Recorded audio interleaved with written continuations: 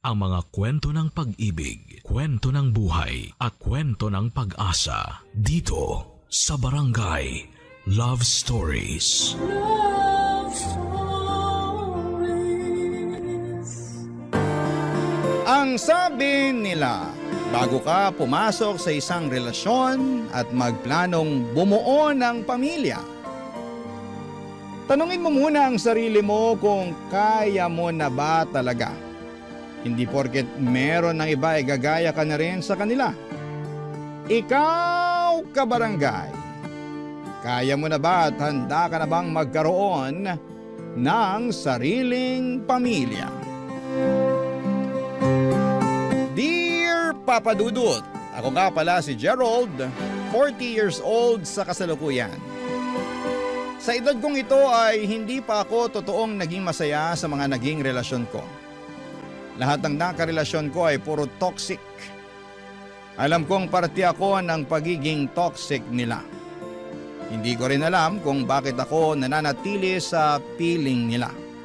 Kahit alam kong hindi naman ako masaya at puro stress lang ang inaabot ko sa kanila. Una na dyan ang first serious relationship ko kay Hana. Kaedad ko lamang siya. Siguro kaya ako na-attract sa kanya dahil pakiramdam ko ay maintindihan niya ako. Parehas kaming galing sa broken family. Parehong naging rebelde noon. Parehong may commitment issues. Ang intense ng relasyon namin. Hindi mapayapa pero nakaka-addict. Kaya lang ay habang tumatagal ay parang napapagod na ako lalo't kaliwat kanan ng gulo sa relasyon namin, Papa Dudut.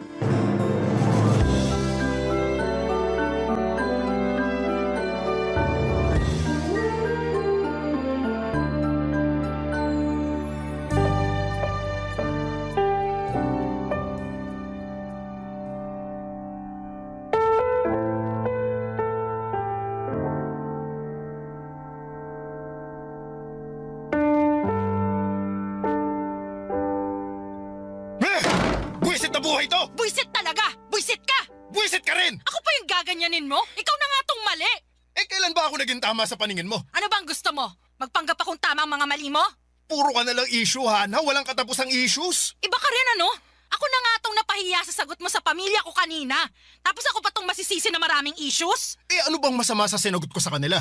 Nagsabi lang naman ako ng totoo sa hindi pa ako handang pakasalan ka. Hindi pa handa?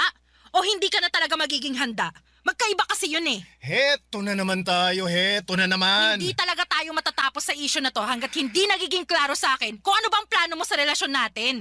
Masyado niyo akong kinorner ng pamilya mo para pakasalan ka. Lunod na ako sa mga tanong nila kung kailan tayo magkakaroon ng anak, ano ba? Hindi sana yan magiging problema Kung dinediretso mo ko kung saan ba talaga papunta tong relasyon natin. Gerald, mag-aapat na taon na tayo. Sa 4 na taon na yon, maayos ba tayo? Wala namang perpektong relasyon Alam ko naman yan. Pero sobre na yung katoksikan natin Puro na lang away. Magkakaayos tayo saglit, tapos bukas mag-aaway na naman. Pagod na ako sa ganito, Hana. Tapos ako pa tong may kasalanan kung hindi ako sigurado sa'yo? Hindi ka na sigurado sa akin? Hindi ko alam. Kasi naman, palagi na lang tayo nag-aaway. Hana, mahal kita pero nakakapagod na. Sa tuwing kasama kita, imbis na payapa ang loob ko, palagi na lang ako takot. Takot na baka mamaya may mabuksan ka na namang issue mo sa akin. Aawain mo na naman ako kapag hindi ako nakasagot. Pag ayaw mo naman nasagot ko, mas lalo akong malilintikan sa'yo.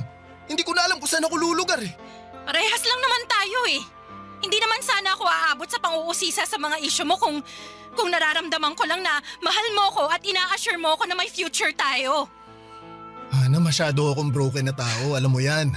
Pareho tayo, di ba? Kaya nga sana maintindihan mo kung hindi ko kayang mag-commit sa'yo habang buhay kasi hindi ko nga alam ang ginagawa ko sa buhay ko Hindi ko nga alam kung paano aasikasuhin ng sarili ko tapos gusto mo, magpakasal pa tayo at magkaroon ng anak? Hindi na kasi ako bumabata, Gerald. Sana naman maisip mo yun. Naisip ko naman yun. Kaya nga lagi na kitang hinihiwalayan noon para may tsansa ka pang makahanap ng lalaki na magbibigay sa'yo ng kailangan mo. Kasi alam kong hindi ako yun. Oo, pinapalaya mo nga ako noon. Pero ikaw din naman tong bumabalik sa akin kapag nalulungkot ka.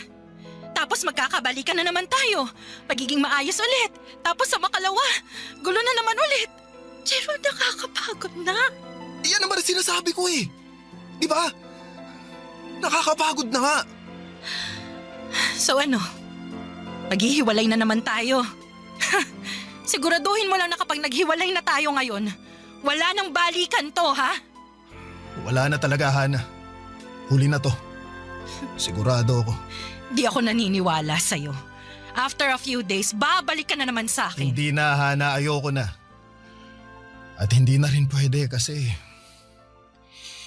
Kasi ano? Nabuntis ko na si Ellen.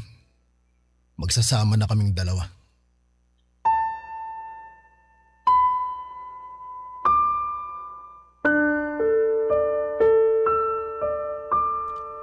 Si Ellen, kaklase ko noong college at naging best friend ko na rin. Siya ang sinasabihan ko sa lahat ng problema ko kay Hana. Alam kong matagal na siyang may gusto sa akin pero dahil masyado akong attached kay Hana, ay hindi ko siya magawang pansinin. Noong isang beses na nagkaroon kami ng matinding away ni Hana ay nagpakalasing ako kasama si Ellen. Doon ay may nangyari sa amin at nabuntis ko siya. Wala sa plano yon dahil ayaw ko namang magkaroon ng anak. Kaya lang ay naisip ko na yun na ang paraan ko para makatakas na kay Hana. Ginamit ko ang pinagbubuntis ni Ellen para hindi na makabalik pa kay Hana. Sinubukan ko siyang mahalin kahit mahirap. Nagsama po kami after niyang manganak at hindi ko pa rin siya natutunang mahalin.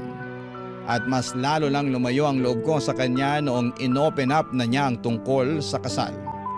At dahil wala na naman akong maisagot sa kanya tulad kay Hana, ay naging masama na rin ang turing ni Ellen sa akin, Papa Dudut. Pinakita na niya ang totoong ugali niya.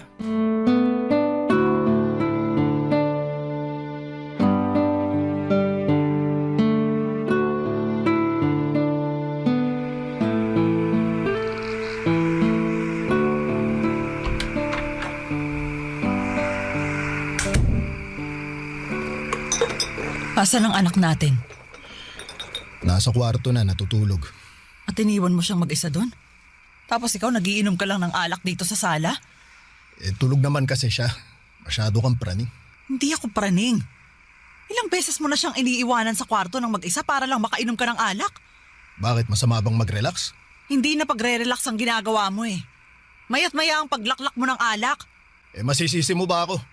Puro na lang problema ang inaabot ko sa mga sermon mo eh. Hindi kita sisermonan kung tama ang ginagawa mo. Kahit naman tama ang ginagawa ko, mali pa rin sa'yo. Ewan ko sa'yo. Alam mo ba kung gaano kahirap sa akin na magtrabaho? Tapos uuwi ako ng bahay, ako pang inaasahan mong mag-alaga sa inyong mag-ama.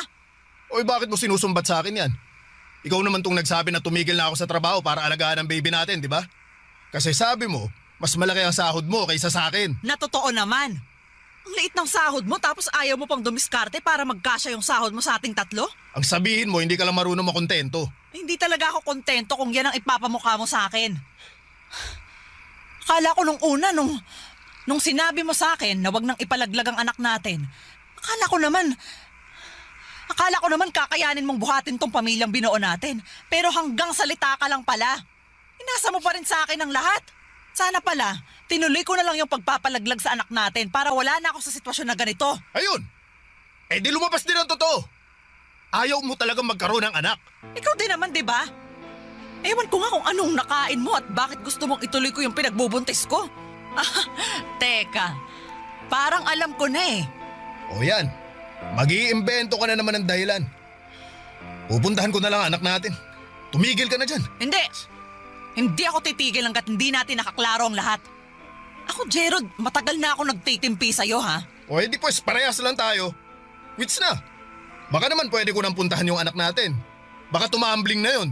Kaya mo ako pinilit na buhayin ang anak natin kasi gusto mong makatakas kay Hana. Tama ako, di ba? Kaya pinilit mong makisama sa akin kahit hindi mo naman ako mahal. Para lang makatakas ka sa ex mo. Hindi ko alam ang sinasabi mo. Pwede ba, Gerald? Alam na alam mo kung anong sinasabi ko. Huwag na nga tayong maglokohan dito. Alam mo, Yang commitment issues mo ang sumisira sa'yo at sa mga nagiging relasyon mo eh. Pambihira ko saan na napupunta tong usapang to, matutulog na ako.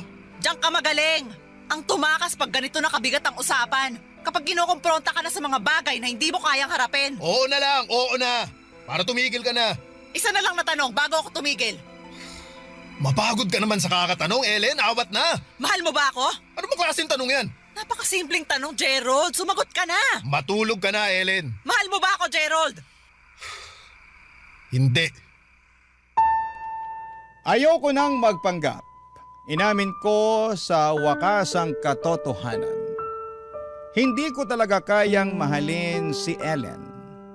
Umiyak siya pagkatapos kong sabihin yon. Nagkulong siya sa kwarto at hindi niya ako pinapasok. Sa sala ako nakatulog, dala na rin ang kalasingan. Pagkagising ko ay nakita ko ang anak namin nasa sahig ng sala natutulog. Hinanap ko si Ellen pero umalis na ito. Kinuha na ang mga gamit niya. Nagiwan lamang siya ng sulat na inilagay niya sa ilalim ng una ng anak namin. Iniwan na niya ako, Papa Dudut. Iniwan na rin niya ang anak namin sa pangangalaga ko. Nanginginig ako habang binabasa ang sulat na yon. At habang iniisip ko kung anong nangyayari sa aming mag-ama. Paanong nagawa ni Ellen na iwan ang sarili niyang anak?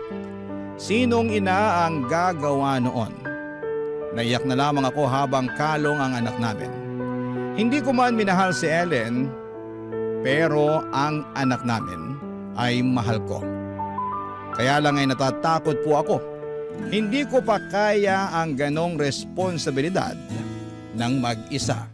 Barangay Love Stories. Barangay Love Stories. Bumalik ako sa pagtatrabaho, pansamantala ay nagpatulong ako sa nanay ko para alagaan ang anak ko. Sinubukan kong hanapin si Ellen para ibigay sa kanya ang anak namin. Pero ayaw na nitong magpakita pa. Puro hirap na ang inabot ko sa pagkuha ng buong responsibilidad sa anak naming dalawa ni Ellen. Lungkot na ako, Papa Dudut, at hindi ko na alam ang gagawin ko. Minsan ay naisip kong tapusin na lamang ang buhay ko pero hindi ko naman kayang iwanan ng gano'n na lamang ang anak ko.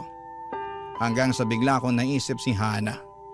Bigla akong nangulila sa pagtanggap niya. Isang araw ay nilapitan ko siya at maswerteng hinarapan niya ako. Alam kong mahal pa rin niya ako at pinuntahan ko siya sa bahay niya para makapag-usap kami at hindi na niya ako pinagtabuyan.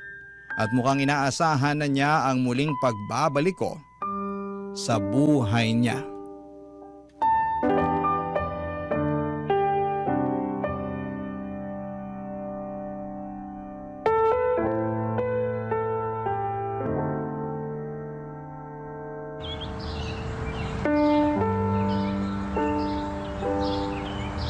O akala ko hindi mo na ako haharapin. Kailan ba kita tinalikuran, Gerald? Ako lang naman tong palaging gumagawa nun, di ba? Anong kailangan mo? Namimiss mo pa rin ba ako, Hana? Ano bang klaseng tanong yan? Mahal mo pa rin ba ako? Teka, bakit ba ganyan ang mga tanong mo sa akin? Nagtatanong ka kung anong kailangan ko, di ba? Ito na yun.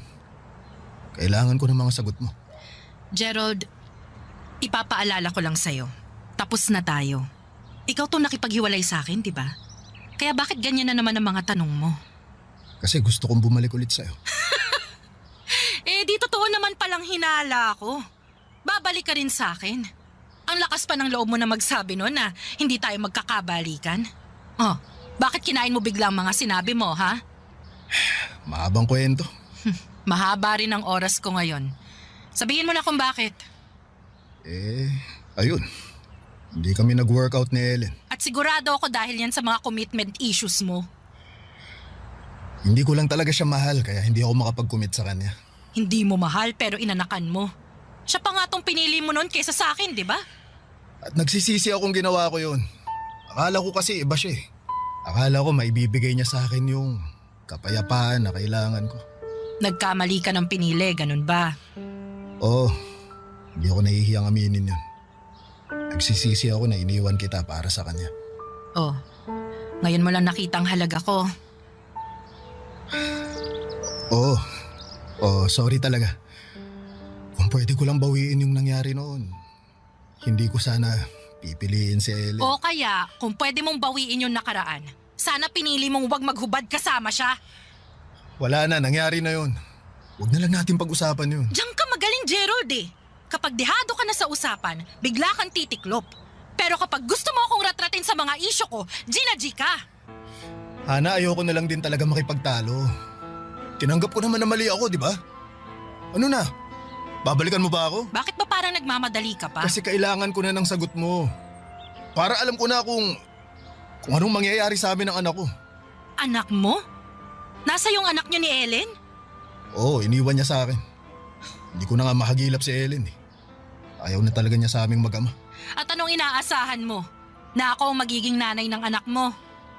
Hana, wala na akong ibang nakikitang babae na pwedeng maging nanay ng anak ko kundi ikaw eh. Mahal na mahal kita, Hana. Hindi nagbago yun. Pexman, magulo lang talaga ang utak ko noon kaya nagkamali ako ng desisyon na pakisamahan na lang yung Ellen na yun. Hindi ko alam, Gerald ha. Ang alanganin ng sitwasyon mo. Hindi to alanganin, Hana. Baka ito na yung gustong mangyari ng Diyos. Gusto niyang magkabalikan tayo. Ano ba yan? Pati Diyos dinamay mo. Eh kasi wala naman sana ako sa harapan mo kung hindi ako binulungan ng Diyos na lapitan ka. Maniwala ka. Patawarin na lamang ako ng Diyos sa ginawa ko. Ginamit ko si Lord para lamang makumbinse si Hana na balikan ako.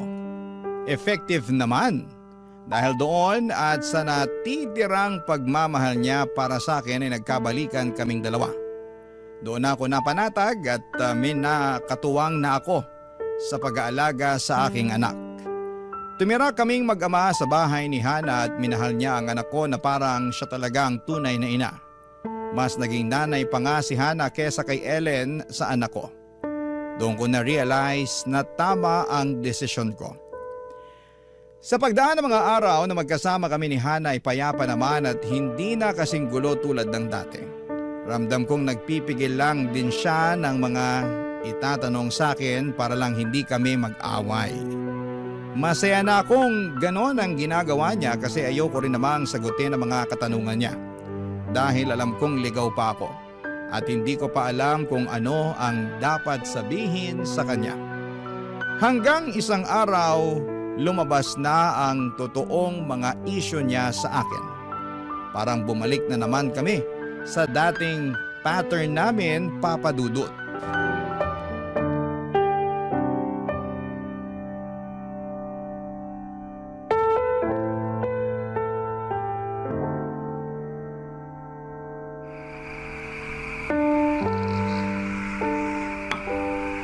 Gerald?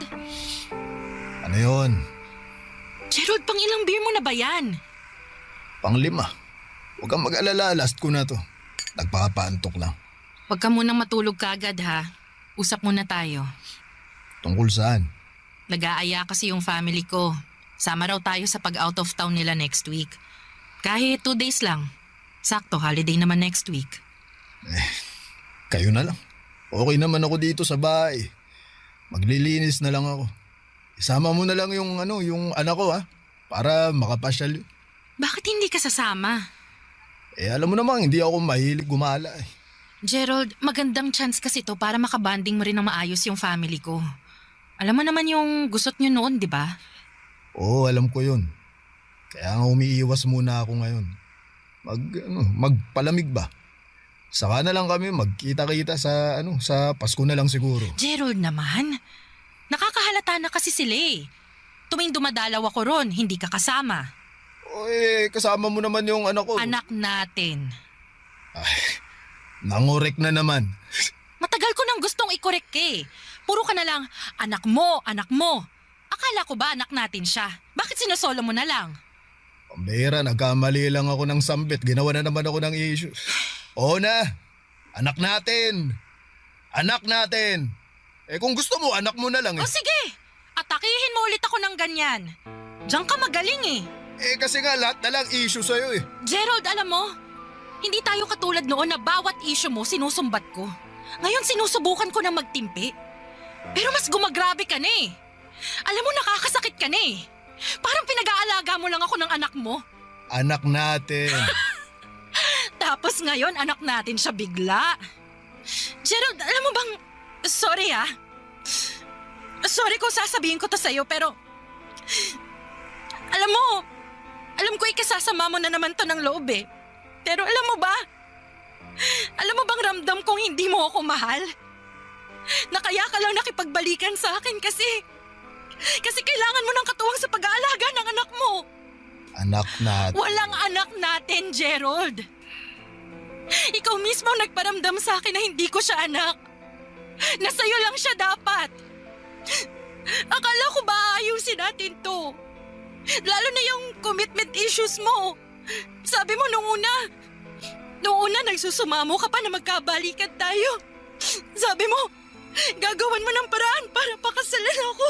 Ana, Hindi. Pag-usapan natin to ngayon, Gerald. Tapos na akong magtimpi. Kaya ano na, ha? May bala ka bang tuparin ang pangako mo? Ano, Gerald, pakakasalan mo ba ako?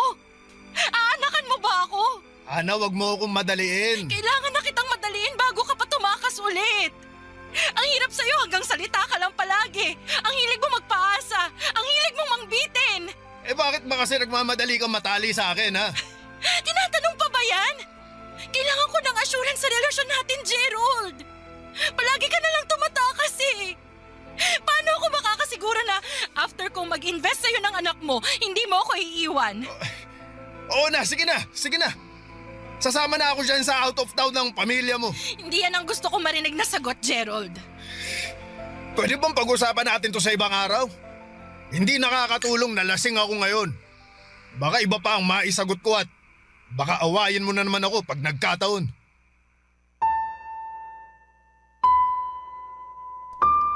Maswerteng pinakinggan ni Hana ang pakiusap ko.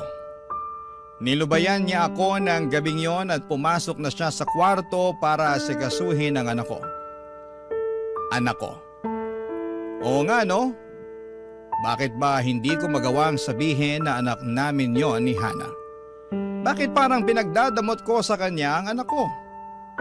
Doon ko biglang narinig ang bulong sa isip ko dahil hindi ko naman totoong mahal si Hana. Nagpanggap lamang ako para balikan niya ako. Habang inuubos ang laman ng beer sa bote ay kinuha ko ang cellphone ko.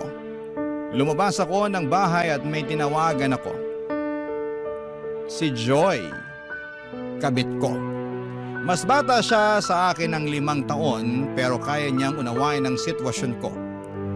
Open-minded siya at ayos lang sa kanya kung side chick ko siya. Nakwento ko na rin sa kanya ang buhay ko kapag komplikado ang nangyayari sa amin ni Hana ay kay Joy ako tumatawag Papa Dudut. Barangay Love Stories. Barangay Love Stories. Alam ko naman sa sarili ko na may problema ako. Kaya lang ay hindi ko magawang kumprontahin ang sarili ko tungkol doon. Kaya lagi akong nagtatago at lagi akong tumatakas. Maswerte nga na sa pagtakas o pagtakbo ko sa issues ko ay meron akong napupuntahan. Yun na nga si Joy at nakilala ko siya nang minsang makatulog ako sa simbahan. Doon na kami nagkamabutihan at akala ko ay kakaibiganin ko lamang siya pero nakita kong game siya sa lahat. Nagkaroon po kami ng lihim na relasyon ni Joy. Alam niyang nilalapitan ko lamang siya tuwing problemado ako kay Hana. Isyo na raw niya yon. Mahilig siyang dumikit sa mga broken na lalaki. Palibasa, yun na ang pattern niya sa relasyon. Nagiging kabit siya para sa mga lalaking problemado sa kanilang mga kasintahan, Papa Dudut.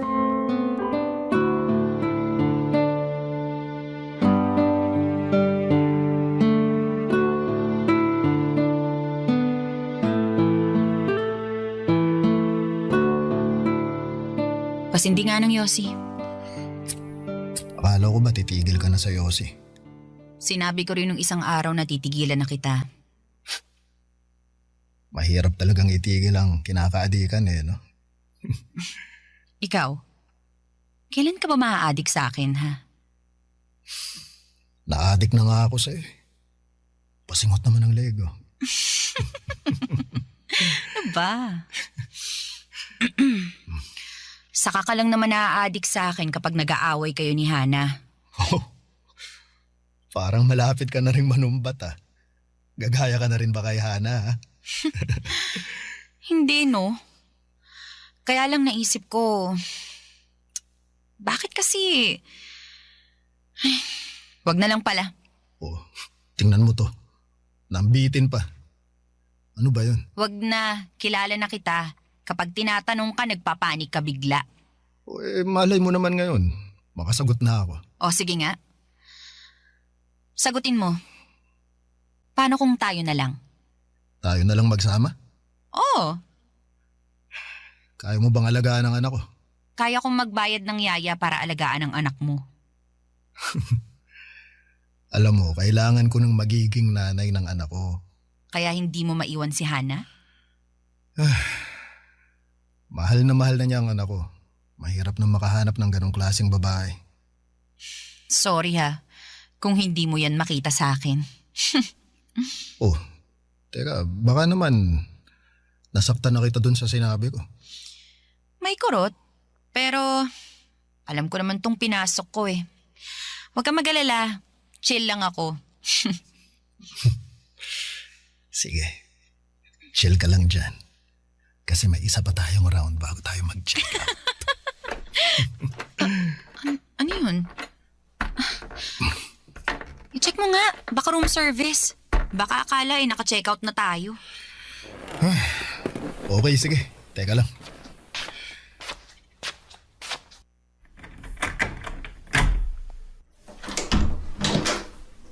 Hello, Gerald.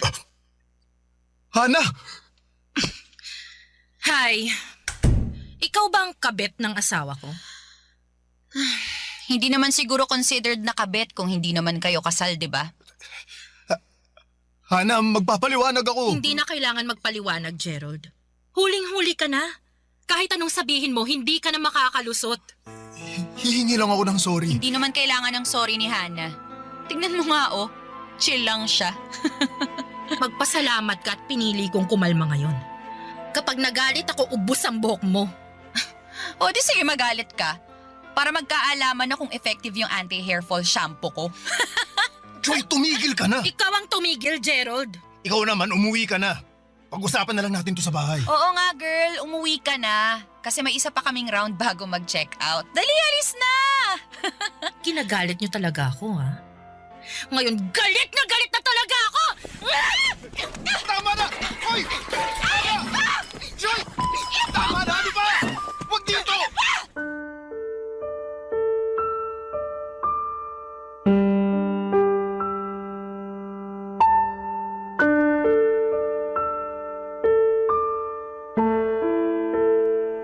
Papadudot, nahirapan akong awatin si Hana at nakita ko kung paano siya manggigil sa pangaasar ni Joy. Mabuti na lamang at umawat na rin ang ibang mga hotel staff. Nagmadaling umalis si Hana at naiwan kami sa kwarto ni Joy nang hindi nag-iimikan. Nagpa-extend ako ng 1 oras noon para makapag-relax muna bago ko harapin si Hana. Alam kong sa pag-uwi ko ay may kailangan ng maganap. Pagka-uwi ko ng bahay ay wala roon ang anak ko at ibinigay pala muna ni Hana sa nanay ko para alagaan. Kasi noong mga oras na yon ay nag-iimpake na si Hana. Apartment naman niya yon pero mas pinili niyang siya na lamang ang umalis. Siguro ay awa na lang para sa anak ko. Mahal na rin niya ang anak ko. Yon ang pasimpleng paraan niya para ipakita sa huling pagkakataon ang pagmamahal niya sa anak ko.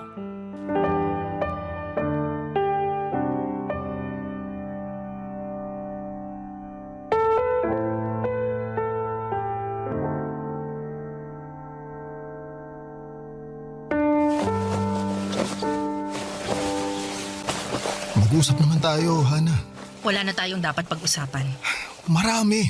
Paano yan? Ayoko na makipag-usap sa'yo eh. Dati ikaw tong gustong makipag-usap sa akin palagi. Di ba marami kang tanong? O heto na yun. Hindi na. Nasagot na lahat ng tanong ko tungkol sa'yo. Paano, ito na ba yun? Maghihiwalay na ulit tayo? At huli na to. Ay, sigurado na bang huli na? Oo, huli na. Huli na rin ang lahat para ayusin mo kung ano man tong gulong iniwan mo sa buhay ko. Hana! Hayaan mo ako magsalita. Ang tagal ko nang nalulunod, Gerald. Hayaan mo naman ako makaahon ngayon. Hana, sorry talaga. Dapat ka lang mag-sorry. Ang dami mong hassle na ginawa sa buhay ko, Gerald. Mula umpisa, wala kang inambag kundi sama ng loob. Dahil sa'yo madalas ako nag-overthink. Lagi kong pinagdududaan yung sarili ko. Dahil sa takot mong mag-commit, tinatanong ko na tuloy yung sarili ko. Hindi na ba talaga ako kamahal-mahal? Bakit ayaw mo mag-commit sa akin? Bakit ayaw mo akong pakasalan? Bakit ayaw mo akong anakan? Hana, tama na. Hindi ikaw ang problema. Alam ko! Dahil ikaw ang problema dito, Gerald. Ikaw at yung mga commitment issue mo. Isama mo na rin yung patterns mo. Paulit-ulit ka. Sa tuwing mapapalapit ka sa isang babae, bigla kang kakabig.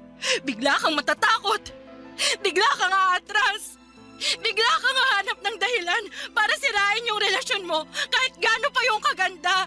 Bakit ba palagi kang umaatras kapag may nagmamahal sa'yo? Alam mo naman ang sagot ko dyan, di ba? Alam ko. Pero mas payapa yung loob ko kapag ikaw na mismo ang sasagot. Hana, sinubukan ko naman talaga na mahalin ka ulit eh. Sabi ko na eh. Di mo naman talaga ako mahal. Pasensya ka na kung nadamay kita sa takot ko na alagaang mag-isa yung anak ko. Oo, aaminin ko, nagpanggap akong mahal pa rin kita para bumalik ka sa akin. Kasi kailangan ko ng tulong mo eh. Sabi ko naman sa sarili ko, aaralin ko ulit na mahalin ka. Naisip ko, hindi naman na siguro ganun kahirap yun kasi minahal na rin naman kita noon, di ba? Pero nagkamali ako. Hindi pala madali. Hindi ko na alam ang isasagot sa'yo. Wala na akong lakas makipagtalo sa'yo. Pasensya ka na talaga, Hana. Dinamay kita sa mga issue ko. Hindi ko naman sinadyang saktan ka. Hindi sinasadya. Nang nagpanggap kang mahal mo ko. Alam mo, masasaktan ako kapag nalaman ko ang totoo, di ba? Wala naman kasi akong balak na ipaalam sa'yo na hindi kita mahal eh. Nabulilyaso lang ngayon, kaya... Pwede ba, Gerald? Huwag ka na magsalita. Mas pinapalala mo lang yung galit ko sa'yo eh. Hana, sorry. Goodbye, Gerald. Ipagdadasal ko na lang palagi na sana mahanap mo ang sarili mo. Na sana maayos mo lahat ng issues mo. Para hindi ka na nakakasira ng buhay ng ibang tao. Pagdasal mo rin ako, ha? Ikaw pwede. Na sana tulungan ako ng Diyos na makalayo sa'yo. Ipagdasal mo na huwag na tayong magkikita ulit. Kasi Gerald, hindi ko nakakayanin pa kung makikipagkita ka ulit sa akin. Sorry, Hana. Alagaan mo ang anak mo. Huwag na huwag mong hahayaang magaya siya sa'yo. At huwag kang mag-alala. Isasama ko sa mga panalangin ko na sana hindi siya makatagpo ng tulad mo balang araw. Dahil sigurado ako, Gerald, hindi mo makakayanan na makita ang anak mong umiiyak dahil nakatagpo siya ng tulad mo. Hindi ko na pinigilan si Hana, Papa Dudut. Hinayaan ko siyang makalabas ng pintuan. Sobrang mali na kung hahabulin ko pa siya at hihingin ang ikalawang tsansa. Makalipas ang ilang sandali ay dinampot ko ang cellphone ko at tinawagan ko ang nanay ko para kunin ang anak ko. Pagkatapos noon ay tinawagan ko naman si Joy. Tuwang-tuwa si Joy na nakausap ako. Lalo na noong nabalitaan niyang hiwalay na kami ni Hana. Pero hindi siya natuwa nang sabihin ko sa kanya na tapos na kaming dalawa. Hindi niya inaasahan na tatapusin ko na lamang ang ugnayan namin gayong malaya naman ako. Hindi ko na pinaliwanag sa kanya kung bakit. Kailangan kong mapag-isa at matutunang asikasuhin ang responsibilidad ko sa anak ko. Wala akong ibang dapat na asahan kundi ang sarili ko. Tama si Hana. Hindi ko kakayanin ang pagdating ng araw na katulad ko ang makilala ng anak ko. Hindi ko siya kayang makitang masaktan. Kaya ngayon pa lamang ay kailangan ko nang ayusin ang sarili ko para maging mabuting magulang at ehemplo sa anak ko. Hanggang dito na lamang po ang aking liham. Maraming salamat po, Papa Dudut. Ang inyong kapuso at kabarangay forever, Gerald. Kwentuhan naman tayo dito sa comment section. Ang mga kwento ng pag-ibig, kwento ng buhay at kwento ng pag-asa dito sa Barangay Love Stories. Love Stories. Importante sa buhay na marunong kang kumilatis ng tao na pakikisamahan mo. Dahil meron na sa una lamang magaling pero sa uli ay iiwanan ka rin. Ikaw, kabarangay, marunong ka bang kumilatis ng tao? Dear Papa Dudut, magandang tanghali sa inyo at sa mga kabarangay natin na avid listener ng Barangay Love Stories. Ako nga pala si Milet, hindi ko tunay na pangalan. 35 anyos na ako sa ngayon at isang housewife na nakatira dito sa Bulacan. Panatiko na ako ng programa ninyo sa radyo, ang boses ni Papa Dudut, ang kasalo ko. Tuwing tanghalian at wala akong pinapalagpas na episode ninyo sa radyo maano online. Sa katunayan ay nakikinig na rin po kami araw-araw at bigla akong naisip na magpadala ng sulat sa inyong istasyon. Magsisimula ang lahat noong kabataan ko, Papa Dudut. Lumaki ako na binubuhay ng isang single parent. Ang tatay ko na lamang ang kasama namin ang 3 ko pang nakababatang kapatid. Maaga kasing nawala si nanay. Buhay pa naman siya, nanlalaki lang. Kaya nga simula noon ay tinuong ko na lamang sa pag-aaral ang atensyon ko. Mapangarapin din po akong klase ng tao, Papa Dudut. At wala akong ibang hangad kundi ang matulungan ang kaisa-isang magulang namin at makabawi sa kanya.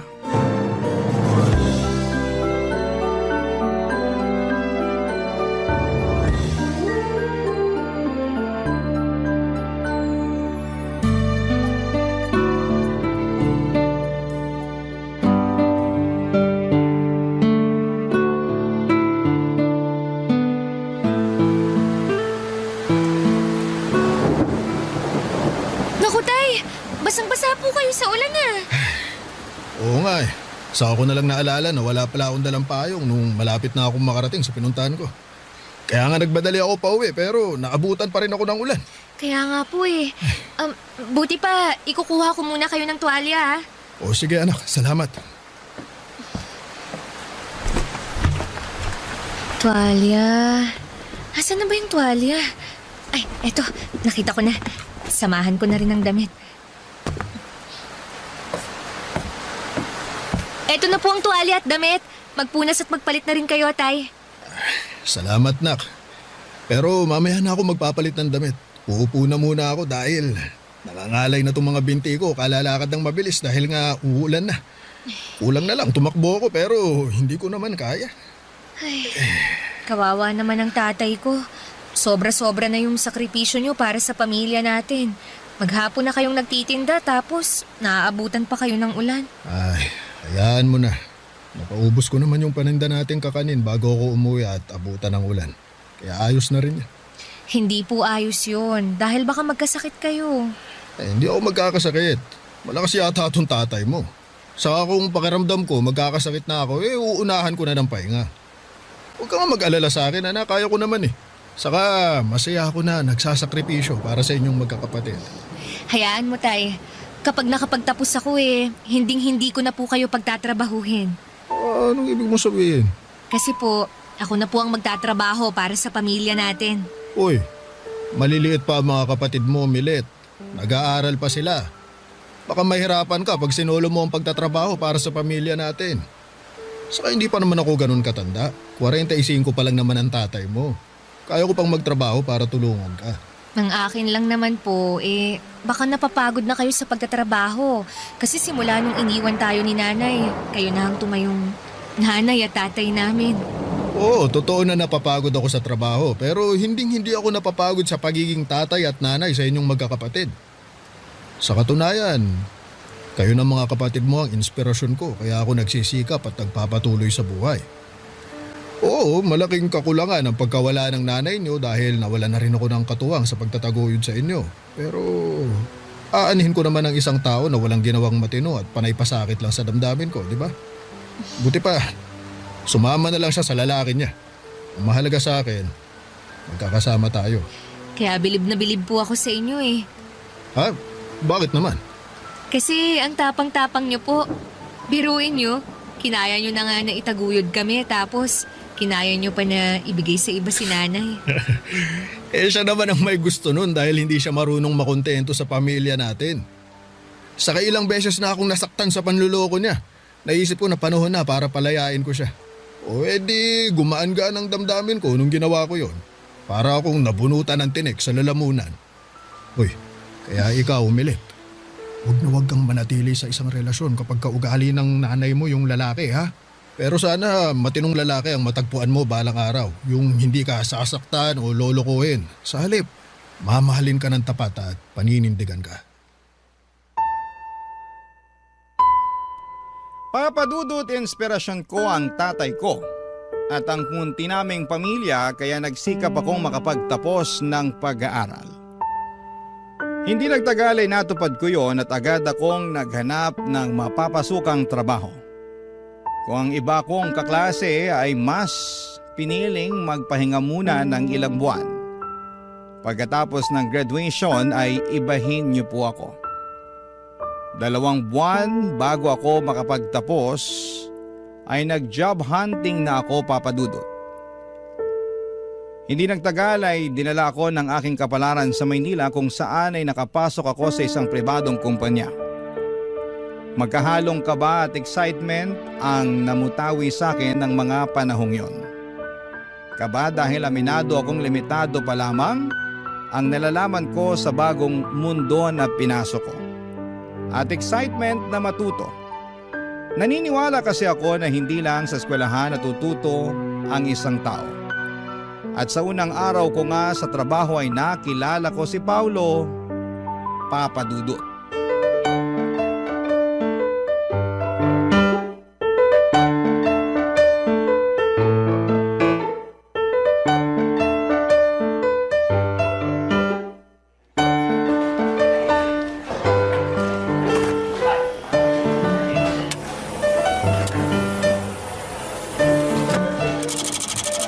Teka, paano ba paganahin to? Medyo nabobobo ako rito Ay, naku. Teka, kanino ba ako pwedeng magpatulong? Nagmamadali pa naman yung bisor ko na makuha tong mga pinapa-photocopy niya. Hello there, beautiful. What's up? May problema ba? Ako ba yung tinawag mong beautiful? Wala naman ako nakikitang maganda sa paligid bukod sa'yo. Kaya ikaw yung sinasabi ko maganda. Bigla naman akong nahiya. Bakit ka naman mahihiya? Saka huwag kang yumuko. Hindi ko makita yung kagandahan mo eh. By the way, Paolo nga pala. Taga-IT department. Diyan lang sa gilid yung table ko. Kaya nga natanaw kita eh. Kako, mukhang may problema ka. Nice to meet you, Sir Paulo. Naku, Paolo na lang. Huwag na yung sir na yan. Sige. Ikaw, ano bang pangalan mo? Ako si Milet, taga-marketing naman. Bago lang ako rito. Unang araw ko panghala ngayon eh. At tama ka, dahil namumroblema na ako dito sa photocopy machine na to. Ayun, hindi ko kasi alam kung paano ko to gamitin eh. Sana hindi mo ko husgahan at sabihang taga-ibang planeta ha. Bakit ko naman sasabihin yun eh? Nakakalito naman talagang gamitin yan. Saka unang araw mo pa lang. Normal yun. makakapag-adjust ka rin.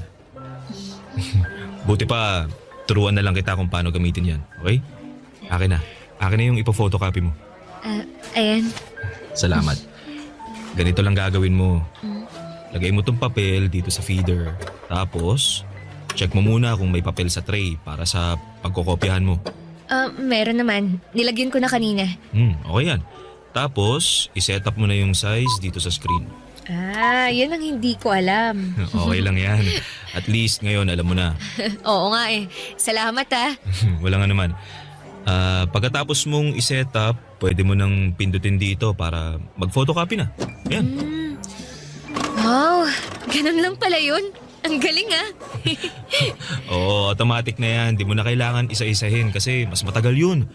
Siguruhin mo lang na walang staple wire yung mga papel mo kasi kakainin yan. Matatagalan ka. Noted. Ayan, tapos na. Grabe, ganun lang pala yun kadali. Salamat talaga Wala yun. Pero tinandaan mo ba yung mga tinuro ko? Oo naman. Para sa susunod hindi na ako mahihirapan. Pag nahirapan ka, pwede mo naman akong istorbohin dun sa table ko para magpatulong. Naku, nakakahiya naman sa'yo. Huwag kang mahiya kasi trabaho ko naman yun. Saka, masaya ako na tumulong sa mga magagandang babae na kagaya mo. Naku, binobola mo lang yata ako Uy, hindi ako bolero Nagsasabi lang ako ng totoo. Malapit na palang mag-lunch. May kasabay ka na bang kumain? Wala pa nga Wala pa rin kasi akong kakilala rito. Meron na. Gusto mo, magpakilala ulit ako sa'yo? Hindi na kailangan. Kilala na kita, no? Kung ganun, pwede ba kitang yayain mag-lunch? Wala rin kasi akong kasabay Saka kung ayos lang sa'yo, syempre. Ayos lang naman. Yun. Yan, may kasabay na ako. Hintayin na lang kita sa kantin mamaya Sige. Ibigay ko lang tong mga papeles na to sa bisor ko. Papadudot, gwapo, matangkad, matangos, ang ilong, maputi at makinis ang balat. Ganyan ko po ilalarawan si Paulo. Para siyang anghel na bumagsak sa lupa dahil tinulungan niya ako noong unang araw ko sa trabaho. Taga-IT department siya samantalang ako ay nasa marketing. Pero hindi siya nagatubili na dayuhin ako upang tulungan kapag may kailangan. Lalo na nga sa computer at office equipment na hindi ko alam gamitin. Bukod sa mga pisikal niyang katangian, palakaibigan din si Paulo. Palangiti rin siya, bagay na kinatuwa ko ng husto sa kanya. Palatawa at makwento. Mas matanda sa akin si Paulo ng 6 na taon. 28 years old na siya at ako naman ay 22 years old.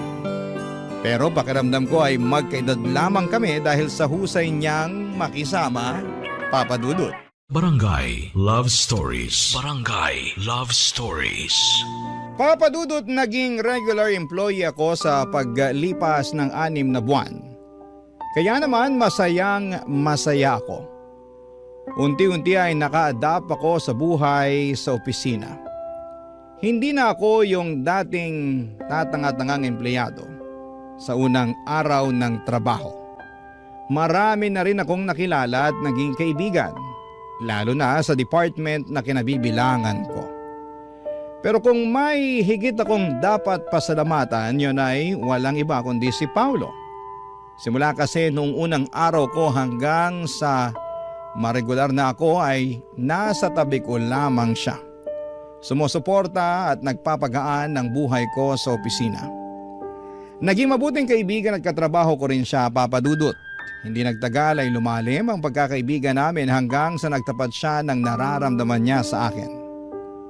Pumayag akong ligawan niya. Pero nakarating sa akin ang usap-usapan na may pagkababaero daw si Paulo. Noong una ay hindi ko yon pinansin hanggang sa unti-unti ko na ngang napatunayan na totoo ang mga sinasabi nila.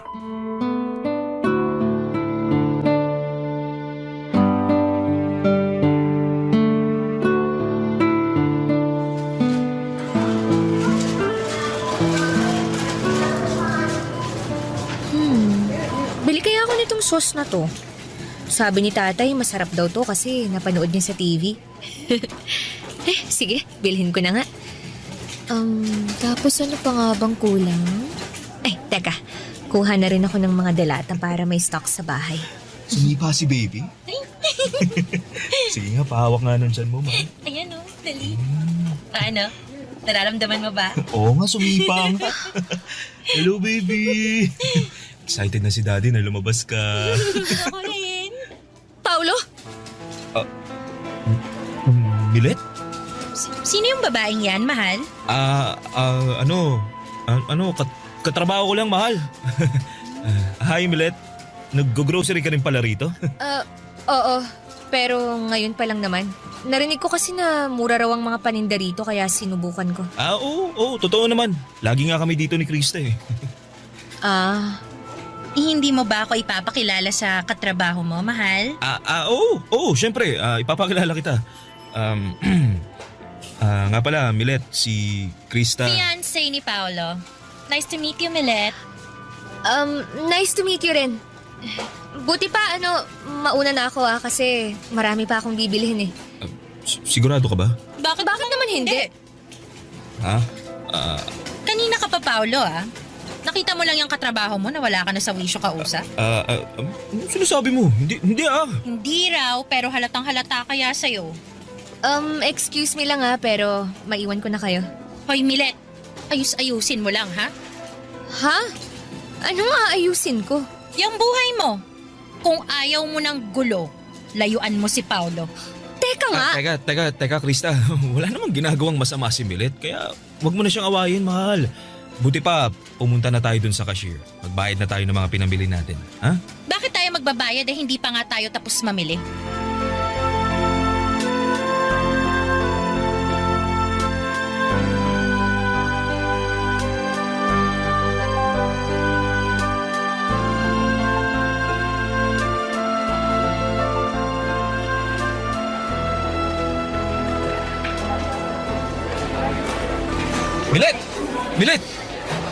Milet, sandali lang. Bakit ba?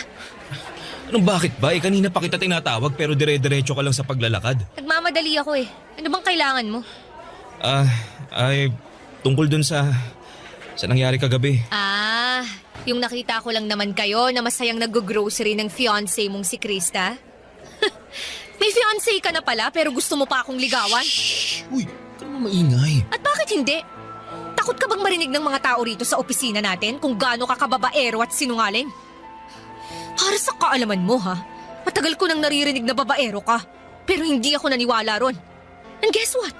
Mukhang tadhana nang gumawa ng paraan para malaman ko ang totoo. Pasensya ka na kung nagsinungaling ako sa'yo. Wala nang magagawa yung pasensya mo kasi nangyari na. Grabe ka, Paolo. Buntis na yung fiancé mo pero nakuha mo pang lokohin. Ano bang pumasok dyan sa kukote mo? Bakit mo nagawa yun sa kanya? Baka hindi mo lang maintindihan pag kinuwento ko eh. Komplikado kasi yung relasyon namin ni Krista. Alam mo, hindi ko na rin naman gustong alamin dahil wala na akong pakialam. Kaya wag mo na ako ulit lalapitan. Kasi naiinis ako sa'yo. Ayoko pa naman sa tao yung sinungaling at manluloko. Diyan ka na nga!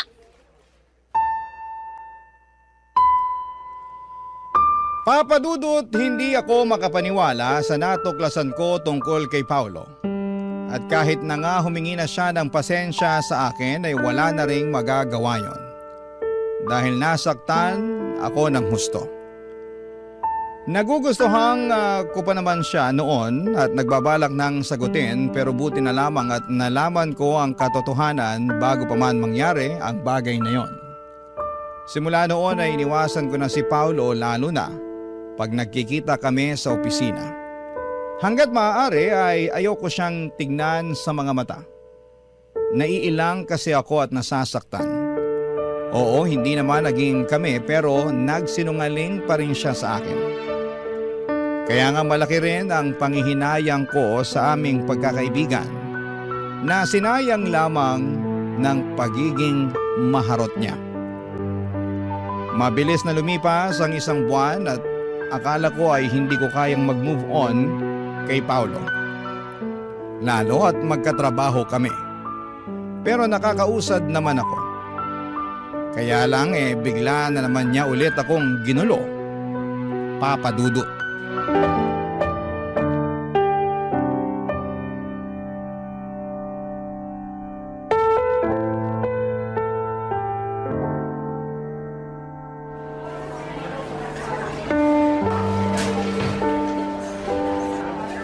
Milet, pwede bang kausapin mo na ako?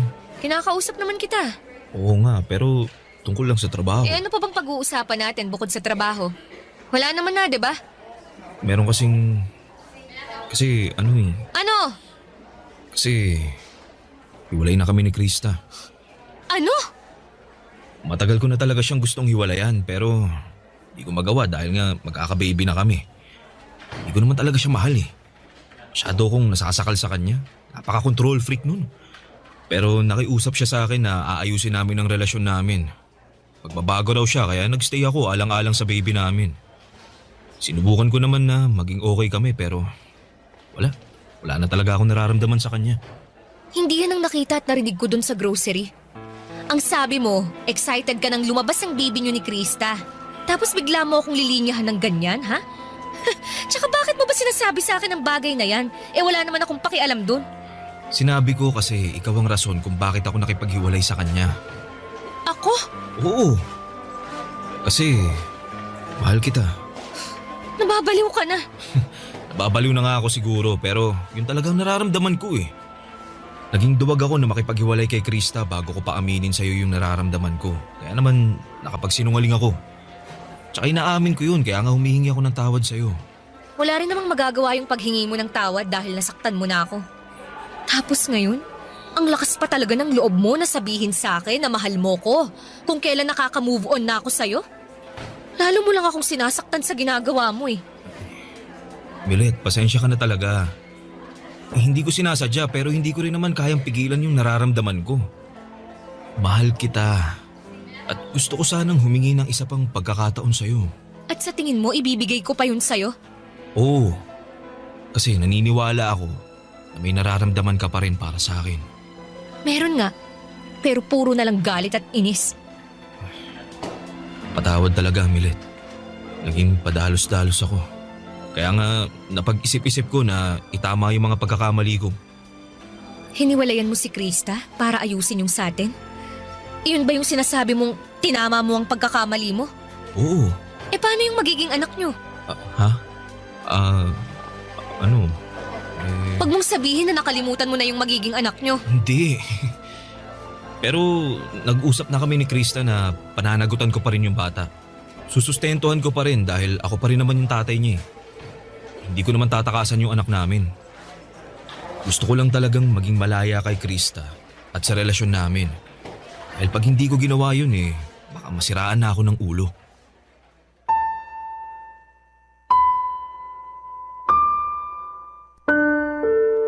Papa Dudut, tawagin niyo na akong tanga, bobo, lukaret at uto-uto. Pero wala na akong pakialam pa. Kahit na anong gawin kong pagmamatigas ng puso, ay naapektuhan pa rin ako sa hiwalayan ni na Paulo at Krista. Kaya hindi ko na napigilan na i-comfort siya. Doon ko napatunayan na may pakialam pa rin ako kay Paulo. At hindi pa rin pala nawala ang pagmamahal ko sa kanya. Mahal ko pa rin siya kahit na nagsinungaling siya sa akin. At dahil sa mga nangyari sa kanila ng ex niya ay naging malapit muli kami sa isa't isa. Hindi ko na pinakinggan ang mga sinasabi ng ibang tao.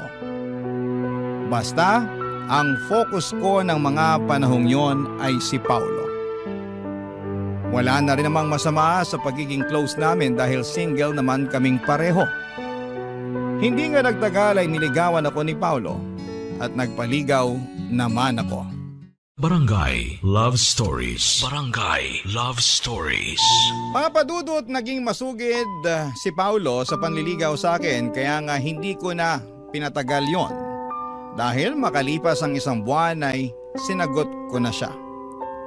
Sobrang saya namin lalo na ako dahil siya ang first boyfriend ko. Ewan. Ang lakas ng karisma ni Paulo at kahit na nung iwas ko ay hindi ko siya mahindian at malayuan.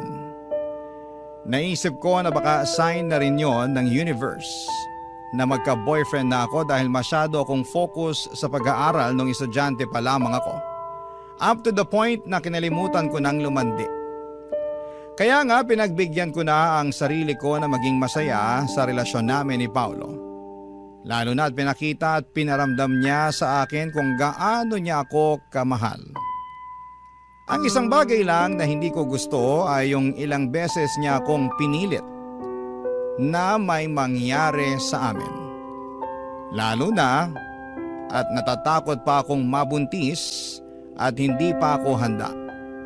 Hanggang sa napapayag rin niya ako dahil sa matatamis niyang salita at pagsasabi na kahit na anong mangyari ay pananagutan niya ako.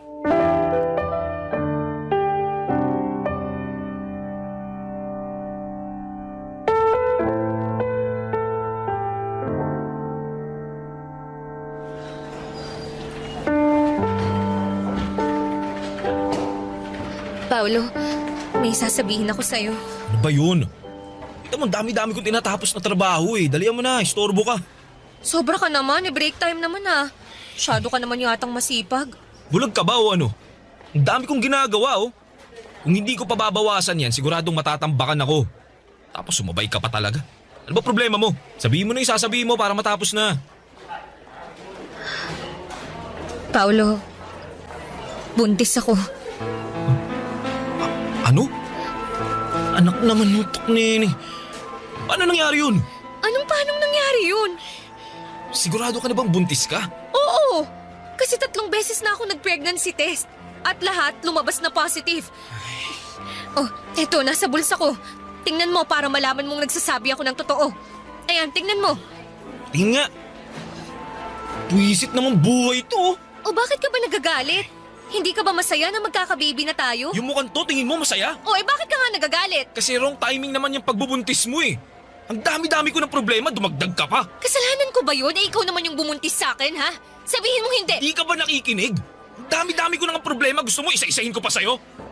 Tingin mo, paano ko susuportahan yung 2 bata? Sige nga, hirap na nga ako dun kay Krista dahil napaka-demanding tapos dumagdag ka pa talaga. Sobra ka naman sa akin. Hindi ko rin naman to ginusto. Nagtiwala lang naman ako sa'yo kaya nagawa kong ibigay ang sarili ko ng buong buo. Alam mo ano magandang gawin? Palaglag na lang natin yung bata. Anong sinabi mo? Milit naman eh. Bingi ka ba o ano? Kakainis ka, paulit-ulit tayo. Sabi ko, ipalaglag natin yung baby dyan sa tiyan mo. Total, di pa rin naman tayo handang maging magulang eh. Nasisiraan ka na ba ng ulo? Basta, hindi ko pa nahanagutan yung nasa sinapupunan mo. Ayoko sa batang yan. At kung ipipilit mo pa rin sa akin, mabuti pa maghiwalay na lang tayo. Sige, mamili ka. Ako o yung pinagbubuntis mo.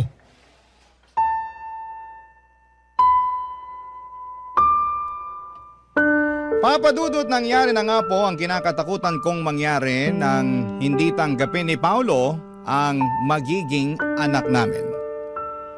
Para po akong binuhusan ng malamig na tubig na may isang katutak na yelo kaya nagising ako bigla sa katotohanan. Na nagsinungaling na naman sa akin ang nobyo ko. At ngayon ay pakiramdam ko ay malaki ang natalo sa akin dahil nga sa nabuntis niya ako.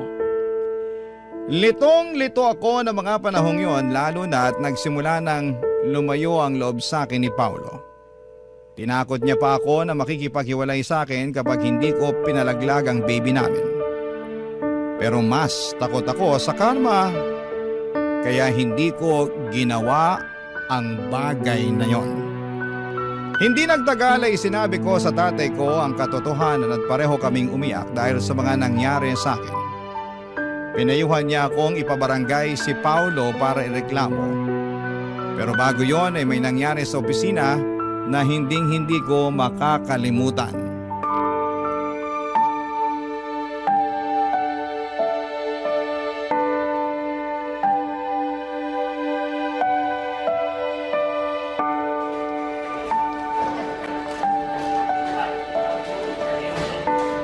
Krista, anong ginagawa mo rito sa opisina namin?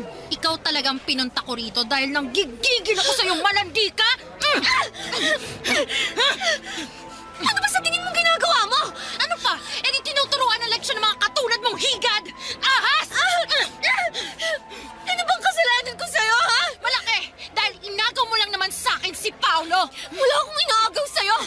Hiwalay na kayo ni Paolo, di ba? Oo! At dahil yun sa'yo, nung nalaman ko yun, wala akong ibang naisip kundi ang saktan ka! At wala akong paki kung mapatay pa kita! Krista! Gret! yun? Dapat lang naman yan sa babaeng yan! Pwede ba, Krista? Tapos na tayo. Alubayan mo na ako. Lubayan? Magkakababy na tayo, di ba? Hindi na ba talaga natin pwedeng ayusin ang relasyon natin? Nag-usap na tayo. Wala nang pag-asa na maayos ang relasyon natin. Walang pag-asa dahil sa babaeng yan! Oo! Nagmamahalan kami ni Milet, kaya pabayaan mo na lang kami. Ayoko! Hindi ko kayo hahayaang maging masaya! Ha? Dapat sa yung babae ka, sinasabunutan! Kakalbunutin ang ahas ka! Iwan mo ako, Krista! Napakawalang yama! Ikaw ang walang hiya! Malandi! Mga agaw! Hindi ako malandi! At wala akong inagaw sa'yo! Ano ba, tumigil na nga kayo? Pinagtitingin na tayo ng ibang tao. Nakakaya kayo. Krista, tama na sabi. Bitiwan mo si Milet. Bitiwan mo na! Wisit naman! Aray! Paulo, ano ba? Itiwan mo nga ako! Doon ka nga! Milet, ayos ka lang. Huwag mo akong hawakan! Milet naman, bakit mo ako sinampal? Kulang pa nga yan! Dahil kasalanan mo ang lahat ng to! Paano ko naging kasalanan si Krista ang nanggugulo? Kasalanan mo! Kasi masyado kang malandi! At kasalanan ko rin! Kasi nagpauto ako sa'yo! Pero na-realize ko na malaking pagkakamali talaga na binigyan pa kita ng tsansa na mapalapit sa akin. Sana talaga umiwas na lang ako sa'yo noon nung may pagkakataon pa. Tapos ngayon, sinaktan pa ako ni Krista. Hindi ko kayo mapapatawad, kayong dalawa. O bakit? Anong Akala mo, hindi ako pinalaki ng tatay ko na duwag, no? Pwes, dyan ka nagkakamali! Walang iya ka! Ano to? Dugo! Bagay pala sa'yong may dugo sa nguso. Halika! Kulang pa yan at dadagdagan ko pa! Milet, ano ba? Tumigil ka na! Ikaw ang tumigil! Simula sa araw na to, huwag ka nang lalapit sa akin! Kayong dalawa! Hindi ko nahahayaang kuluhin niyo pa ang buhay ko! Magsama kayong dalawa! Mga baliw! Mga baliw!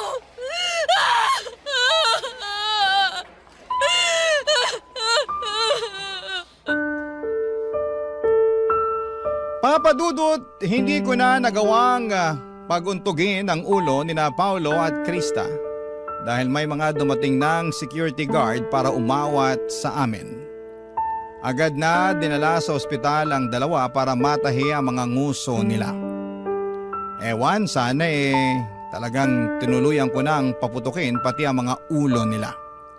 Ayos lang naman ako noong mga panahong yon, pati na rin ang baby sa sinapupunan ko. Tapos nung sumunod na araw ay pinagharap-harap kami sa HR department dahil sa kaguluhang ginawa namin. Kapwa kami na mimohan ni Paulo, samantalang pinablatter naman nila si Krista. Pero na-stress talaga ako ng husto sa nangyari kaya nag-decide na labang ako na mag-resign sa trabaho. Nakipaghiwalay na rin po ako kay Paulo at pinagbantaan siya na huwag nang magpapakita pa sa akin. Papa Dudut, nag-focus na lamang po ako sa pagbubuntis ko at noong nakapanganak ako ay saka ako naghanap ng mapapasukan. Buti na lang at nandyan ang tatay ko na napaka-supportive sa akin. 10 taon din akong naging single parent bago ko po nakilala ang asawa ko, Papa Dudut. Akala ko ay hindi ko na matatagpuan ng tunay na pag-ibig. Pero ibinigay pa rin yon sa akin ng Panginoon. Kaya nga malaki ang pasasalamat ko sa Kanya at nagsilbi na lamang aral sa akin ang mga pinagdaanan ko. Sa kasalukuyan ay happily married na po ako sa mabait at responsable kong asawa.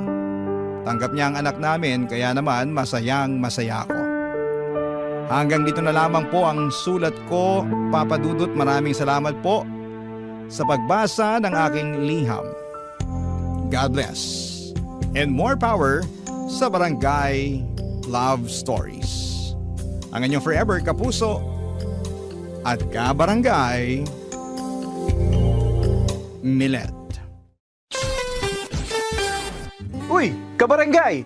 Agree ka ba sa ending ng ating Barangay Love Stories na ito? i-share mo na ang feelings mo sa ating comment section. Ang mga kwento ng pag-ibig, kwento ng buhay at kwento ng pag-asa dito sa Barangay Love Stories. Love Stories. May mga tao sa nakaraan na kahit gaano na katagal ay hindi pa rin natin sila magawang kalimutan. May mga taong nagturo sa atin kung paano sumaya at maging maligaya. Ikaw, kabarangay, kung babalikan mo ang nakaraan, sino ang madalas mong naaalala? Dear Papa Dudut, ako nga pala si Bebeng, 35 years old at netong nakaraan lang ay umuwi kami ng pinsang kong si Alicia sa probinsya. Matagal na rin po nung huli kaming dumalaw sa probinsya.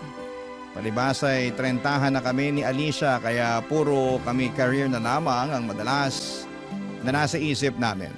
Nakalimutan na namin na minsan ay natuwa kami sa buhay probinsya. Kung hindi pa namatay ang lola namin ay hindi pa namin naisip na umuwi sa probinsya. At sa pag-uwi nga namin yon ay marami ang nabuksan sa aming nakaraan. Para kaming bumalik sa pagkabata, lalo na nung napadaan kami sa peryahan. Noong mga bata pa lamang kami ay tuwing kapistahan, lagi kaming tambay sa peryahan. Lahat ng laro at rides ay sinusubukan po namin. Makulay ang kabataan namin ni Alicia, Papa Dudut. At meron pang isang dahilan kung bakit mas naging extra makulay yon para sa akin. Hayaan ninyo na ipagpatuloy ko ang aking kwento. Malalaman ninyo kung bakit naging mas makulay ang mundo ko noong 15 anyos pa lamang ako. Lahat yon ay naaalala ko noong nagkaharap na kami ni Alicia sa peryahan.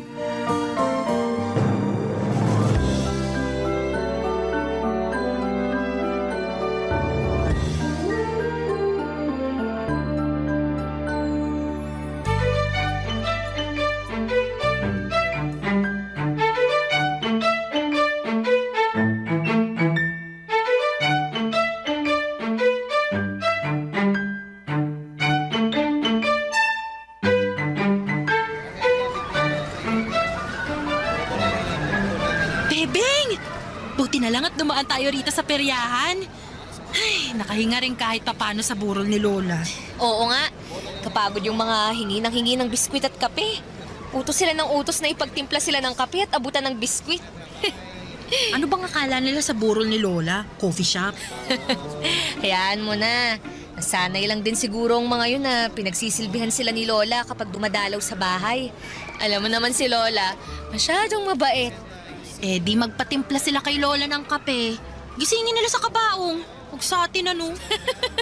Ikaw talaga. Lagot ka kapag narinig ka ng kaluluwa ni Lola. Sige ka. Uy, Bebeng! Tingnan mo, may tsubibo. Tara, sakay tayo. Wala namang tsubibo ah. Ferris wheel lang meron. Eh di ba ang Tagalog ng Ferris wheel tsubibo? Loka, hindi ka na naman nakinig sa Filipino teacher mo. Ang Tagalog ng Ferris wheel, rueda. Eh ano yung tsubibo? Merry-go-round. Teka nga, diba ikaw nga itong nagsabi sa akin nung 15 pa lang tayo na tsubibo yung Ferris wheel? Ako naman pala itong minali mo noon. Eh, nagkamali lang din naman ako noon eh. Akala ko rin eh, tsubibo ang tawag kasi sabi ni... alam mo, bumili na lang tayo ng bibingka tapos umuwi na tayo. Baka hinahanap na tayo sa bahay eh. Parating na siguro yung mga matatandang byuda na magpapadasal para kay Lola. Tara na. Oh, eh bakit ka tumatawa dyan? Naalala ko na kung sino yung nagsabi sa'yo na tsubibo ang Tagalog ng Ferris wheel. Walang ganon. Ewan ko sa'yo.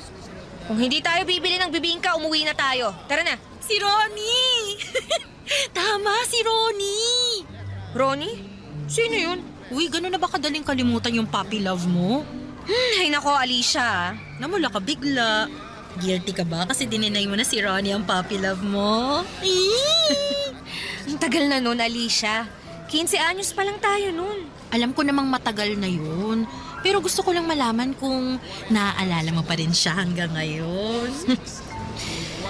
Ay, ngayon lang ulit. Ngayon ko lang ulit siya naalala. Hi, Ronnie. kamusta na kaya siya, no? Naalala ko pa dati, laging libre ang sakay mo sa Chubibo. Rueda. Di Rueda.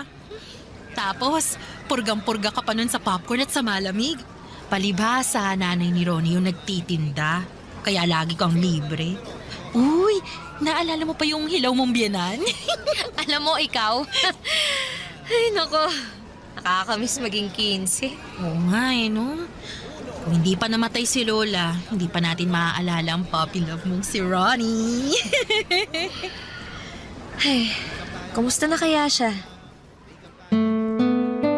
Balikan natin ang nakaraan ko kabarangay. Noong mga bata pa lamang kami ni Alicia Papadudut ay palagi na kaming umuwi tuwing summer sa aming probinsya. Natataon yon ng buwan ng Abril at sakto pa sa piyesta sa aming lugar. Yun lagi ang nilulook forward ni Alicia. Marami kasing dayo tuwing piyesta sa amin. Maraming nakikilalang bagong mga kaibigan at crush. Marami ring mga tiyangge at meron ding peryahan. Hindi ako masyado sa mga ganito. Tanging si Alicia lang, mahiyain kasi ako at mas gusto kong kasama si Lola sa bahay habang nanonood ng TV o kaya ay nagpapakain ng mga manok at bibe sa bakuran namin. Pero noong summer vacation namin yon, may nangyaring kakaiba. Bigla akong nagustuhan ng mga dayo. Bigla akong natuwa sa mga tiyangge at lalong-lalo na sa peryahan. Noong summer vacation na yon ay nagkaroon ako ng crush na nauwi sa puppy love. Hindi ko makakalimutan yon, Papa Dudut. Tanda ko pa. Sa unang araw ng pag-uwi namin ng probinsya ay sinalubong kami ng lola namin. Ang lapad ng ngiti niya habang suot ang bagong biling duster niya. Ngayon kapag binabalikan ko ang ala-alang ito, naghahalo ang tamis at sakit. Bigla kong na-miss si Lola at ang mga ala-ala niya.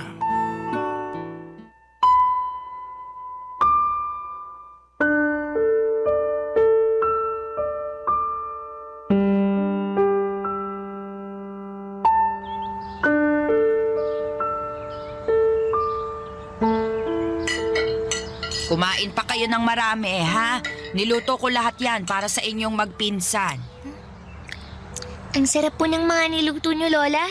Mukhang tataba na naman ako nito. Uy, huwag ka masyadong magpakabusog, bebe nga. Bakit naman hindi siya magpapakabusog, Alicia? Kasi Lola, marami pa kaming titikmang pagkain sa peryahan mamaya. Mamayang gabi pa naman magbubukas ang perya. Pero aagahan po namin pumunta ron ni Bebing. Kasi nakatambay na po ron mamaya yung mga kaibigan namin eh. Hindi ako sasama sa'yo, Alicia. Dito lang ako sa bahay. Sasamahan ko si Lola. Uy, di ba napag-usapan na natin kanina na pupunta tayo sa peryahan? Nagbago na kasi isip ko eh. Tutulungan ko na lang si Lola na magluto ng bilo-bilo mamaya. Bebeng, apo, sumama ka na lang mamaya kay Alicia sa peryahan. Oh, narinig mo yun, Bebeng? Inuutusan ka na ni Lola na sumama sa akin sa peryahan, oh. Kaya huwag ka na masyado kumain ng marami ngayon. Para makarami tayo ng barbecue tsaka cotton candy mamaya.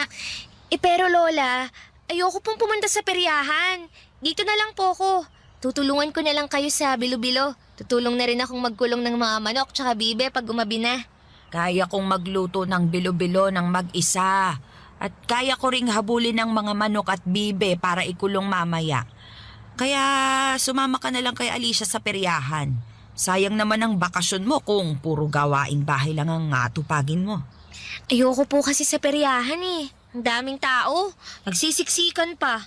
Ang ingay din, lalo na yung mga tugtog sa bingguhan. Pero masaya.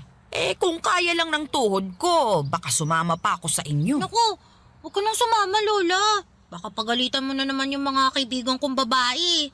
Sisitahin mo na naman yung mga suot nilang shorts. Paano hindi ko sisitahin? Halos makita na ang singit sa iksi ng shorts nila. Hoy, Alicia, ikaw ha? Wag na wag kang magsusuot ng ganun kay iksing shorts. Pero Lola, yung kasi ang uso ngayon eh. Wala akong pakialam kung uso yon. Hindi ako natutuwa sa ganung kasuotan. Gayahin mo tong si Bebeng. Maayos manamit. Paano maayos manamit? Parang manang. Kulang na nga lang, hiramin niya yung duster niyo, Loli. Sobra ka naman, Alicia. Kaya samahan mo na si Alicia mamaya sa peryahan, Bebeng.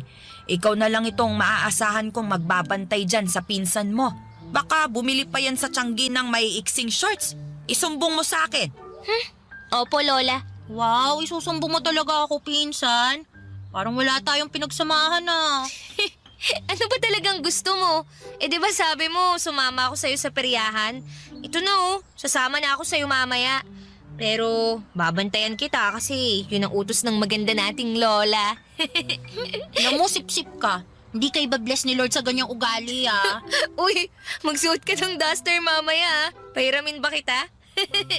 Lola, mas maganda ata kung tutulungan ka na lang ni Bebeng na gumawa ng bilo-bilo. Sama mo na rin siya sa prayer meeting niyo.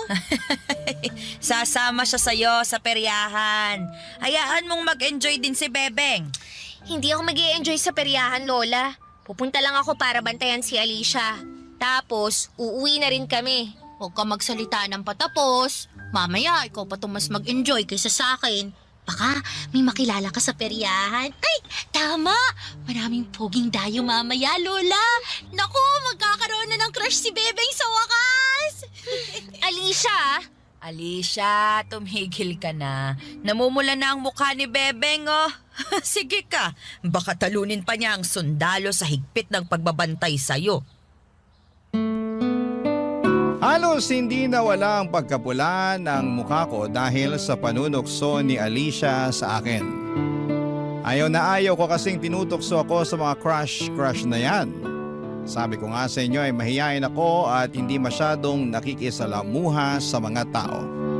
Si Alicia nga lang ang madalas kong nakakasama. Siya lang din ang tinuturing kong kaibigan. Lagi akong sinasabihan ni Lola noon na lumabas-labas ako ng bahay para makipaglaro at sumamang gumala sa mga bata sa aming probinsya pero ayaw ko talaga. Para akong matanda na gusto na lamang laging nasa bahay. Naglilinis o nanonood lang ng TV. Sabi nga ni Alicia, para na raw akong manang. Mas gusto ko pa nga raw magpakain ng mga manok kesa mag-enjoy sa plaza. Kaya naman para mapagbigyan siya at mapatunayan na hindi ako manang, sumama ako ng sapilitan sa kanya sa peryahan. At hindi ko inakala na magbabago ang buhay ko sa unang tungtong ko sa peryahan namin sa plaza.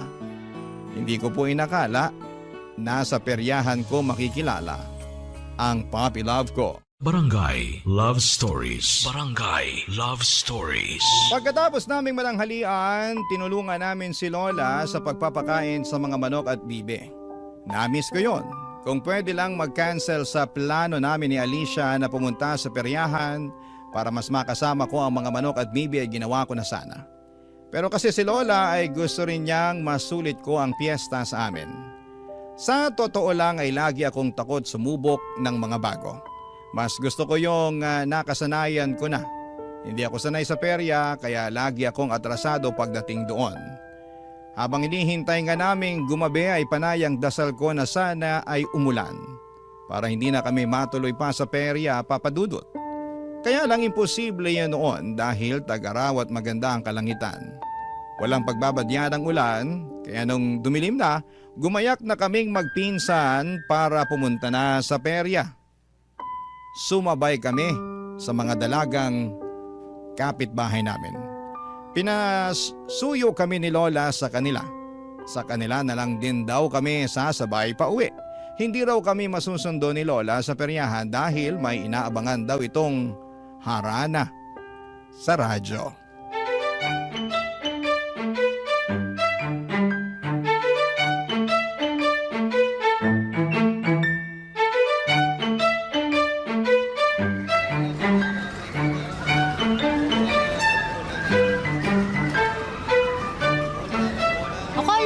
Babantayan at susundan mo ko. Diba yun ang sabi mo kay Lola kaya ka sumama rito sa peryahan? Bigla akong tinamad magbantay eh. Ang likot-likot mo masyado. Hindi ako makahabol sa'yo. Ang dami pa namang tao. Ay nako, talian mo na lang maglaro para makauwi na tayo. Gusto ko samahan si Lola na makinig ng harana sa radyo. Oh talaga? Mga trip mo pang matanda na. 15 anyos ka ba talaga o 65 years old na parang si Lola? Ang ganda kayang makinig ng harana sa AM. Para ako nasa panahon ni Jose Rizal. Hindi mo kasi ma-appreciate yun. Kasi nagalag ka masyado. Ewan ko sa'yo. Sige na, magpaparami na lang ako ng panalo. Doon lang ako sa color game, ha? Puntahan mo na lang ako ron pag nainip ka rito. Pag wala na ako ron mamaya, baka lumipat na ako sa Tiangge. Bibili na ako ng mga shorts ko. Uy, huwag masyadong maiksi ang shorts na bibilhin mo ha. Dala ko ang medida ni Lola. Susukatin ko yung shorts na gusto mong bilhin. Opo, Lola Bebeng. Alis na ako, ha? Check mo ang tuhod mo. Baka sumakit sa kauupo mo rito sa bingguhan. Bye! Ano bang masama kung manang at isip, Lola ko? Ang ganda kayong makinig ng lumang mga kanta sa radyo. Tapos, sasabayan pa ng bibingkang may itlog na pula sa ibabaw. Tsaka tsaa. Ang sarap naman nun. Miss, may kausap ka o nagdadasal? Ano ba? Huwag kang makinig sa usapan namin ng sarili ko. Ay, ako nga pala si Ronnie. Ikaw? Ayokong magpakilala. Kung hindi ka magpapakilala, susumbong kita sa announcer ng bingguan dito. Bawal kaya umupo rito kung hindi naman maglalaro. Kala mo naman, kaya mo akong isumbong. Bakit? Close ka ba sa announcer? Medyo. Tatay ko siya eh. Okay. Huwag mo na ako isumbong. Baka mamaya, i-announce pa niya na tumatambay lang ako rito eh. Kakahiya kaya yun. Mukhang mahihain ka pa naman. Mag-isa ka lang ba? Kasama ko yung pinsan ko. Oh, bakit hindi ka sumama sa kanya? Asan ba siya? Andun daw sa color game. Pinsan ko naman yung nagpapalaro dun. Lahat ba nang nandito sa peryahan kamag-anak mo? Medyo. Ito na kasi yung kabuhayan ng pamilya namin Kasama kang nagtatrabaho rito? Oo, peryantes din ako. Minsan nakatoka ako sa color game. Pero madalas dun ako sa Chubibo. Chubibo? Oo, yun yung Tagalog ng Ferris wheel. Parang hindi naman Chubibo sa Tagalog ang Ferris wheel eh. Pinagloloko mo yata ako eh. Look, Chubibo talaga Tagalog ng Ferris wheel. Turo pa sa amin ng mga lolo at lolo namin yun eh. Sila ang mga unang peryantes sa pamilya namin. Gusto mo ba masubukan sumakay? Libre ko na. Ay, ayoko. Nakakatakot. Paano kung mahulog ako mula sa tuktok? Sasaluhin kita. Kala mo naman kakayanin mo akong saluhin eh. Ang papayat ng braso mo. Sige, ganito na lang. Hindi nga kita masasalo kung mahuhulog ka, pero sisiguraduhin ko naman na ligtas ka pag nasa tuktok ka na. At paano mo naman yan mapapatunayan? Di sasamahan kita sumakay sa Chubibo.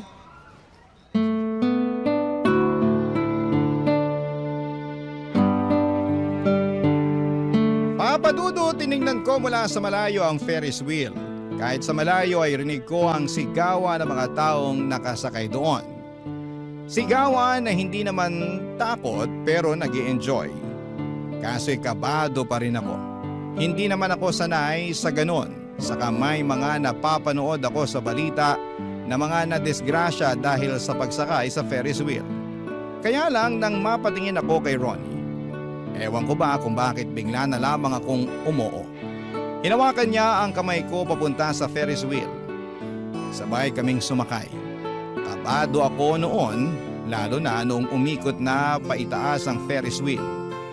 Nakapikit lamang ako pero sabi ni Ronnie ay kailangan kong imulat ang mga mata ko.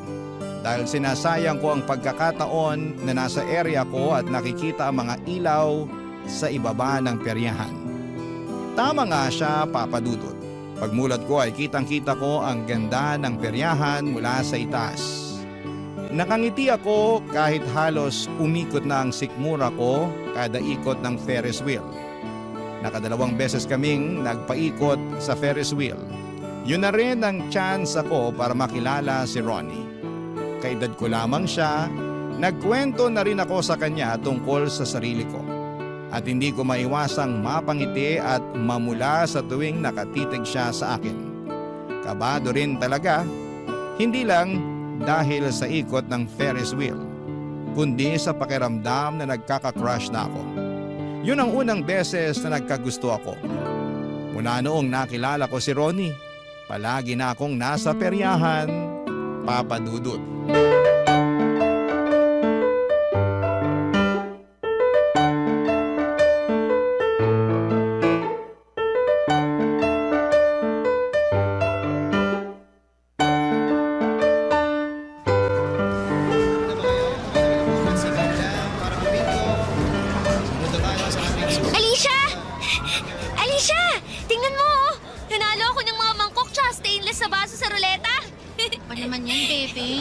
Dami mo namang dala niyan pag uwi. Nagmumukha ng tiyanggi yung bahay natin Puro na lang plato, mangkok, baso at pitsi lang napapanalunan mo. Nanalo rin ako sa color game Tingnan mo, nanalo ako ng 50 pesos. May pangsakay na tayo sa Chubibo. Chubibo? Ferris wheel. Chubibo raw sa Tagalog yun. Parang di naman. Kanino mo naman nalaman yan? Basta, nadinig ko lang dyan sa tabi-tabi. Ano na? Uupo ka lang ba rito sa bingguhan? Ayaw mo bang tumaya pa rin sa card game? Color game? Subukan mo kaya ulit sa ruleta. Baka manalo ka kahit extension cord lang. Yoko na. Kanina pa ako ikot ng ikot dito sa peryahan. Umuwi na tayo. Baka hinahanap na tayo ni Loli. Biyernes naman ngayon Tulog na si Lola, sigurado yun. Maaga pa siyang pupunta sa kapilya bukas Kaya sulitin na natin Tara na, maglaro pa tayo. Ano ba, baby? Gabi-gabi na lang tayo andito sa peryahan. Sawa na ako. Pare-parehas lang naman yung mga laro tsaka naglalaro. Uy, pangit yata ng araw mo ngayon Di mo siguro nakita crush mo si Philip, no? Ilang gabi na. Ay, nagkabulutong tubig daw siya sabi nung tropa niya. Nakakainis naman Ilang gabi na ako nakalip gloss at shorts dito pero wala pa rin kwentang pagpapaganda ko kasi wala siya. Hayaan mo na yun. Kapag natuyo na yung bulutong niya, makikita mo na ulit siya. Tara na. Gusto mong sumakay sa Chubibo? Libre ko. Alam mo, nagtataka na ako sa'yo Daddy naman takot na takot kang sumakay dyan sa Ferris wheel na yan. Ayaw mo nga kahit hawakan lang yung bakal Sabi mo kasi puro kalawang, baka matetano ka. Kasi... Ay, bebeng! Pinsan ko nga pala si Alicia. Alicia, si Ronnie. Siya yung tagabantay ng Chubibo. Hi, Alicia. Kaya naman pala. Kaya naman pala, Wala naman. Sasakay na ba ako sa Chubibo ngayon? Oo. Gusto mo ba sumama? Libre ko. Ay, hindi na. Parang uuwi na nga ata ako Kasi feeling ko magkakabulutong tubig ako ngayon. Kaya huwag na kayong dumikit sa akin baka mahawaan ko pa kayo. Enjoy, lovebirds! Manda ka mamaya pag uwi natin sa bahay. Kwento mo sa akin kung magkikis kayo sa tuktok ng Chubibo, Ronnie, ikaw nang bahala sa pinsan ko to, Huwag mo nga hayaang mahulog. O kaya, kung sakaling mahulog, saluhin mo na lang, Alis na ako! Alicia! Sure ka ba, Alicia? Ayaw mo talaga sumama? Huwag na. Baka makaistorbo pa ako sa inyo, Pakihatid mo na lang si Bebeng mamaya pagkatapos nyo, Ay, Ronnie. Ano yun? Sana masalo mo si Bebeng kapag nahulog siya sa'yo. Ang ibig kong sabihin sa Chubibo. Hindi pa man din siya nahuhulog. Nakasalo na ako. Namula ang buong mukha ko sa pasimpleng panunukso ni Alicia sa amin ni Ronnie. Yun ang unang beses na nakilala nito si Ronnie. Pagkaalis ni Alicia ay tumakbo na kami sa Ferris wheel. Hindi na namin kailangang pumila kasi ang pinsan naman ni Ronnie ang nagbantay ng Ferris wheel ng mga oras na yon. Andun pa rin ang takot ko sa pagsakay sa Ferris wheel pero hindi ko yon pinaparamdam kay Ronnie. Saka kahit papaano kapag si Ronnie ang katabi ko sa Ferris wheel ay nababawasan ang takot. Pero andun ang kabog sa dibdib ko. Yung kabog ng dibdib na hindi dahil sa kaba kundi dahil masaya ka. Naranasan niyo na ba yon? Masaya talaga ako na kasama si Ronnie kahit saan niya gustong pumunta. Kahit ano pa man ang gusto niyang gawin, gusto ko siyang kasama. Game ako sa lahat. Pati ang pagkain nga ng adobong dagang bukid ay ginawa ko na rin. Takot ba naman ako sa daga? Pero dahil si Ronnie ang nag-alok, inisip ko na lang na manok yon. Ganon ba talaga ang nagagawa ng pag-ibig?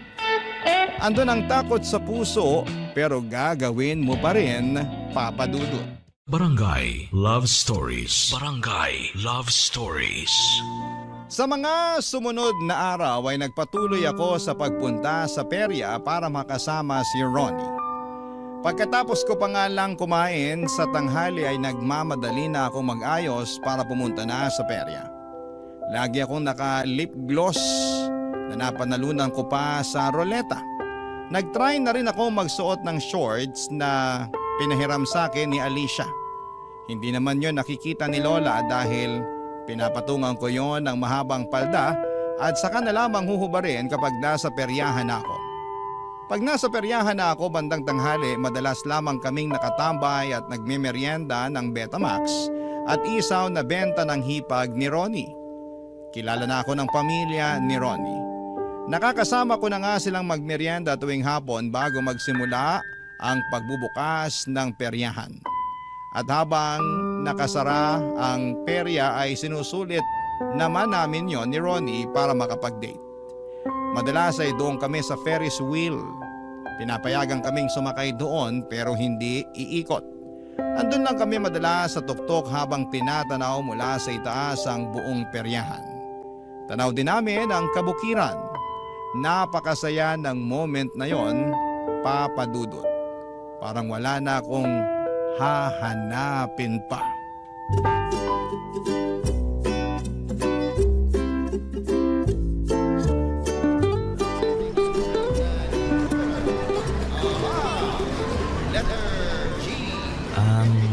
Bebeng, Ano yun? alam mo naman na hanggang katapusan lang ng Mayo ang peryahan, di ba? Oo naman. Bakit? Alam mo rin siguro na kailangan naming umalis tapos lilipat naman kami sa ibang lugar na may piyesta. Bakit mo to sinasabi sa akin? Naalala mo pa ba nung isang araw? Nung tinanong tayo ng pinsan mong si Alicia kung mag-ano raw ba tayo? Kung nililigawan na ba kita? Kung sinasagot mo na ba ako? Hayaan mo na si Alicia. Mahilig lang talagang mang-intriga yun. Hindi mo man lang ba gustong alamin kung bakit hindi ako nakasagot nun? Kung bakit hindi kita maligawan ngayon? Hindi ko alam ang isasagot sa tanong mo. Di ako na lang ang magsasabi sa'yo para wala nang gulatan. Mahirap ang buhay peryantes, Bebeng. Palipat-lipat kami. Kung saan may piyesta, doon kami nakatira. Tapos, aalis na naman kapag may nagimbita sa amin. Walang permanente sa buhay namin bilang mga peryantes. Bakit mo ba sinasabi yan? Para hindi ka na masaktan kung sakali man na balang araw, hindi na kami makabalik dito sa lugar nyo. Kapag ibang peryahan naman ang maimbitahan dito sa susunod na taon, hindi na kami yun. Pwede naman tayong mag-textan na lang eh. Sabi mo naman, makakabili ka na ng cellphone sa katapusan, di ba? Yun na nga. Hindi na matutuloy yung pagbili ko ng cellphone kasi hiniram ni tatay yung ipon ko eh.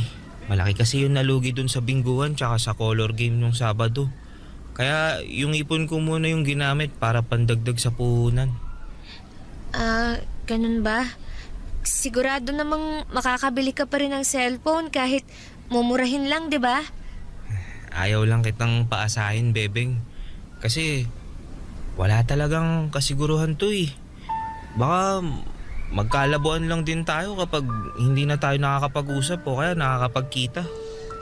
Bakit kasi ganyan agad ang iniisip mo? Bakit ayaw mong subukan munang sumugal? Para saan pat nagtatrabaho ka sa peryahan eh. Puro sugal dito. Natatakot lang ako. Natatakot? Baka nakakalimutan mo, Ronnie. Sa ating dalawa, ako lagi yung takot.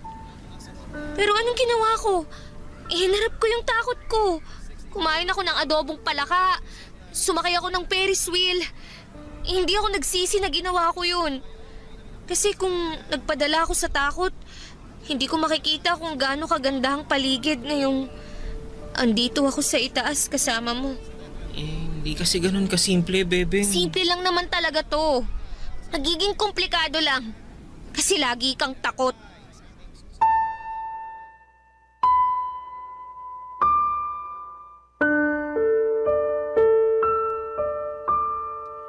Gusto ko nang magpababa noon sa Ferris wheel pero wala sa paligid ang pinsan ni Ronnie para i-assist kami pababa. Kaya naman na-stuck kaming dalawa sa tuktok ni Ronnie. Nawala na ako ng gana na kainin pa ang Betamax. Ang makulay at magandang paligid sa isang iglap ay naging black and white para sa akin. Naiyak na ako noon sa sama ng loob pero pinipigilan ko. Tahimik din si Ronnie pero panay ang tingin niya sa akin. Galit ako sa kanya noon. Gusto kong mag-walk out pero andun kaming magkatabi sa tuktok. Nang makabalik ang pinsan ni Ronnie, akala namin ay makakababa na kami pero nalaman namin na nagkaroon ng problema ang Ferris wheel. Nasta kami lalo sa tuktok. Hinawakan ni Ronnie ang kamay ko para i-assure ako na magiging okay din ang lahat.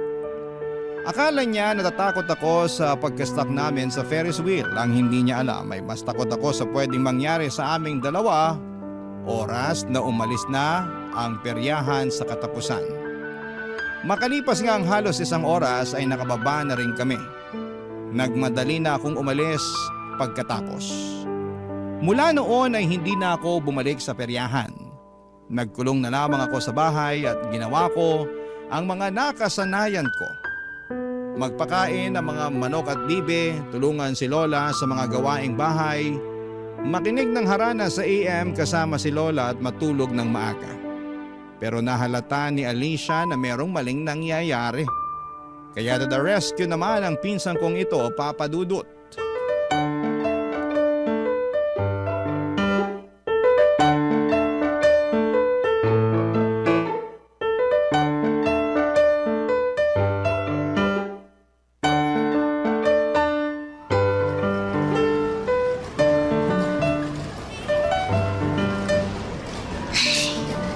Hindi ko siguro to nakwento sa'yo. Pero alam mo ba, nung 12 years old tayo, may dumayo rito na peryahan. Iba kina Ronnie. May nakilala ako na tagabot ng premyo sa bingguhan. Ayun, naging crush ko siya. Crush din daw niya ako, tapos niligawan niya ako. Kaya ka ba laging nasa peryahan noon? Oo, kasi dinadalaw ko siya. Uy, hindi to alam ni Lola kaya huwag mo ko susumbong. E di, ayun, gustong gusto ko siya, bebeng. Alam mo, naubos lahat ng ipon ko para makatambay kasama siya sa peryahan. Kaya lang, isang araw, kailangan na nilang umalis. Nintay niya ako buong araw sa peryahan, sabi nung isang friend ko. Pero hindi ako sumipot. Ayoko kasing magpaalam sa kanya eh. Kasi kapag umalis siya, sigurado namang tapos na rin kami. Hindi ka nakipagkita sa kanya?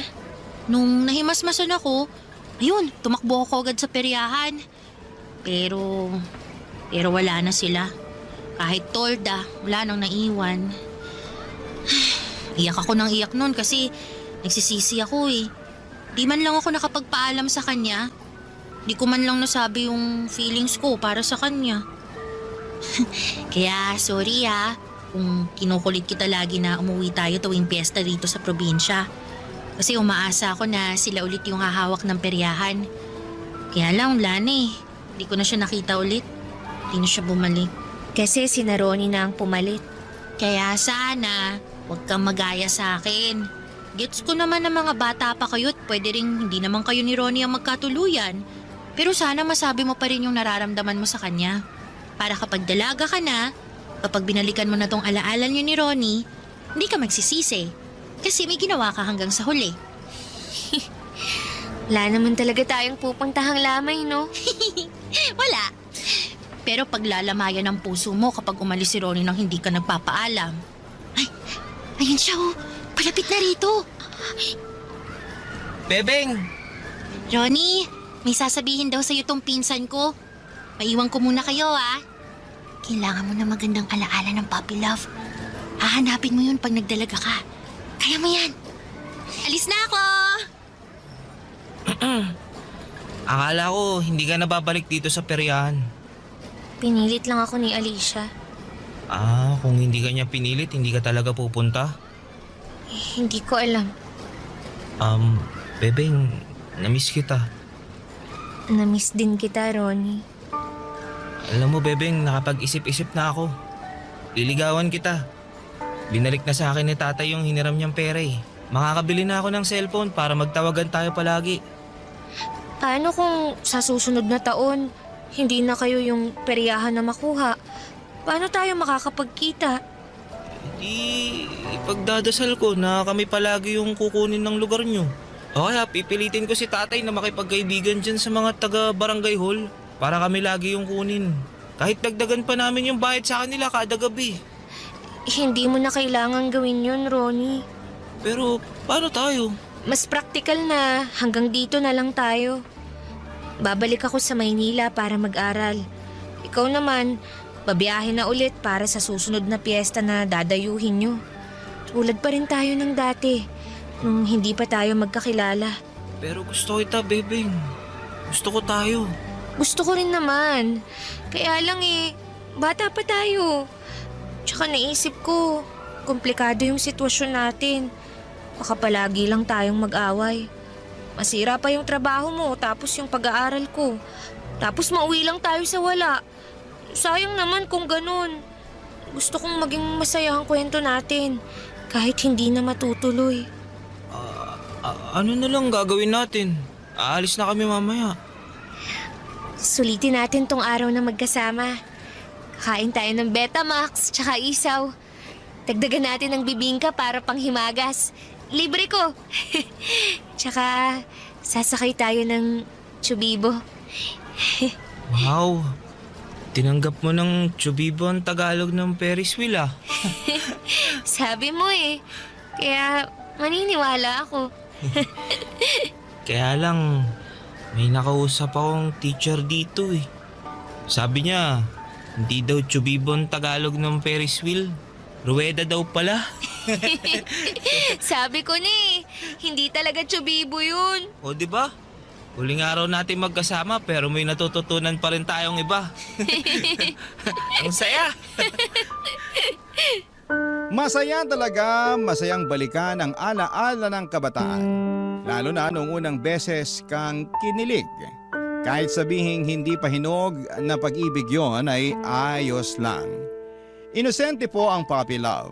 At sana lahat ng nakikinig sa inyo ngayon ay naaalala kung gaano katamis ang inosenteng pag-ibig. Sa huling mga oras na magkasama kami ay pinili naming manatili ulit sa tuktok habang sakay ng Ferris wheel. Hindi kami malungkot ni Ronnie dahil pinangako namin na masaya ang pagtatapos ng huling pagkikita namin. Nagkwentuhan kami tungkol sa mga pangarap namin, sa mga sikreto at sinabi namin sa isa't isa ang mga bagay na hindi namin magawang sabihin sa iba. Kaya naman napaka-espesyal ng kwento namin ni Ronnie. Bago kami ibaba mula sa Ferris wheel ay hinalikan ako ni Ronnie sa pisngi. Tumitig siya sa akin at sinabing ipagdadasal niya na sana ay hindi ko siya makalimutan. Mukhang umepekto ang dasal niya dahil ngayon pa lang ay naaalala ko ang bawat detalye ng mukha niya at bawat alaala na nabuo naming dalawa. Kumusta na kaya siya? Sana ayos lamang siya. At ako naman ang magdadasal. Sana ay maalala niya ako. Kahit sino pa ang kasama niya at kahit saan pa sila dalhin ng peryahan nila. Maraming salamat po sa pagbasa ng aking kwento, ang inyong kapuso at kabarangay forever, Bebeng. Nakakaantig naman talaga ang ating kwento. Ikaw ba, kabarangay? Nakarelate ka ba sa story natin ngayon? Kwentuhan naman tayo dito sa comment section. Barangay Love Stories. Love Stories. May mga taong kulang ang pagmamahal sa sarili. Kaya naman hinahanap nila ito sa ibang tao. At kadalasan ay wala silang pakialam kahit na may nasasaktan na sila. At may naaapakan. Ikaw, kabarangay, naranasan mo na bang maging makasarili sa ngalan ng pag-ibig?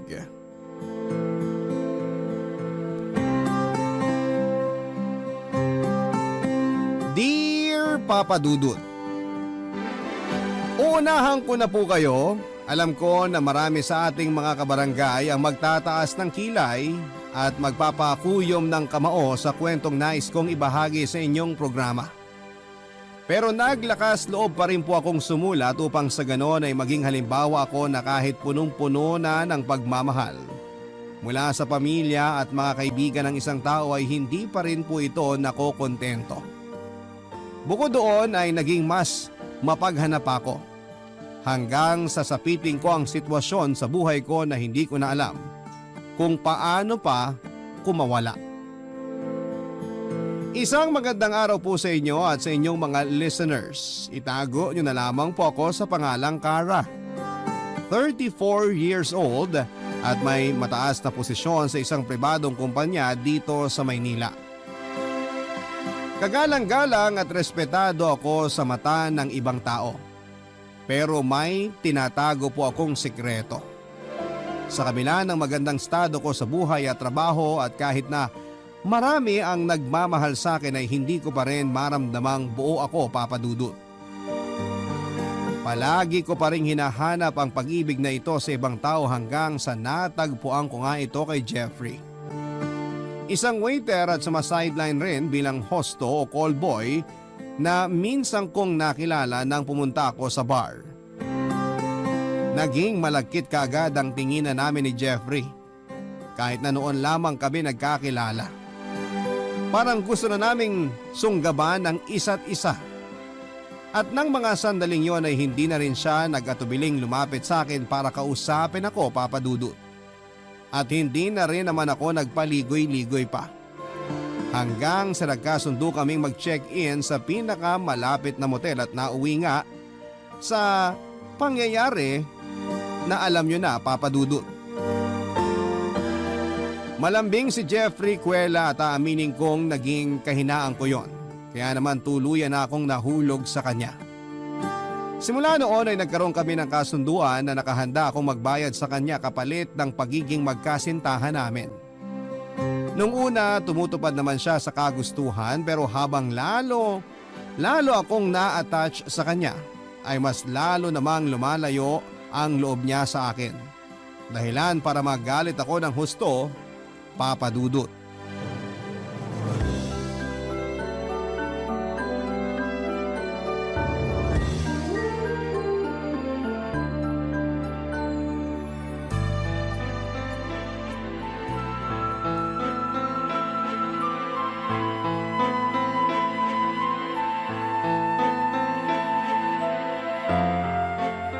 Jeffrey, pwede ba tayong mag-usap?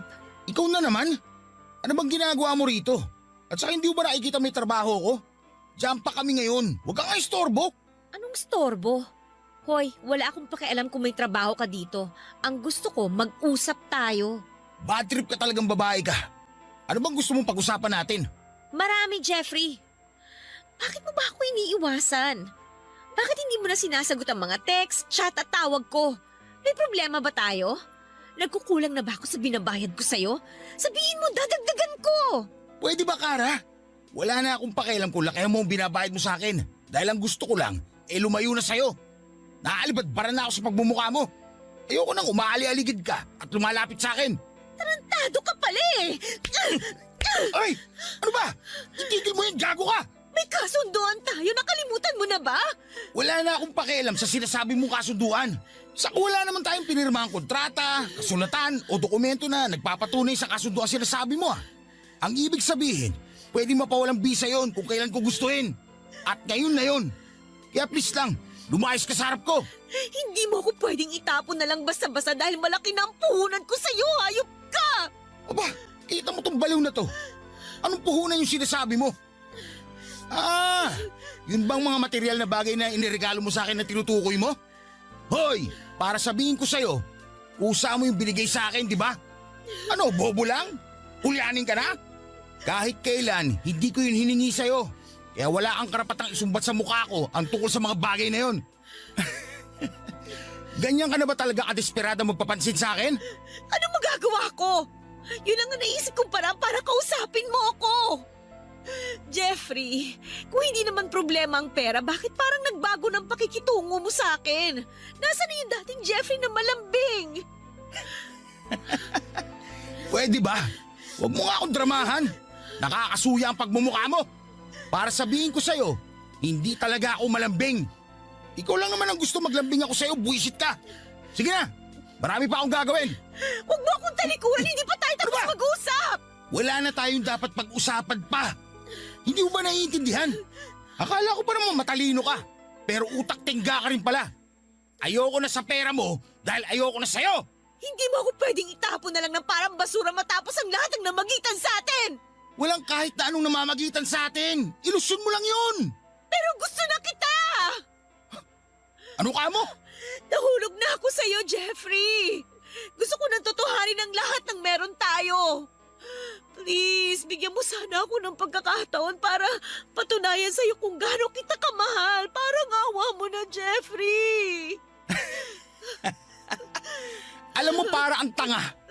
Lumuwag na ba talaga yung tornilyo mo sa utak? Para maisip na mahuhulog din ako sa tulad mo? Sinasabi ko na sa'yo na hindi yun mangyayari. Kaya huwag ka nang umasa pa na magiging tayo. Ilusyonada! Ang gusto ko, umalis ka na sa buhay ko. Dahil kung hindi, baka may kalagyan kang lintik ka. Papadudot daig ko pa ang inapaka noon ang pagkatao ng 1,000 ulit matapos manggaling sa bibig mismo ni Jeffrey na hindi niya matatanggap ang pag-ibig ko sa kanya. Doon ako nakaramdam ng labis na pagka-insecure lalo pat hindi yun ang unang beses na merong tumanggi sa akin, Papadudot. Hindi naman po sa pagbubuhat ng sariling bangko pero may ibubuga naman ako kung ganda lamang din ang labanan. Kaya bakit sawi pa rin ako at iniiwan? Akala ko dahil napapaligaya ko si Jeffrey sa kama ay mas madali na sa kanya na mahalin ako katulad ng nararamdaman ko noon pero nagkamali pala ako. Dahil sa nangyari ay nagsimula na akong iwasan at layuan ni Jeffrey.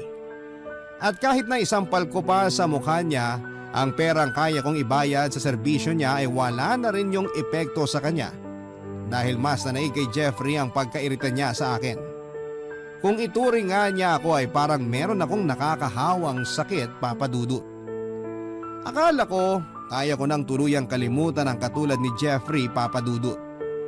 Kaso kapag nakikita ko kung gaano siya kasaya sa mga bago niyang kliyente ay hindi ko mapigilan ang sarili ko na magselos at masuklam. Sa huli ay wala rin naman ako nagawa. Ayoko nang kawawain na sa kanya ang sarili ko dahil kung ayaw niya sa akin ay kawalan niya yon. Kaya nga kahit masakit at malungkot ay tiniis ko yung pakiramdam at umarting hindi nasasaktan.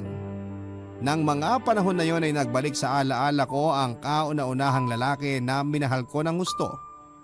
Ngunit tulad ni Jeffrey ay hindi rin napa sa akin.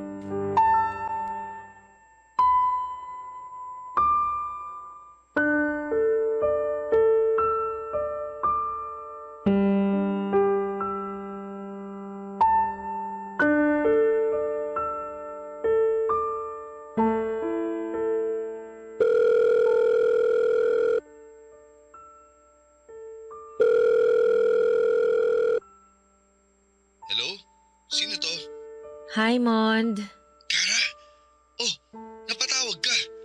Nagpalit ka na pala ng number. Paanong hindi ako magpapalit? Binlock mo na yata ako dun sa dati.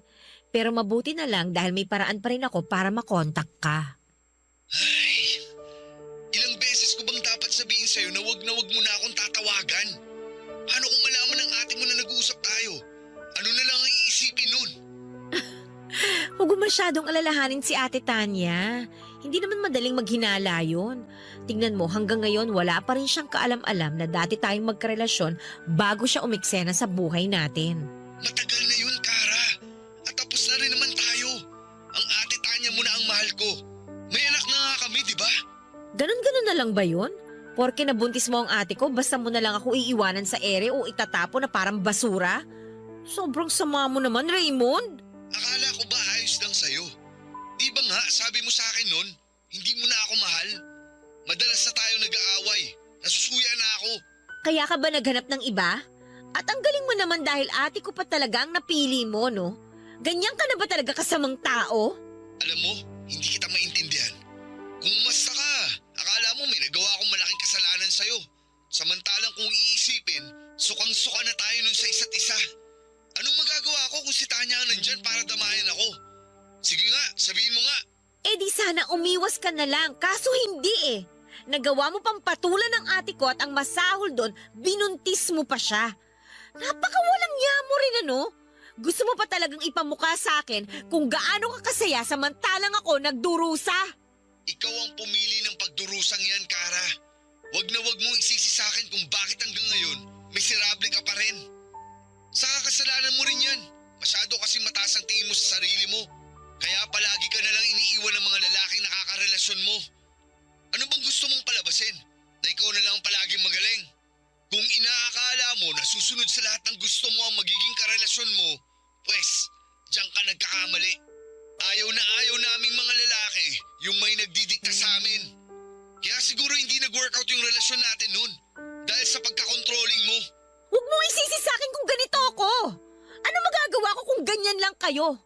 Sa lagay, gusto mong igaya ko sa inyo ang sarili ko? Samantalang alam na alam mo naman na hindi ako ipinanganak sa mundong to para tratuhing pangalawa lang sa lahat ng bagay, lalong-lalo na sa relasyon. Hindi ako katulad ng ate ko, Raymond. Hindi ako sunod-sunuran sa lahat ng gusto mo. Tandaan mo yan. At tandaan mo rin na ayoko sa mga babaeng katulad mo. Kaya bago pa magkandaletse-letse ang lahat, ibababa ko na tong phone. Malapit nang matapos maligo ang ate mo.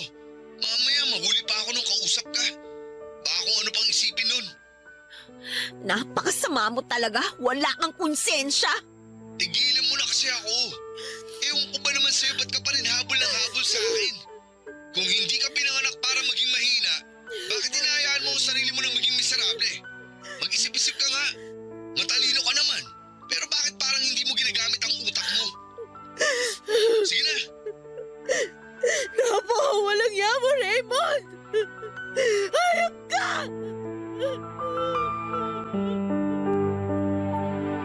Papadudot karelasyon ko noon si Raymond bago sila nagkakilala ng ate Tanya ko. Nakilala ko siya pagka-graduate ko ng college at may sa ilang taon na rin ang relasyon namin nang nag-umpisa kaming magkalabuan. Nang mga panahon na yon ay nasa kasagsagan ako ng paghahabol ng promotion sa kumpanyang pinagtatrabahuhan ko, kaya naman aminado ko na naisantabi ko si Raymond at mas pinagtuunan ko ng pansin ang mga pangarap ko. Nang maghiwalay kami ay doon naman niya nakilala ang ate ko. Nalaman ko na lamang yon nang ipakilala siya sa akin ni ate Tanya bilang tatay ng ipinagbubuntis niya. Nakakatawa na pareho nga kami noong nagkagulatan ni Raymond pagkakita namin sa isa't isa. Siyempre hindi ko naman kasi sa kanya noon kinikwento ang tungkol sa pamilya ko. Ang alam lang ni Raymond ay may kapatid ako.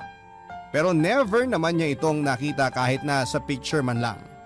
Kaya nga nang mabuntis niya si ate Tanya ay doon ako nakaramdam ng hustong selos at galit sa kanilang dalawa, Papa Dudut. Ang mga kwento ng pag-ibig, kwento ng buhay at kwento ng pag-asa. Nasa Spotify na, Barangay Love Stories. Pakinggan kahit kailan, kahit saan. Barangay Love Stories sa Spotify. Kinig na, kabarangay! Papa Dudut, pinangatawanan na lang po namin ni Raymond na hindi kami naging magkarelasyon at hinayaan ko siyang gampanan ang papel niya bilang asawa ni ate at ama sa anak nila. Mas nag-focus naman ako sa trabaho at doon ko na rin po nagsimulang maghanap ng pansamantalang pagmamahal sa ibang lalaki. Bagaman may pagkakataon na minsan ay nahuhulog po talaga ako ng husto sa kanila, katulad na lamang ng nangyari sa amin ni Jeffrey. Siyempre, sinusubukan ko naman na mag-move on sa dati naming relasyon ni Raymond. Pero kahit na anong gawin ko ay hindi ko pa rin talaga siya makalimutan. Tinatagang ko na lamang talaga ang loob ko na ipakitang masaya ako sa harap ng kapatid ko para sa pamilyang bubuuin niya kasama ang lalaking mahal ko, pero deep inside, durog na talaga ako, Papa Dudut. Akala ko kasi wala na akong pagmamahal noon kay Raymond. Kaya naman binitawan ko na siya. Pero masakit palang makita na sinalo siya ng ibang tao at si ate Tanya pa talaga. Lumaki po kaming close ng ate ko bagaman hindi kami tunay na magkapatid. Oo, Papa Dudut. Ampon lamang po ako. At nalaman ko lamang yon noong nasa high school na ako. Kaya kahit pinalaki kaming dalawa sa pagmamahal ng mga magulang namin ay hindi ko pa rin napigilang magtanim ng sama ng loob at inggit kay ate Tanya dahil kahit na sinasabi ng mga magulang namin na pantay ang pagtingin nila sa amin bilang mga anak nila, alam ko at nararamdaman ko na mas mahal pa rin nila si ate. Kaya nga nang makagraduate ako sa college ay umalis na ako sa amin at namuhay na mag-isa. Pero paminsan-minsan ay dinadalaw ko pa rin si ate at ang pamangking ko sa bahay nila.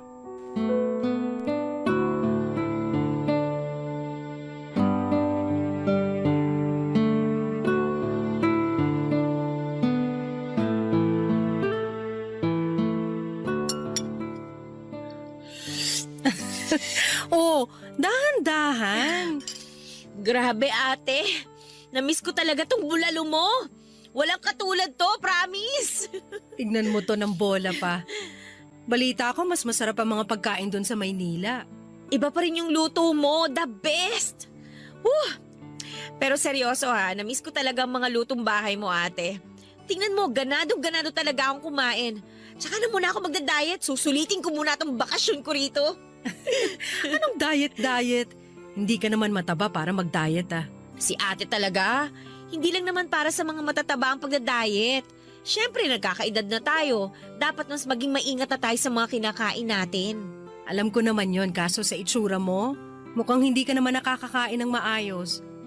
Tsaka tingnan mo, ang itim na ng eye bags mo. Pambihira, natutulog ka pa ba ng maayos? Oo naman. Stress lang siguro ako sa work kasi alam mo na, ang daming ginagawa. Minsan nga hindi na rin ako nakakakain sa tamang oras kasi uunahin ko pa ba yun? Ay nako, mali pa rin yon. Paano na lang kung bigla kang mahimatay habang nagmi-meeting kayo dahil nalipasan ka ng gutom? Paano kung magkasakit ka o magkaroon ng ulcer? Sino na lang ang iintindi sa'yo doon nandito ako sa Bulacan? Ate naman, 29 years old na ako, kaya ko ng sarili ko, no? Sus, palagi namang ganyan ang sinasabi mo. Pero sigurado ka ba talaga na tungkol lang sa trabaho ang dahilan kaya ka nai-stress? Baka naman may hindi ka sinasabi kay ate. Uy, ano ba yon? Ay, ate Tanya naman eh. Ay sus, tigil-tigilan mo ako sa kakaganyan mo ha. Kilalang kilala kita. Ako na ang nag-alaga sa'yo simula nung bata ka pa kaya alam na alam ko kung may hindi ka sinasabi sa akin. Hindi naman kita pipiliting magsabi kasi alam ko personal mo pa ring buhay yan. Malaki ka na. Pero kung kailangan mo ng maiiyakan o makakausap sa kung anumang niyang pinagdadaanan mo, nandito lang naman ang ate. Oh, hala. Kasasabi ko lang, ano bang problema kasi? Tungkol ba to sa lalaki? Ganun na nga ate. Iniwang ka na naman katulad ng dati. Oo. At hindi ko pa rin maintindihan kung bakit paulit-ulit nila akong sinasaktan. Maganda naman ako, mabait, matalino, mapera din naman. Kaya ano pa bang hinahanap nila na hindi nila makita sa akin? Ay, alam mo, hindi naman kasi ganun ang pag-ibig. Hindi porke gusto mo ang isang tao, magugustuhan ka na rin niya. May prosesong pinagdaraanan ng bawat relasyon. At kung sa huli hindi pa rin kayo pareho ng nararamdaman, hindi mo pwedeng ipilit na maging kayo. Kahit nag-aano mo pa kamahal ang isang tao, kailangan mo siyang palayain para hindi na kayo parehong masaktan. Nasasabi mo lang yan kasi successful ang relationship niyo ni Kuya Raymond. At meron kang maayos na pamilya. Samantalang ako, kahit halos nasa akin na lahat, wala pa rin nagmamahal.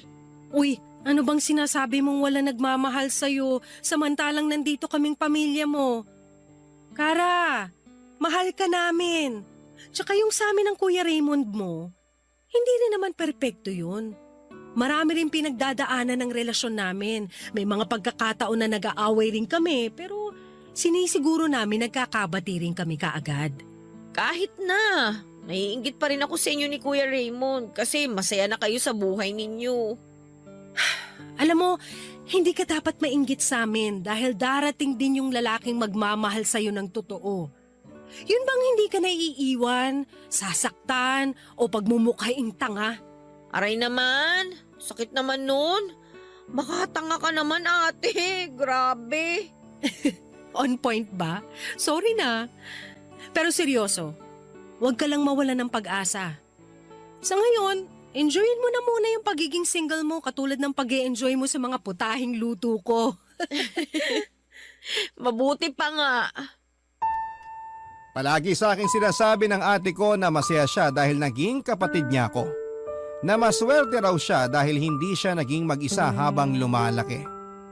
Noong una akala ko ay totoo ang mga sinasabi niya hanggang sa isang beses ay narinig ko ang pag-uusap nila ng mga kaibigan niya sa phone tungkol sa akin at kung paano siya naiinis sa mga magulang namin dahil inampon pa nila ako.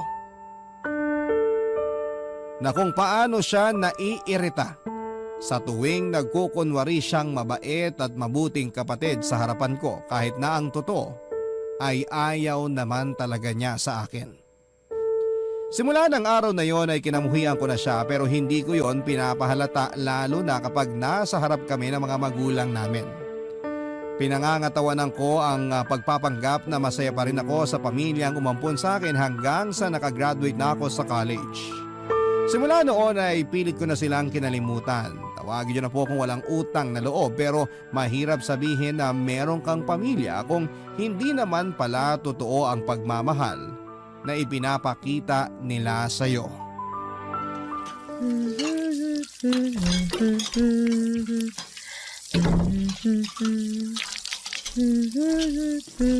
Tanya, mahal.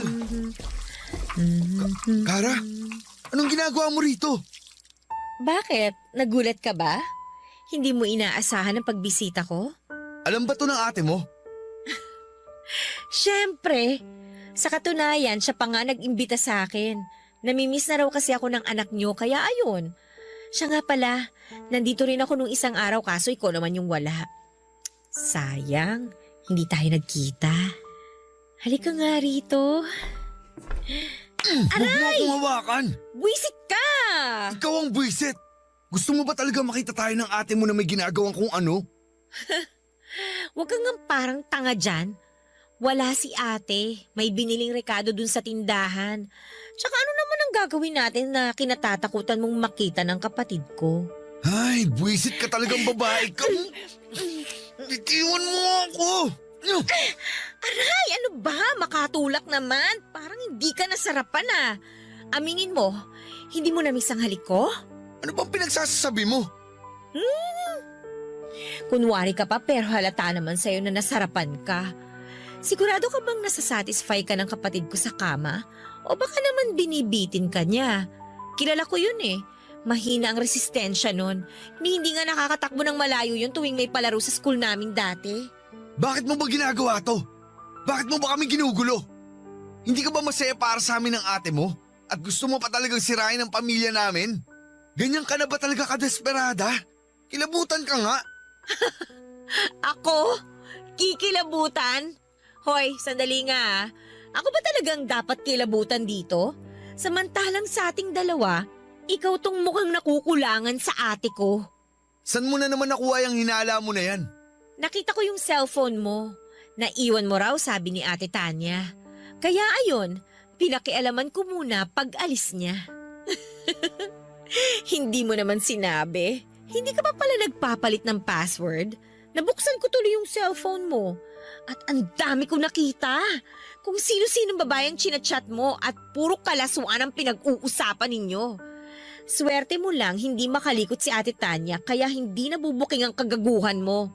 Pero mukhang malapit na niyang malaman dahil sasabihin ko...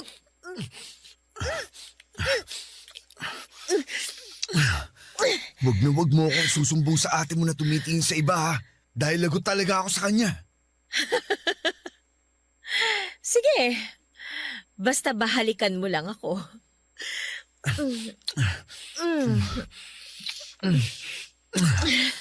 Grabe, hindi ko akalain na namiss ko ang mga halik mo, Kara. Sabi ko naman sa'yo eh.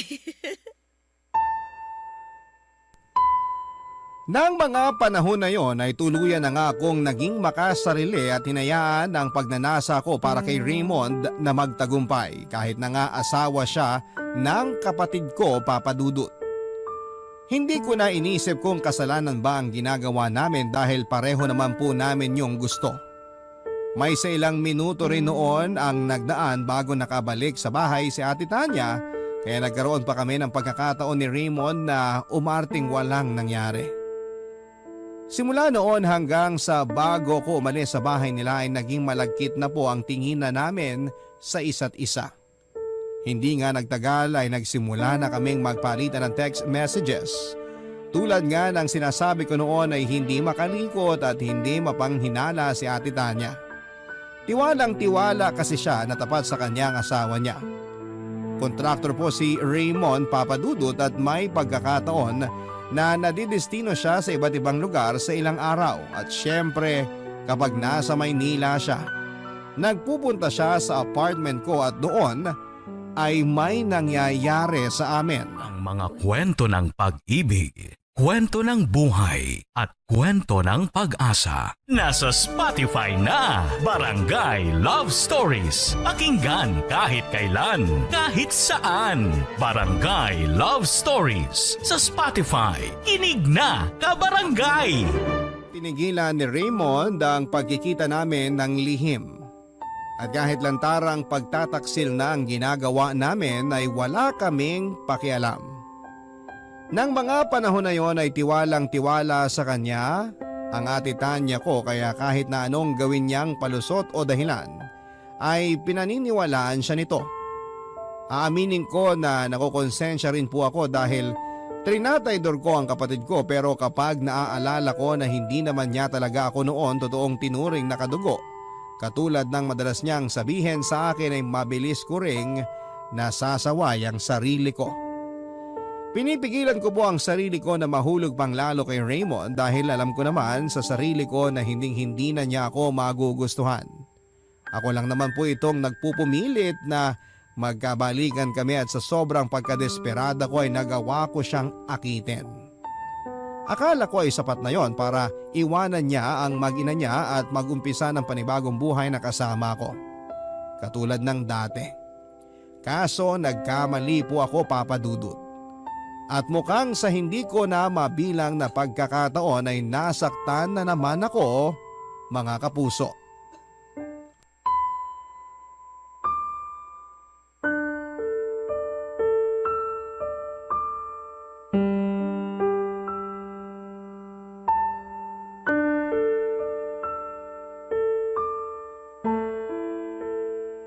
Sandali nga, Raymond. Saan ka pupunta? Hating gabi na. Tinawagan ako ni Tanya. Iyak siya ng iyak dahil sinugod daw sa ospital ang anak namin. Kailangan ko umuwi, Kara. Uuwi ka? Teka nga, gabi na. Wala ka na masasakyan. Wala akong pakialam. Kung kailangan ko mag-abang sa terminal, gagawin ko. Kailangan ako ng anak ko. Hindi mo ba naiintindihan yun? Naiintindihan ko. Kaso paano na lang ako kapag umalis ka? Magkikita pa ba tayo ulit? Yan pa talaga ang naisip mo samantalang nasa ospital ang anak ko, Kara? Nag-iisip ka ba talaga? Saka anong paano ka? Bakit? May tayo ba? Wala naman, di ba? Sino ka ba? Pero may nangyayari sa atin Akala ko kasi. Akala mo lang yun. Bakit? Nag-assume ka ba talaga na magugustuhan ulit kita tulad nung dati? Sex lang ang habol ko sa'yo, Kara. Yun lang. Wala nang iba. Kaya pwede ba tigilan mo ako sa ganyan mo? Walang iya ka pala talaga eh! Aray ko, ano ba? Siraulo ka na talagang babae ka! Ikaw ang siraulo! Ang kapal naman ang mukha mo! Paano mo naatim na sabihin sa akin ang tungkol sa bagay na yan pagkatapos mo magpakasarap kasama ako? Tapos ano? Magkukunwari kang responsabling tatay dyan sa anak nyo ni ate? Kahit na hindi mo nga siya maalala nung may nangyayari sa atin! Napakagago mo! Lalaki ako! May pangangailangan! Nagkataon lang na sa'yo ako nasasarapan kaya binabalik-balikan kita. Pero kung papipiliin ako sa inyo ng anak ko, mas pipiliin ko ang anak namin ni Tanya. Saka sinabi ko naman na sa'yo noon na hindi na kita mahal. Ilang beses ko bang dapat ulitin sa'yo para maintindihan ang mapurol mong utak? Nakakabwisit kang babae ka. Napaka-ambisyosa mo na nga. Mapalakit ka pa! Ikaw ang buwisa dahil ginamit mo lang pala ako! Napakasama mong tao! Anong ginamit? Wala akong ginagamit, Kara. Dahil pareho nating ginusto na may mangyari sa atin. Tuwang-tuwa ka pa nga, ha? Buwisit ka talagang babae ka! Bakit mo ginawa yun? Napakakapal na mukha mo! Lumayas ka sa harapan ko! At huwag ka na magpapakita sa akin dahil sa gana sa buto yung galit ko sa'yo! Aalis talaga ako! Hindi mo na ako kailangan ipagtabuyan, no? Iiwan talaga kitang baliw ka! Papa Dudut, alam ko na kagagawan ko rin kung bakit ako nasasaktan ng gusto ng mga panahon na yon. Kung sana noong una pa lamang ay pinili ko ng wag makisangkot sa relasyon ni Raymond at ng ate ko. Hindi ko sana pagdadaanan pa yung matinding sakit na kulang na lamang ay pumatay sa akin. Nagalit po ako lalo na kay Raymond. At naisip ko na kung hindi rin siya magiging sa akin ay dapat ay hindi rin siya magkaroon ng maligayang araw kasama ang mag-ina niya. Aaminin ko na pumasok talaga sa isipan ko na sirain ang pamilya nila sa pamamagitan ng pagsusumbong sa ate ko ng mga nangyari sa amin ng asawa niya. Pero sa huli, hindi ko na lamang po tinuloy ang plano kong yon, Papa Dudut. Alam kong huli na ang lahat dahil may nangyari na sa amin ni Raymond, pero nang panahon na yon ay pumasok sa isipan ko ang anak nila, Papa Dudut. Bigla ko kasing nakita sa kanya ang sarili ko. At kung sakali na lumaki man siyang walang magulang dahil sa akin ay hindi ko mapapatawad ang sarili ko. Pero syempre, hindi lahat ng lihim ay maitatago habang buhay. Totoo po ang kasabihan na walang lihim na hindi mabubunyag. Yun po ang eksaktong nangyari matapos biglang kalikutin ni Ate Tanya ang phone ni Raymond at malaman niya ang affair namin ng asawa niya. At para po siyang bombang bigla na lamang sumabog matapos ko noong pumunta sa bahay nila para bisitahin ang pamangkin ko.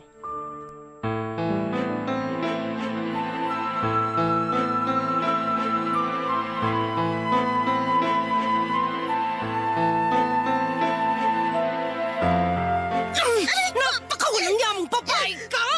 Alam mo ka mo na magpakita sa amin! Ate, bakit mo ako sinasabunutan?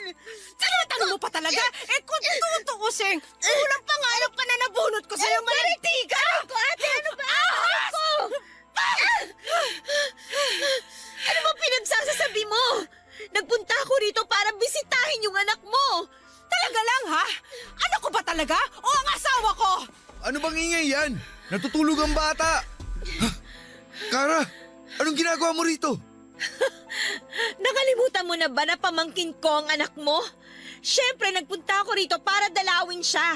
Ano ba namang klaseng tanong yan, Raymond? Wala akong pakialam kung anong rason mo. Hindi ka na sana nagpunta pa rito. Tapos na ba kayo mag-reunion? Pwede na ba ako magsalita? Kasi sa pagkakaalam ko, tayong dalawa karang nag-uusap dito. Ate, hindi mo ako kinakausap. Sinasaktan mo ako! At anong gusto mong gawin ko? Yakapin ka? Maging masaya sa pagdating mo katulad ng dati? Aba, sira ulo na ako nung kusakali kasi ano ka? Sinaswerte? Hoy, babae! Alam ko nang ginagago niyo ako ni Raymond! Hindi ka makapagsalita kasi totoo! Anong niya ka talaga? Aray! Uy, ano ba? Ate, Tumigil na kayo! Tawag ka lang, nasasaktan ako. Ano ba? Dapat lang yan sa'yo! Kasi napakalanti mo! Tama na sabi! Huwag mo hawakan ng ditiri ako sa'yo! Hinintay ko lang talaga na pumunta si Kara dito bago ako pumutok ng ganito, Raymond! Hindi porke inamin mo sa akin na wala kang nararamdaman sa kapatid ko at ako at ang anak natin ang mahal mo.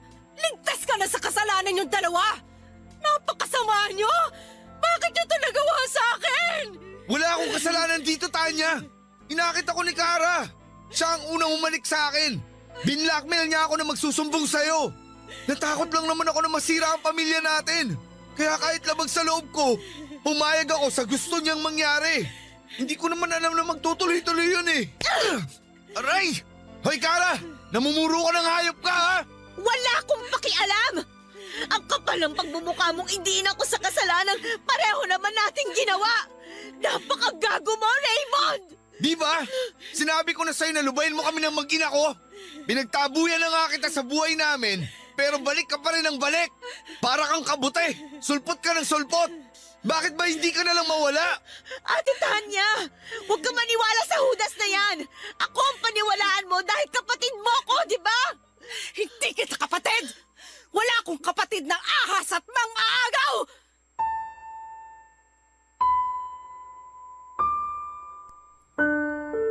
Papa Dudut, pareho po kami ni Raymond na pinalayas ni Ate Tanya sa bahay niya.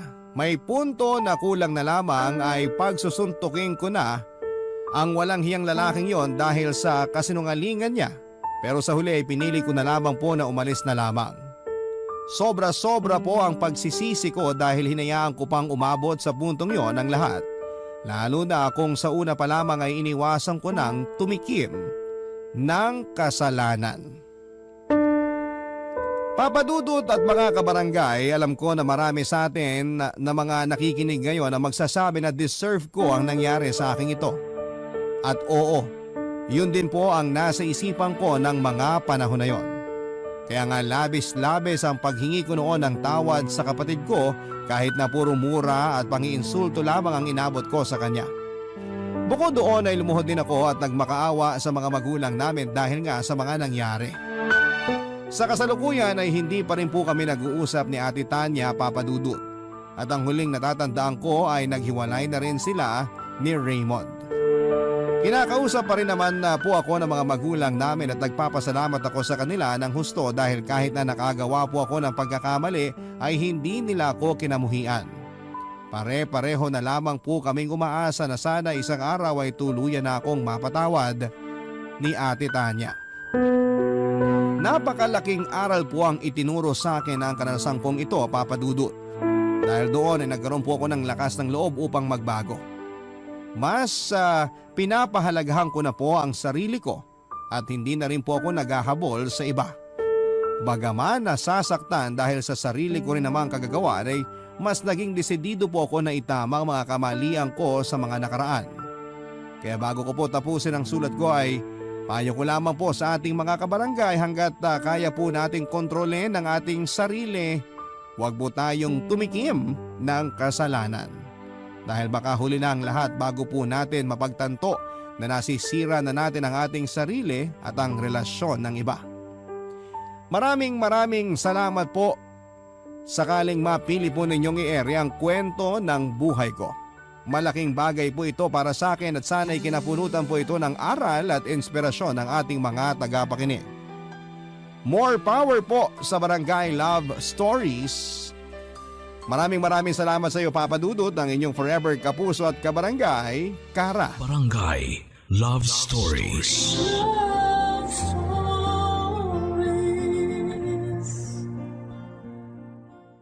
Barangay LS 97.1. 97.1. Number 1. Forever. Ang mga kwento ng pag-ibig, kwento ng buhay at kwento ng pag-asa dito sa Barangay Love Stories. Love Stories.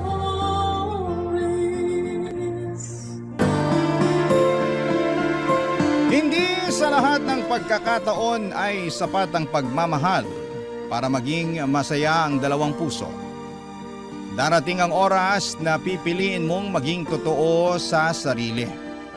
Kahit may kailangang masaktan. Ikaw, kabarangay, kaya mo bang ipaglaban ang pag-ibig kahit salungat sa mundo?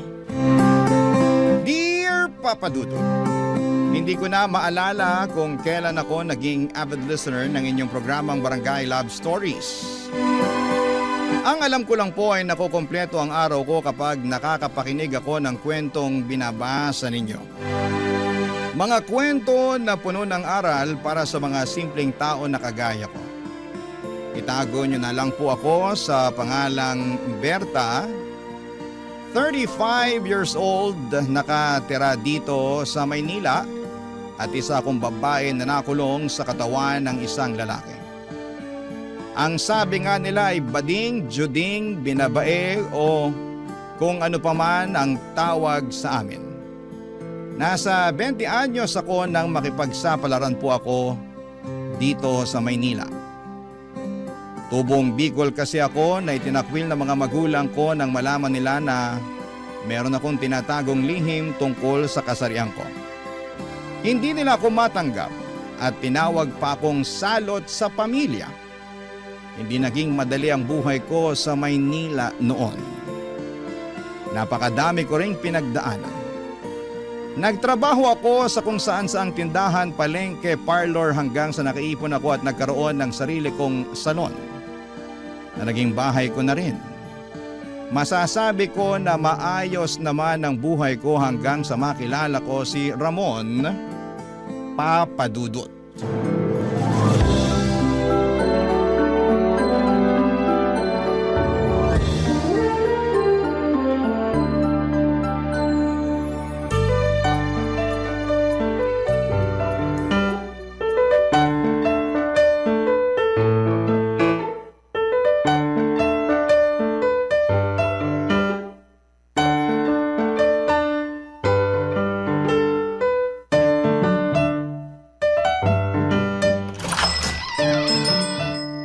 Ramon, pasok ka muna at maupo ka dito.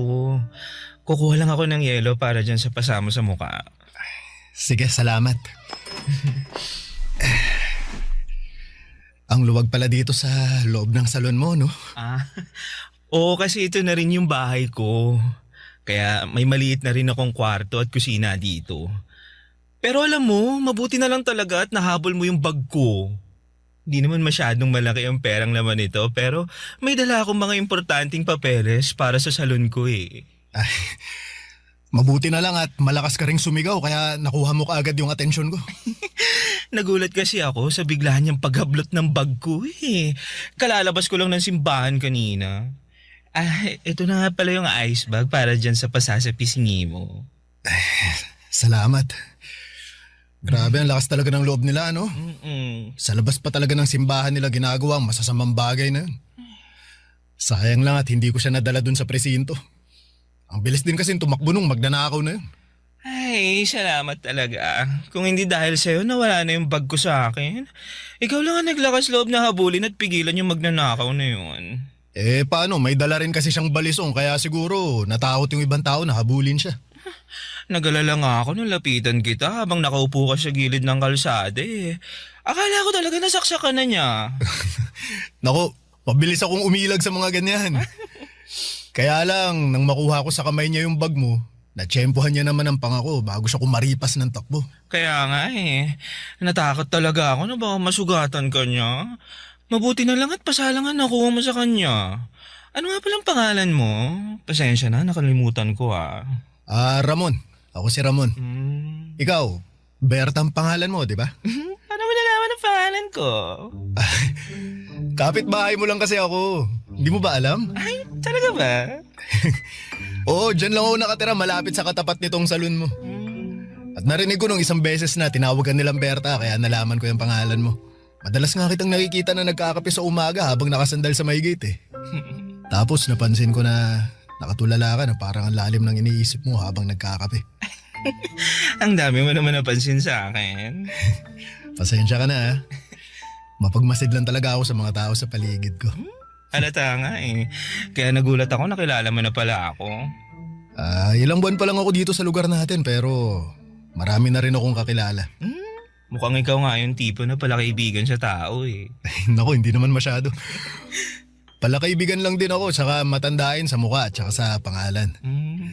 Kaya nung malingunan kong ikaw yung sumisigaw kanina, mas lalo akong naglakas loob habulin yung magnanakaw para mabawi yung bag mo.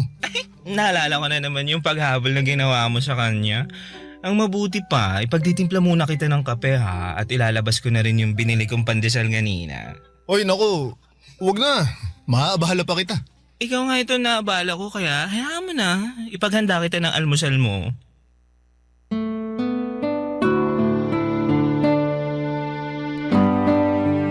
Galing ako sa simbahan noon at naglalakad pauwi nang biglang may humablot sa bag ko, Papadudut.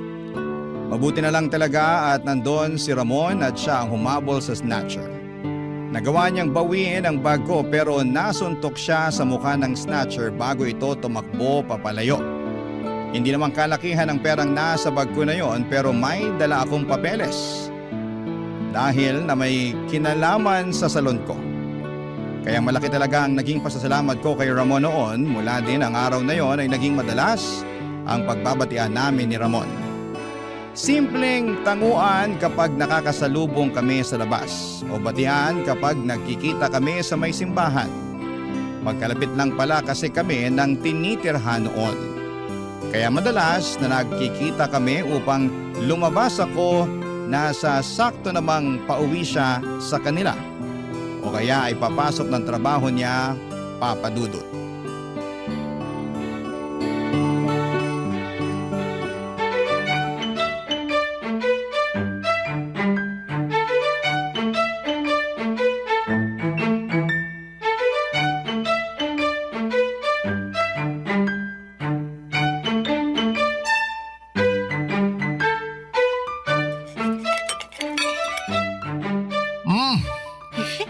Grabe, Berta. Sarap talaga nitong biko na ginawa mo. Mabuti naman at nagustuhan mo. Sobra. Naubos ko na nga itong nilabas mo na biko eh. Pasensya ka na, ang sarap kasi talaga. Ayos lang. Kaunti lang naman din yung ginawa ko kagabi. Uy, alam mo, dapat talaga nagbebenta ka na rin ng biko at ng iba pang kakanin na ginagawa mo. Sigurado ako na maraming bibili sa'yo. Naku, imposible yan, Ramon. Oh, bakit mo naman nasabi yan? Ang sarap kaya ng mga ginagawa mong kakanin. Lalo na yung sapin-sapin na natikman ko nung nakaraan, the best din yun, Berta. Kaya simulan mo nang magbenta para may dagdag negosyo ka. Naku, huwag kang mag-alala. Tutulungan kita sa pagbebenta. Basta ba palagi akong may libreng kakanin mula sa'yo.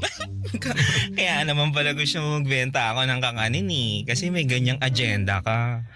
Pero salamat nga pala sa pag-aayos ng lababo ko, Ramon Ilang araw ko na rin pinoproblema yan dito sa salon Kaya nga nagsarado muna ako ngayong araw. Nakaka-istorbo rin kasi sa mga customer ko yung basang sahig gawa ng sirang lababo na yun. Ngayon, maayos na pati yung tulo ng tubig ng gripo sa banyo. Ay, wala yun. Sabi ko naman sa'yo, kapag may kailangan kang ipaayos, sabihin mo lang agad sa akin. Magaling akong magkumpuni ng mga bagay-bagay sa loob ng bahay. Halata nga.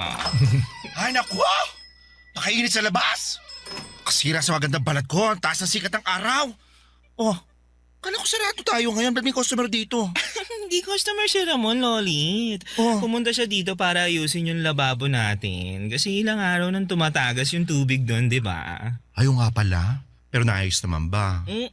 Ang bilis nga lang naayos ni Ramon Berta, kailangan ko na rin palang umalis. May trabaho pa kasi ako sa factory mamaya. Ay, ganun ba? Sige, ito pala yung bayad ko. Ano yan? Bayad? Para saan? Sa pag-ayos ng lababo ko. Sino nung may sabi na kailangan mo magbayad sa akin? Pinagmerienda mo na nga ako ng masarap na biko tapos tatanggapin ko pa yung pera mo? Ay, ang mabuti pa, Berta. Pag-isipan mo na lang mabuti yung sinabi kong negosyo sa'yo. Tutulungan talaga kitang maubos yung mga ibebenta mong kakanin. Bahala na. Sasabihan na lang kita kapag nakapag-desisyon na ako tungkol sa bagay na yan. Sige. Ikaw bahala. Siya, alis na ako ha. Ingat ka. Salamat ulit sa pag-ayos ng lababo namin Wala yon, Berta. Tawagin mo na lang ulit ako kapag may ipapaayos ka dito sa salon ninyo. Sige, bye!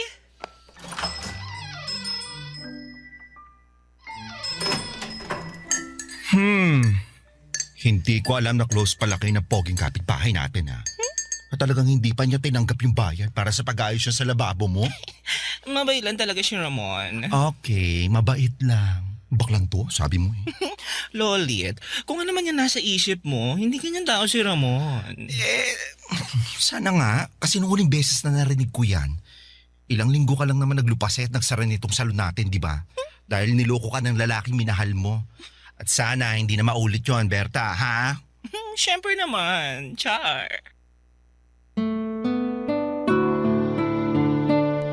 Papa Dudut, nagkaroon ako ng kasintahan noon bago ko makilala si Ramon. Manuel ang pangalan niya at kagaya ni Ramon ay mas bata siya ng halos 7 taon sa akin. Gwapo, maskulado at nagtatrabaho sa construction. Nang mga panahon na yon ay halos doon na siya tumira sa salon ko. Humihingi ng pamasahe kahit may sarili siyang pera. Kumakain sa bahay ko kahit na wala siyang ambag sa mga ginagastos ko doon. Nangihiram ng pera pero hindi niya naman binabalik o binabayaran sa akin. Ayos lang. Kasi na mga panahon na yon ay mahal na mahal ko siya. Hanggang sa bigla na lamang siyang umalis ng bahay. Kasabay ng paglaho niya ay ang pagkawala ng malaking pera na naipon ko na nakatago sa kwarto na kaming dalawa lamang ang nakakaalam. Nabalitaan ko na lang na umuwi na pala siya ng probinsya niya sa Palawan at may kinakasama ng babae doon. Sobra ko nasaktan kasi akala ko ay minamahal niya ako ng totoo. Pero sa huli ay napagtanto ko na ginagamit niya lang pala ang pagmamahal ko para sa sarili niyang kapakanan noon, Papa Dudut. Barangay Love Stories. Barangay Love Stories. Papa Dudut, alam ko naman na nag-aalala lang sa akin ang kaibigan kong si Lolit. Kasi nasaksihan niya kung paano halos mawasak ang mundo ko nang dahil kay Manuel. At ayaw niya lamang na maulit yon. Pero nang mga panahon na yon ay ramdam ko na iba si Manuel. Mabuti siyang tao lalo na nang maging mas malapit pa kami sa isa't isa. Naging regular customer ko na rin siya, Papa Dudut. Madalas siyang dumadaan sa salon na may dalang mga pagkain mula sa factory nila ng biskwit. Madalas din siyang tumatambay sa salon kapag wala siyang pasok sa trabaho. Nagkakape at nakikipagkwentuhan kapag wala akong customer. Doon namin mas nakilala ang isa't isa. Nalaman ko na taga Bacolod pala siya at wala na siyang tatay at nagtatrabaho siya para sa nanay niya at 5 kapatid niya sa probinsya. Mahigit sa kalahati daw ng sweldo niya ang palagi niyang pinapadala sa nanay niya. Nalaman ko ang hirap ng buhay niya kaya naawa din ako sa kanya. Hanggang isang araw ay nanghiram siya sa akin ng pera. Medyo malaking halaga dahil may sakit daw ang nanay niya at kailangan niyang umuwi ng probinsya. Pinahiram ko naman siya kaya lang ipagkatapos noon, halos 2 buwan na akong walang naging balita sa kanya. Papa Dudut.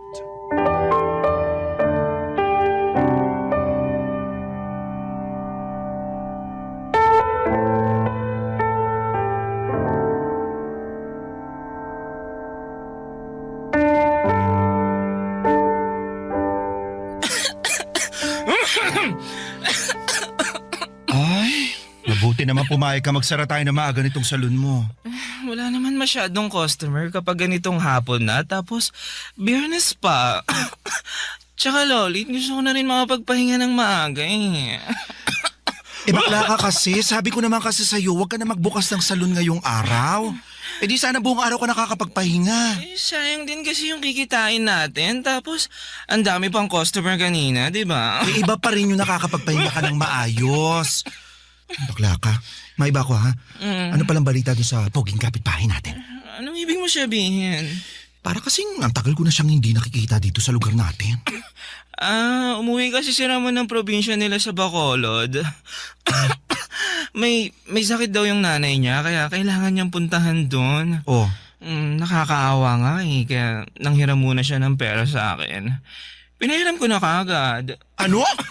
Pinautang mo si Ramon? Oo. Para naman sa nanay niya yun. Paano ka naman nakakasigurado na para sa nanay niya yun?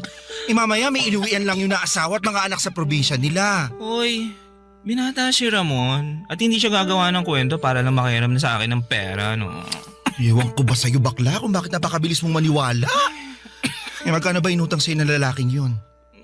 5,000. 5,000?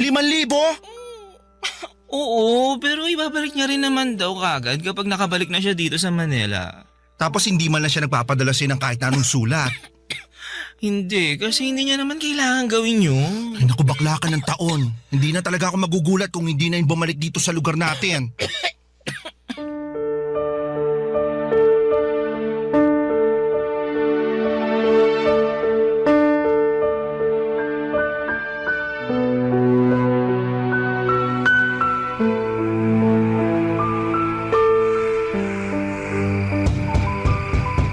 Berta? Gising ka pa ba? Berta? Tao po? Berta? Sino ba yung kumakatok sa pinto ng ganitong oras? Berta? Tao po? Berta? Sandali lang. Kung makakatok naman, parang gusto lang gibain yung pinto ko. Ano bang kailangan mo ng ganitong oras? At... Ramon? Ay, Berta, sa wakas. Akala ko hindi mo na ako pagbubuksan ng pinto eh. Anong ginagawa mo dito? Eto, dinadalaw ka kasi Ang tagal nating hindi nagkita. Dala ko na nga pala yung pambayad ko sa hinaram kong pera sa'yo. Ganun ba? Pwede mo naman bukas na lang ibigay yan Kasi gusto ko lang din na makita ka ngayon. Pahawak nga ako ng mga kamay mo. Alam mo, Berta, na-miss kita. Pasensya ka na kung ang tagal kong nawala. Ang dami ko kasing inayos dun sa probinsya. Na-ospital si nanay dahil sa tuberculosis tapos na-dengue pa yung isa kong kapatid. Kaya nung naging maayos na sila, bumalik na ako ng Maynila at ikaw ang kauna-unahan kong pinuntahan. Dala ko pa nga itong mga bagahe ko. Ayos lang. Hindi mo naman kailangan humingi ng pasensya, no? Kasi hindi mo naman obligasyon na ipaalam sa akin yung mga ginagawa mo sa buhay mo. Gusto ko pa rin ipaalam sa'yo ang nangyayari sa buhay ko. Kasi alam mo, sa totoo lang, sa ilang buwan na nalayo ako sa'yo, mas naramdaman ko kung gaano ka ka-espesyal para sa akin.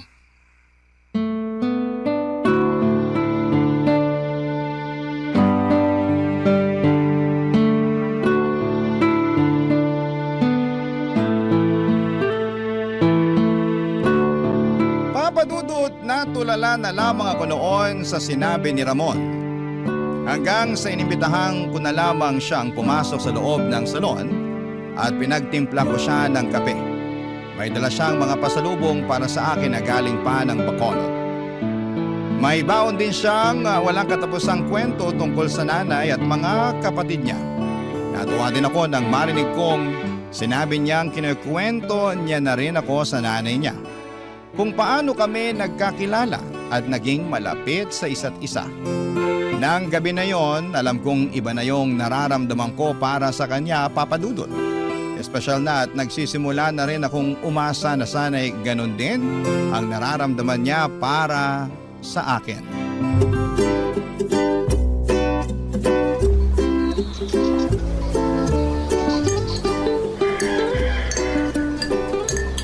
Ito na ang kape mo, Lolit. Ay nako, namiss ko talaga yung mapait na kape mo. Amoy palang gising na kagad ang dugo ko. Ay, aba, syempre. Galing pa yung Cavite, no? Yung kapeng barako na yan.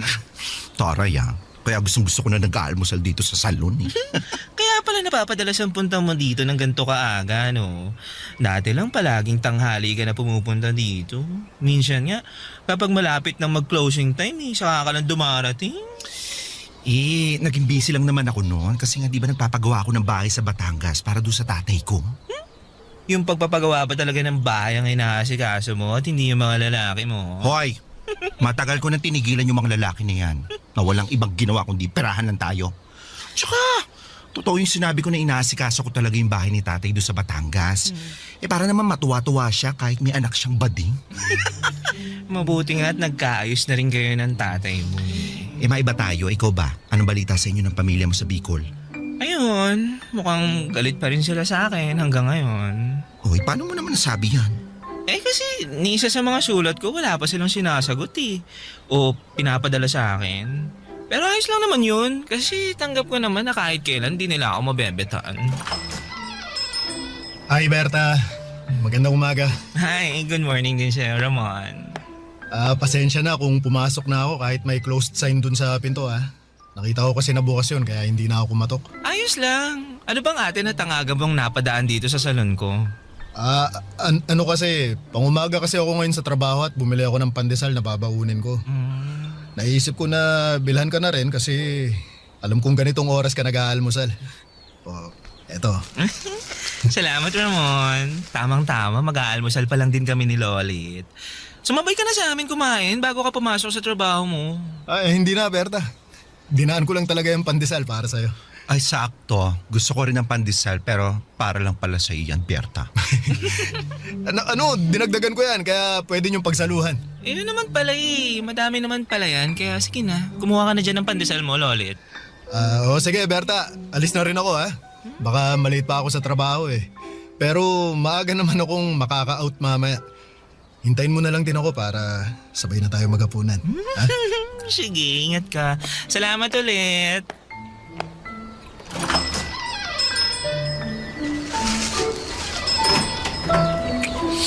Hoy, bakla.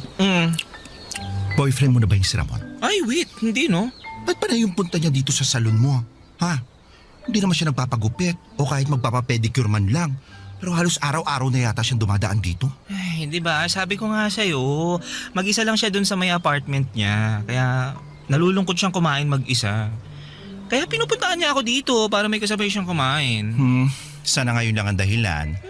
Ay, papaalala ko lang sa'yo ha, Berta. Ako kasi matagal ko nang talagang tinigilan yung mga lalaki na yan. Kasi bukod sa hindi ako naniniwalang kaya nila magmahal ng kagaya natin, namulat na rin kasi yung mata ko na ang babae nilikha lang para sa lalaki at ang lalaki naman para lang din sa mga babae.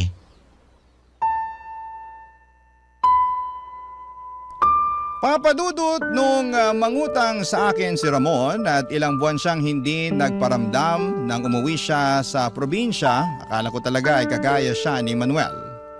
Ayoko mang aminin kay Lolit noon, alam ko na nararamdaman niyang nasasaktan na ako ng mga oras na yon. Sinisiksik ko kasi talaga sa utak ko na iba siya sa mga naunang lalaki na minahal ko, na pinirahan at sinaktan lamang ako sa huli. At hindi nga ako nagkamali dahil mula nang bumalik siya galing sa probinsya, nag-iba ang estado ng pagiging malapit namin sa isa't isa.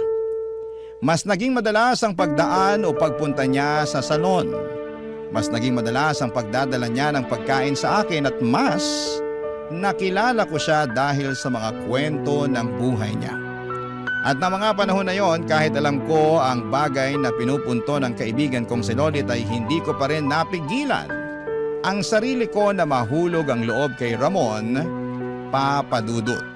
Barangay Love Stories. Barangay Love Stories. Papadudot, dahil sa madalas na pagpunta ni Ramon sa salon ay naging paksa na kami ng mga tsismisan sa aming lugar. Ang daming iba't ibang bersyon ng nakarating sa akin. Na magkasintahan na daw kami ni Ramon, na kaya raw siya pumupunta sa salon dahil may nangyayari sa aming dalawa, Papadudot. At sa kanya daw napupunta lahat ng perang kinikita ko sa salon. Minsan naming napag-usapan ni Ramon yon at sinabi niya na wala siyang pakialam sa mga chismis na yon dahil wala namang kaming ginagawang masama. Wala kaming sinasaktan o inaapakan ng ibang tao. Papadudot, sinabi sa akin noon ni Ramon na pupunta ng Maynila ang nanay niya. Ang gusto niyang makilala at gusto niyang makilala ko ito. Kinabahan agad ako nang sabihin niya yon kahit na alam ko na walang dahilan kasi magkaibigan lamang kaming dalawa. Nang dumating ito sa Maynila ay tumira ito sa apartment ni Ramon. Sa ilang beses na pag-anyaya ni Ramon sa akin sa apartment niya para makilala ko ang nanay niya, ay may ilang beses din akong gumagawa ng dahilan para hindi pumunta. Hanggang sa tuluyan ko na ngang hindi natanggihan ang pag-anyaya sa akin ni Ramon para makilala ang nanay niya, Papadudot.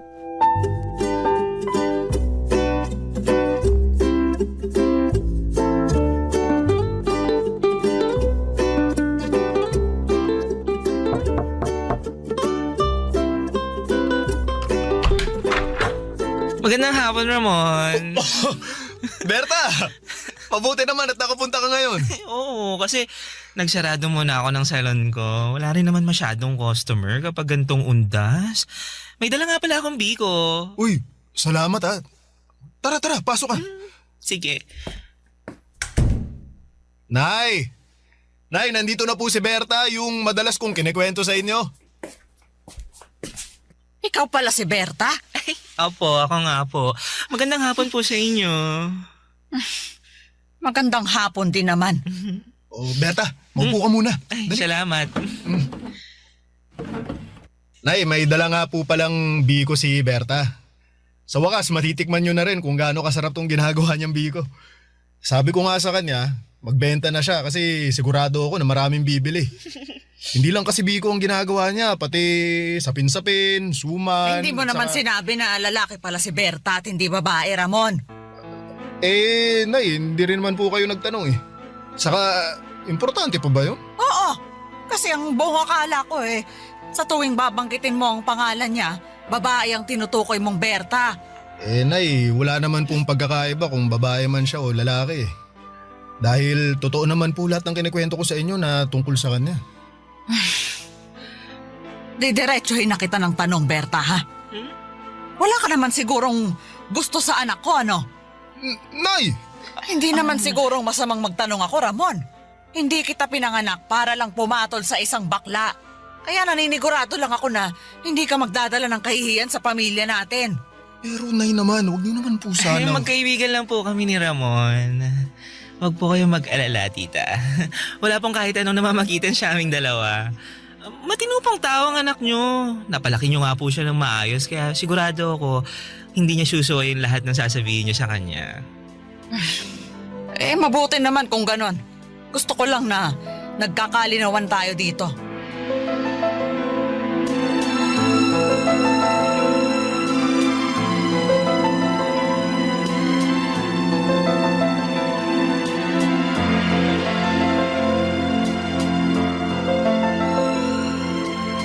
Salamat sa paghatid sa akin, Ramon.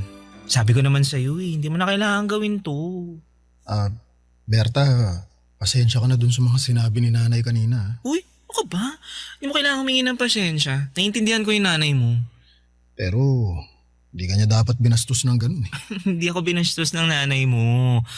Nagtanong lang siya at sinagot ko naman yung tanong niya. Tsaka, may punto naman yung mga sinabi niya eh. Iniiwasan niya lang na bigyan mo ng kaihiyan yung pamilya niyo nang dahil lang sa akin. Uy, ano bang sinasabi mong kahihiyan, Berta? Walang nakakahiya sa kung ano man ang namamagitan sa ating dalawa. Kahit ano pa man ang sabihin ng ibang tao, wala akong pakialam. Kasi kahit kailan, hindi kita ikakahiya. Hindi ko ikakahiya kung ano man ang nararamdaman ko para sa'yo. Ramon, anong ibig mo sabihin? Berta, alam mo kung anong ibig kong sabihin. Hindi ka manhid para hindi mo maramdaman kung bakit palagi akong pumupunta dun sa salon mo. Kung bakit gusto kong makilala ka ni nanay. At kung bakit gusto kong palagi kang kasama. Berta, gusto kita. Matagal na. At humahanap lang ako ng tiyempo na... Umuwi ka na. Umuwi ka na. Berta. Gusto ko nang magpahinga kaya sige na, umuwi ka na. Pero hindi man lang ba natin pag-uusapan yung tungkol sa ating dalawa? Hindi na. Kasi wala tayong dapat na pag-usapan, Ramon. Sige na, umuwi ka na sa bahay niyo. Naghihintay sa'yo nanay mo. Gusto ko na talaga magpahinga kaya please, umuwi ka na.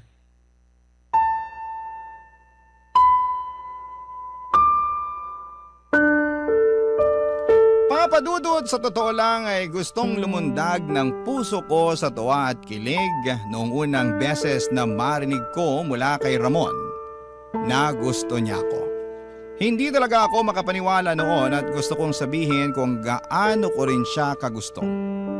Na matagal nang nahulog ang loob ko sa kanya pero hindi ko yon ginawa. Kasi ayokong maging makasarili.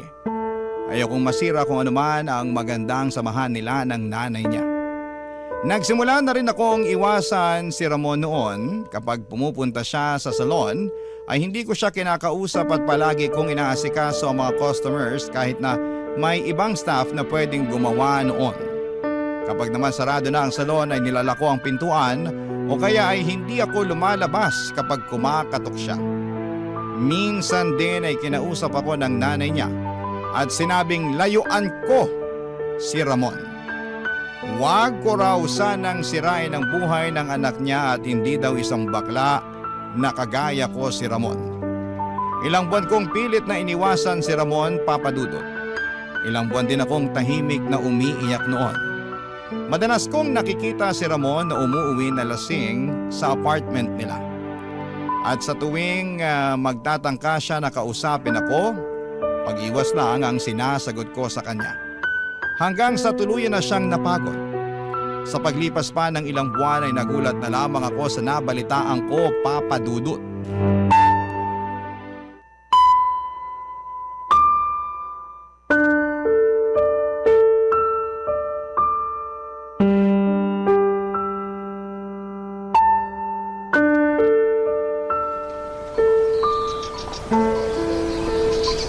Ano?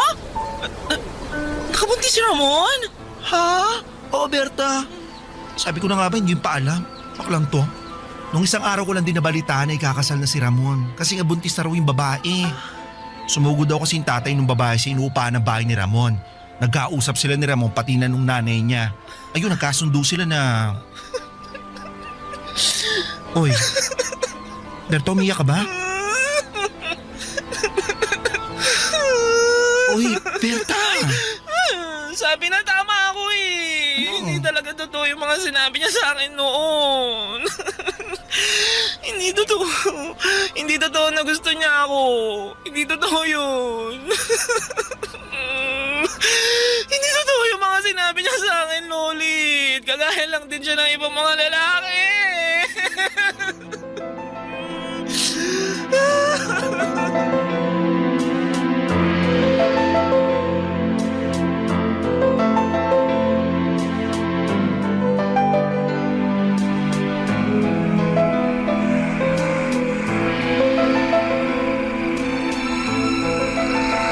Bakit ba ayaw mo maniwala sa akin? Dahil lalaki ka at bakla ako. Walang kagaya mo na kayang magmahal sa isang kagaya ko. Pero mahal nga kita, Berta. Berta, matagal na kitang minamahal. Ramon, nakikiusap ako. Itigil mo na yung mga sinasabi mo. Bakit mahirap na hirap kang paniwalaan ako? Alam mo, Ramon, gusto na kitang paniwalaan eh. Gustong-gusto ko nang panghawakan lahat ng mga sinasabi mo. Pero, paano ko gagawin yun? Ngayon, alam ko nang ikakasal ka na. At magkakaroon ka na ng anak na kahit kailan hindi ko mabibigay sa'yo. Pero Berta, hindi ko mahal si Trisha. Isang beses lang may nangyari sa amin. Lasing lang ako noon. Lasing na lasing pagkatapos kong magpakalunod sa alak dahil sa pag-iwas sa ginagawa mo sa akin. Dahil ayaw mong maniwala na mahal kita. Berta, mahal mo rin naman ako, di ba? Sabihin mo sa akin na mahal mo ako. Ngayon din, aalis tayo sa lugar na to. Magpapakalayo tayo. Gagawa tayo ng sarili nating buhay. Yung buhay na malayo sa mga taong inuhusgahan tayo. Mabubuhay tayo ng tayong dalawa lang. Tayong dalawa lang ang magkasama, Berta. Basta sabihin mo lang sa akin. Sabihin mo lang na mahal mo ako. Mahal kita, Ramon. Pero hindi ko kayang umalis kasama ka. Bakit? Akala ko ba mahal mo ako, Berta? Pero bakit ayaw mo ako makasama? Kasi ayokong masira ang buhay mo nang dahil sa akin. Ayokong itakwil ka ng pamilya mo at ayokong mawala ng tatay yung magiging anak mo. Kaya nakikiusap ako, Ramon. Kung talagang mahal mo ko, lalayuan mo na ako. At pananagutan mo ang magiging anak mo.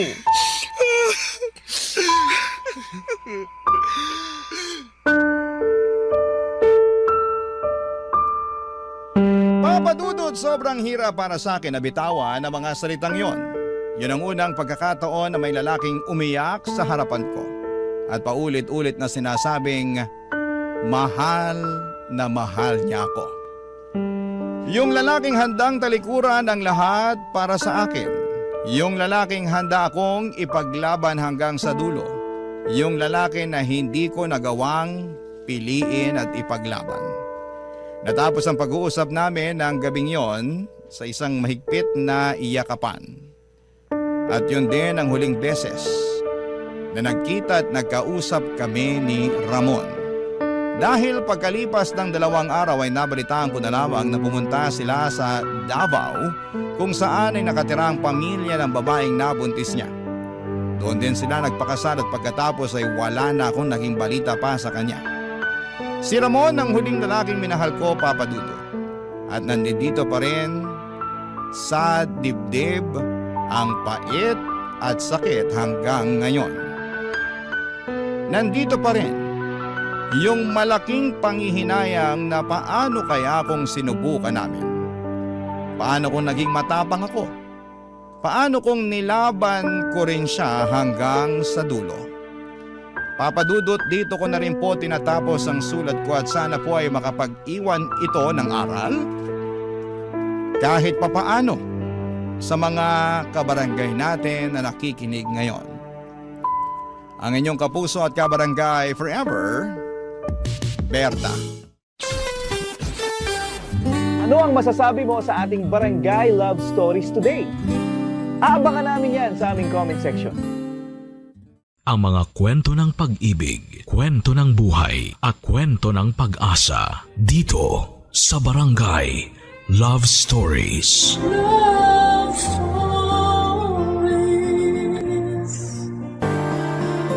Mayroong tinatawag na pantay na pagtingin. Ibig sabihin ay pare-pareho ang trato sa lahat. Pero meron namang tinatawag na bantay na pagtingin. Nang ibig namang sabihin ay nakasentro sa isang bagay o tao ang atensyon.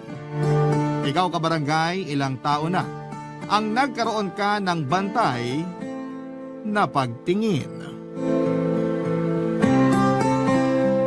Dear Papa Dudut, isang mapagpalang araw at masaganang araw sa lahat ng mga radio listeners ng Barangay Love Stories.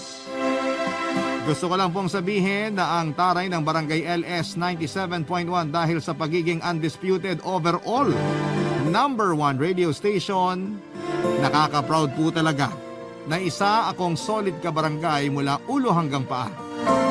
Nga po pala, ganito pa lang kaaga ay hihingi na po ako ng dispensa. Na sana'y mapagpasensyahan mo itong sulat ko kung may mga kaartehang salita na napasama rito.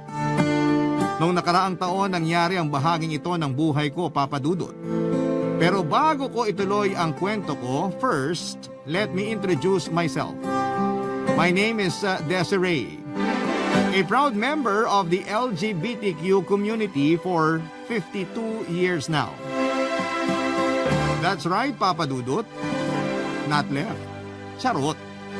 56 na po kasi ako ngayon. Ibig pong sabihin ay 4 years old.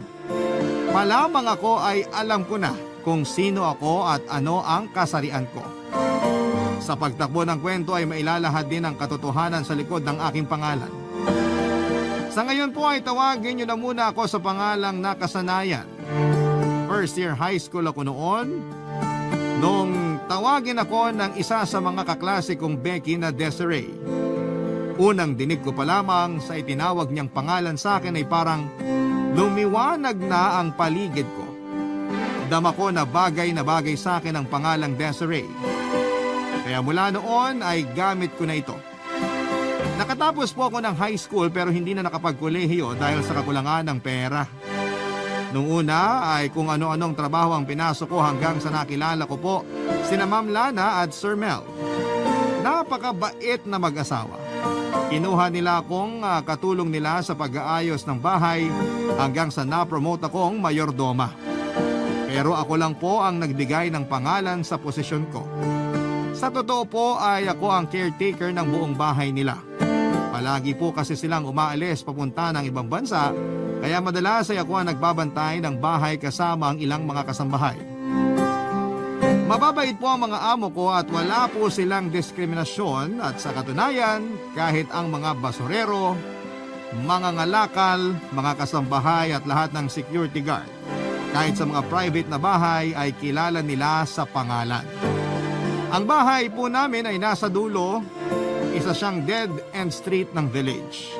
Bali 3 bahay lang kami sa block 15. Yun po ang numero ng block namin.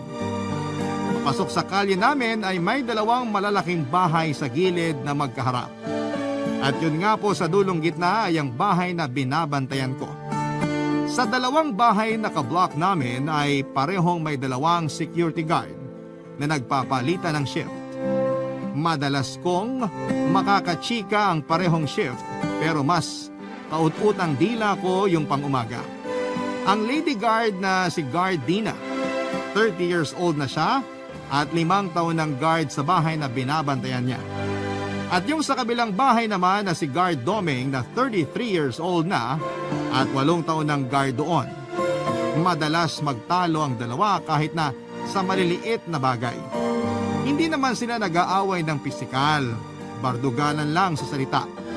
Dinig na dinig ko ang sagutan nila lalo na sa umaga tuwing nagdidilig ako ng mga tanim kong bulaklak sa tapat. Kaya madalas ako ang nagiging referee nila, Papa Dudut. Naigo pa ang barangay chairwoman sa pag-aayos ng problema nila. Palagi po akong pumapagitna, mapaayos ko lamang ang gulo ng dalawang ito, Papa Dudut.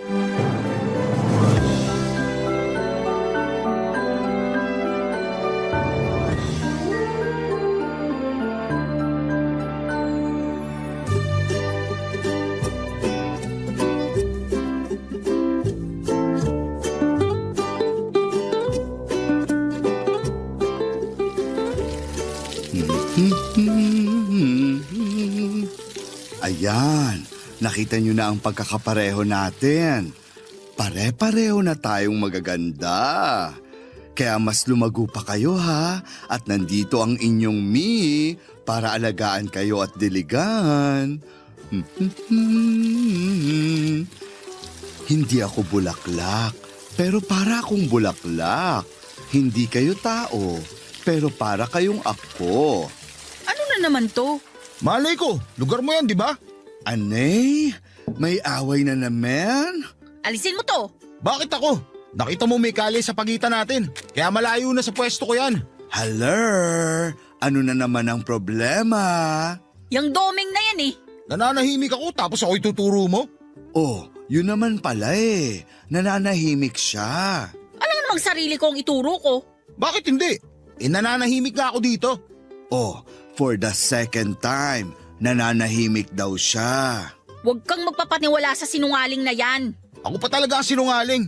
Sino kaya gumagawa ng kwento? Gumagawa ka ng kwento, Dina? Balak mo ba maglathala ng libro? Ewan ko dyan sa sinungaling na yan kung ano-anong sinasabi. Sino ba ang madaldal? Nananahimik nga ako.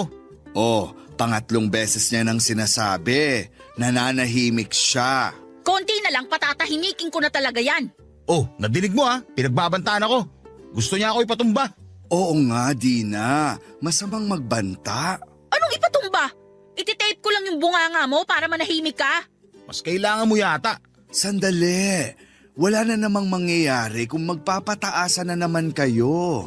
Simulan natin sa umpisa. May basura sa tapat namin. At ako daw ang naglagay. Bakit niya naman ilalagay yun? Kasi nga masama ang ugali niya. Sino mas masama ugali? Yung pinagbibintangan o yung nagbibintang ng walang pruweba? Correct. Ano wala? Ayan nga oh. Nakita mo ba nga ako naglagay? Oo nga. Hindi. O, kita mo? Hindi mo naman pala nakita eh.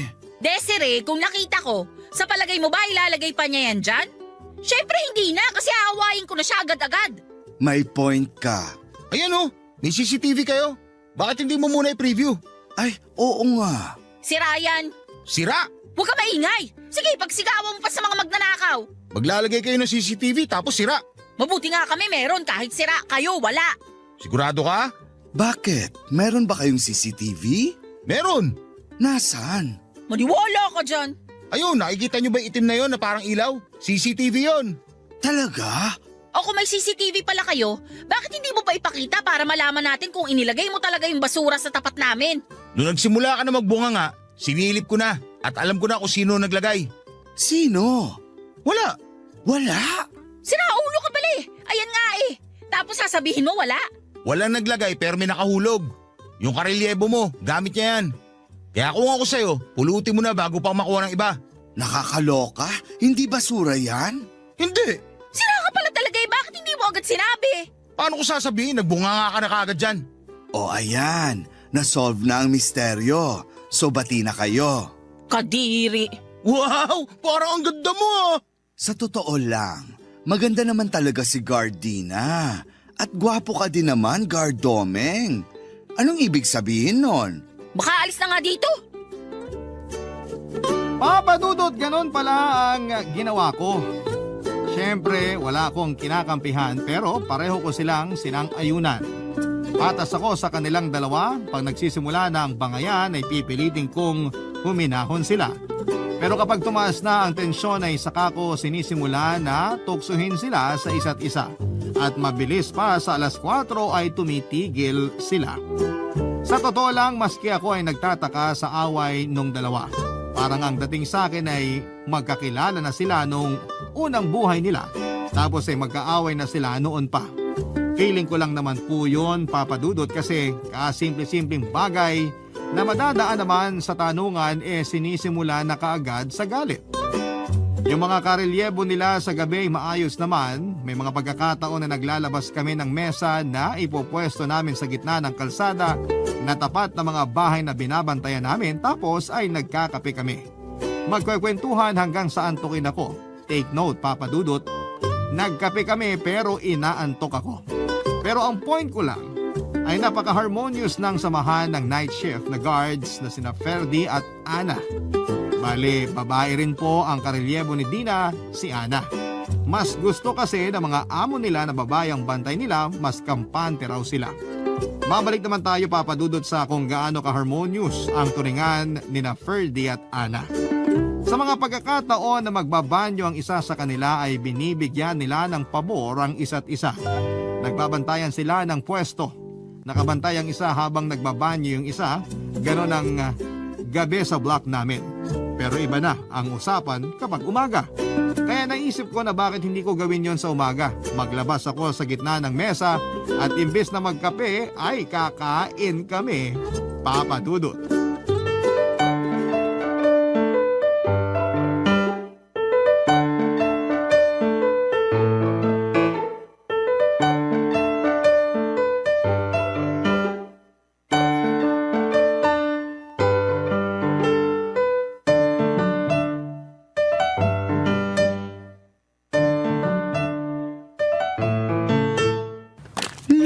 La la la la la la la. Ang sarap ng Foodams. Ano yan?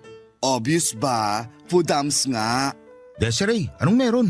Hali kayo nang malaman nyo. Okay lang. Anong okay lang? Tara na. Masarap ang niluto ko. Busog pa ako. Anong busog? Mag-aalas 12 na, tanghalian na. Domeng, tara na. Sige, salamat na lang. Anong salamat na lang?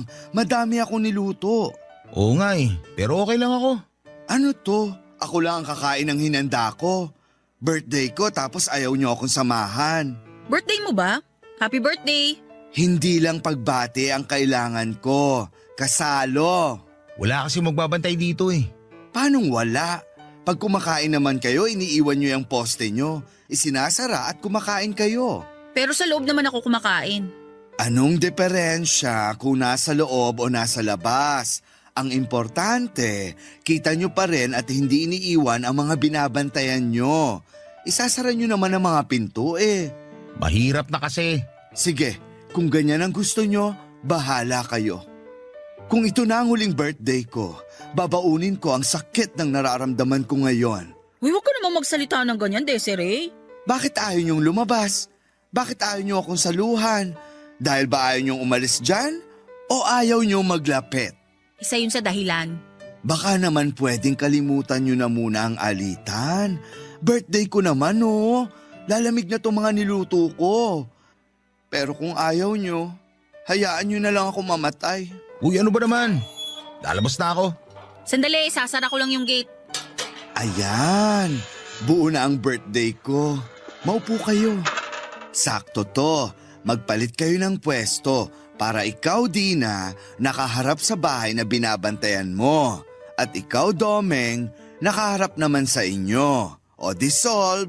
Ang dami naman ito. Marami talaga akong niluto. Kasi syempre, pinakain ko ang mga kasama ko sa bahay. Nagpadala na rin ako sa mga kasambahay sa inyo. Yun ba yung bitbit ni Kokoy kanina? Sana doon na lang pala ako sumalo sa kanila. Sakto lang sa kanila yon. Kaya nga dito kayo kakain O hindi mo naman mamasamain. Ilang taon ka na? Kumbaga sa bingo, ang edad ko ay 2 buntis. Hindi ko makuha. Ngayong araw na to ay pinagdiriwang ko ang numero 2 buntis, ang aking 55th birthday. 55 ka na? Hindi halata, di ba? Ay teka, siguro naman ay aaminin mo na sa amin ang tunay mong pangalan. Kailangan ba? Oo no, ikaw nga alam mong Valdivina ang tunay kong pangalan. Alam mo din na Dominico ang tunay kong pangalan. O siya, 3 lang naman tayo Hindi naman nalalayo sa Desiree ang tunay kong pangalan. Disero? Ang bantot ha? Darius. Hindi no? Ano? Diosdado. Layo! Anong ang layo? Diosdado alias Desiree. Sige na nga, birthday mo naman eh. Very good. Kailan mo naman nalaman na ganyan ka? Na Becky? Bakit hindi mo masabi? Oh well, ever since the world began, sa sinapupunan pa lang ata ng nanay ko, pag sinasabi nila na sumisipa ako, hindi nila alam, bewang ko yun. Paano ka nag-out sa magulang mo? Well, binalot ko muna ng kuko ang sarili ko. Tapos, bigla akong lumabas at sinabing, charot! Pero puwera biro, ang hirap. Si nanay, alam ko na alam niya, kahit hindi ko pa sinasabi. Kaya madali na lang nung aminin ko sa kanya. Pero kay tatay ako nahihirapan. Anong ginawa mo? Una sabi ko, magpapatato ako. Tapos sabi ni tatay, ayaw niya daw sana. Kaso kung gusto ko, wala raw siyang magagawa. Tinanong ako ni tatay kung ano raw ba ang gusto kong tato. Agila daw ba? Lawin? Ahas? Ano sabi mo? Sabi ko, Tay, magpapatato ako ng kilay. Papadudot sa unang pagkakataon ay napagkasundo ko ang dalawa para silang mga talk show host at ako ang guest. Ang dami nilang tanong at syempre sinagot ko ng bonggang-bongga. Totoo ang mga sinagot ko pero hinahaluan ko ng joke para magaan naman ang usapan. Sa lakas at dami ng tawanan namin ay ramdam na ramdam ko na napakagaan ng kwentuhan. Walang tensyon at lalong walang girian. Matatawag kong success ang mission ko at successful ang masayang birthday celebration ko. Wala na akong pamilya, papadudot kaya lahat ng napaligid ko ay tinuturing kong kamag-anak. Kaya ayaw ko nang nagkakaalitan sila. Kahit ang mga kasama ko sa bahay, pag nalalaman ko na may tampuhan ay syokbo agad si Mama Desiree para ayusin ang kanilang mga warla. Nakakalungkot nga lang din. At wala sila Mama at Sir at nasa Amerika pa sila ng mga panahong yon. Pero nagpadala sila ng pera para ng araw maghanda ako. Siyempre gora agad ako sa palengke. Napakabait talaga nila Mama at Sir. Bukod sa ingranding handa na pinaghirapan kong lutuin, sulit ang pagod ko dahil masaya ang lahat. Nagluto pa ako ng ginataang halo-halo para mas happy ang everybody. Siyempre nagtira ako para sa 2 night shift ng guards at masaya rin kaming kumain ng hapunan. Pero ang highlight talaga ng birthday ko ay yung pagkakasundo ni Dina at Domeng. Natulog ako ng masaya at nagising ng masaya. Siyempre sa umaga ay chika ko kaagad ang mga nagagandahan kong bulaklak. Masaya ang usapan namin ng mga bulaklak ko nang may biglang umalingaw-ngaw sa block number 15. Barangay Love Stories. Barangay Love Stories.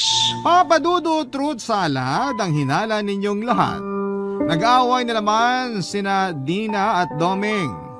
Agad kong nilapitan at hindi ko muna inalamang dahilan ng alitan. Tinanong ko muna kung bakit nag-aaway na naman sila. Samantalang ang saya-saya na namin nung tanghali the day before. Inamin nila na nagtinginan pala sila at nagkasundo sa pamagitan ng senyasan na magsi-ceasefire muna sila para lang sa birthday ko. Muntik akong mahilo sa mga nalaman ko.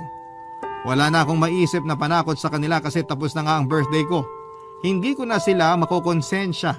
Napakababaw na naman ang pinagmula ng alitan ng dalawa.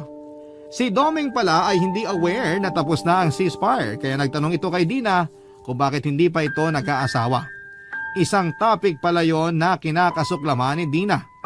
Dahil ilang beses siyang natatanong at kinukulit sa mga reunion ng pamilya tungkol sa topic na yon. Kaya ayon, biglang uminit ang ulo ni Dina at nabungangaan agad si Domeng. Dahil nga sa galit ay walang preno na ang bunganga ni Dina, kaya ang dami na namang masasakit na salitang nasabi kay Domeng na siyempre kinagalit din noong tao. Nagpatuloy nga ang gyera, hirap na hirap akong umawat at walang nagpapatalo. Kaya ang ginawa ko, kay Dina na ako nag-concentrate. Binilungan ko na lamang siya at sinabihang mag-usap kami ng masinsinan. May respeto pa rin sa akin si Dina kasi nakinig siya. At nag-usap kami sa tapat ng bahay na binabantayan niya, Papa Dudut.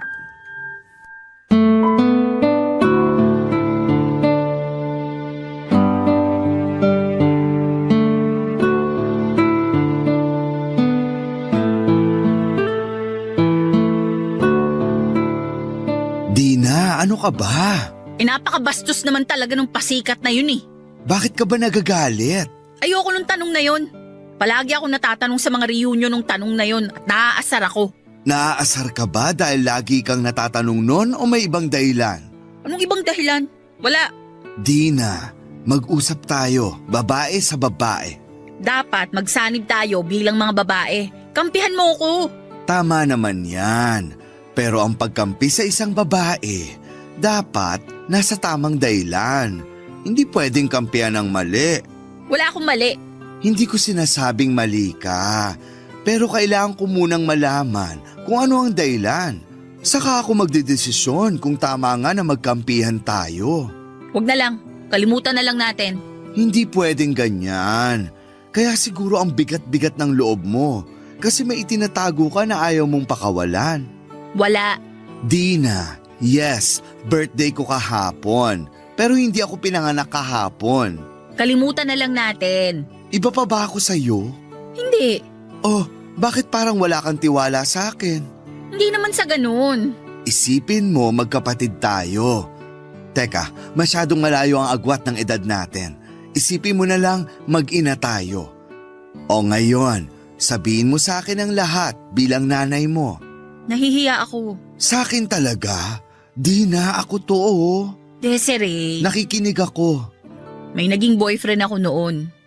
Kaso nagkahiwalay kami. Yun lang, dinamdam mo na? Natural lang naman ang hindi nagkatuluyan. Nabuntis niya ako. Yun lang? Ay teka, nasan ang anak nyo? Nawala din siya. Nakunan ako nun. Yun ang naging dahilan kaya niya ako hiniwalayan. Dahil nakunan ka? Kasalanan ko daw kung bakit nawala ang anak namin. Huwag mong sisihin ang sarili mo. Kilala kita. Alam kong iingatan mo ang anak mo. Kaso hindi siya ganun mag-isip. Kung ano-anong ibinintang niya sa akin. Sobra-sobra yung paninisi niya sa akin. Sorry, pero wala kang kasalanan. Kaya wag mo din sisihin ang sarili mo. Kapag naaalala ko, naiisip ko na kasalanan ko nga yata. Pabaya nga yata ako. Ginawa mo ba? Nagpabaya ka ba? Di ko alam. Pwes hindi. Hindi ka pabaya at hindi mo kasalanan. Kalimutan mo na ang lalaking yon. Hindi ko nga alam kung bakit ganun ang nararamdaman ko. Sa tuwing maiisip ko siya, sinisisi ko ang sarili ko. At kasabay nun, nagagalit ako sa kanya kaya nagagalit din ako sa mga lalaki.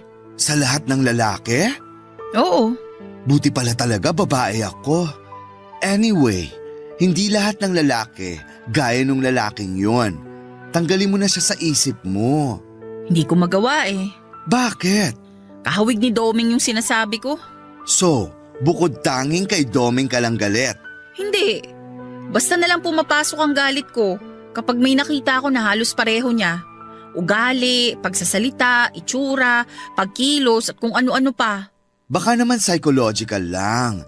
Ayan, turo sa akin niya ni Sir. Baka daw nasa isip ko lang na akala ko totoo. Pero hindi naman talaga. Dapat daw paglabanan yun. Paano? Ayan si Domeng. Pag nakaharap mo, paglabanan mo ang galit mo sa kanya. Hanapin mo yung kabutihan niya. Susubukan ko. Gawin mo. Pero hindi naman siguro ganun kabilis. Simulan mo sa wala kang sasabing masama sa kanya. Sige. Promise? Promise. Good. Dahil dyan, may aaminin ako. Ha? Ano? Hindi ba nangako ako na ako ang bahala sa lunch nyo? Oo. Aaminin ko na. Ininit ko lang yung kahapon. Nakakainis naman to. Akala ko kung ano na. Okay lang yun. Papa Dudut, madali naman palang kausap si Dina. Kinabukasan ay gumising ako ng maaga bago ang palitan ng gwardya. Maaga pa lang ay kinausap ko na ang mga tanim kong bulaklak para ma-witness ko ang mga magaganap kung sakasakali. Nakita ko na tahimik si Dina at hindi siya nagsimula ng anumang pwedeng pagsimula ng away. Naghintay pa ako ng konti, wala talaga, tahimik lang ang peg niya. Napakasaya ko noong makita kong payapa silang dalawa ni Domeng. Isip-isip ko at least ay kahit na hindi pa sila close, ay hindi naman sila magkaaway. Pinalakpakan ko ng mahina ang sarili ko. Pero ang hindi ko alam ay ang tumatakbo naman sa isipan ni Domeng. Papadudot dahil sa sobrang tahimik ni Dina ay nagdududa na pala si Domeng na may gagawing mas kahindik-hindik si Dina. Ganon daw kasi pag tahimik ang kalaban, may pinaplanong mas bonggang mga pasabog. Kaya sa gitna ng mga ngiti ko ay bigla kong nadinig si Domeng na sinabihan si Dina na hindi raw siya maluloko. Radar daw kasi agad ni Domeng na may maitim na balak si Dina sa kanya. Una ay hindi po pumapatol si Dina pero kita mo ang unti-unti niyang pamumula hanggang sa sumabog na nga siya. Ayon, gera di patani na naman ang dalawa. Maloka-loka ako sa kinakatayuan ko. Pati yata mga bulaklak na meron ako ay nagsakitan din ng ulo. Natural po ay change character na naman ako bilang referee. Inawat ko na naman ang dalawa. Ang hirap nilang awatin. Pero sa pagkakataon na yon ay si Domeng naman ang kinausap ko sa pwesto niya. Si Domeng naman ang kailangan kong makausap ng masinsinan, Papa Dudut.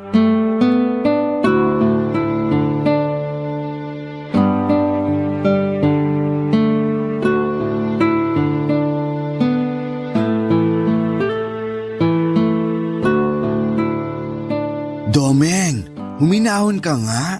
Paano ka naman hihinahon sa babaeng yun? Wala naman siyang ginagawa. Tahimik nga siya. Kasi nga may maitim na balak na naman. Siniset up lang ako nun. Hindi totoo yan. Naku Desiree, kilala mo naman yung si Dina. Oo, pero nag-usap na kami. Ano na naman ang masasamang sinabi nun tukol sa akin? Praning ka naman masyado. Wala siyang sinasabi. We! Oo, meron siyang sinabi. Pero hindi naman masama. We! O sige, may sinabi siyang masama pero hindi naman ganun kasama. Kita mo na? Kasi magkaaway pa kayo noon. Hanggang ngayon pa din naman eh. Oo, kasi sinimulan mo na naman. Bakit ako? Bakit parang ako mali dito? Domeng, kahit ipagtanong mo pa sa ibang witnesses, sasabihin nilang ikaw ang nagsimula ng gulo. Sino witnesses? Ang mga bulaklak ko. Desiree naman eh, puro kalokohan eh. Hoy, hindi kalokohan yon no? Nakakausap ko talaga ang mga bulaklak ko. Ikaw yun, pero hindi kami. Ano bang sinasabi mo? May sarili akong mundo. Hindi. Ang sinasabi ko, may tama ka. Ay, sobra siya. Biro lang. Kasi naman seryoso ko. Tapos ang witness mo, bulaklak. O siya, kung ayaw mong maniwala sa mga bulaklak ko, nakita ko pa din ang lahat. At sa pagkakataon na ito, kahit walang ginagawa si Dina, ikaw ang nagsimula ng gulo. Kasi nga… Hindi matatapos to kung gagawa ka ng gagawa ng lusot. Ngayon, paki-explain please kung bakit gano'n na lang ang galit mo kay Dina. Mahabang kwento. Kahit simulan mo sa 1885, makikinig ako. Mahirap ipaliwanag eh. Pwede ba yun? Ikwento mo ng buo at siguradong hindi mahirap intindihin yun. Hindi naman ako galit kay Dina. Ano? Patola ka lang. Anong patola? Palapatol. Hindi naman. Nag-iingat lang ako. Tulad mo, mabait din naman si Dina. Ilang taon na kayong nagtatrabaho dito. Halos sabay kayo napasok sa trabaho dito, hindi ba? Sa tinagal-tagal na magkasama kayo, hindi kayo nagkasundo. Maliit na bagay lumalaki. Konting gusot pinaparami nyo. Ganun ba kami? Kita mo, hindi nyo na namamalaya na ganun kayo. So kung hindi ka galit kay Dina, bakit hindi kayo magkasundo? Hindi ako galit kay Dina. Galit ako sa mga babae. OML, mas malawak ang hugot. Kung malalaman mo, maiintindihan mo. Hindi ko maiintindihan. Kita mo na? Hindi ko maiintindihan hanggat hindi mo ikinikwento. Tama na ang pasakalye. Bakit nga ba? May babae dati na nambubuli sa akin. Pero dahil babae siya, Hindi ko nalang pinansin. Natatawa na nga lang ako kasi wala namang naniniwala sa mga paninira niya. Dahil lang doon? Hindi pa ako tapos. Ay sorry, sige, continue. Minsan niloko ako ng babaeng yun. Sinabi niya na may trabaho daw siyang may aalok. Akala ko nakikipag-ayos na siya kaya tutulong. Pero seta pala ang ginawa niya. Nung nandun na ako, wala palang trabaho. Nagulat ako, bigla niyang ginulo ang buhok niya at pinunit ang damit niya at sumigaw ng rape. Oh my! Tapos may mga tanod nang dumating hanggang sa pinadala ako sa presinto. Mabuti na lang at may CCTV dun sa lugar at nakita ng lahat na walang nangyaring rape. Ayun, siya ang hinuli, kinulong at pinagmulta para sa danyo sa akin. Ay, salamat at nagkaganon. Pero teka, nahuli naman pala yung babae. Bakit nagtuloy ang galit mo sa lahat ng babae? Ewan, parang kapag may mga kakaibang kilos sila, naiisip ko na may balak silang masama. Domeng, hindi lahat ng babae ganun. Pakawalan mo na yung bit-bit mong yan para gumaan na ang loob mo. Simulan mo sa pakikipag-ayos kay Dina. Hindi pa siguro ngayon. Kukuha na lang ako ng tamang pagkakataon. Salamat, Desiree. Ano ba? Pamilya na tayo dito. Kaya gusto ko magkakasundo tayong lahat. Oo, salamat. Papadudot madali din kausap si Domeng kasi sinunod niya ang pakiusap ko sa kanya na huwag na lamang pansinin si Dina. Umasa ako na sana'y walang pangit na kasunod ang hindi nila pagpapansinan. Pero sa totoo lang ang tahimik na mga tapat namin kasi walang away. Kaso nga'y parang mga multo ang turing nila sa isa't isa. Pakiramdam ko ay parang akong isang makapangyarihang engkantada kasi nga dahil hindi nila pinapansin ang isa't isa. Ako lang ang nakikita nila pag kinakausap ko sila. Pero para sa akin mas maayos na talaga ang ganon. Paminsan-minsan ay sinusumbong ako ng pagkapilya ko kaya tinutokso ko sila na bagay silang dalawa na maging magjowa. Bakit po hindi, di ba? Dalaga itong si Dina at binata naman itong si Domeng. At tuwing tinititigan ko sila ay para sa mga mata ko ay bagay talaga silang dalawa. Hindi ko alam kung anong dahilan pero yon ang tingin ko. Kapag tinutokso ko sila ay hindi sila nagkikibuan pero nakikita ko ang mga tagungiti sa mga labi nila. Para bang may konting kilig silang nararamdaman. Dahil sa mga naoobserbahan ko ay nabuo ang isang napakagandang ideya. Papadudot. Kaya naman nakapag-decide ako ng mga oras na yon na subukang maging matchmaker. Love Stories. Barangay Love Stories. Papadudot kahit busy ako ay talagang nag-extra effort ako para maging malinis ang aking pinaplano. Unang plano ko ay ang mapagaan ng damdamin nila sa isa't isa. Kaya bumibili ako ng bulaklak at pasimpleng ibinibigay kay Dina. Sinabi ko na pinabibigay yon ni Domeng, hindi siya nagagalit pero hindi rin nagsasalita. Tinatanggap niya lamang. Ganon din kay Domeng, minsan ay bibili ako ng kape para ibigay sa kanya na kunwari ipinabibigay ni Dina. Ganon din, tinatanggap niya pero walang sinasabi. Ang ikalawang plano ko ay ang kuntsabahin ng mga night shift na gwardya. Para isang gabi ay mapigilan nila sandali sina Dina at Domeng na huwag agad umalis sa binabantayang mga bahay. Pinakausap ko sa mga night shift ang dalawa para may time ako na maghanda sa labas, sa gitna ng kalye, sa tapat ng mga bahay na binabantayan namin. Mabuti na lang at meron kami sa bahay ng kandila na di kuryente. Hinaram ko muna sa altar namin. Ibinalik ko rin naman ng maayos pagkatapos magamit. Malakas kasi ang hangin, mamamatay ang apoy pag totoong kandila ang ginamit ko. Yun nga lang ang haba ng extension na kinailangang gamitin. Pero ang ganda naman ang kinalabasan. Siyempre, ang special attraction sa ganap na yon ay ang mga luto ko. Nung i-chat ko ang mga night shift guard na handa na ang lahat ay sa kanila tinapos ang kunwaring pakikipagkwentuhan para lumabas na ng bahay sina Dina at Domeng. Papadudot ang galing ng timing kasi sabay na sabay silang lumabas ng bahay. Siyempre na-shock sila. Bukod sa nagliwanag ang ganda ko ay na-shock sila sa mesa sa gitna ng block namin. Saka ko sila tinawag. Nahiya na siguro ang dalawa kaya lumapit na lamang at kumain. Kailangan nilang kumain kasi pinaghirapan ko yon At isa pa ay ako din ang nagsiserve. Para akong waitress ng sosyal na restaurant. Kasi naman ang ganda ng setup, may pa-candlelight pa. Ng mga oras na yon, Papa Dudut.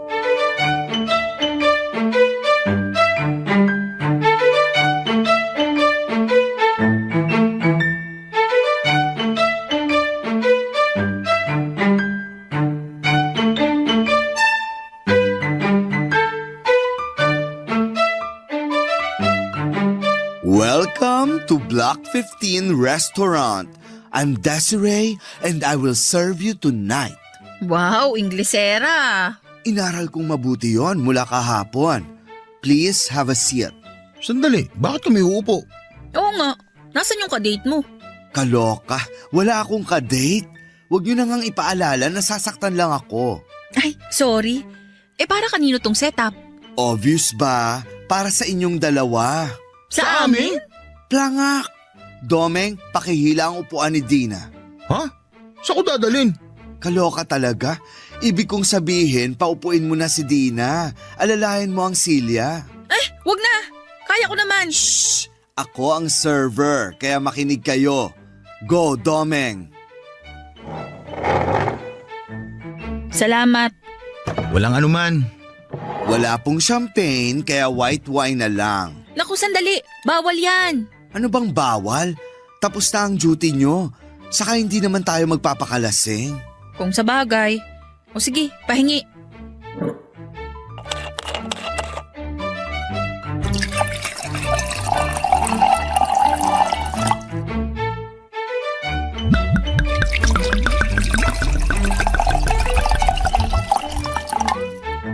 Salamat.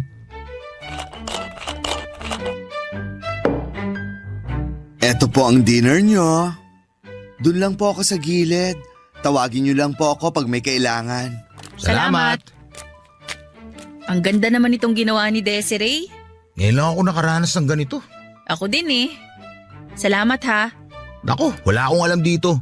Si Desiree lang ang may gawa nito lahat. Ganun ba? Akala ko nga din may alam ka dito eh. Oh, wala akong ibang ibig sabihin ha. Akala ko lang naman. Okay lang. Pareho lang naman tayo ng akala.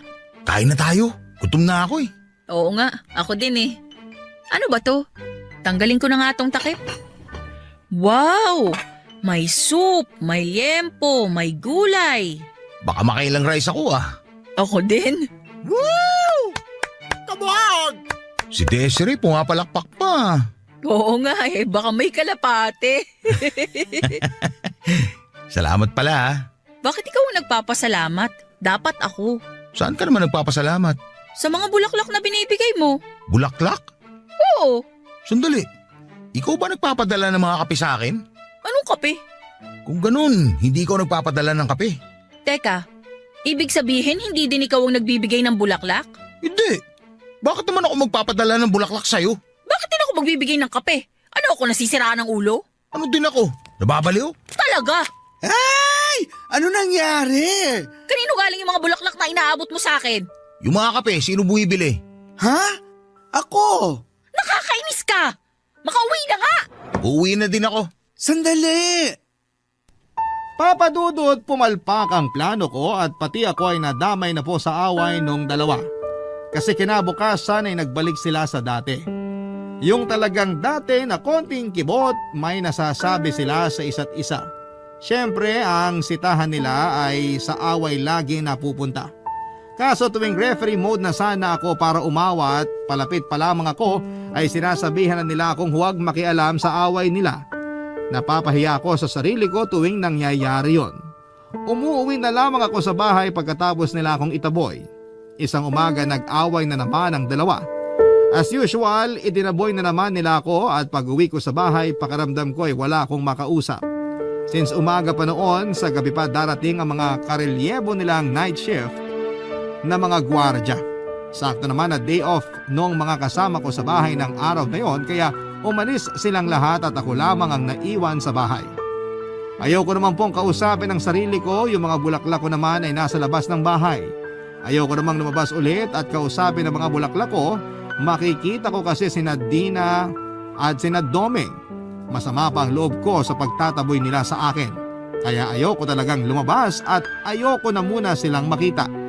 Pero kahit nasa loob na ako ng bahay ay dinig ko pa rin ang pagtatalo nilang dalawa. Hindi nila namalayan habang nagbabangayan sila ay may dumating na 3 lalaki at pumasok sa bahay namin. Natigil lang ang away ng dalawa nang makarinig sila ng putok ng baril. Agad na pinuntahan ni Dina at Domeng ang bahay namin at nilabas na nila ang mga baril nila at alerto na pumasok sa loob. Habang papasok sila ay nakasalubong nila ang 3 lalaki na tinangkang magnakaw sa loob ng bahay. Isa lang sa 3 magnanakaw ang may hawak na baril. Sina Dina at Domeng naman ay may kanya-kanyang hawak na baril kaya natakot ang 3 lalaki at mabilis na sumuko. May tig-isang poses din sina Dina at Domeng kaya pinosas nila sa isang poste ang 3 lalaki. Habang nakaposas ang mga ito ay tatawag ng pulis si Domeng. Nagsabi naman si Dina na papasok sa bahay namin. Ilang sandali lang mula sa loob ng bahay ay narinig ni Domeng ang malakas na pagsigaw ni Dina Papadudot.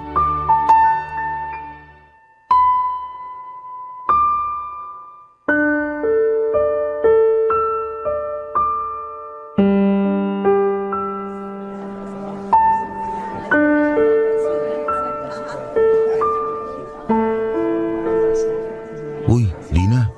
Handa ka na ba? Oo. Ngayon ko lang uli nakitang ganyang kaliwanag ang bahay nila, Desiree. Oo nga. Nung huling beses na maliwanag ang bahay na yan, nung Pasko, sa dami ng palamuti. Liwanag na masaya. Pero ngayon, iba na. Ngayon, maliwanag siya dahil sa ibang dahilan. At ang mga palamuti, mga bulaklak. Napakadaming nakikiramay. Napakabait na tao kasi niya eh. Kaya lahat apektado sa pagkawala niya.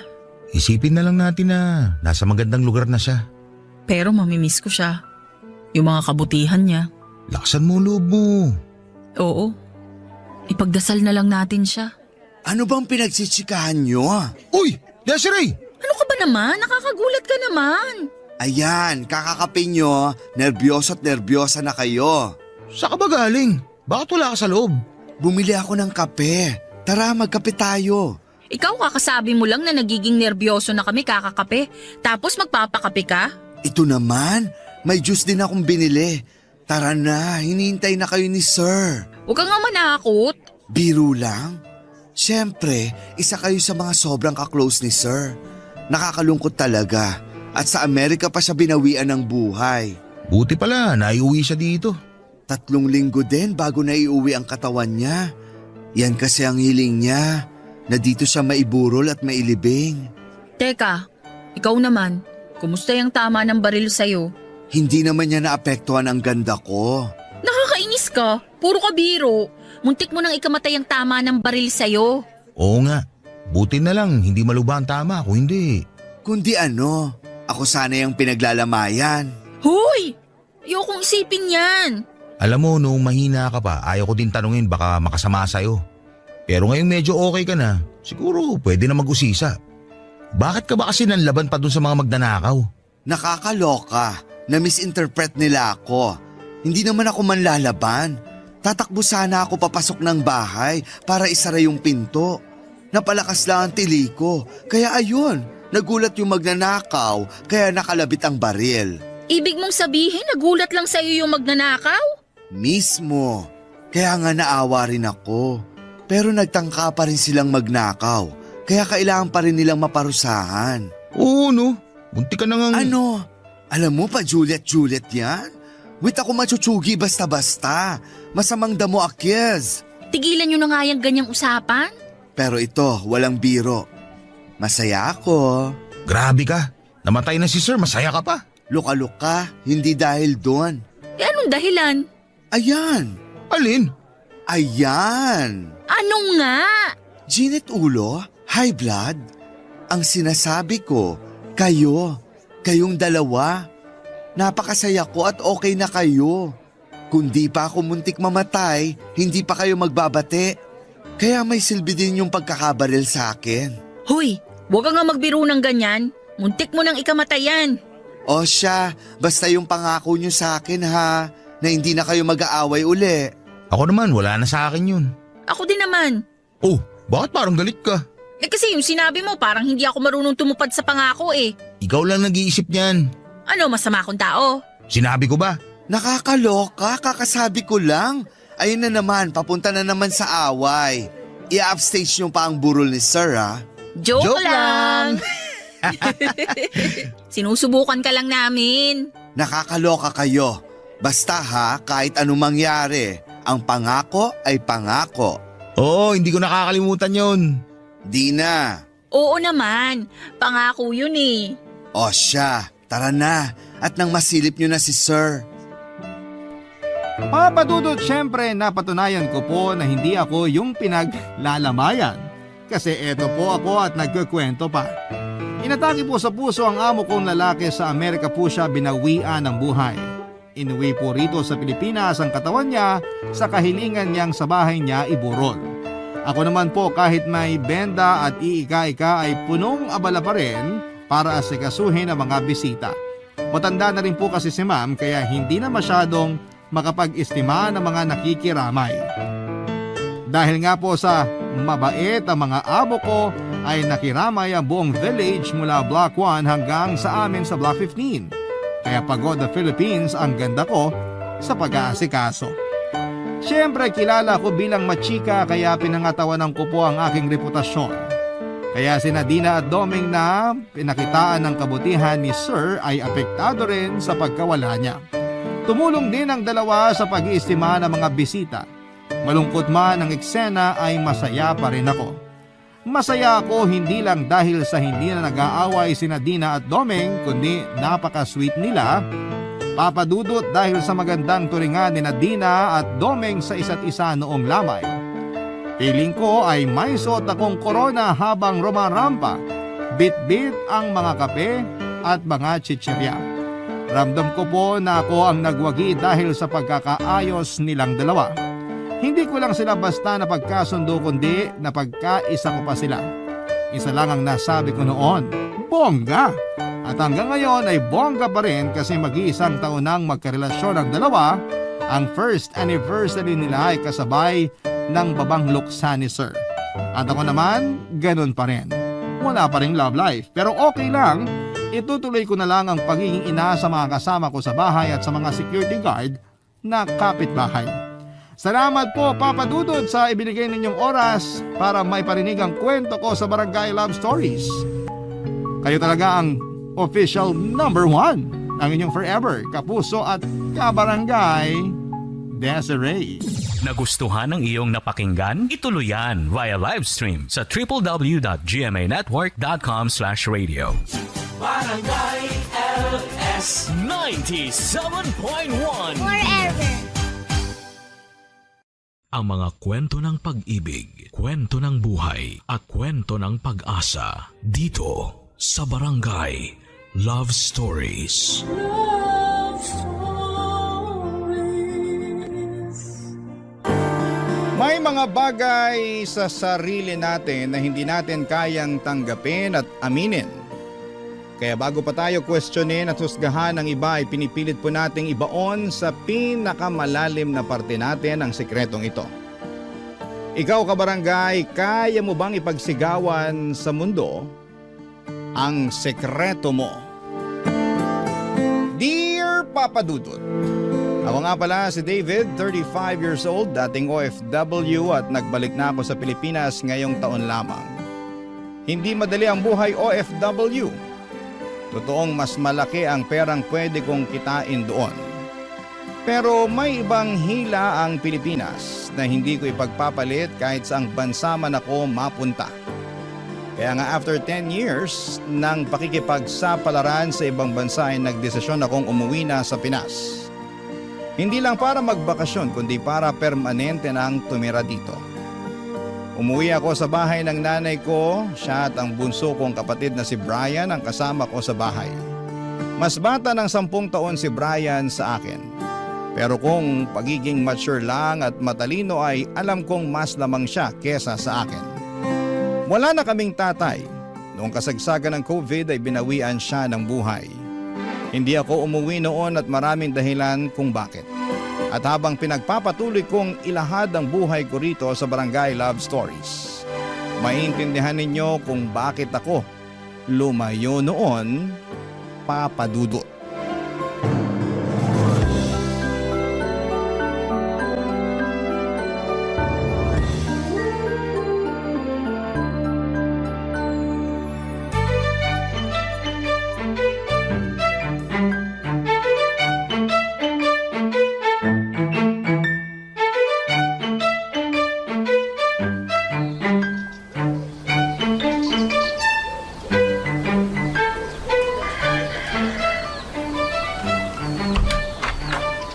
Ang tagal kang hinintay ng kwarto mo na makabalik, David!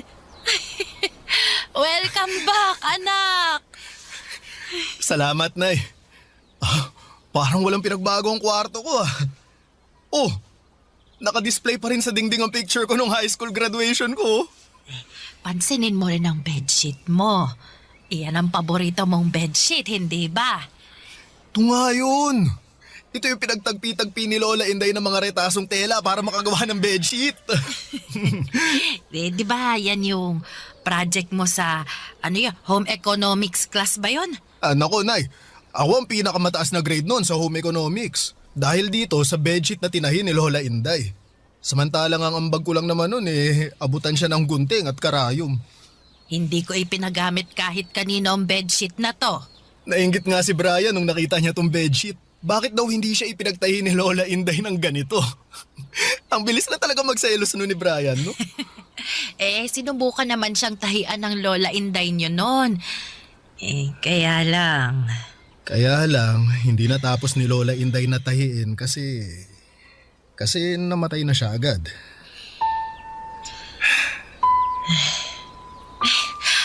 Huwag na nga nating pag-usapan yun. Naluluha na naman ako Dapat masaya lang tayo ngayon. Kasi nagbalik ka na. Ay, gusto mo bang imbitahan mamaya yung mga kaibigan mo para maghapunan kasama natin? Magluluto ako ng pritong tilapia at laing. Ay, baka umorder na rin ako ng cake pang himagas natin. Nay, kahit wag na muna natin silang imbitahin, may ibang araw pa naman para makasama ko sila Sa ngayon wala akong ibang gustong makasama kundi kayo ni Brian. Nasa na nga pala si Brian, Nay? Ewan ko ba ron sa kapatid mo. Palagi na lang umaalis. Di naman nagsasabi kung saan pupunta. Baka nasa trabaho lang. Dito sa bahay nagtatrabaho ang kapatid mo. Computer lang ang kaharap nun palagi pag andito sa bahay. Ayun, nakakulong lagi sa kwarto. Bihira ko na nga makasabay yun sa pagkain. Kapag day off naman niya, laging umaalis. Uuwi na lang kapag alam niyang tulog na ako. Mukhang pinaghandaan niyo ang isusumbong niyo sa akin tungkol kay Brian At ano naman ang isusumbong ni nanay sa akin, ha? Kuya David? Ohoy! Brian! Wow! Maskulado ka na! Naku, parang hindi na ikaw yung patpating binatilyo na iniwan ko nun Lahat ng tao nagbabago. Pambihirang to, ang seryoso mo naman masyado. Dala ba yan ng inflation dito sa Pinas? Wala naman kasing dapat pagtawanan sa sitwasyon na to. Meron ba? Brian, huwag ka na munang umalis mamaya, ha? Sabay-sabay na tayo ng Kuya David mo na maghapunan dito sa bahay. Gusto ko maghapunan sa labas Lagi ka namang naghahapunan sa labas. Pumirmi ka naman kahit isang hapunan lang dito sa bahay. Kauuwi lang ng Kuya David mo, Dapat lang naman na magkakasalo tayo mamaya. Para saan pa, Nay? Nasanay naman na tayong wala siya. Bakit kailangan pa nating i-adjust o baguhin yung mga nakasanayan natin dito sa bahay? Bakit hindi na lang siya yung mag-adjust sa nakasanayan natin? Brian, anak. Hindi. Wala namang problema kung gusto mong mag-dinner sa labas Kahit kami na lang muna ni nanay ang magkasama. Nauna naman siguro ang plano mong mag-dinner sa labas di ba? Hindi rin. Ngayon ko lang naisip na sa labas na ako maghahapunan. As in, ngayon lang. Hindi naman ako tanga at ramdam ko ang pagiging cold at distant ni Brian sa akin. May hula naman ako kung bakit. Dahil siguro'y hindi na ako umuwi pa ng Pilipinas mula nung nag-ibang bansa ako ng biglaan. Hindi rin ako nagpaalam sa kanya noon. Walang nakakaalam ng plano ko kahit ang nanay ko mismo. Kaya siguro dinamdam ni Brian ang pag-alis ko, lalo't ako lang ang kakampi niya noon kapag pinagtutulungan siyang pagalitan ng mga magulang namin. Close po kaming dalawa ni Brian noong mga bata pa lamang kami. Naging parang mag-best friend pa nga kami noon. Lagi akong nasasangkot sa gulo kapag may nang titrip sa kanya. Naging dependent sa akin si Brian. Kaya naiintindihan ko siya kung nasaktan siya sa pag-alis ko. Lalo teenager pa lamang siya noon at may mga inaalam pang mga pagbabago sa sarili niya. At sa loob ng 10 taon ay hindi niya ako nakita o nakasama. Hindi rin kami nakapag-usap kahit sa tawag lang, at ang pinaka masakit pa na ginawa ko sa kanya ay hindi ako umuwi ng Pinas. Noong namatay ang tatay namin dahil sa COVID, pinayagan naman ako ng trabaho kung umuwi pero mas pinili kong hindi, Papa Dudut.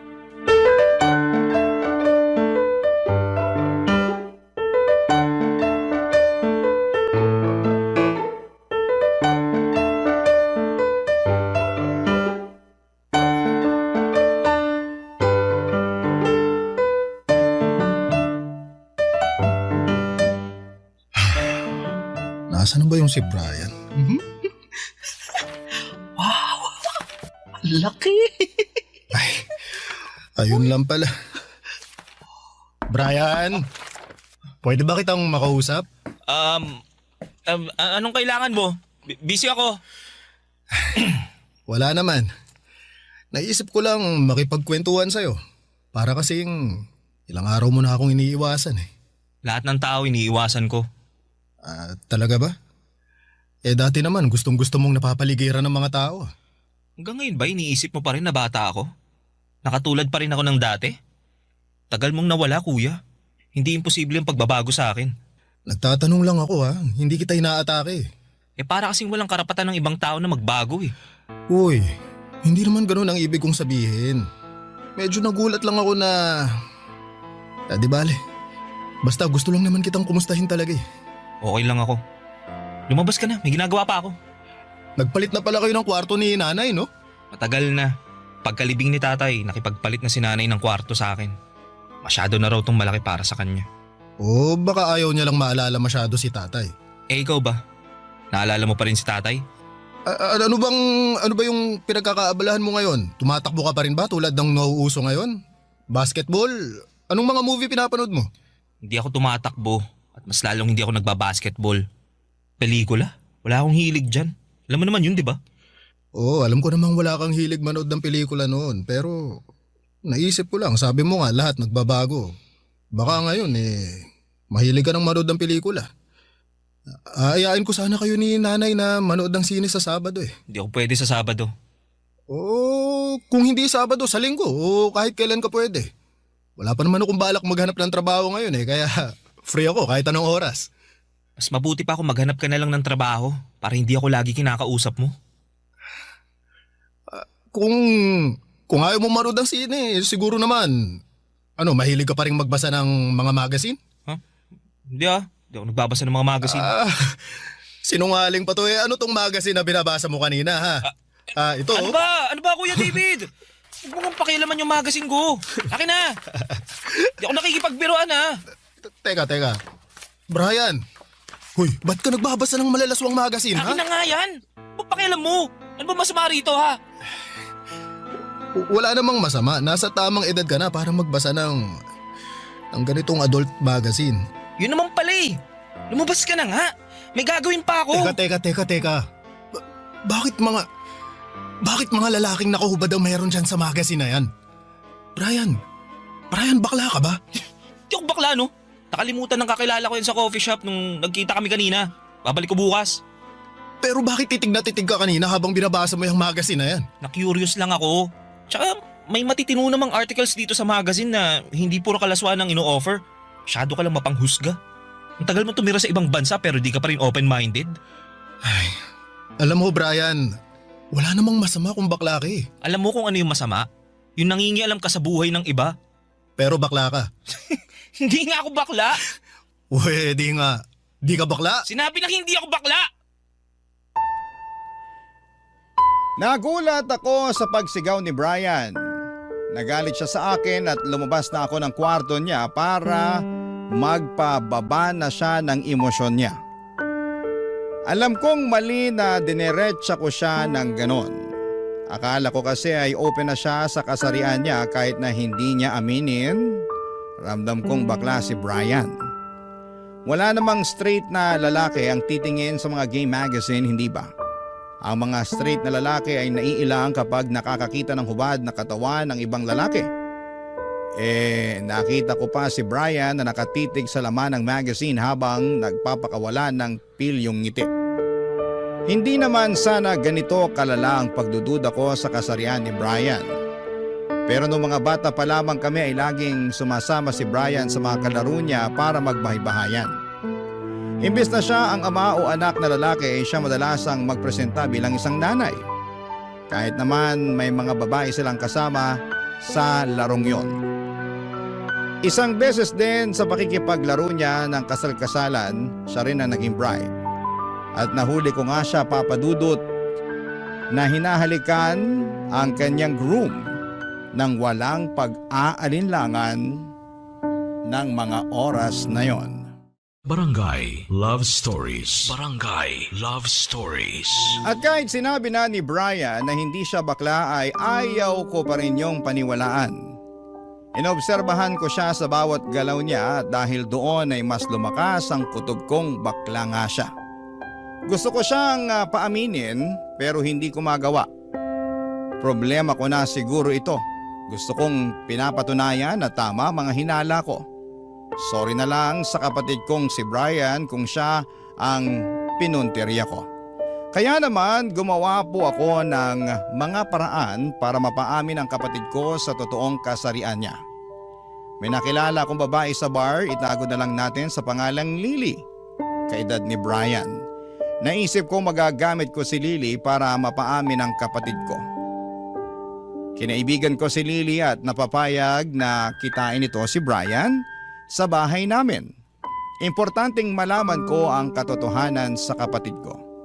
Kaya naman dinala ko si Lily sa bahay at ipinakilala na kay David, kay Brian at doon ay nagkaroon ng gulo, Papa Dudut.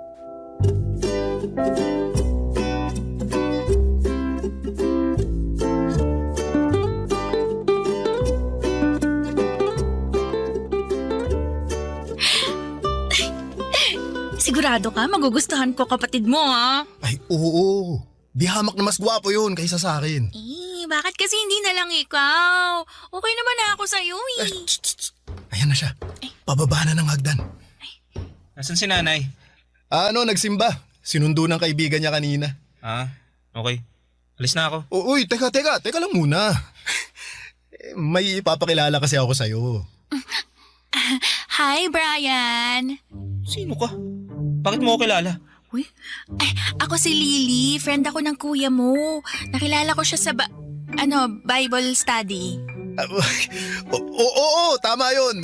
Inaaral namin yung Biblia sa tamang paraan. Ang galing nga nitong si Lily kasi kilala niya lahat ng main karakter sa Bible. Oo, pati supporting characters. Oo. Okay, sige. May Bible dun sa sala. Baka gusto nyo ulit aralin. Kailangan ko na kasing umalis. Oy, Brian. Kasi ikaw talaga tong pinunta ni Lily rito Gusto ka niyang makilala. Ako? Bakit ako? Kasi sa mga kwento pa lang ni David sa'yo, naintriga na ako. Parang, alam mo yun, parang may something sa'yo na gusto kong malaman. Pakidiretso na nga kung ano bang kailangan mo. Di ako manghuhula, tsaka nagmamadali ako. Sungit naman ito. Alam mo, bet na bet ko pa naman yung mga lalaking suplado. Nakakagigil. Alam mo, Brian, feeling ko magkakasundo kayo na ito ni Lily. Magkakasundo kami. Hindi ko nga maintindihan kung anong pinagsasasabi niyan Dahan-dahan naman sa pananalita, Brian. Babae pa rin si Lily. Respetuhin mo naman. Ay, nako. Kahit hindi mo na ako respetuhin, bastusin mo na lang ako. Mas ready ako dyan. Ganyan ka ba talagang klase ng babae? Hirap mo palang biruin at harutin. Kasi wala akong oras para dyan. Wala ka bang oras o hindi ka lang talaga interesado sa akin? Ay, salamat at ikaw na mismo nagsabi. Tama ka. Di talaga ako interesado sa'yo. Sa mga katulad mo. Excuse me, sa mga katulad ko? Pakilinaw mo nga kasi parang mas matalino ka kaysa sa akin eh. Di mo ba nakikita sarili mo? Kailangan ako pa magdikta ng mga mali sa'yo, ha? Excuse me, ano bang mali sa akin? Yung dibdib ko? Balakang ko? Yung mahaba kong buhok? Yung mukha akong plakado sa makeup? O dahil babae ako? Ay, gusto sabihin. Lahat ng lalaking nakakita sa akin halos maglaway na at magmakaawa para lang pansinin ko sila. Pero ikaw, kahit siguro ako nalang natitirang babae sa mundo, hindi mo pa rin ako magugustuhan eh. Hindi kasi kita type. Yun lang yun. Or baka naman kasi bakla ka. Yun lang naman ang nakikita kong dahilan kung bakit hindi mo ako magugustuhan. O ano, tama ako, diba? Bakla ka nga. Bakla ka. Aray! Brian! Bakit mo pinitik yung bibig ko, ha? Dahil bastos yung bunganga mo. Sinabihan lang kitang bakla, bastos na agad. Dahil malaking insulto sa akin na tinawag mo akong bakla. Dahil hindi nga ako bakla. Bakit wala namang masama sa pagiging bakla, ah? Maliban na lang kung hindi mo tanggap na bakla ka. Alam nyo, nagsasayang lang ako ng oras sa inyo eh. Diyan na nga kayo, mga abnoy. Hoy, Brian! Hayaan mo na nga yung kapatid mo. Lily, pasensya na ha. Nasaktan ka pa tuloy. Wala to, maliit na bagay. Pero alam mo, mukhang tama nga ang hinala mo. Miyembro ng 3 kasarian yung Brian na yan.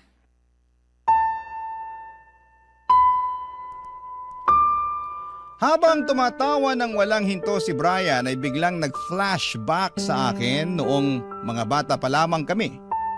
Bungis-ngis talaga si Brian at nakakaaliw ang inosente niyang tawa. Sa tuwing naririnig ko noon ang tawa niya ay alam kong totoong masaya siya. Kaiba sa ngayon, napilit at nakakatakot.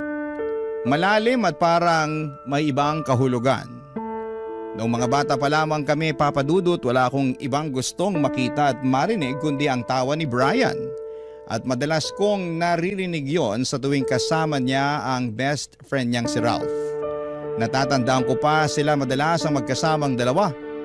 Kahit wala silang ibang kalaro, basta kasama nila ang isa't isa ay masaya na sila.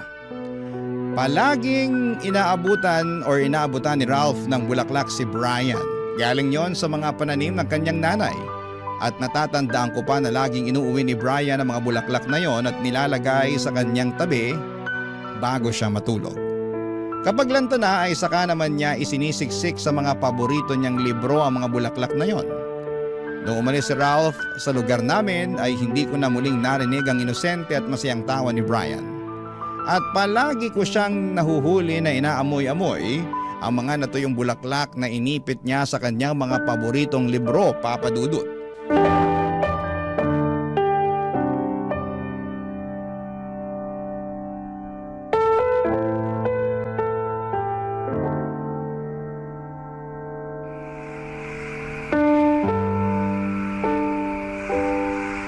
Brian? Ano naman ba yun, Kuya David? Hihingi lang sana ako ng sorry dun sa nangyari kanina. Alin? Yung pambabastos niyo sa akin ni Lily? Hindi naman kasi yun ang intensyon namin.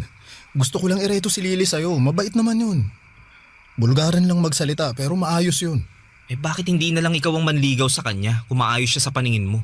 Sabi kasi sa akin ni nanay, single ka pa rin hanggang ngayon eh. Oo, ano naman? Alam mo, naalala ko lang kanina habang kaharap ko si Lily. Lumabas ka na nga ng kwarto ko, Kuya David. Marami pa akong kailangang gawin. Hindi mo ba napansin? Pareha sila ng kulay ng lipstick ni nanay noon. Matingkad na pink. Oh, tapos? Irereto mo rin ba siya kay nanay? Bigla ko lang kasing naalala nung mga bata pa tayo. Nahuli kita na ginagamit yung pink lipstick ni nanay noon habang nakasyesta sila ni tatay. Tapos sumasayaw-sayaw ka pa sa harapan ng salamin. Ginagaya mo yung mga napapanood mo na singer sa TV. Ano? Hindi totoo yan ha. Nag-iimbento ka lang. Ano paanong nag-iimbento after nga kitang nahuli, bigla kang lumapit sa akin. Nagmakaawa ka na wag kitang isumbong kay tatay. Pumayag pa nga ako noon, di ba? Ay, basta ikaw lagi yung maghuhugas ng plato sa loob ng 1 buwan. Naku, ang bilis mo ako napapayag nun. Wala ako matandaan na sa mga pinagsasasabi mo. Kung meron man ako naaalala, yung katamaran mo sa mga gawaing bahay. Kaya lagi ako inutusan ni nanay. Oy, teka, ito sigurado ako, natatandaan mo to. Hindi ka pa talaga titigil hanggat hindi ako napapahiya ng todo no? Hindi naman kasi yung nakakahiya. O saka ito pa Ito, natatandaan mo ba? Lagi kang nanunood ng Flores de Mayo noon. Inaaya kitang manood ng liga pero ayaw mo sumama. Ang dami mong dahilan noon kaya nagduda ako. Kaya ayun, sinundan kita minsan kung saan ka ba talaga pupunta. Ayun nga, tama ang hinala ko. Sa parada ng Santa Cruzan ka pumunta. Pumapalakpak-palakpak ka pa noon. Tuwang-tuwa ka sa mga gown ng mga pumaparada. Nahuli pa nga kita na hinaplos yung gown ng Reyna Elena eh. Kumending-kending ka pa pagkatapos. Grabe. Ano bang gusto mong sabihin sa mga kwento mo? Brian, gusto ko lang maging totoo ka sa sarili mo. At sino ka para sabihin sa akin na hindi ako nagpapakatotoo? Brian, kapatid mo ako, kuya mo ako. Concerned lang ako sa'yo. Kaya gusto kong umamin ka na sa totoong kasarian mo para hindi na rin mabigat sa'yo yung pagtatago mo. Concern? Huli ka na para maging concern, Kuya David. Kasi kung totoong concern ka, sana noon mo pa pinaramdam. Anong ibig mong sabihin? Ngayon naman tanga-tangahan ka. Hindi ako nagtatanga-tangahan, hindi lang kita maintindihan. Hindi mo ba naintindihan noon na kailangan kita? Nung bigla kang umalis na walang paalam sa akin, naisip mo bang intindihin yung mararamdaman ko? Brian, dati pa yun. Dati pa nga. Alam kong tapos na. Pero sa alaala ko, hindi natatapos yung galit ko sa'yo. Sa tuwing naaalala ko kung paano ko sinalo lahat ng galit ni tatay na mag-isa. Wala ka naman doon para tulungan ako eh. Mag-isa kong hinarap lahat ng pananakit ni tatay. Kahit si nanay hindi ako matulungan. Ikaw lang dapat ang makakatulong nun sa akin pero nasan ka? Pinili mong tumakas. Maramot ka. Makasarili ka. Kaya wag mo sasabihin sa akin ngayon na concerned ka at naiintindihan mo ko. Kasi hindi ko yun naramdaman nung tinalikuran mo ko. Hindi ako nakapagsalita sa sinabi ni Brian, Papa Dudut. Nanghina na rin ako at hindi na nakalaban ang marahas niya akong itinulak palabas ng kwarto at saka yon sinarado. Nahiya ako sa inasal ko kay Brian. Nasaktan din ako dahil nalaman ko na ang totoong nararamdaman niya. Galit siya sa akin dahil akala niya ay iniwan ko siya. Pero sa totoo lang ay umalis ako noon hindi para iwanan siya, kundi iligtas ang sarili ko sa malupit naming tatay. Ako palagi ang sinasaktan ni tatay noon. Bata pa lamang ako ay hindi na niya ako tinitigilan ng galit at pananakit niya. Wala rin namang nagawa si nanay para protektahan ako sa malupit na kamay ni tatay. Hanggang sa nagbinata na ako at nakaipon.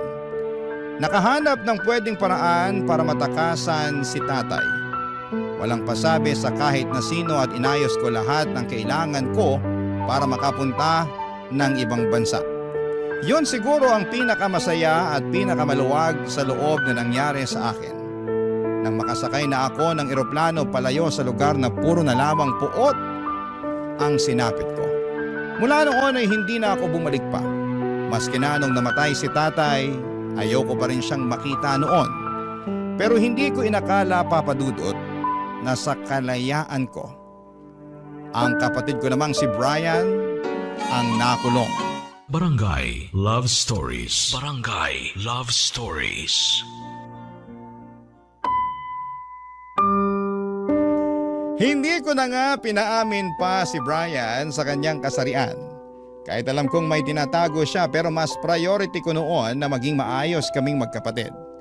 Gusto kong maibalik ang dati naming relasyon pero panay pa rin ang iwas ni Brian sa akin, Papa Dudut. Kahit na hindi ko naman na inuusisa ang kanyang kasarian. Siguro'y talagang malalim ang sugat na iniwan ko sa kanya. Hindi ko na siya masyadong nilapitan dahil baka lalo lamang siyang magalit sa akin. Baka imbes na magkaayos kami ay mas lalo lamang niya akong layuan. Pero may nangyari. Parang gumagawa ng paraan ang tadhana para matulungan ko si Brian sa pag-amin ng katotohanan. Habang naglalakad ako para makahanap ng sasakyan, nakita ko si Brian na may ka-holding hands na lalaki. Agad akong nagtago para mas makumpirma kung kapatid ko nga ang nakikita ko. Tama nga ako. Nakita ko yon nang halikan ni Brian ang kasama niyang lalaki at saka sila pumasok sa isang motel. Pinicturean ko ang bawat galaw nila para may ebidensya ako kung sakaling mag-deny si Brian, Papa Dudut.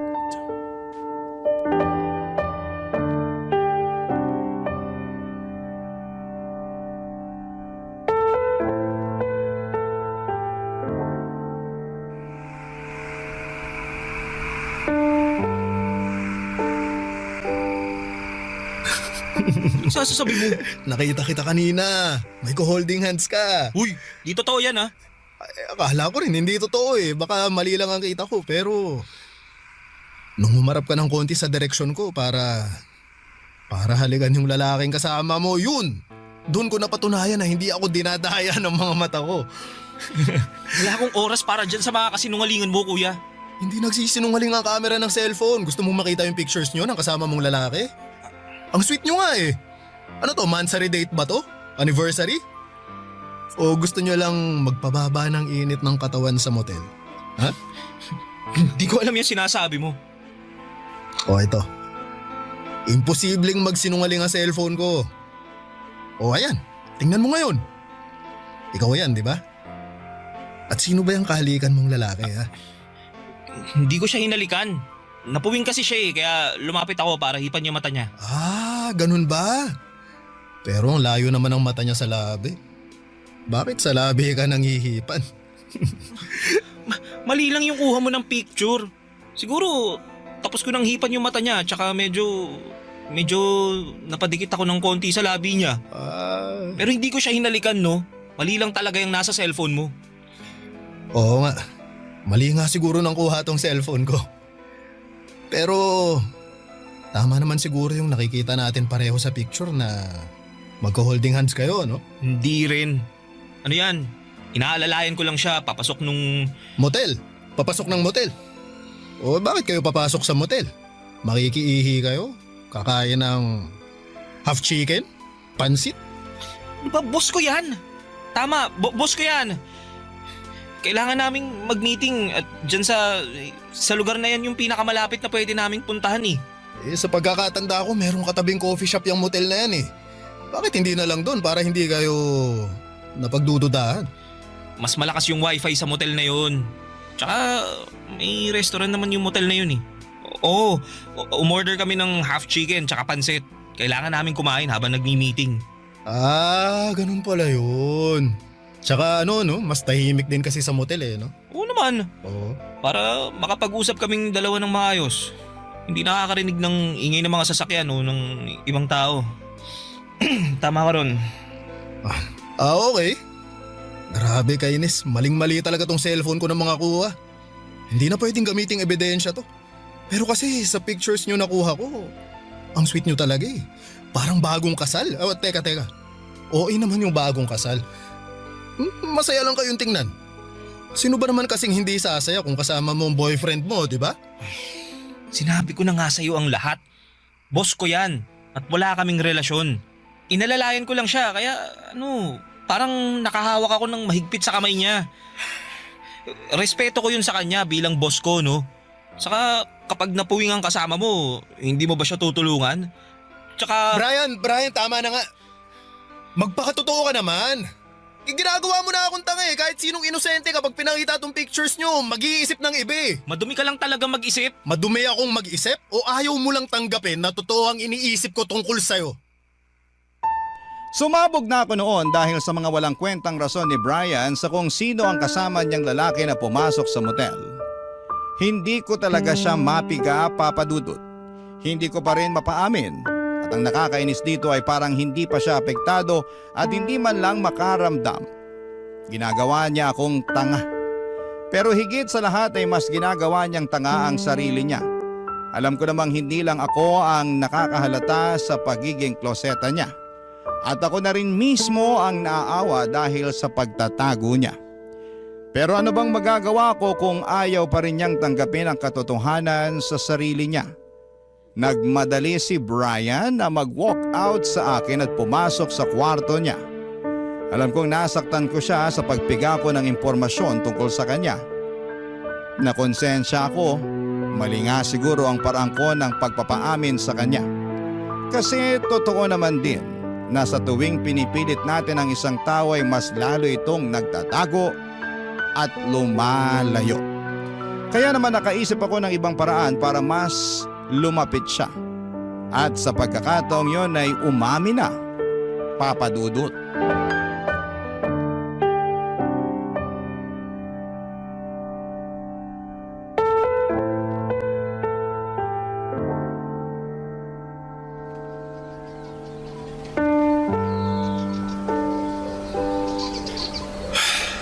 Alam mo ba ang dahilan kung bakit ako tumakas noon? Kung bakit ako ng ibang bansa? Kasi makasarili ka. Sana ganun lang kasimple ang dahilan. Sa ibang bansa, pwede kang maging malaya. Tanggap nila kung sino at ano ka. Open-minded sila, sabi mo nga, di ba? Hindi kagaya rito sa Pinas, ang dami munang manghuhusga dahil iba ka sa inaasahan nila. Anong ibig mo sabihin? Bakla ako, Brian. Bakla. Kaya ako na mismo ang nagsasabi sa'yo, walang masama sa pagiging bakla. Nung una, parehas lang din tayo nang iniisip. Pakiramdam ko, kasalanan ng maging bakla. Kaya nagtago ako. Pero habang ginagawa ko yon, mas bumibigat ang loob ko. Mas lalo kong kinamumuhian ang sarili ko. Hanggang isang araw may nakahuli sa akin. May kahalikan akong lalaki sa kabilang bayan. At sa dinami-rami ng mga pwedeng makakita sa aming dalawa, si tatay pa talaga. Alam ni tatay? Nabakla ako? Oo. Kinalagkad niya ako palayo sa lalaking hinahalikan ko. Ang tatalas ng mga salita at mura niya. Noon pa man daw alam na niyang bakla ako pero wala lang siyang makuhang ebidensya. Hanggang isang araw, binagsakan na siya ng ebidensya para mapaamin ako. Kaya ayun, umamin ako. Bakla ako. Sa totoo lang gumaan ang loob ko after kong magpakatotoo kay tatay. Kahit nakapalit noon pambubugbog niya ayos lang. Basta sa akin, nakalaya na ako. Nakalaya ka naman pala eh. Umamin ka na pala noon. Pero bakit kailangan mo pa rin umalis? Bakit kailangan mo pa rin tumakas?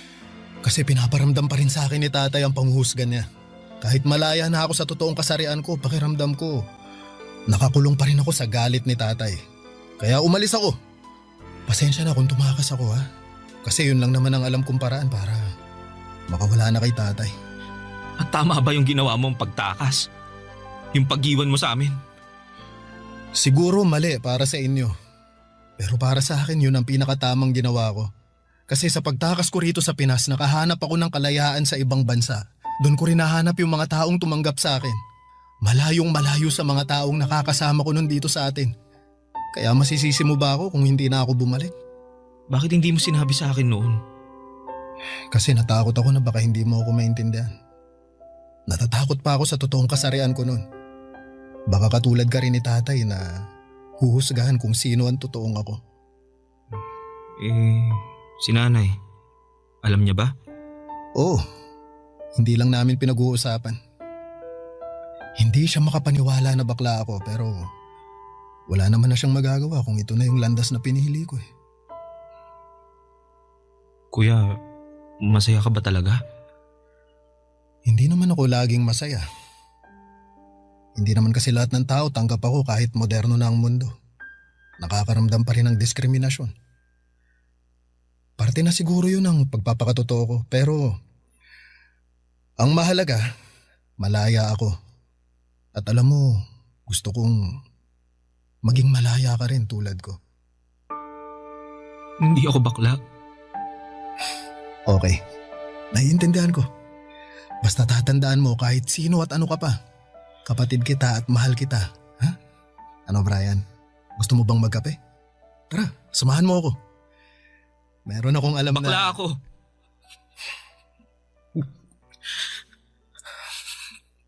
Bakla ako, Kuya David. Umiyak ako habang nakatawa na si Brian.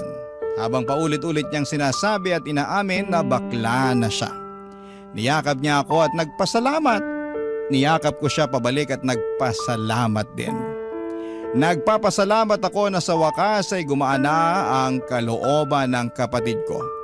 Alam kong hindi ganun kadaling tanggapin ang kasarian niya pero natutuwa akong humakbang siya paabante para lamang gumawa na ng paraan para magkatotoo or magpakatotoo na sa sarili niya. Inamin niya sa akin ang lahat-lahat kahit siya pala mismo ay nahuli ni tatay noong nabubuhay pa lamang ito. Kaya siya ang sinasaktan kapalit ko. Alam din ni nanay ang tungkol sa pagiging bakla ni Brian. Pero tulad ng sa akin ay ayaw din ni nanay na napag-uusapan pa yon. Pero hindi naman siya gumagawa ng paraan para itago namin ang kasarian namin. Sa ngayon ay malaya nang nakapagladlad si Brian. Dinala na rin niya sa bahay ang boyfriend niya. Totoong hindi ba komportable si nanay pero nirespeto niya si Brian sa desisyon nito. Nakita ko kung gaano kasaya ang kapatid ko at dahil doon ay wala akong kasing saya. Mas masaya pa ako ngayon kumpara nang nag-ibang bansa ako para maging malaya. Dahil hindi na ako nag-iisa. May kasama na akong maging malaya sa pagpili sa kung sino at ano ako. Nadagdagan na ang taong nakakaunawa sa akin. At hiling na lang namin na sana'y balang araw kapag handa na si nanay, ay magawa na niya kaming tignan sa mga mata at sabihing masaya na siya.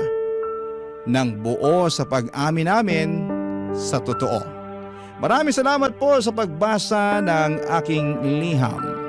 Ang inyong kapuso at kabarangay forever, David. Ano ang masasabi mo sa ating Barangay Love Stories today? Aabangan namin yan sa aming comment section.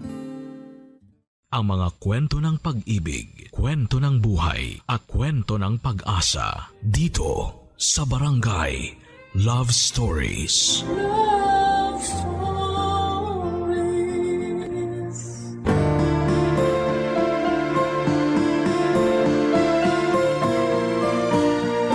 Ang sabi nila ang buhay ay parang sugal na napakalaking halaga ang maaaring itaya. Ngunit hindi natin nalalaman kung kailan tayo mananalo o matatalo. Ikaw, kabarangay, handa ka bang itaya ang lahat kapalit ng panandaliang kasiyahan? Dear Papa Dudut, belated Happy New Year po sa inyo at magandang tanghali na rin po sa lahat ng mga loyal kabarangay na nakikinig ngayon. Naway masaya ang inyong bagong taon, ako kasi ay hindi. Mangyaring itago nyo na lamang po ako sa pangalang Arman, 39 years old at kasalukuyang nakatira sa Naga City. Isang taon pa lamang ang nakakalipas na mangyari ang isang hindi ko makakalimutang bangungot sa aking buhay. Minsan ay naisip ko na may kasalanan din ako sa mga nangyari. Dahil hinayaan ko ang mga bagay-bagay kahit alam kong may mali na. Walang panahon na hindi ko naaalala ang pangyayaring yon na halos magpawala ng aking katinuan. Sa katunayan nga po, Papa Dudut, ay hindi ko mapigilan ang pagpatak ng mga luha ko habang sinusulat ko ang kwentong ito. Hayaan niyo po akong ilahad ang aming kwento. Sa pagbabaka sakali na rin na gumaan ang aking kalooban. Napakabata ko pa noon, Papa Dudut. Nang maulila ako sa mga magulang. Parehong nagkasakit noon ang inay at itay ko dahil sa matinding pagtatrabaho sa bukid. Dala na rin ng aming matinding kahirapan noon ay hindi sila nakapagpatingin man lamang sa doktor. Ang katwiran nila noon na ang ipambabayad nila sa pagpapatingin sa doktor ay pambibili na lamang ng mailalaman sa aming mga kumakalam na sikmura. Hanggang sa lumala na nga ang kanilang sakit at binawian ng buhay.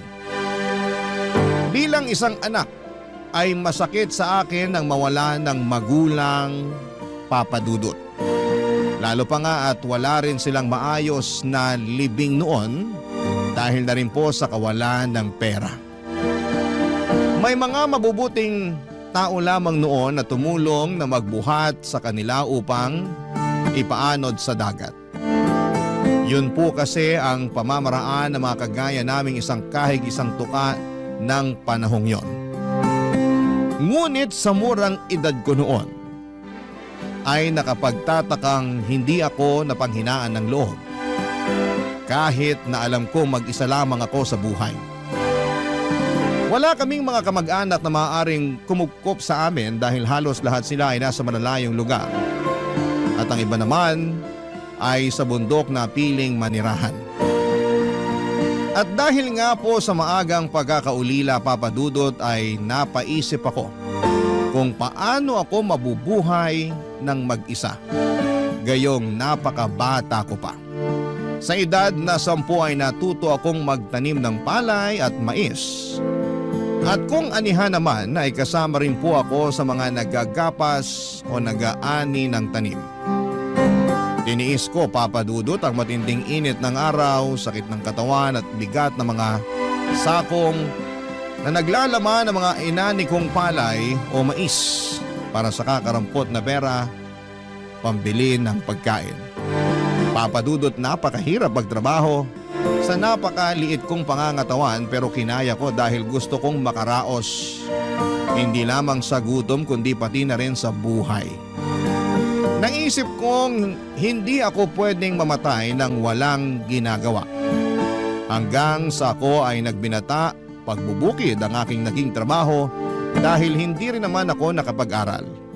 Pero hindi naman laging may tanim na ani. Kaya naman sumubok akong maghanap ng ibang trabaho, Papa Dudut. Inirekomenda nga ako ng isang kasamahan ko sa pagsasaka sa kakilala niyang may-ari ng isang komprada ng kopra. Sa mga hindi po nakakaalam, ito po yung niyog na niluluto at ibinibenta sa may-ari ng komprada na dinadala naman sa mga pabrika na gumagawa ng shampoo at ng kung ano-ano pang mga produkto na nangangailangan ng lutong niyog. Pero napakahabang proseso po ng pagkokopras. At pinakamabigat din na trabaho ito. Yung komprada po na yon ay bumibili rin ng mga uling at gumagawa rin ng uling mula sa mga baon ng niyog na doon nasa kanila galing. At yun nga po ang trabahong napasukan ko, Papa Dudut. May mga balon sila na pagmamay-ari sa bundok na siyang pinanggagatungan ng mga baon ng niyog upang gawing uling. Ngunit hindi rin madali ang paggawa ng uling dahil bukod sa pag-akyat, panaog sa bundok ay matinding usok at init ang aming kailangang tiisin. Doon ko na nga rin nakilala si Sally, ang babaeng nagpatibok noon ng aking puso. Papa Dudut, si Sally ay tagasuri ng mga uling na hinahango namin o ibinebenta roon. Siya ang nakatokang suriin ang mga uling kung basa pa ang mga ito o kung may mga baon ng niyog na hindi pa masyadong nauuling. Nahulog ang loob ko noon sa kanya dahil halos palagi kaming nakakapagkwentuhan noon at madalas niya pa akong ilibre ng merienda, Papa Dudut. Ngunit matanda ako sa kanya ng 3 taon. 20 years old ako at siya naman ay 17. Kaya kahit walang kasiguraduhan kung sasagutin niya ako o hindi, ay niligawan ko siya sa lahat ng paraan na alam ko at agad naman niya akong sinagot. Ilang buwan pa lamang kami noong magkasintahan nang makiusap siya sa akin na kung pwede ay magsama na kami, Papa Dudut. Nagulat pa ako noon dahil bata pa siya para makipag-live-in o makipag-asawa. Pero mapilit siya kaya naman ginusto kong magpaalam muna sa mga magulang niya. Kaya lamang ay ayaw niya dahil matagal na raw siyang wala sa poder ng mga ito.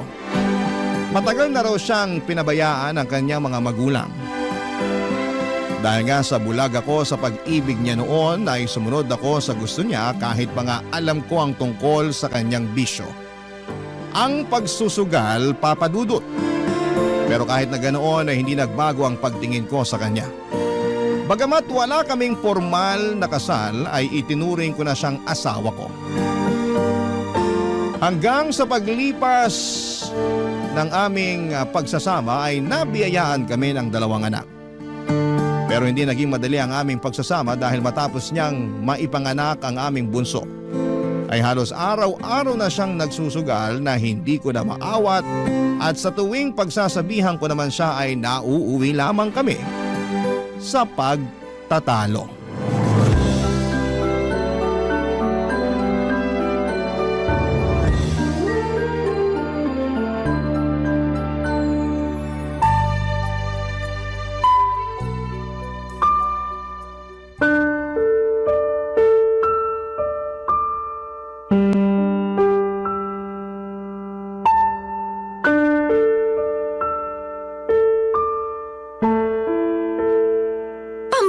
naman, Arman. Pinapahiya mo ako sa mga kumari ko eh. Ano bang problema mo? Doon ka pa talaga nag-eskandalo. Hindi ako nag-iiskandalo. Tinawag nga kita ng maayos, di ba? Ano skandalong sinasabi mo? Eh ano ba kasing problema mo? Ang ayos-ayos ng upo ko dun eh. Sally naman, hanggang kailan ka ba magiging ganito? Anong ganito ako? Bakit? Ano ba ako? Araw-araw ka na lang nasa sugalan. Ikaw na rin nagsabi na lagi ka natatalo dyan. Ba't di mo patigilan yan? Bakit ba? Sa dito ako masaya eh. Ano magagawa ko? Anong gusto mong gawin ko? Iburo ko yung sarili ko sa loob ng bahay, ganun ba? Tutunga nga ako maghapon? Hindi naman sa ganun. Ang akin lang, bawas-bawasan mo naman ang pagsusugal. Saka hindi lang naman yan ang pwede mong pagkaabalahan eh. Ang dami-dami naman pwedeng pagkaabalahan kung naiinip ka sa bahay. At anong paglilibangan ko? Pagluluto, paglalaba, paglilinis ng bahay? Hindi naman yun eh. Ang ibig ko sabihin, bakit di mo pagtuunan ng pansin ang bunso nating anak? 2 taon pa lang si Princess, pero salat na siya sa pag-aaruga at pagmamahal mo. Hindi pa ba sapat ang anak natin para malibang ka? Si Joseph, kahit malaki na yan, kailangan pa rin niya ng pag-aaruga ng isang magulang. Anong gusto mong palabasin? Na pinababayaan ko yung mga anak natin? Kung pinababayaan ko yan, edi sana patay na yan sa gutom? Hindi naman yun ang punto ko, Sally. Anong hindi? Yun talaga ang gusto mong sabihin. Nahiya ka pa. Tsaka teka lang ha, ikaw ang may gusto na magkaroon pa tayo ng isang anak kahit alam mong ayaw ko. Hirap na nga tayo kay Joseph, dinagdagan mo pa. Eh wala ka namang ibang alam na trabaho. Pag-uuling lang naman ang pinagkakakitaan mo, tapos nagdagdag ka pa ng isa pang palamunin. Hindi naman tayo aasenso dyan sa pag-uuling mo lang. Maghinay-hinay ka sa tinatawag mong palamunin, Sally. Anak natin si Princess. At huwag mo insultuin ang trabaho ko. Baka nakakalimutan mo. Itong pag-uuling ko bumubuhay sa inyo. Wala kayong kakainin ko hindi dahil sa pag-uuling na sinasabi mo. Ha? At talagang nagmalaki ka pa? Oo! Kasi kahit na ganito lang ang trabaho ko, ipinagmamalaki ko yun. Dahil dito ko kayo binubuhay. Eh ikaw ba? Ano bang napapala mo dyan sa pagsusugal mo? Mapapakain ba tayo niyan? Halos kabaliktaran nga nangyayari. Nagkanda utang-utang ka na rin dahil sa sugal na yan. Tapos sino nagpapakahirap magbayad? Ako lang naman. Habang ako pagod na pagod sa trabaho, puro ka naman pasarap sa buhay. Ni hindi mo nga pinanghihinayangan ng bawat sentimo kinikitang pinagpaguran ko ng gusto. Bakit? Nagre-reklamo ka na? Hoy Arman, baka nakakalimutan mo rin kung anong ipinangako mo sa akin. Nangako ka sa akin na lahat ng pangangailangan ko ibibigay mo. Kasama na doon ang mga bagay na nagpapasaya sa akin. Grabe ka na talaga. Naririnig mo ba yung sarili mo? Hindi ba't ikaw ang atat na magsama tayo? O ano? Bakit hindi ka makapagsalita? Oo, ipinangako ko na hindi ko kayo pababayaan. Na ibibigay ko lahat ng pangangailangan nyo. Pero hindi ko sinabing pati bisyo mo, sasagutin ko pa rin. Bisyo? Ito ang nagpapasaya sa akin. Ano bang hindi mo maintindihan doon? Buti nga hindi ako si pabili ng ganito, pabili ng ganyan. Inaayon ko lang sa kakayanan mo ang hinihingi ko, Arman. Hindi pa ba sapat na maging masaya ka dahil sa mga anak natin? Sally, nanay ka. Ang alam ko kapag ina, masaya na sila nakapiling lang nila ang mga anak nila. Pero ikaw? Hindi ko alam bakit ibang-iba ka sa lahat ng nanay. Ang kulit mo din eh. Hindi ko ginusto na magkaroon ng isa pang anak. Ang hirap na nga ng buhay natin, pinahihirapan mo palalo. Kung meron man nagpapabigat ang buhay natin ngayon, ikaw yun. Wala ka na nga na itutulong sa akin na kukuha mo pa magbisyo. Ni magluto ng pagkain o maglinis man lang ng bahay, hindi mo magawa. Pati ba naman sa pag-aalaga sa mga anak natin, hindi mo pa rin magawa? Eh di sana kumuha ka na lang ng katulong. Katulong pala hanap mo eh. Baluktot talaga lahat ng katwiran mo. Alam mo, kung hindi lang dahil sa mga anak natin, matagal na kitang hiniwalayan. Eh di hiwalayan mo ako. Sino tinakot mo? Pero itong tatandaan mo, hindi tayo kasal kaya sa akin ang mga bata. Ikaw pa talaga may gana magsalita ng ganyan? Kukunin mo yung mga bata hindi mo nga kayang alagaan. Ano ipapakain mo sa kanila? Baraha? Tapos pag wala ka ng pansugal, sila yung pambabayad mo? Hoy, magdahan-dahan ka sa pananalita mo sa akin. Hiwalayan mo ko kung gusto mo kong hiwalayan. Pero sa akin ang mga bata. Nahihibang ka na talaga. Wala ka na sa katinuan. Wala na nga siguro ako sa katinuan. Kasi hanggang ngayon, nagtsatsaga ako sa buhay na to kasama ka. Kung tutuusin, pwede naman ako maghanap ng ibang lalaki na kaya akong bigyan ng mas magandang buhay. Teka nga, uulitin ko lang ha. Sino ba nagpupumilit to na magsama tayo? Hindi ba't ikaw? Alam mong pag-uuling lang ang trabaho ko. Pero nagpumilit ka pa rin na magsama tayo. O bakit? Pumayag ka naman, di ba? Ano ngayon ang problema mo? Gusto mo kong hiwalayan? Eh di sige, para hindi mo na talaga makita ang mga anak mo. O ano, Ikaw naman ang hindi makapagsalita ngayon. Ngayon mo ilabas ang tapang mo, Arman. Pasalamat ka nga at nagtitiis ako sa ganitong buhay. Kasi nakakaawa ka naman kung wala ka nang anak, wala ka pang asawa. Sino pa magkakagusto sa'yo sa tingin mo? Eh ang itim-itim mo na nga, mukha ka pang matanda. Papa Dudut, hindi na ako nakakibo dahil sa mga sinabi ni Sally. Masakit marinig ang mga salitang yon lalo na at sa kanya pa nang galing.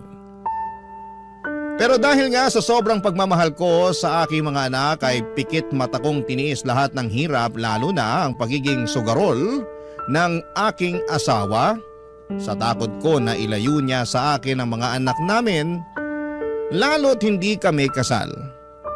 Kahit na hindi ako nakapag-aral ay alam ko ang hangganan ng karapatan ko sa mga anak ko dahil madalas yung mapagkwentuhan ng mga matatanda noon sa amin.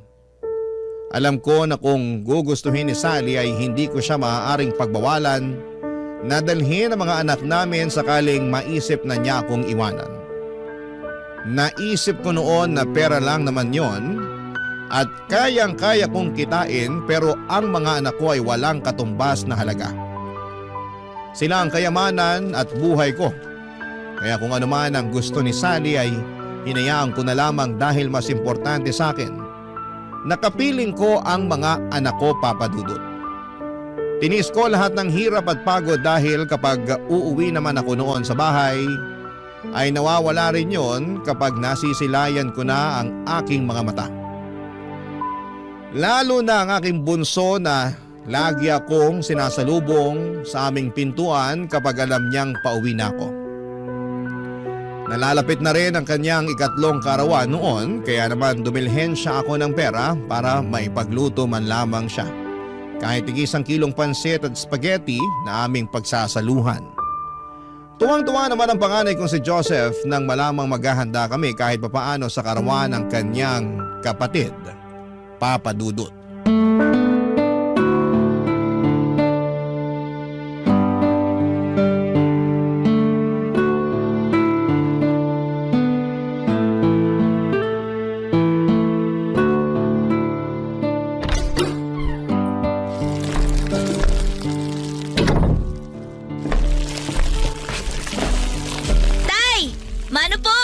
Kawa ka ng Diyos, anak.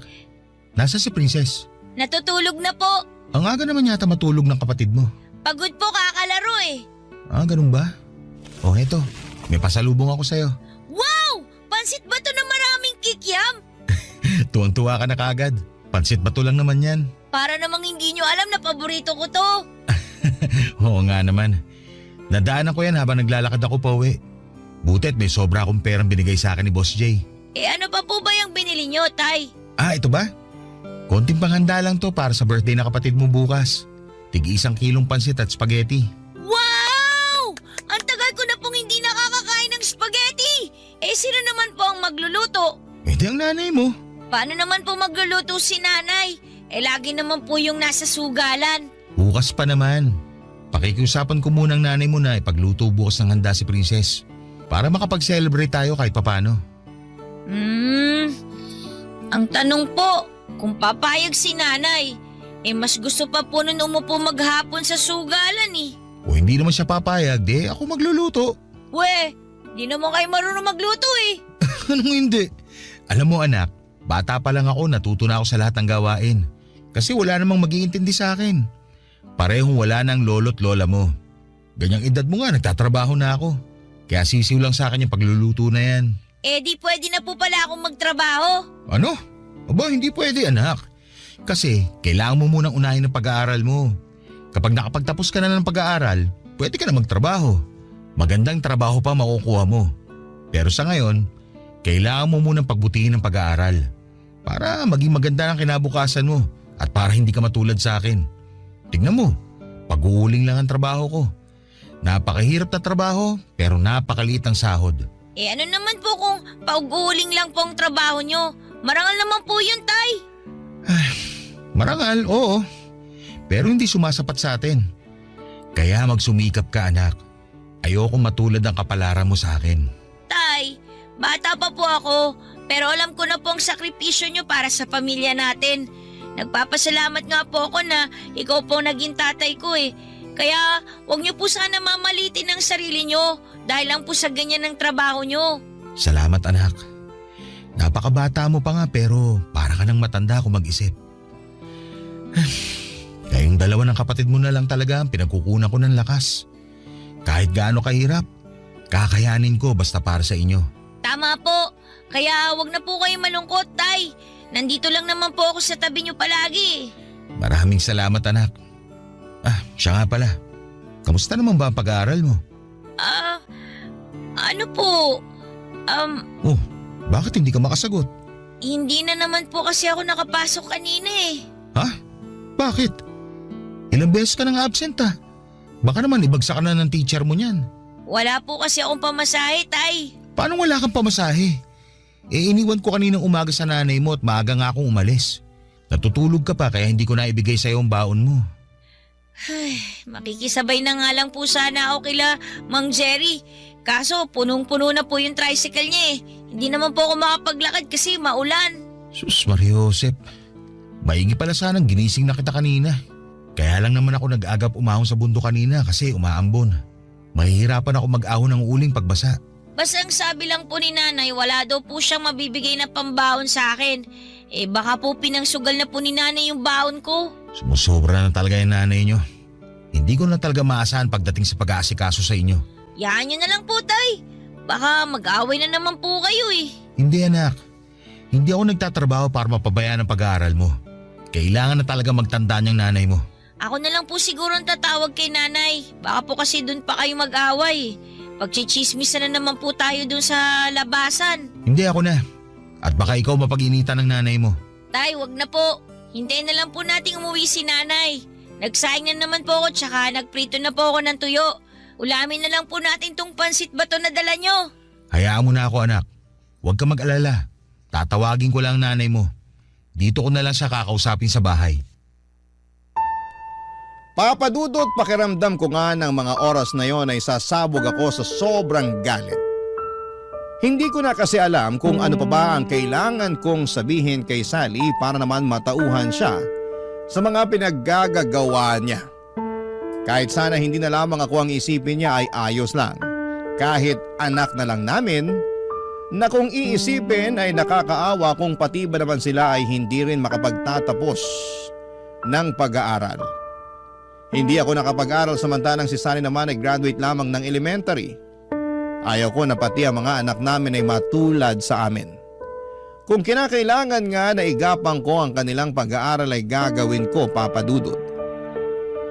Pero, ang hindi ko maintindihan ay kung paanong naaatim ni Sally na hindi isipin ang kapakanan ng mga anak namin. At kung tutuusin nga, dapat ay mas malalim ang ugnayan niya sa mga anak namin dahil siya ang nagluwal sa mga ito at bilang isang ina ay siya dapat ang mas malalim ang koneksyon sa mga bata. Papadudod, hindi ko maintindihan kung bakit sa lahat ng ina na kilala ko ay siya ang tila walang pakialam sa magiging kinabukasan ng mga anak niya. Nagpapakahirap ako para sa mga anak ko at hindi naman para sa vision niya. Sa sobrang galit ko nga, Papa Dudut, ay agad ko siyang Love Stories, Barangay Love Stories. Papa Dudut, nang makarating nga ako kung saan nagsusugal si Sally ay dali-dali ko siyang hinablot sa braso at kinaladkad paalis doon. Naalala ko pa nga kung paano niya ako pagmumurahin at paghahampasin noon dahil sa ginawa ko. Habang naglalakad kami pauwi ay nagbabangayan pa kami kaya sigurado akong alam na mga kapitbahay namin na nag-aaway na naman kami. Pero wala na akong pakialam dahil buhay namin yon at hindi naman ako nakikialam sa may buhay ng may buhay. May mga nagsabi na nga sa akin na bakit ko pa raw kasi inaabutan ng pera si Sally gayong napakasugarol nito. Sa totoo lang, Papa Dudut, ay bigyan ko man siya o hindi ng pera ay nakagagawa siya ng paraan para makapagsugal. Nariyang nangungutang siya o kung anuman, kaya madalas ay ako ang sinisingil ng mga napag-utangan niya. Kapag hindi ko naman binayaran ay pareho kaming maipapatawag sa barangay. At nang makauwi nga kami ng bahay ay patuloy pa rin sa pagmumura si Sally. Naabutan ko rin ang panganay kong si Joseph na tila kakatapos lamang paliguan ng kapatid niyang gayong alam naman itong hindi ito pinapaliguan ng hapon dahil baka magkasakit. Habang si Sally naman ay nagdadabog na dumiretso sa aming kwarto papadudot.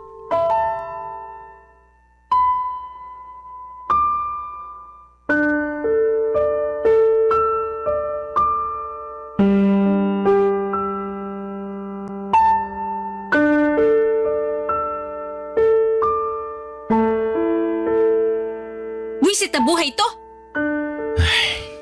Joseph, hapon na, bakit pinaliguan mo pa yung kapatid mo? Galing na naman po kasi siya sa likod, tay eh. Naglalaro na naman po ng lupa sa may tabing sapa. Akala ko ba tulog yan? Namimiyasa na ng kakalaro sa sapa yan ah. Baka mahulog yan doon. Nagbanyo lang po ako, tay. Sumasakit po kasi yung tiyan ko tapos bigla pong narinig ko nga po siya na naglalaro sa likod. Hindi ko po napansin na lumabas siya. Kita mo na, Sally? Imbis na tutukan mo yung anak natin, puro kasugal. Alam mong malikot yan si Princess. Kung saan nagsusuot. Kung mahulog yan sa sapa, anong gagawin mo? Alam mo, nasa trabaho ako. Obligasyon mong bantayan ng mga anak natin, lalo na si Princess. Masyado kang OA. Ayan ang anak mo, oh. Nahulog ba sa sapa? Naglalaro lang naman yung bata. Ano bang pinoproblema mo? Anak ng… Ano? Hihintayin mo pang mapahamak ang anak natin bago ka magtanda? Bago ka may gawin? Alagain pa si Princess. At dapat lagi kang nakabantay dyan. Ano ba naman to? Paulit-ulit na lang?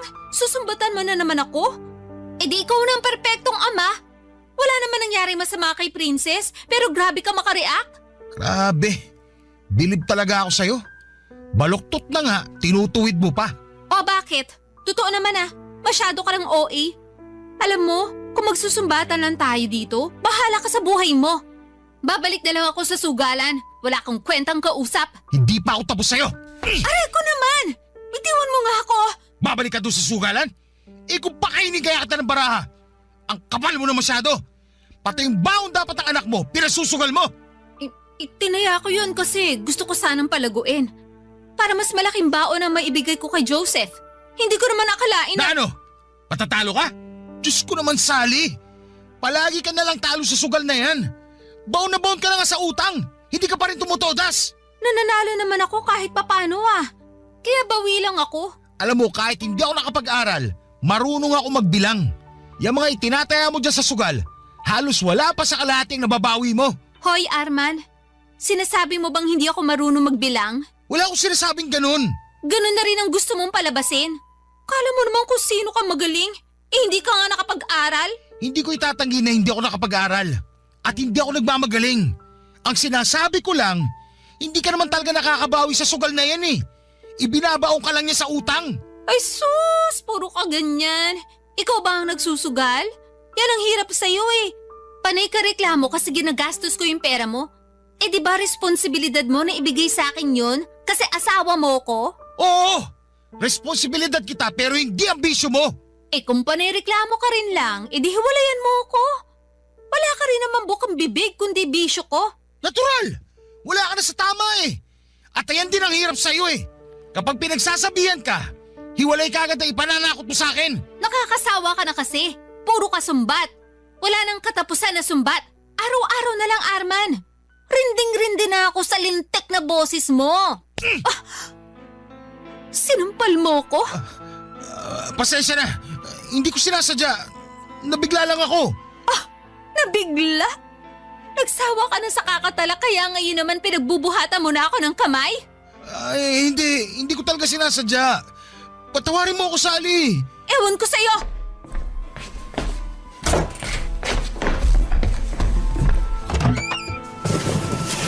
Ano ginagawa mo?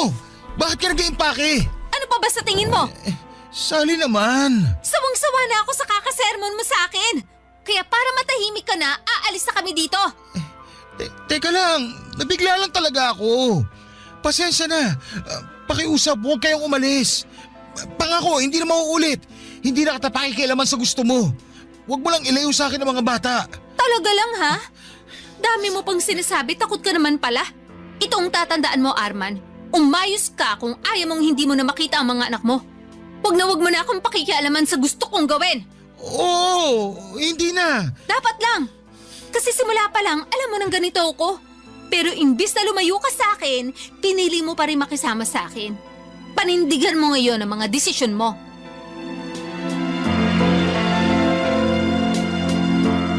Hindi ako nakasagot ng sabihin ni Sally ang mga katagang yon sa akin, Papa Dudut.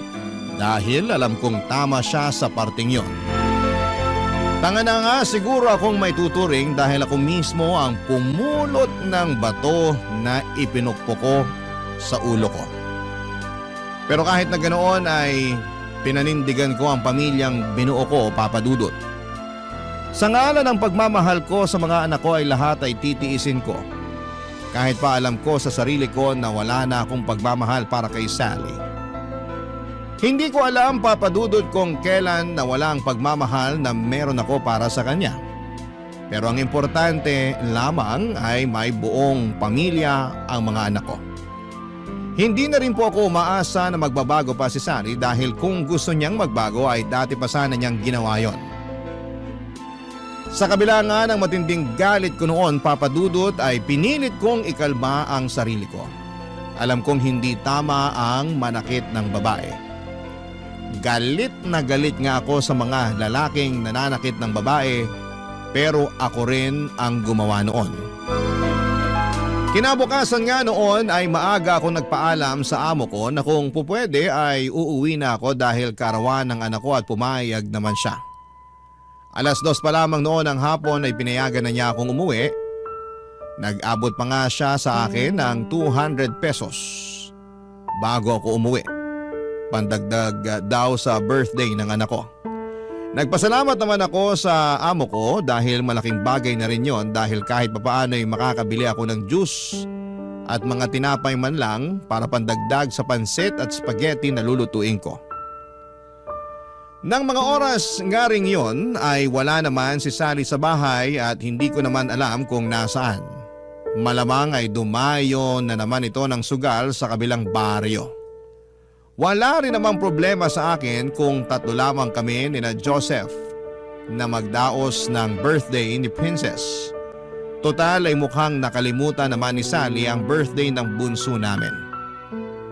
Bago nga ako umuwi noon ay dumaan muna ako sa tindahan para bumili ng 2 balot ng tinapay at 2 pakete ng juice. Sabik na sabik akong umuwi dahil alam kong matutuwa ang mga anak ko sa dagdag na handa namin. Pero hindi ko akalain na ang pagkasabik ko na yon ay mapapalitan ng kaba at pag-aalala.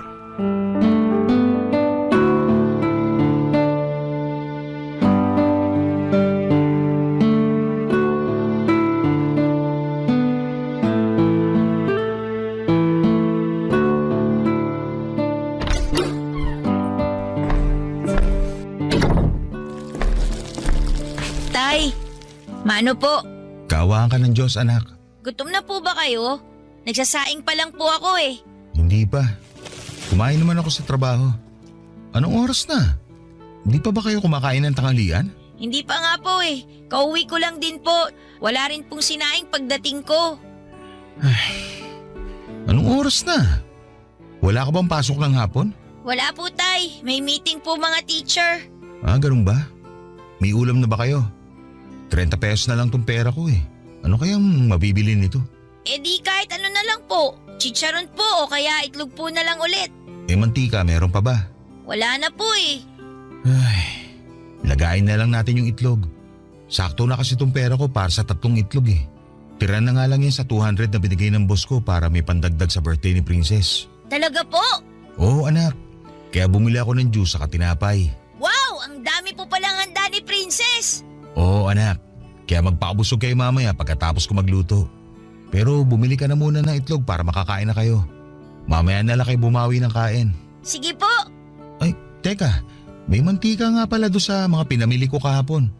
Bawasan na lang natin yun pang prito ng itlog. Okay na po yung nilagang itlog, tay. Sigurado ka? Si Princess, baka ayaw niya ng nilagang itlog. Wala naman pong inaayawan si Princess eh. Oo nga pala. Nasaan na pala ang kapatid mo? Ba't di man lang ako sinalubong? Ay, hindi ko nga po alam, tay eh. Kararating ko lang po galing sa eskwelahan. Hindi ko naman po siya nadatnan dito. Baka po kasama ni nanay sa sugalan. Wala naman po magbabantay kay Princess kung may iiwan po dito. Oo nga no. Sige, dito ka na muna. Susunduin ko lang ang kapatid mo. Kala ko po mabibili ako ng itlog. Ako na lang. Para masundo ko na rin ang kapatid mo.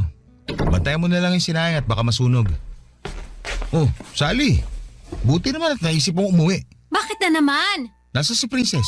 Nandun sa kwarto natin natutulog. Sabi ni Joseph wala naman daw sa kwarto. Tiningnan mo na ba? Iniwan ko nga lang siya sa kwarto. Sabi nga ng anak mo wala siya doon.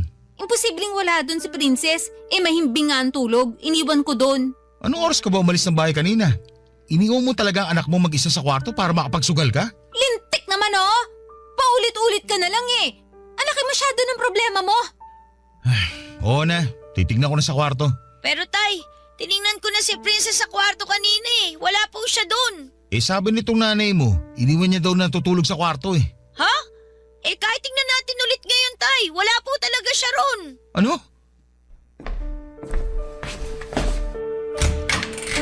Princess? Joseph! Po! Wala nga dito ang kapatid mo. Sabi ko nga po sa inyo wala dito eh. Nasaan kaya siya? Hindi ko po alam tay. Kala ko pa naman po kasama ni nanay. Nalinti ka na. Papadudot abot ang kaba ko nang hindi ko na makita si Princess sa aming kwarto. Tanging panis na dede na nasa bote lamang ng anak ko ang inabutan ko doon. Kaya agad kong tinignan ang ilalim ng papag namin pati na ang mga aparador pero wala rin ito doon. Halos balik tarin ko na nga ang bahay namin. Pero hindi ko siya nakikita, papadudot. Inutusan ko rin po si Joseph na tingnan sa may sapa kung saan madalas maglaro si Princess kapag walang nagbabantay sa kanya, subalit bigo rin si Joseph na mahanap ang kapatid niya. Agad na akong nakaramdam ng hindi maganda noon at kung ano-anong masasamang bagay na ang pumasok sa utak ko, papadudot ng mga oras na yon. Nagdasal po ako kaagad na sana'y walang nangyaring masama sa anak ko dahil baka mapatay ko si Sally kapag nagkataon.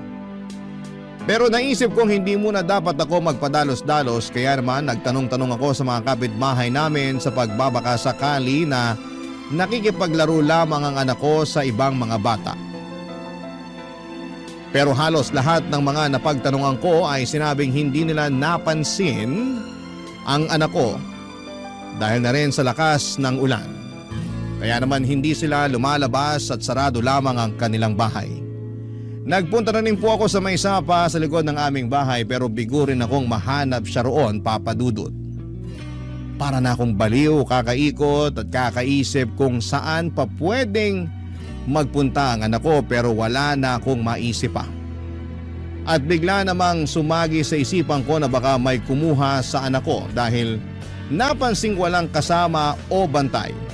Dahil nga sa naisip kong yon ay tila lalong nadagdagan ng galit ko na nararamdaman sa mga oras na yon sa asawa kong si Sally, papadudot.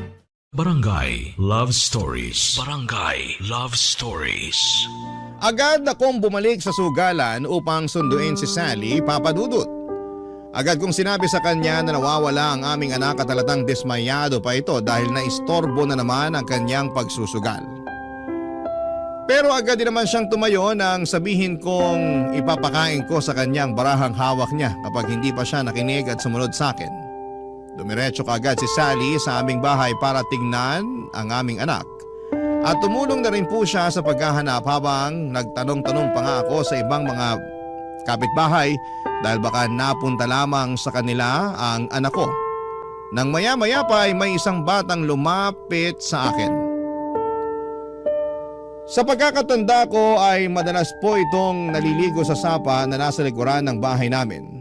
Sinabing nakita nga raw niya ang anak ko pero kanina pa raw yon habang naliligo raw siya sa sapa. Ang akala naman daw niya ay may kasama ito kaya iniwan niya ito doon pagkatapos niyang maligo.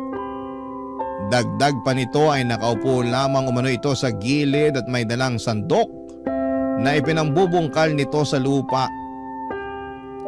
Nang marinig ko ang mga sinabi ng bata ay para akong binuhusan ng malamig na tubig sa buong katawan ko. Dahil naalala ko na mahaba nga pala ang sapang yon at may harang na kahoy sa bandang dulo para maharang ang mga basura na itinapon ng mga pasaway na residente at wala nga akong inaksayang oras. Agad akong kumuha ng flashlight sa bahay dahil inabot na kami ng dilim sa paghahanap sa anak ko.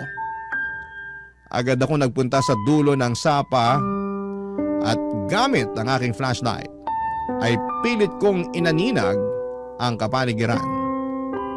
Pero hindi ko na makita ang bakas ng anak ko. Hindi pa nakakatulong ang malakas na pag-ulan noon. Papadudot sobrang nanginginig ang mga kamay ko at hindi dahil sa lamig ng ulan kundi dahil sa takot na baka may nangyari ng masama sa anak ko. Habang papalapit nga ako sa dulo ay siya namang pagbigat ng mga paa ko na tila nagsasabing huwag na akong tumuloy. Pero tumuloy pa rin ako. At doon naaninag ko ang isang tila malaking manika na nakataob sa tubig at nakalutang habang sumasabay lamang sa alon ng tubig kasama ng ilang mga plastik na naglalaman ng mga basura, papadudot. Halos mabugto ang aking hininga at bigla na lang ding tumulo ang mga luha ko nang hindi ko namamalayan. Dahil kahit na hindi pa ako nakakalapit ay alam kong yon ang pinakamamahal kong anak. Alam ko dahil suot niya ang paborito niyang damit na ako mismo ang bumili. Napaluhod na lamang ako sa labis na panginginig ng aking tuhod, papadudot. Naghalo-halo na ang pagod at gutom ko at higit sa lahat ay ang napakasakit na pakiramdam sa dibdib ko na tila ba sinasaksak ako ng kutsilyo ng libu-libong beses.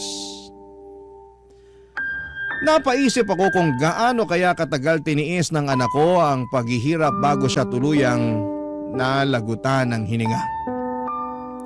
At nang maisip ko yon ay halos panawan ako ng ulirat dahil ang maisip ko lang ang hirap niya sa kakakampay sa tubig ay para lang makaahon ay hindi ko na makayanan. Pinilit ko na lamang na tumayo at agad na lumapit sa kinakaroonan ni Princess. Agad kong binuhat ang anak ko na alam kong wala ng buhay.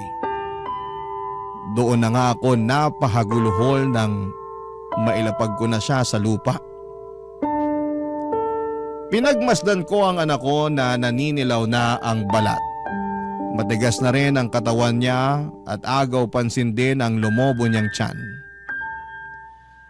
Niyakap ko ang katawan ng walang buhay kong anak at hindi ko may paliwanag ang sakit, papadudot. Sakit na halos ikamatay ko na. Kaninang umaga lang ay magiliw pa niya akong binate bago ko umalis. Tapos ay bigla ay wala na siyang buhay sa pag-uwi ko. Papadudot, doon ko napagtanto na sa dami ng hirap na napagdaanan ko, ang mawalan pala ng anak ang pinakamahirap na lagpasan.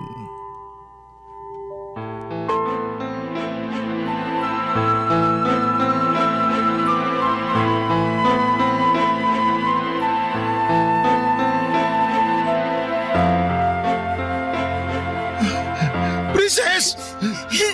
Anak ko! Princess! Wawa akong anak! Diyos ko po! Bakit ang anak ko pa? Arman! Nakita niyo na ba si Princess? Dito raw nakita kanina ng bata. Diyos ko po, Princess! Princess, anak! Nandito na si tatay!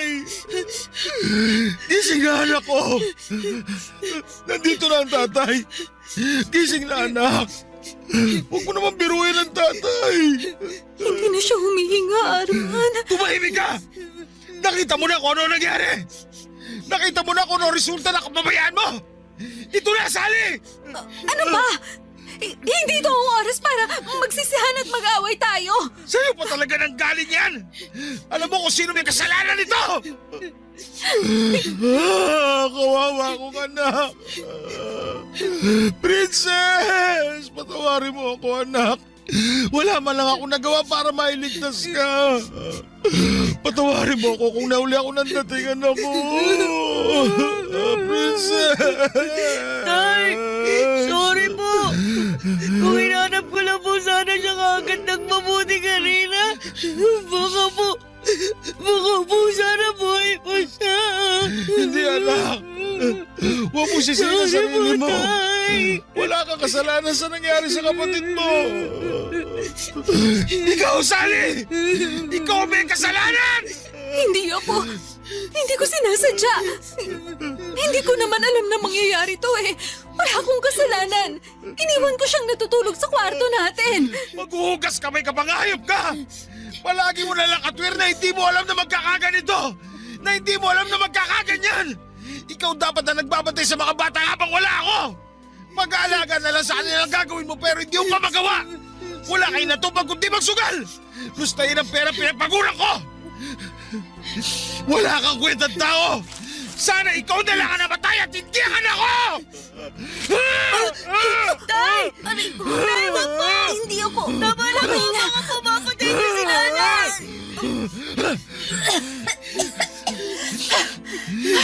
Walang hiya ka, Arman. Papatayin mo talaga ako? Oo! Mabigyan ko man lang ng katarungan ng pagkamatay ni Princess! Patawarin nawa ako ng Diyos! Pero gusto-gusto ko talunurin ngayon hanggang sa malagutan ka ng hininga! Nasisiraan ka na ba? Hindi ko gusto na mangyari sa anak natin to. Kaya wag mo akong sisihin. Hindi mo ginusto? Grabe yung kakapalan ng mukha mong babae ka! Kung hindi dahil sa kababayaan mo, hindi mangyayari sa kanya to! Naturingan kang ina pero hindi ka nagpakainan sa mga anak natin! Mas importante pa sa iyo ang bisyo mo! Hindi ka na nga nakakatulong sa akin! Hindi mo pa magampanan ng maayos sa pagiging nanay mo! Hindi ikaw na ang perpektong ama. Ako na ang walang kwentang ina. Pero wag mo isisi sa akin lahat dahil hindi mo naman kami nabigyan ng magandang buhay. Oo, nagtatrabaho ka. Pero wag mong ipagmalaki sa akin yon. Kasi pag-uuling lang naman ang trabaho mo. Wala ka na talaga sa katwiran. Hindi ko alam kung nasa katinuan ka pa ba. Nakuha mo ba talagang subatan ako sa kabila ng lahat? Ibang klase ka. Totoo naman, di ba? Nay, tama na! Totoo naman po sinabi ni tatay eh. Kahit kailan, hindi niyo naman kami binigyan ng atensyon ni Princess. Parang hindi niyo kami anak. Isa ka pa! Marunong ka nang sumagot ah! Bakit hindi mo man lang hinanap agad yung kapatid mo? Huwag mo sisihin si Joseph! Subukan mo lang din sasaktan! Tutuluyan na talaga kita! Ikaw na nga may kasalanan! Ikaw ba may ganang umasta ng ganyan? Isisisi mo pa kay Joseph ang kababayan mo? Samantalang ikaw ang ina! Makasarili ka! Wala kang kwentang ina! Ikaw pumatay sa anak ko! Hindi! Hindi totoo yan! Wala akong kasalanan! Hindi ako pumatay sa kanya! Iniwan ko siya natutulog sa kwarto! Wala akong kasalanan! Wala! Hindi ko alam na pupunta siya rito! Usigit ka sana ng konsensya mo sa nangyari sa anak ko habang nabubuhay ka! Wala akong kasalanan! Tay, ano po gagawin natin ngayon? Saan po natin dadalhin si Princess? Sa morgue na natin siya dadalhin, anak. Pero, tay, wala po tayong pera. Baka po, hindi po nila tayo tanggapin doon. Bahala na, anak. Gagawa ko na lang ng paraan. Dali mo na itong flashlight. Ilawan mong dadaanan natin at bubuhatin ko ang kapatid mo. Paano po si nanay? Ayos na po ba na iwan natin siya dito? Para naman po kasi nababaliw na si nanay eh. Pabayaan mo ang nanay mo. Matagal na naman siyang ganyan.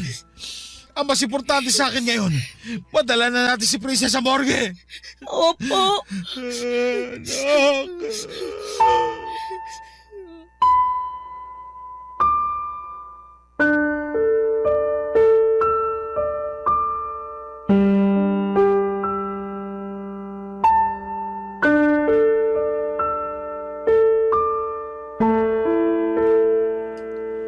Papadudod sa sobrang galit ko nga ay walang lingon na iniwan na namin ng anak kong si Joseph ang nanay niya sa tabi ng sapa.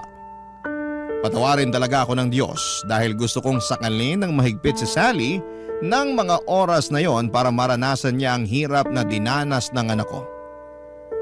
Parang gustong gusto ko siyang patayin dahil sa kapabayaan niya at mas nakakagalit pa na hindi niya matanggap ang pagkakamali niya. Pero laking pasalamat ko nang awatin ako ni Joseph na pag-isip-isip ko kaagad na mali ang gagawin ko at hindi ko basta itatapon ang buhay ko para lamang makaganti sa kanya dahil may isa pa akong anak na umaasa sa akin. Kaya naman bago pa ako may magawa kay Sally ay binuhat ko na ang walang buhay na katawan ng anak ko. At naiwan lang doon si Sally na tunala at tila wala sa sarili. Naisip ko rin na nawalan man ako ng isang anak ay meron pang natitira sa akin at hindi dapat ako magpadala sa init ng ulo ko. Agad kong dinalangan ako sa pinakamalapit na morgue at nang tila sinampal ako ng katotohanan. Nawala na nga ang anak ko ay doon na ako muling napahagulhol. Hindi ko po lubos maisip kung bakit kailangan na sa anak ko pa mangyari ang malagim na pangyayaring yon.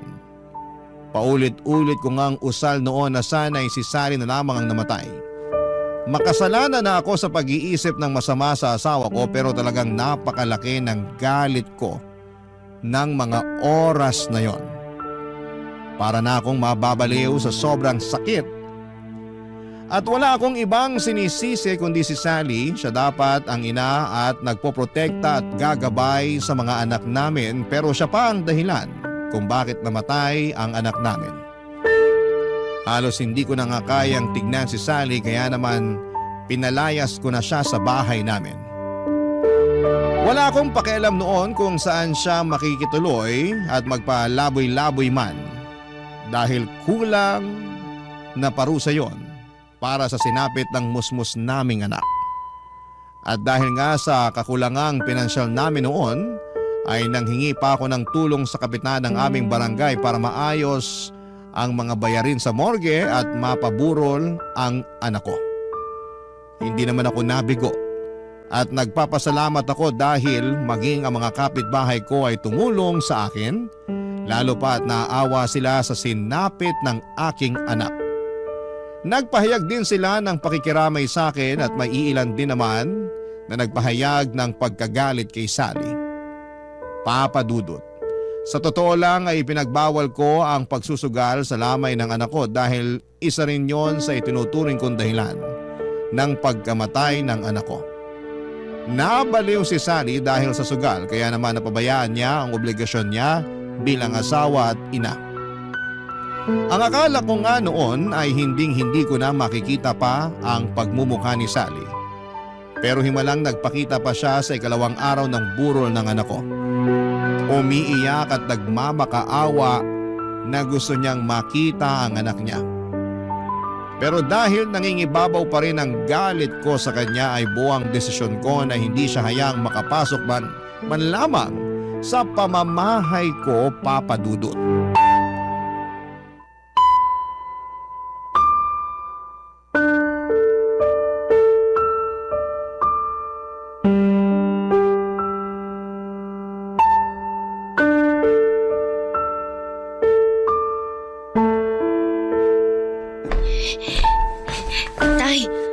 Nasa labas po si nanay.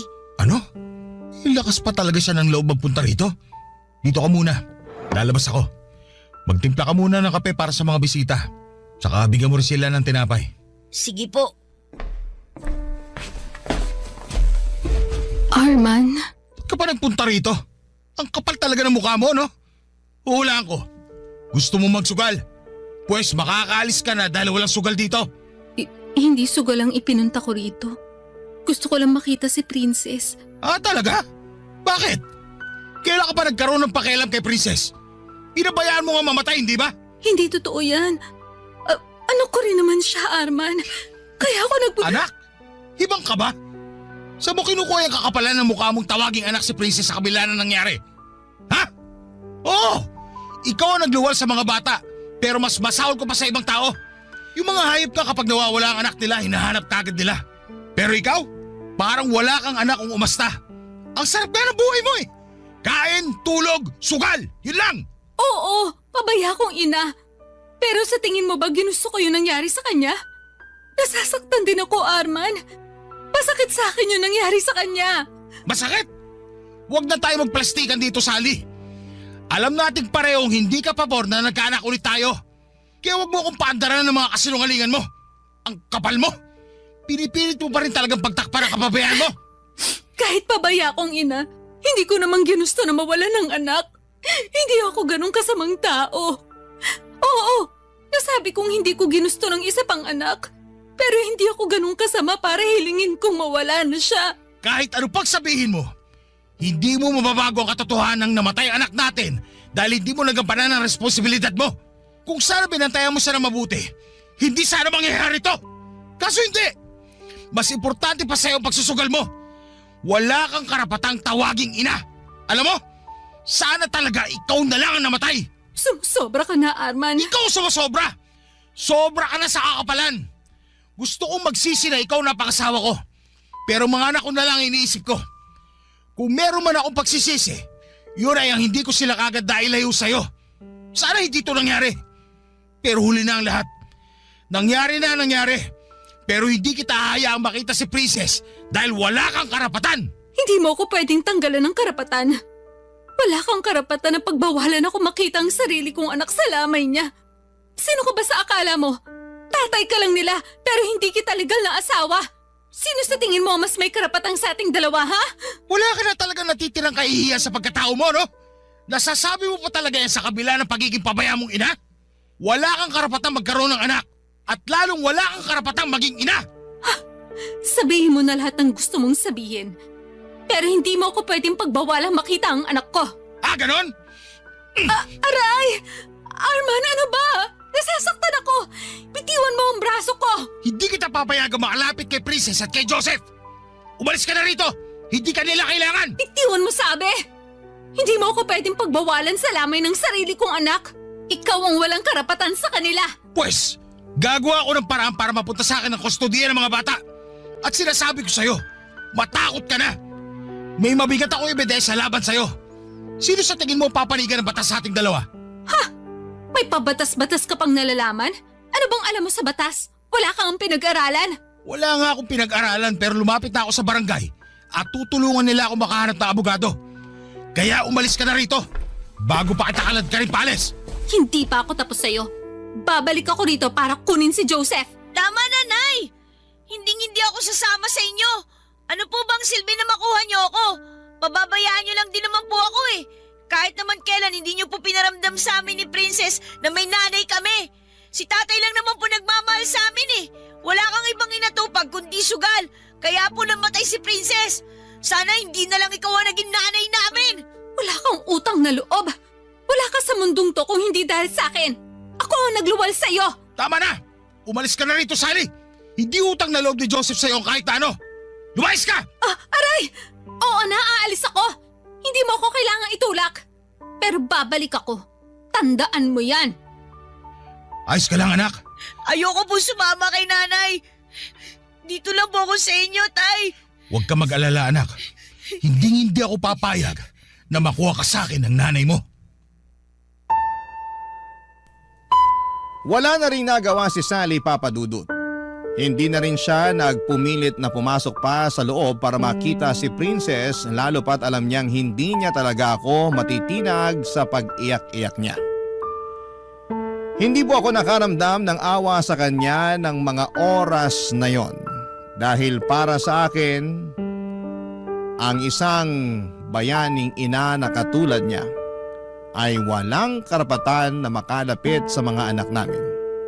Hindi rin po ako nagpasindak sa pagbabantayan niyang yon dahil alam ko na mas may laban ako kung sakaling ipilit niyang makuha sa akin ang anak namin. Kung kinakailangan nga na humingi ako ng tulong sa mga social worker o abogado ay gagawin ko para lamang matanggalan siya ng karapatan sa anak namin. Sa isip ko, Papa Dudut, ay hindi naman siguro importante kung wala akong pinag-aralan basta't kaya kong alagaan at buhayin ang anak ko ay sapat na. Papa Dudut, maayos nga ang nailibing ang anak ko at marami rin ang nakipaglibing at halos lahat ay naawa sa sinapit ng aking anak. at naawa din sa akin. Ika nga nila sa kabila ng pagtataguyod ko sa aking pamilya ay sadya raw talagang hindi nawawala ang lason sa pamilya na tuluyang sisira sa aming pagsasama. Matapos ngang mailibing ang aking anak, ay bumalik ako sa pagtatrabaho at mas pinagbuti ko pa para sa aming dalawa ni Joseph. Madalas nga kapag walang pasok sa eskwela, ay sinasamahan niya ako sa trabaho ko sa ulingan at tumutulong sa akin para hindi raw ako masyadong mahirapan sa pagtatrabaho. Kahit ayaw ko naman siyang payagan sa pagtulong sa akin ay mapilit talaga siya. Mas gusto ko sana na mas pagtuunan niya ng atensyon ang kanyang pag-aaral pero nais niya raw na makatulong sa akin kahit sa ganong paraan. Makalipas nga ang halos ilang buwan ay nagbalik si Sally pero may kasama itong mga social workers para kunin si Joseph. Nagtalo pa kami ni Sally ng araw na yon hanggang sa nalaman nga ng social workers ang nangyari sa aming bunsong anak at kung gaano ito ka-adik sa pagsusugal na umabot na nga sa puntong napabayaan nito ang mga anak namin. Nagkaroon nga kami ng usapan sa barangay kung saan ay tinulungan nila akong mag-file ng petition for custody para sa anak kong si Joseph. Dahil hindi rin naman daw basta-basta mapupunta sa akin ang bata ng walang batas na mamamagitan.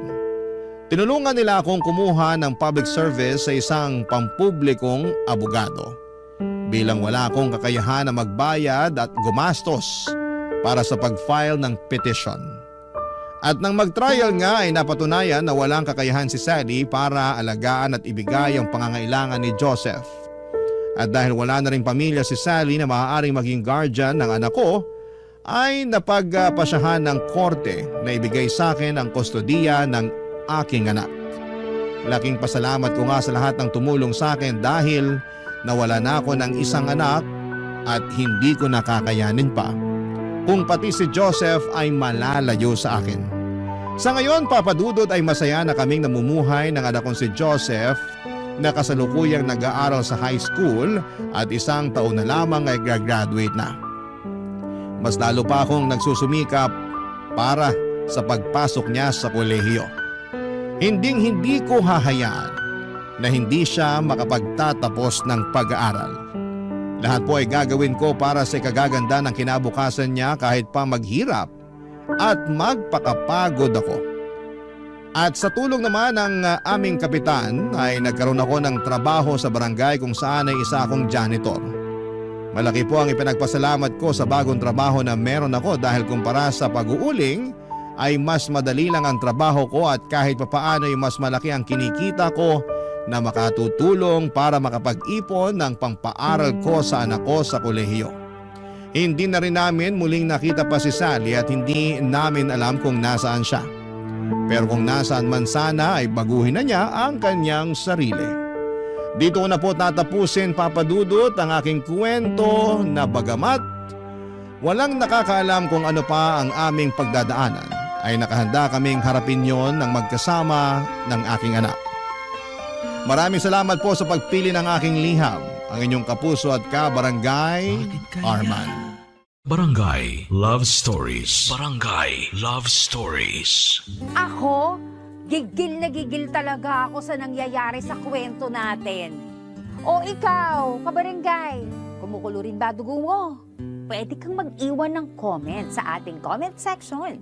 Nagustuhan ng iyong napakinggan? Ituloy yan via live stream sa www.gmanetwork.com/radio.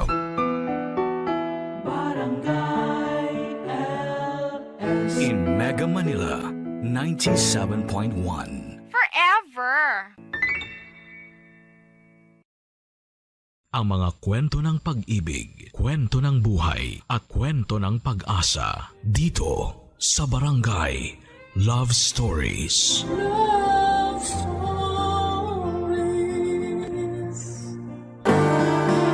May mga landas sa buhay na kailangan nating tahaking mag-isa.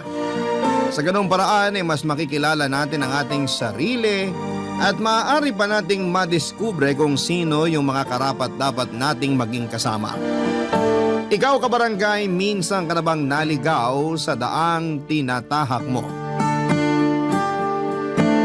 Dear Papa Dudut, ang pag-ibig, pwede yang ikumpara sa maraming bagay sa mundo.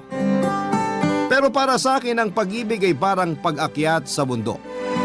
Siyempre sa una, andon yung excited ka, pero habang nasa daan ay makakaramdam ka ng matinding pagod at hingal. Maiisip mo na hindi pala ganon kadali at parang gusto mo nang sumuko, Papa Dudut. Hindi rin patag ang daan paakyat sa tuktok ng bundok. Puro lubak-lubak, madulas at mabato. Na pwede pang dahilan para madapa, masaktan at masugatan ka.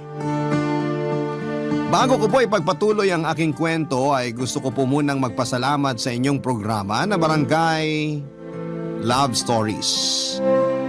Sakaling mapili niyong itampok ang sulat ko, itago niyo na lamang po ko sa pangalang Lorene, 30 years old at taga Mandaluyong.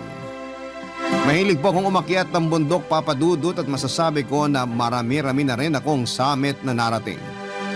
Halimbawa na doon yung paborito at binabalik-balikan kong bundok sa Benguet, Mountain Province, na kung tawagin ay Mount Ulap. Naakyat ko na rin po ang Mount Pulag na nasa parehong probinsya.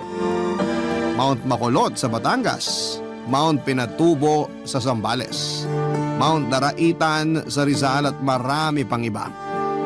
Sa totoo lang ay wala akong hobby noon. Boring akong tao kundi lang talaga ako na impluwensyahang umakyat. Sa bundok ng mga kaibigan ko ay baka wala akong ibang ginagawa sa buhay ko ngayon kundi ang magpakalunod sa mga papeles sa opisina namin. Papa Dudut, sumulat po ako para ikwento ang buhay pag-ibig ko na mayahalin tulad sa nakakapagod at nakakahingal na karanasan ko sa tuwing umaakyat ako sa bundok. Magsisimula po ang lahat nung nasa college ako. Meron po akong nobyo si Arlo. Noong mga panahon na yon ay transfer ako sa eskwelahang pinapasukan niya. Matapos naming lumipat ng bahay dahil nag-iba ang destino ng trabaho ni Daddy. Malungkot nga ako noon kasi nasa second semester na ako sa kurso ko at naiwan sa dati kong paaralan yung mga close friends ko. Pero wala naman akong nagawa. Natatandaan ko pa na noong unang araw ko sa klase namin ay tahimik lamang ako. Kasi wala pa akong kakilala at kaibigan sa mga bago kong kamag-aral. Tapos nung lunch break, mag-isa lamang akong kumakain sa kantin. Yun din po yung pagkakataon na nilapitan ako ni Arlo para makiupo sa tabi ko at makisalo sa mesang kinakainan ko. Simula noon ay naging magkaibigan na kami, Papa Dudut. Gwapo po si Arlo. Artistahin, tisoy, may dimple sa magkabilang pisngi at merong magagandang pares ng mga mata. Crush na crush nga siya ng karamihan sa mga babae at binabae sa school namin at kabilang na ako doon. Pero alam ko na malabong magustuhan niya rin ako at maging special someone niya kasi napakasimple ko lamang talaga. Tamang pulbos lang at suklay. Sa kabila ng hindi namin pagiging mag-on, nakakaramdam pa rin ako ng selos, lalo na nung isang araw ay may nakita na lamang kong babae na umaaligid sa kanya. Tapos ay pinansin niya at madalas na niyang kasama. Sa inis ko ay iniwasan ko po si Arlo, bagay na napansin naman niya, Papa Dudut.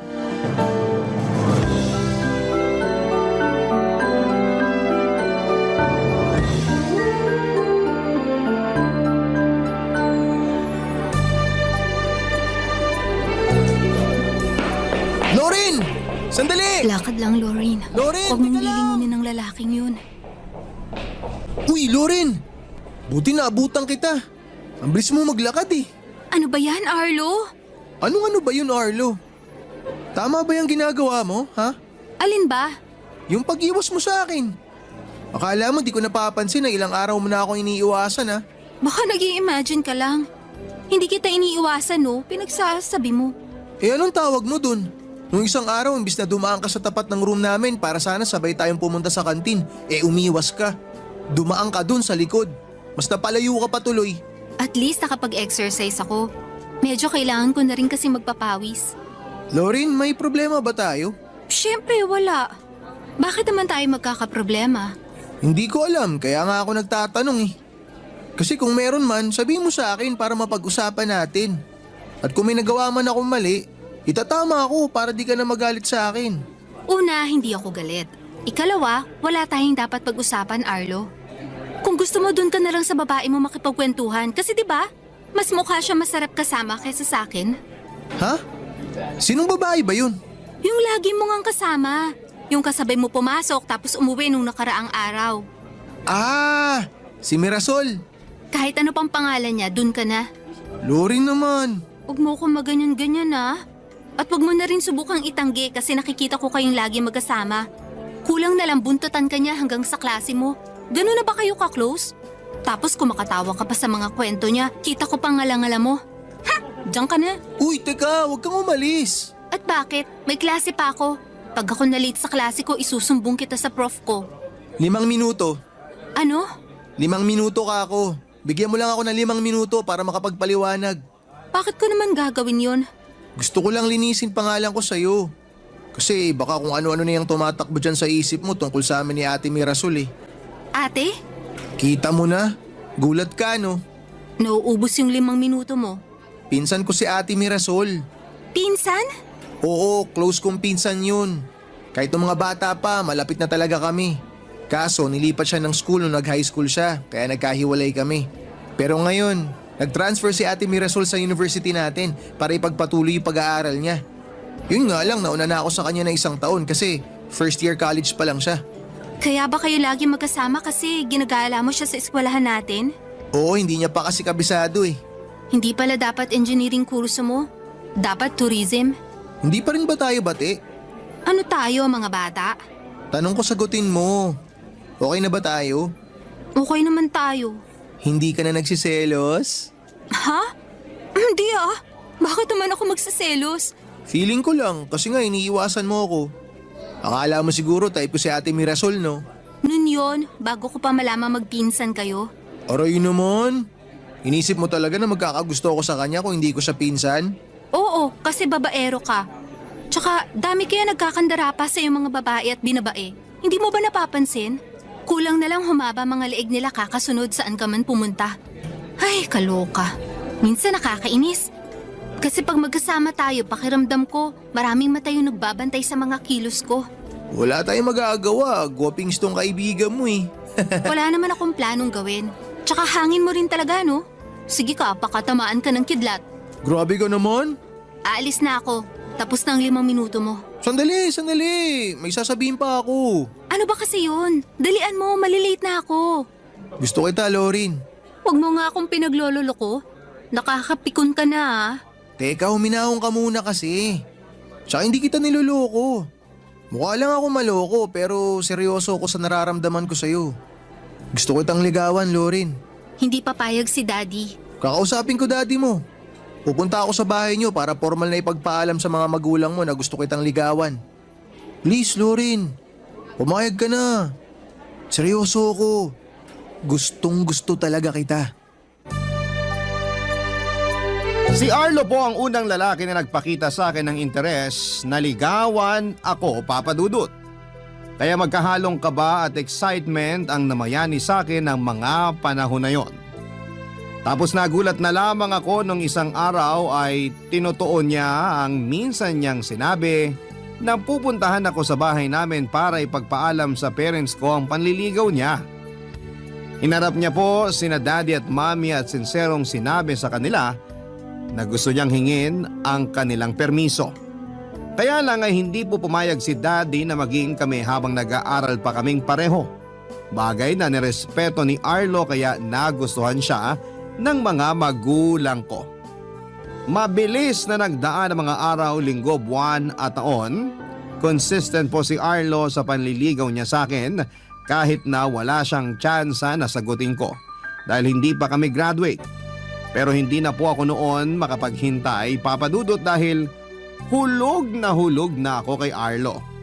Bukod doon ay nababanggit din ng mga kaibigan ko na baka pag pinatagal ko pa ang pagsagot kay Arlo ay mag-iba ang ihip ng hangin. Magkagusto siya sa iba at ayaw ko pong mangyari yon, kaya naman sinuway ko ang bini ni Daddy matapos kong ibigay kay Arlo ang matamis kong oo. Hindi nagtagal ay naging kami pero nilihim po namin yon sa lahat lalo na sa parents ko. Nung nakapagtapos na kami sa pag-aaral ay si Arlo sa kurso niyang engineering at ako naman ay accountancy, at nung nagkaroon na rin kami ng maayos na trabaho at karera ay saka lang namin inamin kina Mami at Daddy ang lahat. Hindi naman sila nagalit, Papa Dudut, pero pinayuhan nila si Arlo na huwag akong sasaktan. Sobrang swak po kami ng boyfriend ko. Nagja-jive ang mga ugali namin. Maintindihin po si Arlo, kabisado niya ang mga topa ko at alam niya ang gagawin kapag sinusumpong ako ng toyo ko. Mapagpasensya rin siya at malalahanin, lalong-lalo na sa mga magulang ko. Legal sa parehong pamilya namin ang aming relasyon, Papa Dudut, kaya akala ko ay wala na pong makakapaghiwalay sa amin ni Arlo. Kasi mature naman kami, nare-resolve namin ang mga away namin, kaya hindi katakataka na tumagal kami ng 8 taon. Opo, Papa Dudut, 8 taon. Ikakasal na dapat kami kasi nag-propose na siya sa akin hanggang dumating yung isang araw na nagkatampuhan kami at nahuli ko na lamang siya na nambababae, Papa Dudut.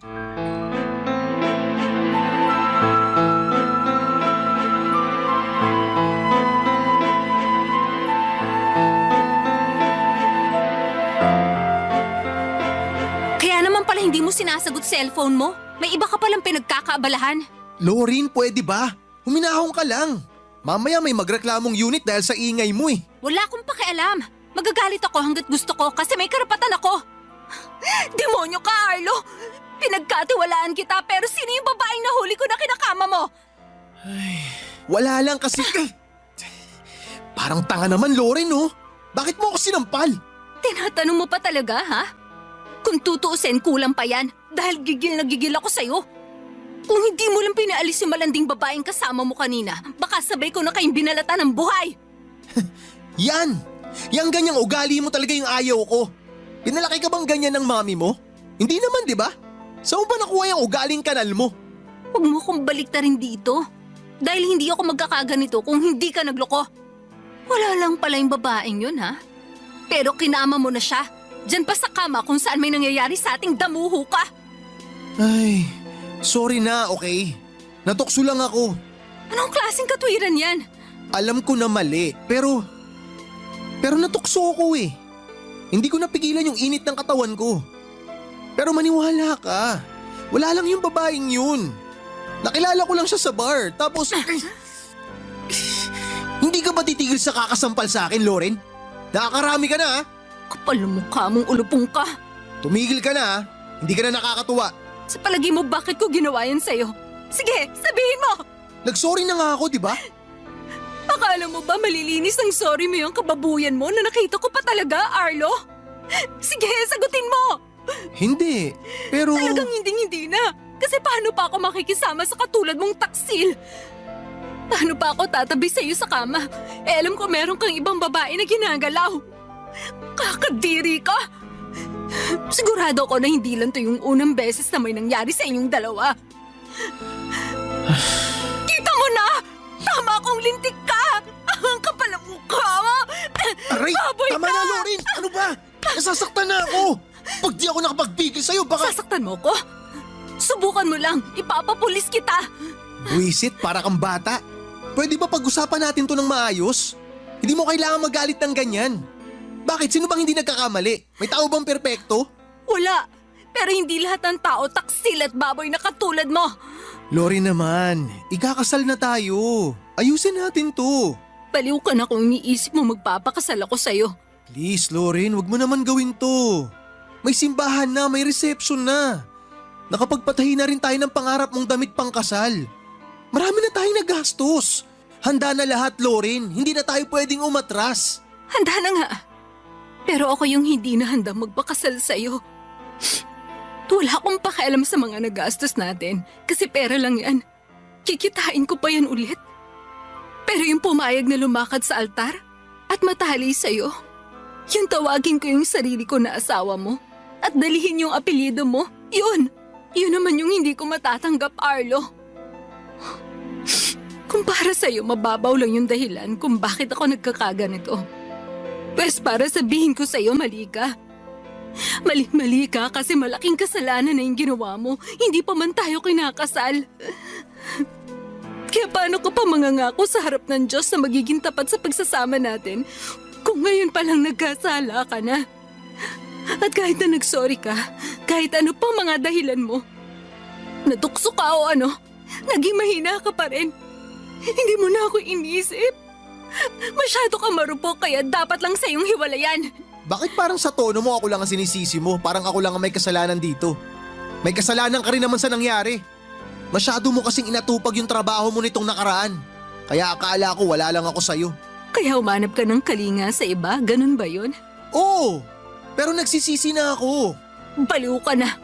Wala nang saysay ang pagsisisi mo dahil sinira mo na kung ano yung meron tayo. Maghiwalay na tayo, Arlo. Ano? Tapusin na natin lahat kasi wala na rin patutunguhan yung pagsasama nating to. Ayoko sa lahat yung iniiputan ako sa ulo. Kung gusto mo, ituloy niyo na lang ng babae mo yung milagrong ginagawa niyo. Wala na akong pakialam. Masunog sana kayo sa impyerno. Hiwalay na tayo! Ang sakit-sakit, Papa Dudut. Para akong mamamatay ng araw na yon. Sinong hindi magdaramdam ng husto kung yung lalaking mapapangasawa mo na sana ay aagawin sa iyo ng iba? Pero bukod sa matinding panghihinayang ko sa relasyon namin ni Arlo ay yung hustong galit at pagkamuhi ko sa kanya. Kaya pala pakiramdam ko ay nagbago, yun pala ay meron na siyang ibang pinagkakaabalahan. At ang kapal na mukha niyang ipangalandakan na nagkukulang ako sa kanya kaya humanap siya ng magpupuno noon sa katauhan ng ibang babae.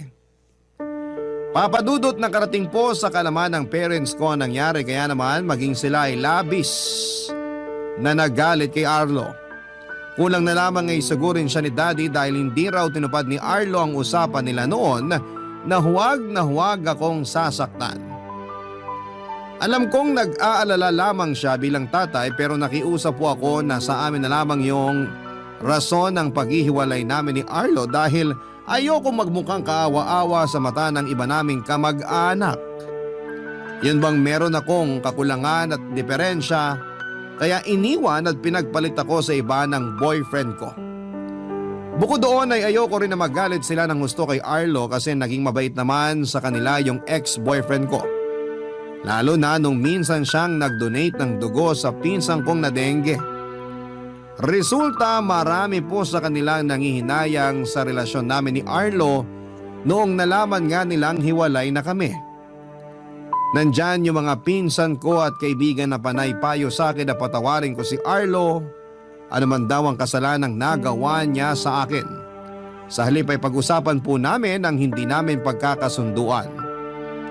Pero buo na po ang desisyon ko ng panahon na yon.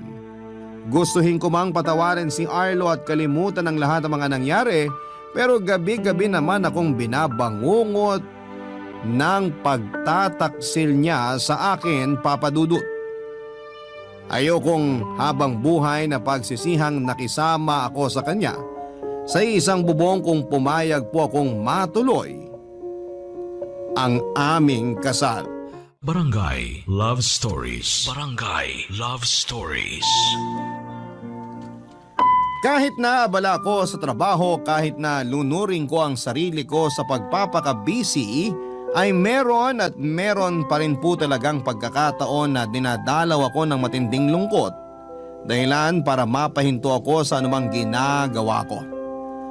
Matutulala at maiiyak na lamang ako, Papa Dudut. Ganon naman talaga ang pinagdadaanan ng mga taong dumaranas ng heartbreak, hindi ba? Sino ba naman ang makaka-move on agad-agad sa 8 years? Tapos ikakasal na kayo in few months. Saka pa nagloko ang fiancé mo. Sa kabila ng lahat ay tinuring ko po na blessing in disguise ang bagay na yon dahil wala na akong kawala kay Arlo sakaling noon lang siya ng babae kung kailan nakatali na ako sa kanya. Kaya nga para mas malibang-libang ako ay pumayag akong sumama sa mga kaibigan ko nung minsang niyaya nila akong umakyat sa bundok. Masasabi kong masaya ang experience kong yon, lalo na nang makarating kami sa summit, Papa Dudut. Hindi po madaling umakyat sa bundok, lalo na sa first timer na katulad ko. Pero iba ang pakiramdam kapag nakarating ka na sa summit. Sa katunayan ay hindi na maalis ang ngiti ko sa labi hanggang makababa kami at makauwi. Simula noon ay lagi na akong sumasama sa pag-akyat ng bundok ng mga kaibigan ko. Minsan kapag busy sila ay nagsosolo po ako. Bali nakikisama po ako sa mga grupo ng ibang tao na umaakyat sa bundok. Sa ganong gawain ay mas nakilala ko po ang sarili ko, Papa Dudut. Bukod doon ay lumawak ang mundo ko at marami akong naging kaibigan. Isa na po doon si Rico na namit ko nung unang beses akong namundok. Papa Dudut, nakasabay ko po sa trail si Rico. Bali, sinabayan niya ako sa paglalakad kasi napansin niya na ako lang daw yung walang kasama o kaibigan. Doon ko na nga sinabi na mag-isa lamang ako dahil kasama na mga kaibigan ko ang mga jowa nila.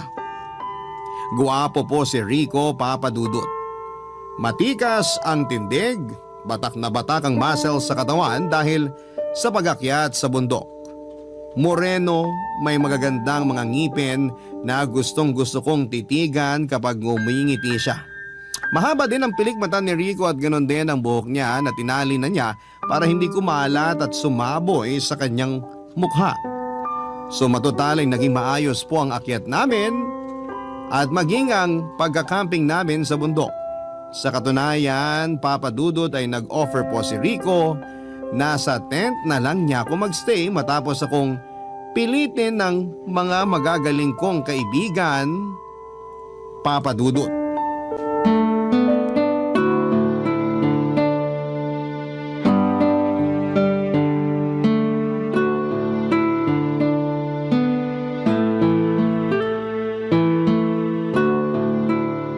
Sana hindi umulan para hindi dumoble yung lamig. Parang hindi naman. Tirik na tirik yung araw kanina. Hindi mo kabisado panahon sa bundok. Pabago-bago. Ganun ba? Paano yan pag umulan? Hindi ba kaya nitong tent mo? Kaya naman. Basta wag lang humangin ng malakas. Pero hayaan mo na. Kasi mukhang tama ka nga. Hindi naman uulan. Halika, upo ka rito sa tabi ko. Ayoko nga. Baka mamaya may magalit eh. Sino namang magagalit? Rico, huwag mo nang bilugin ang ulo ko. Una, sinabayan mo ako paakyat dito sa campsite kanina. Tapos ngayon pinatuloy mo ako dito sa tent mo. Akala mo ba manhid ako? Akala mo hindi ko alam na may jowa ka na o asawa kasi may singsing ka na dyan sa daliri mo? Paano ko magalit sa'yo yon kahit na wala naman tayong ginagawang mali? Masyado ka naman nag-aalala, Lorin. Sinong hindi mag-aalala? Mamaya maging dahilan pa ako ng pag-aaway nyo. Or worst, awayin pa ako ng jowa o asawa mo. Ayoko ng gulo.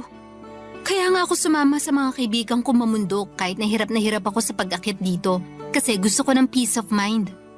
Maling-mali talaga na pumayag ako magstay dito sa tent mo porque wala akong dalang sarili ko at wala na akong espasyo dun sa tent ng mga kaibigan ko. Aalis na ako. Sa labas na lang ako kahit malamig. May jacket naman ako. Lori naman, huwag ka nang lumabas ng tent. Baka sipunin ka. Madali lang namang gamutin yung sipon kesa pasa sa mukha sakaling awayin ako ng jowa o asawa mo. Wala akong jowa o asawa, kaya pwede ka nang kumalma. Ha? Pinaglololoko mo ba ako? Hindi kaya, nagsasabi ako ng totoo. Eh bakit may suot kang singsing? Eto ba? Mahabang kwento. Makikinig ako. O sige, pero sana di ka antokin. Magkwento ka na lang kasi. Engagement ring namin ng girlfriend ko tong singsing na suot ko. Sinasabi ko na nga ba? May fiancé ka na, ikakasal ka na. Noon yun, pero iwalay na kami ngayon. Sinusuot ko lang tong singsing kasi nangihinayang ako sa sanay masayang kasal namin. Hindi ba mas masakit? Kasi may alaala ka pa rin ng nabigong pag-ibig nyo? Masakit, oo. Pero hinahayaan ko na lang sarili ko na maramdaman yung sakit na yun. Hanggang matanggap ko na hindi na talaga matutuloy yung kasal namin. Ay, 10 taon din kami, Lorin. Bago yun natapos sa isang iglap. Sorry, Rico. Hindi ko naman akalain na ganyan pala kabigat yung dinadala mo. Hindi mo naman kailangang mag-sorry. Wala ka naman ginawang mali. Saka choice ko naman na suotin pa rin tong singsing namin. Kasi hanggang ngayon, mahal ko pa rin siya. Hihintayin ko na lang magsawa tong puso ko. Alam ko pag nangyari yun, nakalimutan ko na siya. Hindi pala tayo nagkakalayo ng pinagdaanan. Yun din ba ang dahilan kaya umaakit ka sa bundok? Ako kasi oo eh. Sawa na ako magmukmuk sa bahay at sa opisina namin. Kaya pumayag akong sumama sa mga kaibigan ko papunta rito. Tama ka. Yun din dahilan ko. Pero alam mo ba na dati sabay kaming umaakit sa bundok ng ex-girlfriend ko? Mas masakit na mag-isa ka na lang ngayon. Nung una, aminado akong nahihirapan ako. Pero habang tumatagal, mas nakikilala kong sarili ko. Nasabi ko na lang na kaya ko palang makarating sa tuktok kahit hindi siya kasama. Congratulations. Senyales yan na nakaka-move on ka na. Pero pwede ko ba malaman ang rason ng hiwalayan nyo? Pinagpalit niya ako sa iba. Pero bago yun, akala ko trabaho at pangarap lang niya yung kakompetensya ko sa kanya. Sa loob ng 10 taon naming magkarelasyon, maraming bagay na gustong matupad ang ex-girlfriend ko. Isa na dun yung makapagtrabaho siya sa abroad at mag-migrate. Siyempre, sinuportahan ko siya sa pangarap niyang yun. Kahit 2 beses na niyang nireject ang proposal ko. Mahal ko kaya inunawa ko. Umalis siya sa Pilipinas matapos siyang makatanggap ng job offer para makapagturo sa isang university sa Florida. Pero napansin ko na lang na kapag mas inuunawa mo pala ng husto yung tao at yung mga rason nila, mas nagiging daan yon para abusuin ka nila. Di ko alam na may nakilala na pala siyang ibang lalaki dun, Amerikano. Tapos naging sila bago siya nakipaghiwalay sa akin sa cellphone. Huling balita ko, kinasal na sila at pinoproseso na yung papeles niya para maging US citizen. Grabe, hindi ako makapaniwala. Nagawa sa'yo yun ng ex-girlfriend mo? Oo, para sa pangarap niya. Ayaw niya kasing bumuo kami ng pamilya rito sa Pilipinas. Pero hindi naman ganun kadali yung gusto niyang mag-migrate kami dahil nandito yung negosyo ko eh. May plano naman ako pero sana binigyan niya pa ako ng panahon. Kawalan niya kasi sinayang kanya, Rico. 10 taon. Grabe. 2 taon lang ang lamang sa amin ng ex-boyfriend ko na nagtaksil naman sa akin. Pareho pala tayong sawing palad. Malas sa pag-ibig. Hindi naman siguro. Maling tao lang yung minahal natin. Alam mo ako, kahit paano nakakausad na rin. Pinagpapasa Diyos ko na lang ang lahat. Basta mag-focus ako sa paghilom ng puso ko at sa sarili ko. Hindi ko na masyadong iniisip yung pananakit sa akin ng ex ko. Kasi alam ko sa sarili ko, kawalan niya yung paghihiwalay namin. Yun na lang din ang isipin mo, Rico. Kawalan ng ex-girlfriend mo yung paghihiwalay niyo kasi sinayang ka niya. Sana hindi sila karmahin sa ginawa nila sa atin. Gusto ko na lang maging masaya tayo. Yan din naman ang gusto ko. Pero sana, ganun lang din sila kadaling kalimutan. Simula noon, pag hindi ako nagsusolo sa pag-akyat ng bundok ay si Rico na po ang kasakasama ko, Papa Dudut. Marami po akong natutunan sa kanya lalong-lalo na sa mga teknik kung paano mas mapapadali ang pag-akyat namin at mas magiging ligtas at maingat. Wala po talaga akong masabi sa galing at talino ni Rico. Bukod doon ay komedyante rin siya kung minsan. Kaya nga laking pangihinayang ko rin na hindi sila nagkatuluyan ng girlfriend niya noon. Pero thankful ako kasi hindi siya napunta sa maling babae. Kung tutuusin ay pareho kami ng kapalaran ni Rico pagdating sa pag-ibig. Sawing palad kumbaga. Kaya siguro kami pinagtagpo ng tadhana para meron kaming isa't isa na mapaglalabasan ng sama ng loob at hinanakit sa mundo. Hindi nagtagal ay umamin po si Rico na nagugustuhan na niya ako. Tapos nagpaalam siya sa akin na kung pwede raw bang manligaw siya. Bagay na hindi ko na tinanggihan pa. Sa totoo lang, hindi mahirap mahalin ang katulad ni Rico at mahigit 1 taon na rin naman simula nang maghiwalay kami ni Arlo. Kaya ang sabi ko sa sarili ko ay baka panahon na para bigyan ko ng tsansa yung puso ko na magmahal ulit. At yun nga ay sa katauhan ni Rico Papadudut. Businessman po siya at kapag hindi kami umakyat sa bundok ay madalas naman kaming nagde-date. Kay Rico ko po nahanap yung lalaki na palagi nandyan sa tabi ko sa isang tawag ko lamang. Kaya nga sa pagkaraan ng 2 buwang panliligaw niya sa akin ay sinagot ko na si Rico at naging boyfriend ko na siya, Papadudut. Tumagal po ng 5 buwan ang relasyon namin hanggang isang araw. Meron pong bagay na ginawa si Rico na hindi ko po lubos na inaasahan.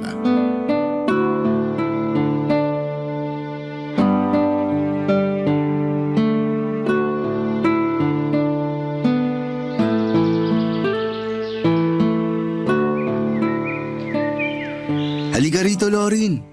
Dito tayo banda. Sweetie, baka hanapin na tayo ng mga kasamahan natin. Kanina pa tayo nakahiwalay sa kanila. Hindi yan. Saka nakausap ko naman yung guide natin. Sabi ko, bigyan lang ako ng ilang minuto bago tayo bumaba. Wala naman tayong kasunod na grupo na aakyat dito sa summit. Okay, pero bakit mo ba kasi ako hinatak dito? Basta. Ayaw mo ba ng group picture sa kanila? Gusto, pero mamaya na yun. Kasi may mas importante akong bagay na gustong gawin. Ano yun? Sandali kunin ko lang. Nako, buti hindi nahulog. Rico, ano yan? Singsing ba yan? Oo, sweetie. Singsing to na simbolo ng walang hanggang pagmamahal ko sa'yo. Teka, lulud ako. Uy, wag na.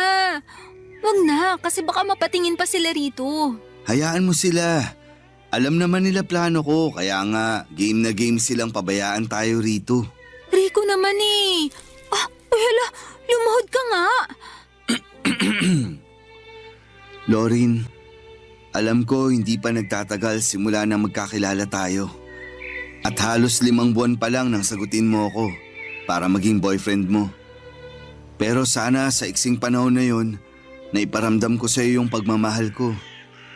Alam mo naman na wala akong ibang gusto kundi yung makasal sa'yo. Bumuo ng sarili nating pamilya at makasama ka hanggang pagtanda natin, di ba? Oo, alam ko yun. Lagi-lagi mo ba namang sinasabi? Malamang hindi ko yun makakalimutan. At hindi na ako makapaghintay na tuparin yun. Kaya nga lumulud ako ngayon sa harap mo para hingin yung kamay mo at pumayag kang makasal sa akin. Will you marry me, Lorin? Yes, Rico. I will marry you. Pumapayag ako makasal sa'yo. Talaga? Yes! Yuhuu! Huwag ka nang sumigaw. Nakatingin sila sa atin, no? Ayos lang yan, sweetie. Pero teka, akin na yung kamay mo. Isusuot ko sa daliri mo tong singsing. Ayan, bagay na bagay sa'yo. Tumayo ka na nga muna dyan. Oo. Nagustuhan mo ba yung singsing? Oo naman. Napakaganda naman ng singsing na to. Thank you, Rico. Thank you saan? Kasi dumating ka sa buhay ko. Kasi minahal mo ko at naging boyfriend kita. Walang kaso kahit hindi pa nagtatagal simula na magkakilala tayo at naging mag-on. Kasi sa puso ko, siguradong sigurado na ako na ikaw yung gusto kong pakasalan para makasama habang buhay. Thank you sa lahat-lahat. Ako yung dapat mag-thank you sa'yo. Kasi tinuruan mo ako paano magmahal ulit. Akala ko nun, hindi ko na kaya kasi nga nakatali pa rin ako sa anino ng ex-girlfriend ko. Pero tinulungan mo ako makawala sa pagkakatali kong yun sa kanya. Hindi lang ikaw yung thankful kasi nagkakilala tayo. Siguro nga, tinadhana na magtagpo tayo kasi pareho tayong iniwan ng mga mahal natin. Pero hindi ibig sabihin, mananatili na tayong nakalugmok sa lugar kung saan nila tayo iniwan. Ngayon, masaya tayong aalis at uusad ng magkahawak kamay. Alam ko na masasaya ako sa'yo. Kasi ikaw yung nagparamdam sa akin na kamahal-mahal ako. Kahit na sa mga panahong pakiramdam ko, hindi. Sinong may sabi sa'yong hindi? Kamahal-mahal ka, Lorin. At mahal na mahal kita. Mahal na mahal din kita. Hindi na ako makapaghintay na makasal sa'yo. Salamat kasi ginawa mo akong pinakamasayang lalaki sa buong mundo. Walang anuman. Deserve mo naman kasi maging masaya. pagkatapos ng sakit at lungkot na pinagdaanan mo. At happy ako kasi ako yung rason bakit ka nakangiti ngayon.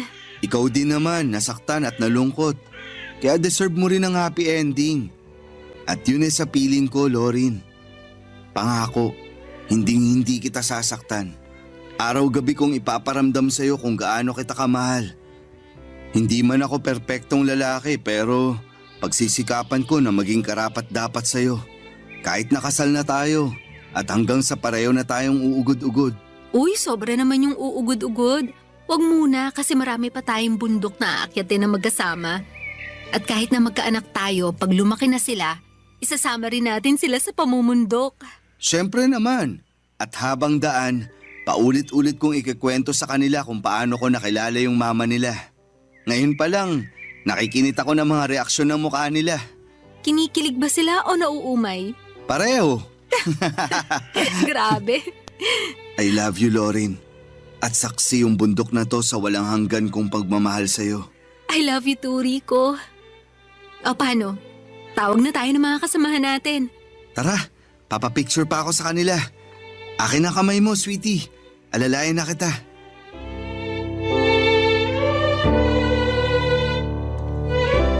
Mahal ko po si Rico, Papa Dudut, at walang duda yon.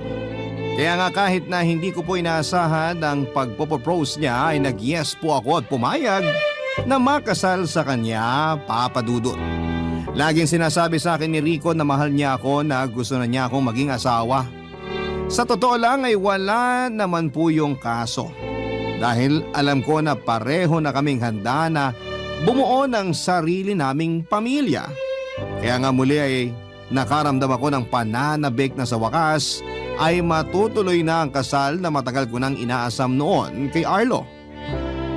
Kaya lang kung kailan naman maayos na ang lahat sa amin ni Rico ay saka po biglang naglaro ang kapalaran, Papa Dudut. Yon ay matapos bumalik ni Arlo sa buhay ko.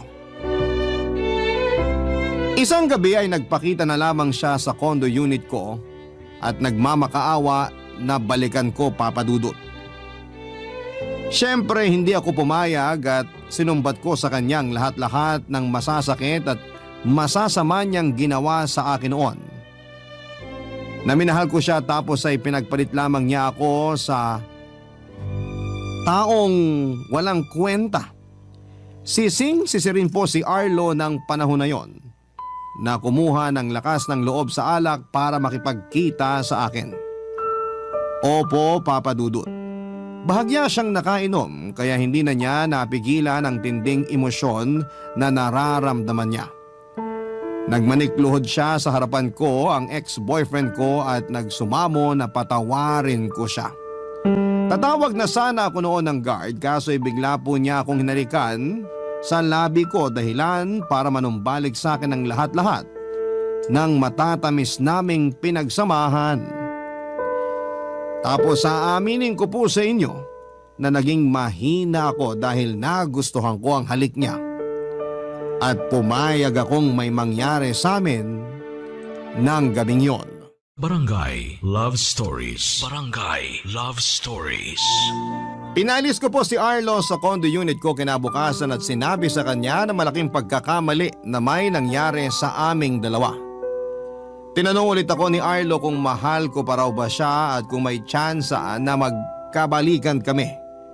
Sinabi ko po na hindi ko na siya mahal at wala nang chance ang relasyon namin dahil ikakasal na ako kay Rico. Galit na galit po si Arlo nang malaman ang tungkol sa amin ng boyfriend ko, Papa Dudut. Pero mas galit ako sa kanya dahil sa ginawa niya sa akin. Sinamantala niya ang kahinaan ko at naging makasarili siya, Papa Dudut. Pagalis po ni Arlo ay doon ako humagulhol ng iyak. Alam ko pong malaking kasalanan ang kagagahan na nagawa ko dahil may kasintahan akong tao tapos nakuha ko pang magpagalaw sa ibang lalaki. Hindi ko po magawang tumingin ng diretso kay Rico nang magkita kami ng gabing yon para mag-dinner date. Takang-taka ang kawawa kong fiancé dahil wala akong ganang kumain pero nagdahilan na lamang ako na masama ang pakiramdam ko. Hindi tuloy namin nasulit yung gabi kasi maaga Maaga niya akong hinatid sa condo unit ko, Papa Dudut. Hindi ko po alam ang gagawin ko at kinakain na po ako ng matinding konsensya. Ang bait-bait sa akin ni Rico tapos tinarantado ko po siya.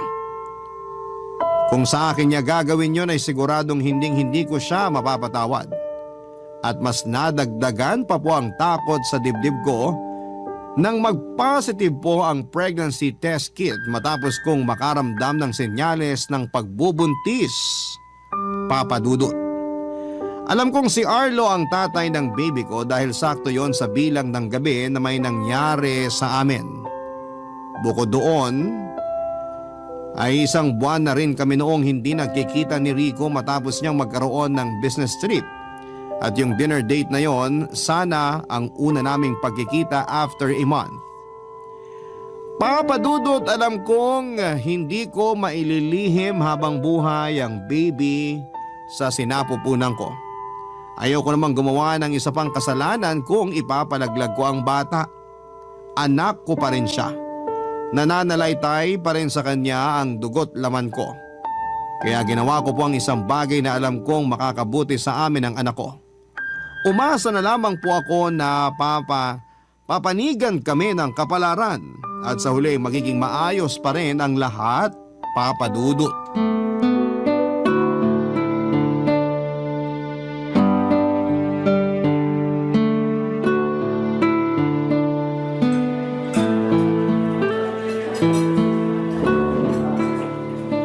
Sure ka bang okay ka na, sweetie? Oo naman. Bakit mo natanong? Maputla ka kasi.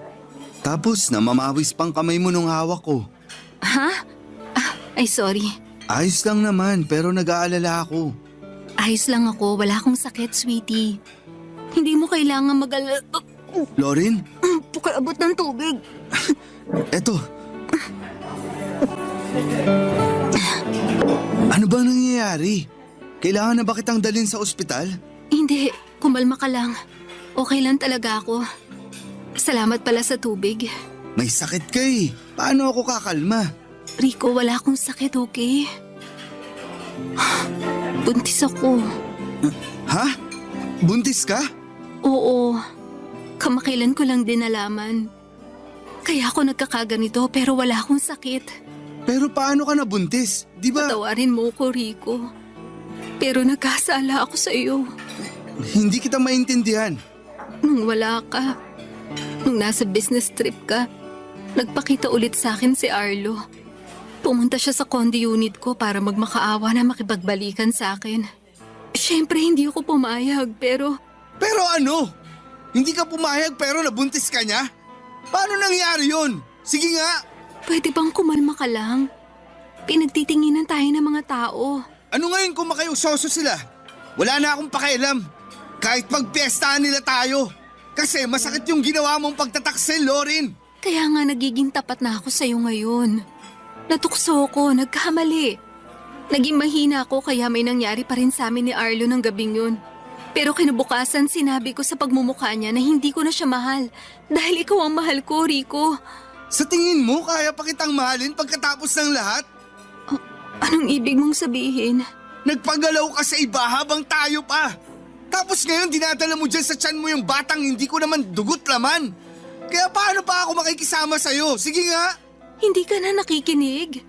Ikaw nga yung mahal ko. Ikaw yung pinili ko. Hindi na matatakpan ng pagmamahal mo sa akin yung kasalanan na nagawa mo, Lorin. Hindi mo na ba ako mapapatawad? Hindi kita kayang patawarin. Baka pag nagtagal. Baka pag nabagok ulo ko tapos makalimutan kita. Pero hindi ngayon. Alam ko naman na nagkamali ako kaya sising-sisi na ako. Ayoko lang na gumawa pa ng isang pagkakamali. Kaya kahit mahirap, sinabi ko sa iyo yung totoo. Bakit parang lumalabas na utang na loob ko pa sa iyo yung pagsasabi mo ng totoo? Hindi mo habang buhay may tatago yung pagbubuntis mo, Lorin. Lalaki at lalaki ang tiyan mo at kaya-questionin din kita. Alam mo, mas masahol ka pa sa ex-girlfriend ko. Pero pareho lang kayong manloloko. Wag na wag mo akong ikukumpara sa kanya. Magkaiba kami. Wala kayong pinagkaiba. Kasi pareho nyo lang akong sinaktan. Akala ko pa naman ikaw na yung babaeng makakasama ko habang buhay. Pero nagkamali pala ako. Napakasama mong tao, Lorin. Wala kang konsensya. Rico, please. Intindihin mo sana yung sitwasyon ko. Hindi ba makasarili na hilingin mong intindihin kita? Nasasaktan nga ako sa ginawa mo sa akin. Ayaw na kitang makita ulit, Lorin. Bahala ka na sa buhay mo. Saan ka pupunta? Sandali, huwag mo kong iwanan dito. Mag-usap tayo. Makinig ka muna sa akin. Wala na tayong dapat pag-usapan. Kasi narinig ko ng mga dapat kong marinig. Mahal kita. Pero hindi sapat yon para gustuin pa kitang makasama bilang asawa ko. Kaya pasensyahan na lang tayo. Maghiwalay na tayo. Huwag na huwag kang magpapakita sa akin. Kasi sukang-suka ako sa pagmumukha mo. Rico, sandali. Huwag mo kong iwan, Rico. Hindi ko kaya pag nawala ka sa akin. Pakiusap, huwag kang umalis. Bitiwan mo nga ako. Hinabol mo pa talaga akong baliw ka. Di ka na ba nahiya sa mga tao rito? Wala akong pakialam sa kanila. Yung mahalaga sa akin yung relasyon natin. Pinagsasabi mong mahalaga sa'yo relasyon natin. Nung nakipaglampungan ka sa ex-boyfriend mo, naisip mo ba yung pesteng relasyon natin? Sarili mo lang inisip mo, Lorin. Tapos ngayon, gusto mong akuin ko pagpapalaki sa batang hindi naman galing sa akin? Huwag ka nga. Palagay ko mas karapat dapat na si Arlo yung niluluran mo at sinasabi ang panagutan niyang sanggol na nasa tiyan mo. Kasi siya naman yung tatay. Aalis na ako. Huwag mo na akong susundan. Arlo, sandali. Arlo, huwag mo akong iwanan dito. Sa ikalawang pagkakataon ay nadurog po ako, Papa Dudut.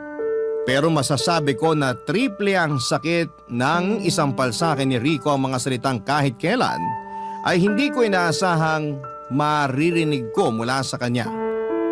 Ang kirot-kirot ng puso ko na kulang na lamang ay ikamatay ko.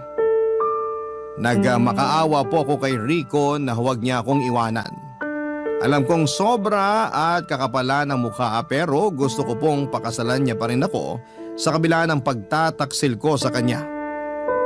Wala naman po akong hangad na masama, naging mahina lamang po ako sa puso't isipan kaya nadaig ako ng aking emosyon. Pero alam kong pagiging makasarili kung ipipilit ko ang gusto ko dahil sobrang sakit po ng nagawa ko sa lalaking walang ginawa kundi ang mahalin ako at minsan ay naghangad na magkapamilya kami at makasama ako hanggang sa pagtanda. Hindi ko na po hinabol si Rico ng gabing iniwan niya ako at niluhod ko na lamang ang sarili ko sa pag-iyak. Sa pagkakataong yun ay pinilit ko pong magpakatatag alang-alang sa baby na nasa tiyan ko, Papa Dudut. Hindi po ako pwedeng manghina at kahit nawasak ako ay hindi ko maaaring pabayaan ang aking sarili dahil may batang umaasa sa akin na maging malakas. Tuluyan na pong nakipaghiwalay sa akin si Rico, Papa Dudut. At blinak na niya ako sa lahat ng social media accounts na meron siya. Hindi na po ako nakarinig sa kanya ng kahit na ano at noong isang beses na pinuntahan ko siya sa kumpanyang pagmamay-ari niya para sana makausap siya ay hindi niya po ako hinarap.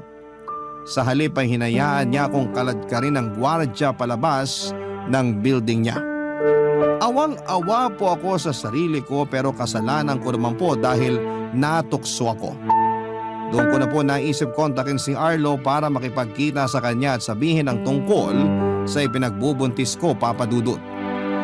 Higit kanino man, hindi ko kakayaning buhay ng baby ko na mag-isa dahil wala pa akong karanasan sa pagiging nanay. Kaya naman kahit na pinutol ko na ang lahat ng komunikasyon kay Arlo, ay kinapalang ko na lamang ang mukha ko matapos kong makipag-ugnayan muli sa kanya.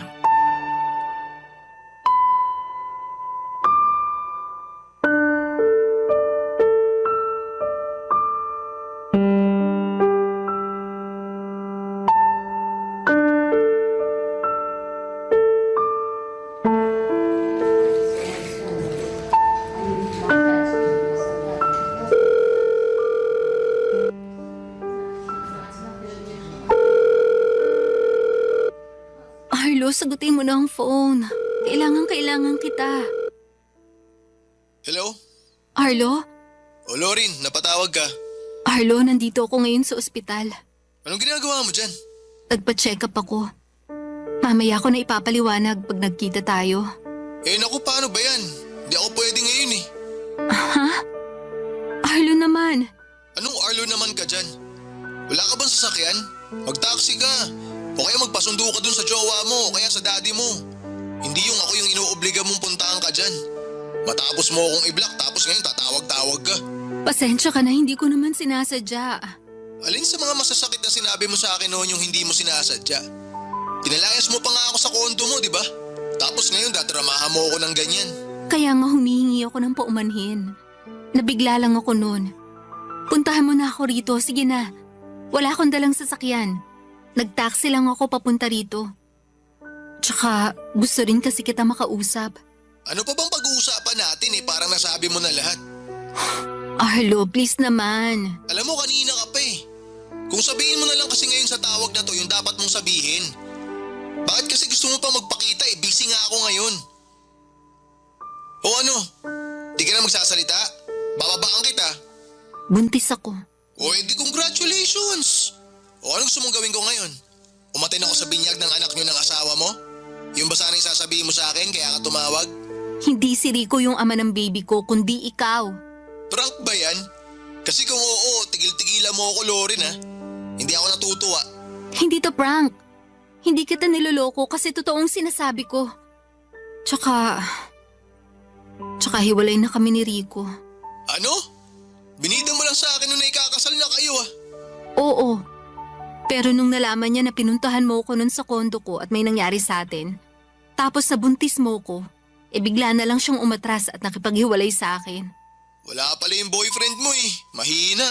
Tigilan mo na nga yung pang-iinsulto mo kay Rico. Wala namang ginagawa sa iyo yung tao. Asar lang ako sa kulukoy na yon. Kasi kung ibida mo sa pagmumukha ko, parang akala mo sinong perpekto eh. O tapos ano, iniwan ka rin pala ngayon. Kaya nga kailangan kita. Kailangan ka ng anak natin. Palagay mo maniniwala ako na anak ko nga yung nasa tiyan mo? Ano bang pinagsasasabi mo? Baka mamaya hindi sa akin yan eh. Baka dun yan sa Rico na yun. Tapos gawa-gawa mo lang na iniwang ka niya ng dahil sa akin kaya kayo naghiwalay. Baka gusto mo lang na ipaako sa akin yung pagiging tatay dyan sa batang yan na hindi naman ako sigurado kung akin nga talaga. Naririnig mo bang sinasabi mo? Oo, naririnig ko. Palagay mo sa akin, bingi. Kung ganun hindi ka ba kinikilabutan? Anak mo yung baby na nasa tiyan ko, ikaw yung tatay. Sigurado ako doon kaya bakit ganyan ka magsalita? Anak ko man o hindi, wala na akong pakialam sa inyo ng batang yan. Simula nung ipamukha mo sa akin na hindi mo na ako magagawang bigyan ng pagkakataon kahit na sinabi ko naman sa'yo na nagbagong buhay na ako, natauhan na ako noon, Lorin. Napagtanto ko rin na hindi naman pala kita ganun kamahal. Takot lang akong tumanda mag-isa kaya kita binabalikan. Pero ngayon mas masaya na ako sa buhay ko. Yun bang wala akong ibang iniisip na kung ano at kung sino? Napakasama mong tao. Paano mo nasasabi lahat ng yan? Kahit wag na ako, kahit yung anak mo na lang panagutan mo. Hindi nga ako sigurado kung akin yan. Kung hindi yan kay Rico, baka naman sa ibang lalaki yan. Napakabastos mong hayop ka. Ni hindi mo na ako nirespeto. Bakit? Dapat ka bang irespeto? Patakot ka sa karma dahil sa ginawa mong to sa akin. Kung alam ko lang na ikaw yung magiging rason para ako maging miserable, sana nun palang hindi na kita hinayaang kausapin ako. Hindi na ako pumayag na manligaw ka at hindi na kita sinagot pa. Tumigil ka na nga. Kung makapagsalita ka, akala mo hindi kita napasaya nung nakalipas na 8 taon na. Pinasaya mo nga ako, pero kapalit nun, yung mas matinding sakit na kagagawan mo. Tumigil ka na. Dahil mong drama. Hindi ko pa rin nakakauwi niyang batang nasa tiyan mo. Ayoko pa magkaanak. Kaya ikaw na lang bahala sa batang yan. Total, ikaw naman may gusto dyan. Palaki mo. Bigay mo sa mga magulang mo. Paampun mo, ipalaglag mo, wala akong pakialam. Basta wag na ako ulit idadamay dyan. Ayoko na magkaroon ng kahit na anong ugnayan sa'yo. Sige na, busy ako. Bababa ako na to. Arlo? Arlo, sagutin mo ang tawag ko, lintik ka.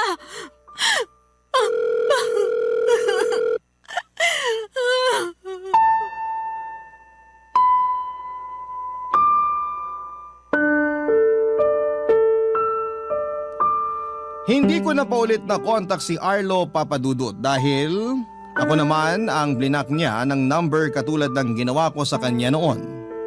Durog na durog po ang puso ko na para bang dinidikdik ng pinong-pino at nangihina ang tuhod ko ng mga panahon na yon. Iyak ako ng iyak at sigaw ng sigaw dahil hindi ko na po alam kung ano ang gagawin ko sa baby na nasa tiyan ko. Nakatulugan ko na lamang yung paghahulhol ko sa matinding pagod, Papa Dudut. Kinabukasan ay tumawag po ako kina Mami at Daddy para papuntahin sila sa condo unit ko. Doon ko na nga po ikinuwento sa kanila ang lahat-lahat. Hindi na ako naglihim at lahat ay sinabi ko. Nandun yung nagalit sila sa akin pero mas nanaig po ang pag-aalala nila bilang magulang sa akin at sa magiging apo nila. Kaya naman ura-urada nila akong pinauwi sa bahay namin para mas maalagaan at matutukan nila ang pagbubuntis ko. Dinala ko po at iningatan sa sinapupunan ko ang baby ko at pinangako ko sa kanya na mamahalin ko siya. At hindi ako magkukulang sa kanya kahit na wala siyang kilalaning ama. Mahirap maging single parent pero wala akong hindi kayang gawin alang-alang sa anak ko, Papa Dudut. Hindi nga nagtagal ay pinanganak ko na nga po ng malusog ang aking baby boy. Wala na po akong balita kay Arlo kung tatanungin niyo ako, Papa Dudut. Wala na rin akong pakialam sa kanya at ayaw ko na rin siyang maging parte ng buhay ng anak ko matapos ang pagtataksil, Papa Dudut, na nangyari. Si Rico naman, ang huling balita ko ay kinasal na sa ibang babae. Masaya po ako para sa kanya dahil natupad na niya ang pangarap niyang pamilya pero nasasaktan po ako dahil ako sana ang babaeng napangasawa niya. Marami po akong pinagsisisihan sa buhay ko, Papa Dudut, at isa na doon ay yung naging mahina ako. Nagpatalo ako sa aking emosyon kaya nakagawa ako ng matinding kasalanan. Natukso ako, naging marupok kaya pinagbayaran ko ang balik karma sa mga nagawa ko.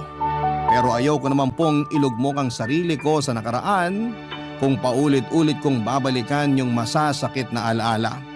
May anak na po ako at mas focus po ako ngayon sa baby ko. Siya po yung tama sa lahat ng mga maling nagawa ko. Siya po yung nagligtas sa akin sa masalimuot kong kinakalagyan noon. Papa Dudut, kaya naman po mahal na mahal ko ang anak ko. Alam ko na kahit mag-isa lamang ako sa pagtataguyod sa kanya ay buo, masaya at kontento naman ang puso ko. Maraming salamat po, Papa Dudut, sakaling mapili po ninyong basahin sa programa ninyong Barangay Love Stories ang buhay pag-ibig ko. God bless po and more power sa inyong istasyon. Ang inyong forever kapuso at ka-barangay, Lauren. Ako, gigil na gigil talaga ako sa nangyayari sa kwento natin. O ikaw, kabarangay, kumukulo rin ba dugo mo? Pwede kang mag-iwan ng comment sa ating comment section. Ang mga kwento ng pag-ibig, kwento ng buhay at kwento ng pag-asa dito sa Barangay Love Stories. Love Stories.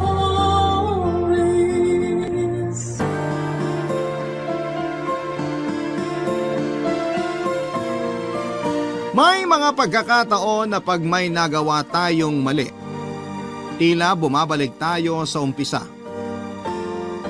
Nangyayari yan sa iba't ibang sitwasyon, sa trabaho, sa pang-araw-araw na ginagawa mo. Ikaw, kabarangay, kung kinalabit ka ng tadhana at bumalik ka sa simula, ikakagalit mo ba o tatanggapin mo na? Dear Papa Dudut, ako po si Yara, noong 1 taon lang po nangyari ang aking kwento. Sa kasalukuyan po ay 30 years old na ako. Hindi po kami may kayang pamilya pero kahit po ganoon ay naigagapang ng mga magulang ko ang pag-aaral ko hanggang sa makagraduate ako noon. Kaya naman pinangako ko sa kanila na maghahanap kagad ako ng trabaho para makatulong sa kanila. Nag-aaral pa po kasi ang bunso kong kapatid. Dahil maganda naman po ang mga grado ko ay nakagraduate po ako with honors at madali din ako nakahanap ng trabaho. Kaya nga po nang pangako ko na makatulong sa amin. Nag-iisip ako na yun talaga ang gagawin ko, ang galingan sa pagtatrabaho. May naging problema nga lang po ako at hindi po ako makasabay sa pananamit ng mga kasamahan ko.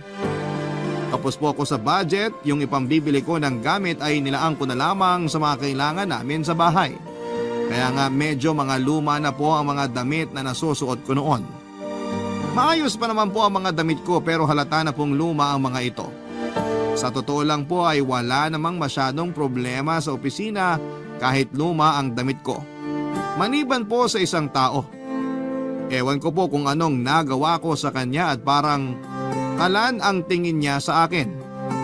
Kasi naman ay nagiinit ang dugo niya. Siya po si Nice, mas bata po siya ng 2 taon sa akin. 27 years old lamang siya noon. Ang sabi sa akin ay natanggap daw si Nice doon kasi kakilala ng daddy niya ang CEO ng kumpanya kaya malakas daw ito. Magaling mang-bully si Nice kahit may mga tao sa paligid kaya niya akong ibully nang hindi nahahalata ng mga tao. Lalo na kapag nasa paligid ang boyfriend niya. Kasamahan din po namin ang boyfriend niya na si Leon, 30 years old naman po siya. Mas senior siya sa amin kaya maganda na ang posisyon niya sa kumpanya. Siya po ang manager kung saang department ako naka-assign. Mapagmahal siyang tao, mahal na mahal niya si Nice kaya lang para siyang kabayo na may tapahoho. Kasi hindi niya nakikita ang totoong kulay ni Nice. Kung anong bait niya ay kabaliktaran naman ni Nice, Papa Dudut.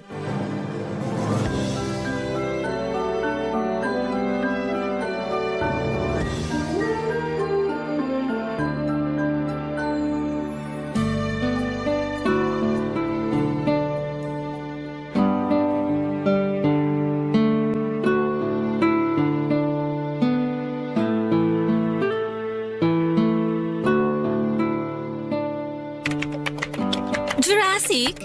Ha? Jurassic? Saan galing yan? Ang alin? Yung ginagamit mo. Alin? Itong laptop? Ha? Laptop yan? Oo. Akala ko pang hilod ng elepante. Ito lang kasi yung laptop ko eh. Eh di bumili ka ng bago. Walang pambili. Napakadukha mo naman. Laptop lang, wala kang pambili. Pag-iipunan ko pa. Matagal ka na ba dito? Bago lang ako. Bago ka lang dito pero yung damit mo luma. Oh, sorry. Lumang-luma pala. Ilan lang din kasi ang damit kong pang-alis eh. Nakakaawa ka naman. Pang-alis yung suot mo. Kasi sa bahay namin, basahan na yan eh. Sobra ka naman. Ano? Sumasagot ka sa akin? Hindi naman. Kilalanin mo muna kung sino ako dito bago ka magmalaki dyan ha. Ay teka, ano nga bang ipagmamalaki mo? Eh minamaliit nga kita. Papasok na ako sa loob ha. Hoy! Bakit? Bastos ka ha? Paano ko naging bastos? Kinakausap kita, aalis ka? Bastos ka! May tatapusin pa kasi ako. Wala akong pakialam. Pag kinakausap kita, huwag kang aalis. Aalis ka lang pag pinaalis na kita. Huwag mo akong tinatalikuran. Hindi naman sa ganun. Palasagot ka pa? Ayoko ng sinungaling dito ha? Hindi naman ako sinungaling eh. Kita mo na, nagsisinungaling ka na naman. Ano bang kailangan mo? Hoy, hindi tayo magka-level ha? Mamang itawag mo sa akin. Okay. Ano? Okay. Sabi ko, mamang itawag mo sa akin. Sumagot ka! Ma'am! Anong ma'am? Sagot ko po. Piloso po ka, baka... Pasalamat ka, kakalinis lang ng kuko ko. Baka madumihan pa pag nasampal kita. Pwede na po ba akong lumabas? Ma'am? Sinasarcastic mo ba ako? Paano po ba ako magpapaalam? Maupo ka dyan. Sasabihin ko kung kailan ka aalis. Pero may trabaho pa po ako eh. Bakit ako wala? Iyon nga po. Magtrabaho na po tayo, ma'am. Nangiinis ka ba talaga? Naguguluhan po ako. Kasi tanga ka. Kaya tumahimik ka na lang dyan. Kanino ka under na manager? Kanino ka under na manager? Bastos ka talaga ha? Kinakausap kita. Sabi niyo po tumahimik lang ako eh. Nanggigigil na ako sa'yo Humanda ka sa labas ng opisina. Wala na nga po akong ginagawa. Ako may gagawin sa'yo. Konti na lang. Pwede na po ba akong lumabas? Magtatrabaho ka, di ba? Saan ka magtatrabaho? Sa laptop mo, di ba? Opo. Oh, ayan ang laptop mo. E di dyan ka magtrabaho? O ano? Magtrabaho ka na. Oh! Bakit mo hinulog yung laptop ko? Ikaw mag-ingat ka sa pagsasalita mo Nasagi ko lang. Hinulog mo eh! Ayan! Ayaw na mag-on! Kunwari ka pa. Sa itsura niyang laptop mo, sigurado namang noon pa sira na yan. Makaalis na nga dito. Naku, sira na yata tong laptop ko. Papa Dudut, hindi ko po talaga alam kung bakit gano'n na lamang ang galit ni Nice sa akin. Hindi ko pa nga siya kakilala ng matagal. Sa ilang linggo ko pa lamang sa opisina ay ilan pa lamang ang kakilala ko. Yung mga katabi ko sa table at ang manager namin na si Leon, ayaw niya pong magpatawag ng sir kaya lahat kami ay Leon ang tawag sa kanya. Dahil alam ko na si Nice ay girlfriend ni Sir Leon. Paano ko sasabihin sa kanya na ibinagsak ni Nice ang laptop ko? Paano ako magpapaliwanag sa kanya? Nasa laptop ko ang lahat ng report na gagamitin namin kinabukasan. Umiyak na lamang ako, Papa Dudut, kasi hindi ko din naman kayang awayin si Nice. Dahil mas matagal na siya at malakas daw ang kapit niya sa kumpanya. Sabi ko sa sarili ko na mga oras na yon ay titiisin ko na lamang po kesa naman matanggal ako sa trabaho. Hindi po pwedeng matanggal ako dahil marami akong responsibilidad. Pero iniisip ko kung paano ko maitatawid yung report ko. Baka yun din ang maging dahilan ng pagkatanggal ko sa trabaho. Gulong-gulo na ako nang biglang pumasok si Leon sa loob ng pantry at nahuli niya akong umiiyak. Mahirap na pong mag-deny kasi huling-huli at kitang-kita na umiiyak ako. Ang tagal bago ko nasabi ang dahilan. Pinilit niya po kasi akong sabihin ang dahilan ng pag-iyak ko. Sinabi ko na lamang po na aksidenteng nahulog ang laptop ko kaya nasira at wala pa akong ibang kopya ng mga ginawa kong report. Papa Dudut, sinabi niya na kailangan ng report kinabukasan ng umaga. Natakot ako sa kanya at hindi ko na alam ang gagawin ko.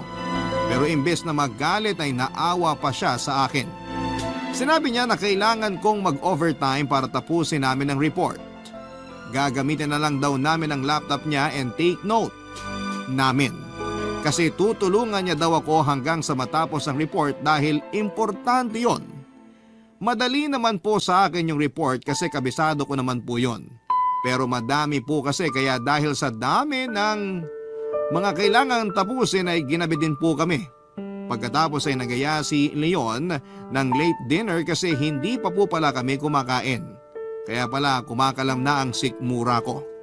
Nahiya ako kasi wala akong pera at nagulat ako kasi wala naman akong sinasabi pero bigla niyang sinabi na sagot niya daw. Kahit ayaw ko ay mapilit siya kaya sumama na rin ako kahit na nahihiya pa ako, Papa Dudut.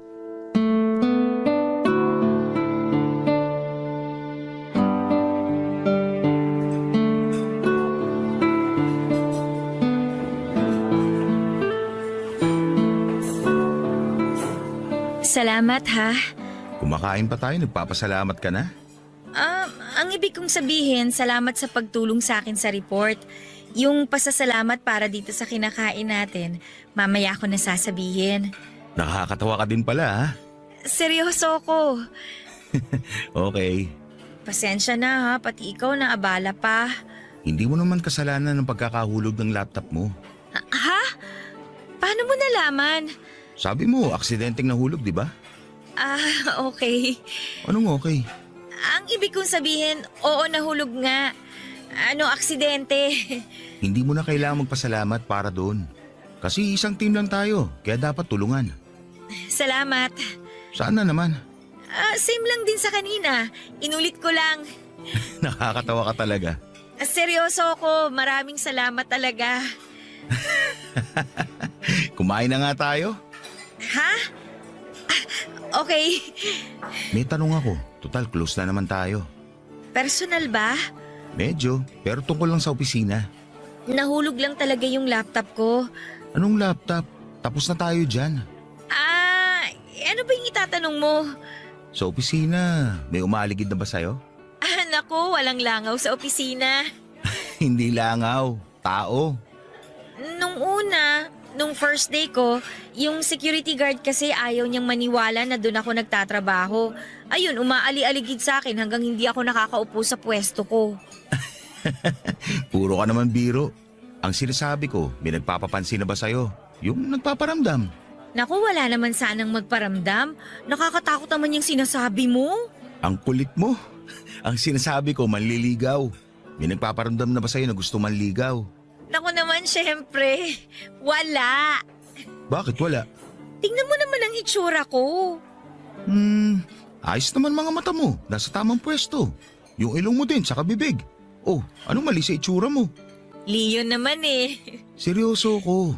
May itsura ka. Sigurado may bigla na lang magpapapansin sa'yo. Bigla kang yayayain kumain sa labas. Ha? Yung parang ngayon? Ha? Oo. Pero niyaya mo ako kasi nagutom tayo sa paggawa ng report, di ba? Oo. Okay. So, anong sagot? Leon naman, may problema na yata yung mata mo. Tingnan mo naman ako, oh. Tingnan mo ako kung manamit. Damit lang yan. Palgay ko ang kulang lang sa'yo. Konting makeup at saka ayos ng buhok. Naku, wala na akong oras para mag-ayos ng buhok. Kaya lagi ko na lang tinatali para mabilis. Yun nga, kailangan mo ng konting makeover. Konti lang naman. Niloloko mo naman ako eh. Kung seryoso ka kanina, seryoso ako ngayon. Iba na nga lang pag-usapan natin. Tulad ng ano? Yung girlfriend mo. Si Nice? Okay naman siya. Palakaibigan siya. Halos lahat sa opisina kaibigan niya. Talaga ba? Parang nagulat ka. Ha? Hindi, nagtatanong lang. Nagkakilala na ba kayo? Oo, sobra. Sobra? Sobrang ganda niya pala. Masyado lang siya makapal mag-makeup. Sabi ko, bawasan niya pero makulit eh. Sabi ko, nagmumukha siyang matapang. First impression tuloy sa kanya ng lahat, mataray. Hindi ba? Anong hindi ba? Hindi pa ba tayo uuwi? Medyo late na din kasi. Okay. Sandali, babayaran ko lang ito kinain natin tapos hatid na kita. Saan? Sa inyo. May pupuntahan ka pa ba? Ha?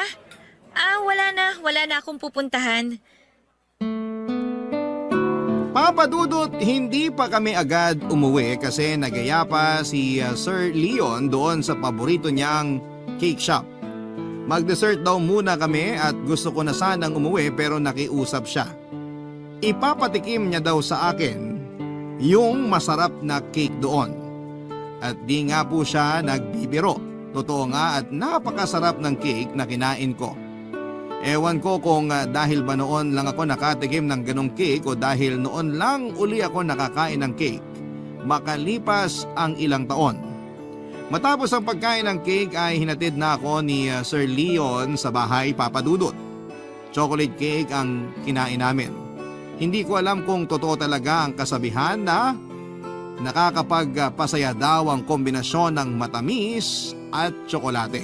Kasi parang ang saya ko pagdating sa bahay, parang nawala sa isipan ko na gabi na pala at maaga pa ang pasok kinabukasan. Pero kasi hindi nagsinungaling si Leon. Napakasarap naman talaga noong cake na yon. Kaya naman sulit ang puyat ko, Papa Dudut. Dala ko pa ang ngiti ko hanggang pumasok ako kinabukasan. Pero may sorpresa pala akong aabutan sa opisina. Hindi ko alam kung saan o kanino nang galing ang balita. May malaking chismis ang kumalat. Umugong sa opisina ang balita na buong gabi daw kaming magkasama ni Leon, Papa Dudut. Kahit na hindi naman totoo. Okay lang sana na machismis kami, syempre nakakahaba ng buhok yon. Ang gwapo kaya ni Leon, kaso'y may magiging problema sa balita na yon. Balitang naging chismis at naging malaking issue, kanino pa, syempre kay Nice. Kung kumalat na sa opisina ay hindi imposibleng hindi rin makarating sa kanya ang balitang ito, Papa Dudut.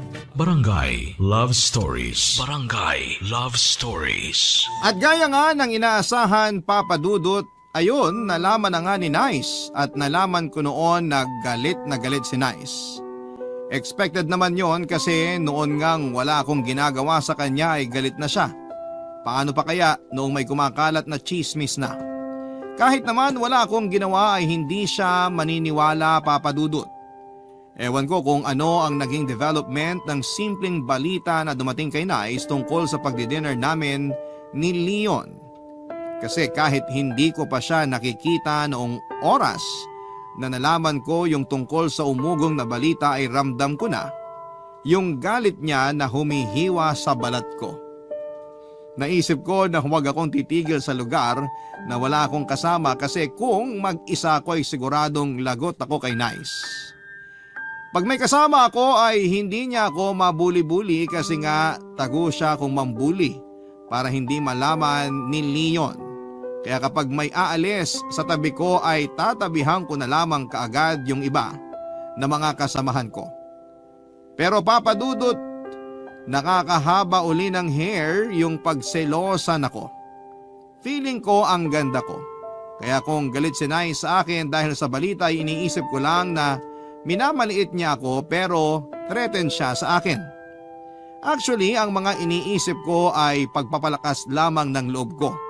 Kasi nga ay ayoko po ng gulo dahil ayokong manega sa opisina. Pero nang mga panahon na yon ay hindi ko akalain na magiging dragon na pala si Nice. Kahit kaharap pa si Leon. Kasi nung umaga ay nagkita pang muli kami ni Leon sa pantry. Wala naman akong magagawa, maliit lang ang opisina at magka-team pa kami at manager ko siya. Paano hindi kami magkikita noon? Noong makita nga po niya ako sa pantry, may kasama ako at sinabi niya na may iaabot daw siya sa akin. Sa kanya tinawag yung kasama ko. Ayun Papa Dudut, naiwan ako mag-isa sa pantry at gusto ko nang umalis kaso'y babalikan daw ako ni Leon kasi nga ay may iaabot daw sa akin. Habang nakaupo ako ay ramdam ko ang init. Parang may papalapit na dragon na nagbubuga ng apoy. Paglingon ko ay totoo ang nararamdaman ko. Palapit na si Nice at namumula pa. Kaso bago niya ako nalapitan ay naunang dumating si Leon. Pero nakita ko siya na tumigil kung saan nakikita niya ako at nakikita ko siya, Papa Dudut.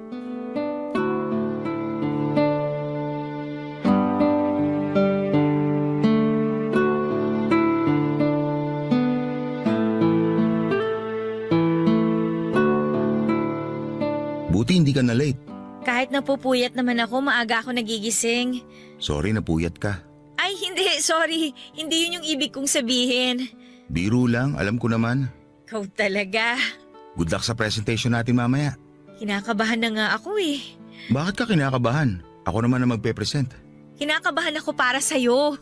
Maganda naman ang report natin. At kampante akong wala magiging problema. Eh bakit ka nag-good luck? Pampaswerte. Oo nga naman. Teka, paano nga pala sa mga susunod na report? May laptop ka na ba nun? Wala pa siguro, pag-iipunan ko pa eh. Siguro makikigamit na muna ako ng desktop natin. Kung kailangan na talaga madaliin, baka punta na lang ako sa internet shop sa amin. Ano? Nakakapagod naman yung gagawin mo. Kaya ko yun.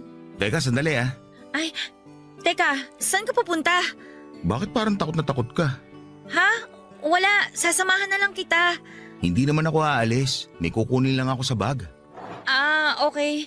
Akala ko kasi aalis ka eh. Mabilis lang ako. May naiwan pala ako. Sandali lang ah.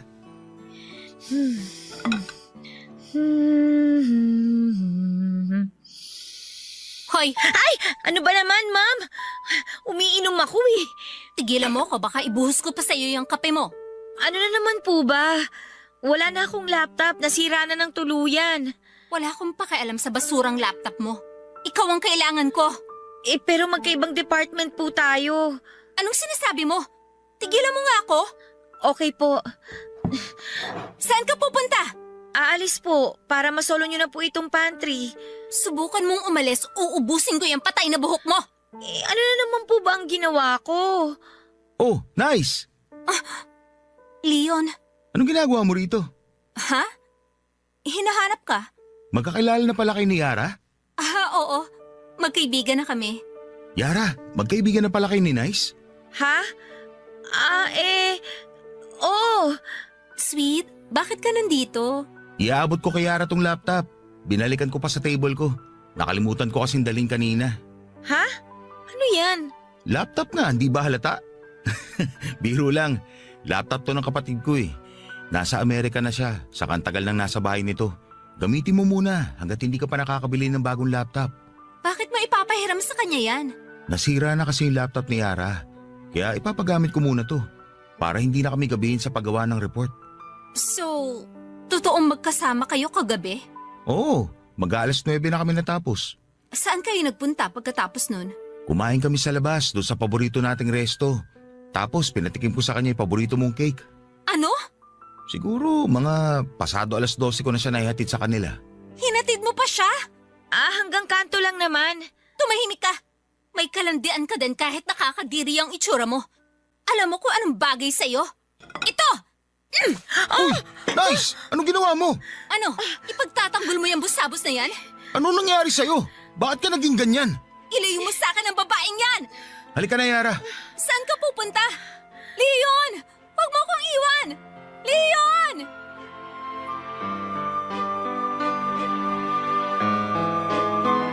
Iniwan ni Leon si Nice, siya naman kasi ang nagsabi na ilayo daw ako ni Leon sa kanya. Pero galit na galit si Leon sa ginawa ni Nice, Papa Dudut. Todo hingi siya ng pasensya sa akin. May report kami ng lunchtime pero nagulat ako nang sumakay kami ng elevator. Tinanong ko kung saan kami pupunta at sa galit ni Leon ay parang hindi ako nadinig. Kaya hindi na lamang ako nagsalita pa. Nagpunta kami ng basement at sumakay sa kotse niya.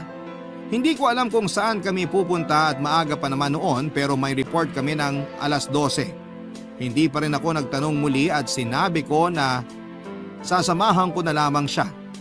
Laking gulat ko, Papa Dudut, nang dalhin niya ako sa tindahan ng damit at pagpasok ay kinausap niya yung nagbabantay. Ilang sandali ay pinilihan ako ng damit ng bantay ng butik. Matapos ay sinama ako sa loob. Itinuro niya ang banyo at ang sabi ay pwede daw akong maligo doon para matanggal ang lagkit ng kape. Nagulat ako. Noon ko lang nalaman na may butik pala na may banyo na pwedeng ipagamit sa mga bumibili at kompleto lahat ang kailangan mo sa banyo. Mula sa mga sabon hanggang sa mga deodorant. Nandun na lahat. Siguro madalas bumili si Leon sa store na yon kasi inasikaso siya ng husto. Sabi ng bantay, pagkatapos ko daw maligo ay suotin ko yung damit na pinili niya para sa akin. Hindi ko alam kung bakit sumunod na lamang ako sa mga sinabi niya sa akin. Matapos kong maligo at isuot yung damit, binayaran na pala ni Leon yung sinuot ko at naglakad na kami papunta sa isang salon. Pinaayusan niya ako ng buhok at pinamakapan. Para akong utu-utong sunod lamang ng sunod. May isang oras pa bago ang report nang makarating kami sa opisina. Hindi ako nakilala ng mga kasamahan ko at sa totoo lang, Papa Dudut, nang humarap ako sa salamin ay muntik ko ding hindi makilala ang sarili ko. Maganda po pala ako. Yun na lang ang nasabi ko sa utak ko. Bago kami pumasok sa conference room ay nakita ako ni Nice at kitang-kita ko din kung paanong nagbago ang itsura niya sa sobrang galit, Papa Dudut.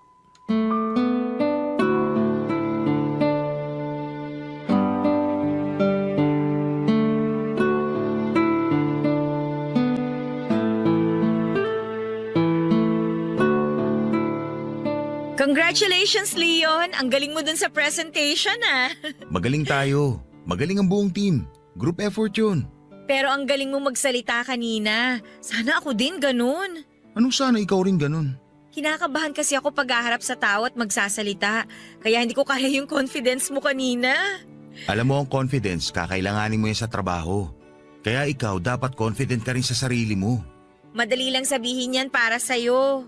Practice lang yan. Tapos, huwag mong pansinin mga nakatingin sa'yo. Sabi nga, mas madami pa rin yung nakatingin na humahanga kesa naiinggit at maninira. Wow! Bigla ko tuloy naramdaman na kinaiinggitan. Ang ganda ko, ha? Maganda ka, period. Ha? Huy! Ay, bakit? Ano nangyari sa'yo? Bakit ano nangyari? Natulala ka. Ay, sorry ha. Ngayon niyo sabihin walang nangyayari sa inyo. Ano bang nangyayaring sinasabi mo? Tumahimik ka. Yung boses mo, nasa opisina tayo. Wala akong pakialam. Baka makarating sa mga boss to. So, hindi ako natatakot. Dahil kaibigan ni Daddy ang may-ari nito at pwede kong ipaalis ang babaeng yan. Wag naman, Ma'am. Kahit magmakaawa ka pa. Tumigil ka nga, Nice. Nag-ieskandalo ka na. Hindi lang ako mag-ieskandalo. Mananakit pa ako. Ikaw babae ka. Tatahitahimik ka kunwari. Ahas ka pala. Hetong nararapat sa'yo. Tigilan mo yan. Bitiwan mo ang kamay ko, Leon. Humanda kang babae ka. Nakakahiya na, Nice. Bitiwan mo ako. Mas nakakahiya yung ginagawa niyo. Wala kami ginagawa. Mabuti pa, iwan ko na muna kayo. Anong iwan? Dito ka! Sinabihan kita noong ubusin ko ang buhok mo pero hindi ka naniwala. Ma'am! Sumanda ka ngayon! Pinabitiwan niyo yung buhok ko! Yan ang dapat sa'yo! Kiara, nasaktan ka ba ng husto? Ayos lang ako. Ano, gusto mo pa? Pasalamat ka, tinulak lang kita. Buti hindi kita nginudngod sa sahig. Nakakahiya ka, Nice. Hindi ako makapaniwala sa nakita ko. Anong gagawin mo? Wala akong gagawin. Lalayo na lang ako. Anong lalayo? Hindi na healthy itong nangyayari. Yan pala ugali mo. May mga nadidinig ako tungkol sa'yo noon pa. Pero hindi ko nalang pinapansin kasi akala ko naiinggit lang sila sa'yo. Pero totoo pala. Oh, ngayong alam mo na. Ano ngayon? Hanggang dito na lang siguro tayo. Ano? Kailangan na nating maghiwalay. Hindi pwede. Ano? Tatakutin mo rin ako gaya ng ginagawa mo sa iba? Alalahanin mo na mas mataas ang posisyon ko sa'yo dito. Eh kung ipatanggal din kita. Gawin mo, wag mo sabihin. Sige, ipatanggal mo ako. Halika na, Yara. Leon, kaya ko na. Hindi, halika na. Umalis na tayo dito. Sige, iwan mo ako, Leon. Tignan ko kung saan ka pulutin pag sinabi ko to kay Daddy. Papadudot naging pisikal si Nice noon, pero parang hindi ko naramdaman ang sakit na mga ginawa niya dahil sa pagtatanggol sa akin ni Leon. Sa buong buhay ko ay noon lamang ako nakaranas ng gano'n na saktan at ipagtanggol. Nagsumbong nga sa daddy niya si Nice at pinatatanggal niya talaga ako at si Leon pero hindi ginawa ng daddy niya ang gusto ni Nice. Sinabihan siya na ang kumpanya ang magde-decide sa bagay na yon. Dahil importante pala si Leon sa kumpanya kasi siya ang malaki ang nagagawa kung bakit umaangat ang kumpanya. Kinausap na lamang daw si Leon ang daddy ni Nice at sinabi lahat ni Leon ang nangyari at naintindihan siya nito. Kilala naman daw kasi ng daddy ni Nice ang ugali ng anak niya kaya alam niyang si Nice ang may kasalanan. Pinagsabihan din si Nice sa opisina, yung dating akala niya ay untouchable siya ay mali pala. Dahil sa iskandalo at sa mga nalaman na pinagsabihan ng management si Nice ay nagkalakas ng loob ang lahat ng mga inapi at tinakot ni Nice na ipatanggal niya ay hindi na natatakot sa kanya. Walang pumapansin sa kanya sa opisina, lalong-lalo na si Leon. Kapag magkakasalubong kami ay pinoprotektahan din ako ng mga kasama ko para hindi makalapit sa akin si Nice. Mas lalo ang pagpoprotektang ginawa ni Leon na halos yakapin ako para maprotektahan lamang kay Nice. Barangay Love Stories. Barangay Love Stories. Papadudot, sabi nga sa kasabihan na para kang gumawa ng sarili mong multo. Yun na yun po ang mga bumabalik kay Nice. Hindi lang siya gumawa ng multo kundi tinuring siyang parang multo dahil parang hindi siya nakikita ng mga tao. Kahit sinong kausapin niya ay lumalayo kung hindi din lang tungkol sa trabaho ang sasabihin niya. Nawala na din yung tapang ni Nice, yung dating dragon na sunog sa sarili niyang apoy. Grabe din palang magalit si Leon at parang wala na siyang pakialam talaga kay Nice. Sinabi nga niya na hindi naman daw dapat siya magagalit pero noong idinamay na ang trabaho niya sa personal na relasyon nila ay iba ng usapan. Kung hindi daw sinabi ni Nice sa daddy na ipatanggal siya sa trabaho ay ayos pa sana. Gagawa pa daw sana si Leon ng paraan para ayusin ang relasyon nila pero lumampas na daw sa hangganan si Nice, Papadudot. Ang pangit na sa akin manggaling ito pero ng mga panahon na yon ay nagmumukhang tanga na si Nice sa opisina. Minsang magkasama kami ni Leon ay nilapitan kami ni Nice. Hinila agad ako ni Leon sa likod ko dahil baka manakit na naman daw itong si Nice, Papa Dudut.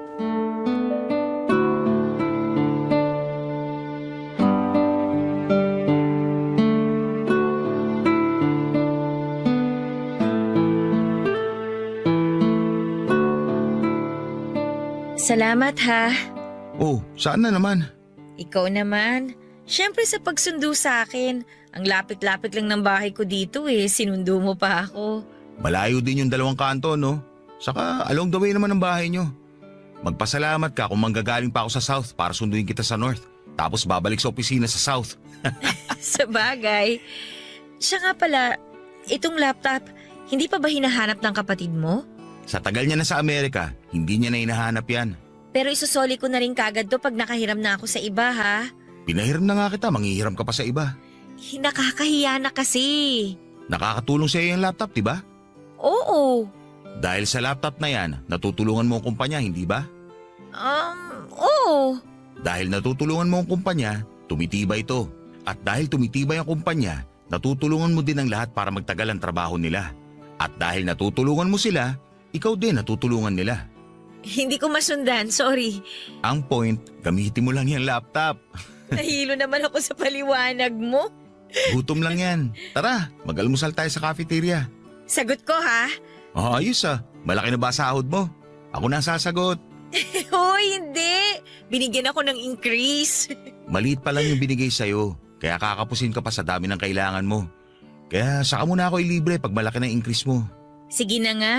Baka bigyan mo na naman ako ng nakakahilong explanation. Teka lang, madalas kang mahilo? Hindi kaya...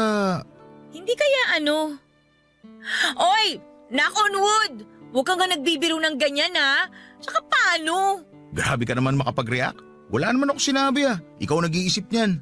Oy, bad joke yun ha. Sorry, kalimutan mo na yung bad joke na yun. Doon naman tayo sa good. Anong good? Good joke? Hindi joke, good lang. Ayoko na sorpresahin ka, kaya sasabihin ko na. Ano ba yan? Pasuspense ka naman Hiningan ako ng pangalan para sa promotion. Ay, maganda yan. Sinong nirecommend mo? Naku, nagtatanong pa. Di ikaw. Okay. Yan lang talaga ang nasabi mo? Okay? Promotion to.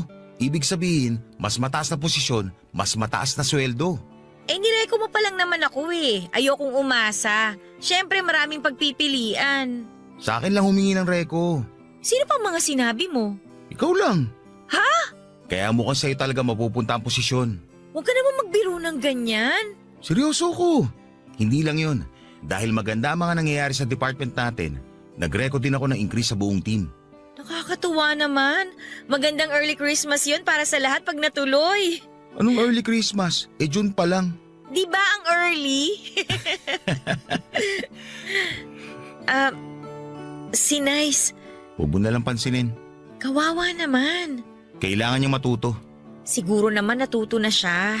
Paano mo naman nasabi? Kasi tahimik na siya Wala na siyang inaaway. Hindi pa prueba yon. Malay natin, baka buhay-buwelo lang yan. Sobra ka naman. Good morning. Good morning daw. Batiin mo din. Ayoko. Sobra ka naman. Batiin mo na. Hindi pa ako handa. Nice! Huh? Good morning din. Salamat. Tara na, gagawa pa tayo ng report. Report? Oo, tara na. Okay, sige. Nice, punta na kami sa office ha. Sige. Nice, gusto mo Halika na, Yara. Okay. Mga padudot, alam kong sobra ang mga ginawa sa akin ni Nice noon. Hindi naman sa nagpapakasanto ako pero awang-awa po ako sa kanya. Hindi na siya pinapansin ng mga katrabaho namin pero mas hindi na siya pinapansin ni Leon. Alam kong 3 taon silang magkarelasyon. Parang napakasama naman ni Leon sa ginagawa niya pero naiintindihan ko siya. Gusto lamang talaga ni Leon na ma-realize ni Nice lahat-lahat ng kamalian niya. Pakiramdam din kasi ni Leon na sa loob ng 3 taon ay niloloko pala siya ni Nice. Mabait sa harap niya pero pagtalikod niya ay napakalupit sa ibang tao. Nagtataka nga daw si Leon kung bakit ganon. Hindi naman daw spoiled sa bahay si Nice, sa katunayan may pagka-istrikto ang daddy niya. Kaya nagtataka daw siya kung bakit ganon si Nice. Pero ano paman ang plano ni Leon kay Nice ay ayoko nang manghimasok. Kasi personal na nila yon at hindi ko naman po sinasabi na balikan niya. Ang sa akin lang naman po ay maging maayos na ang lahat. Mas masarap kasi ang walang kaaway. Patuloy na naging ganon ang trato kay Nice, hindi lang ni Leon, pati ang lahat ng buong opisina. Dahil doon ay naapektuhan ang performance ni Nice, na-demote po siya. Lumalabas po na mas mataas pa ang posisyon ko noon kesa sa kanya. Hindi po kasi nagsinungaling si Leon, seryoso pala na i-recommend niya ako for promotion. Kaya naging supervisor ako habang si Nice ay bumaba ang posisyon. Papadudot, sabihin ko lang po na hindi po ang posisyon ni Nice ang kinuha ko. Kasi magkaiba nga po kami ng department kaya wala po akong naagawan o nasagasaan.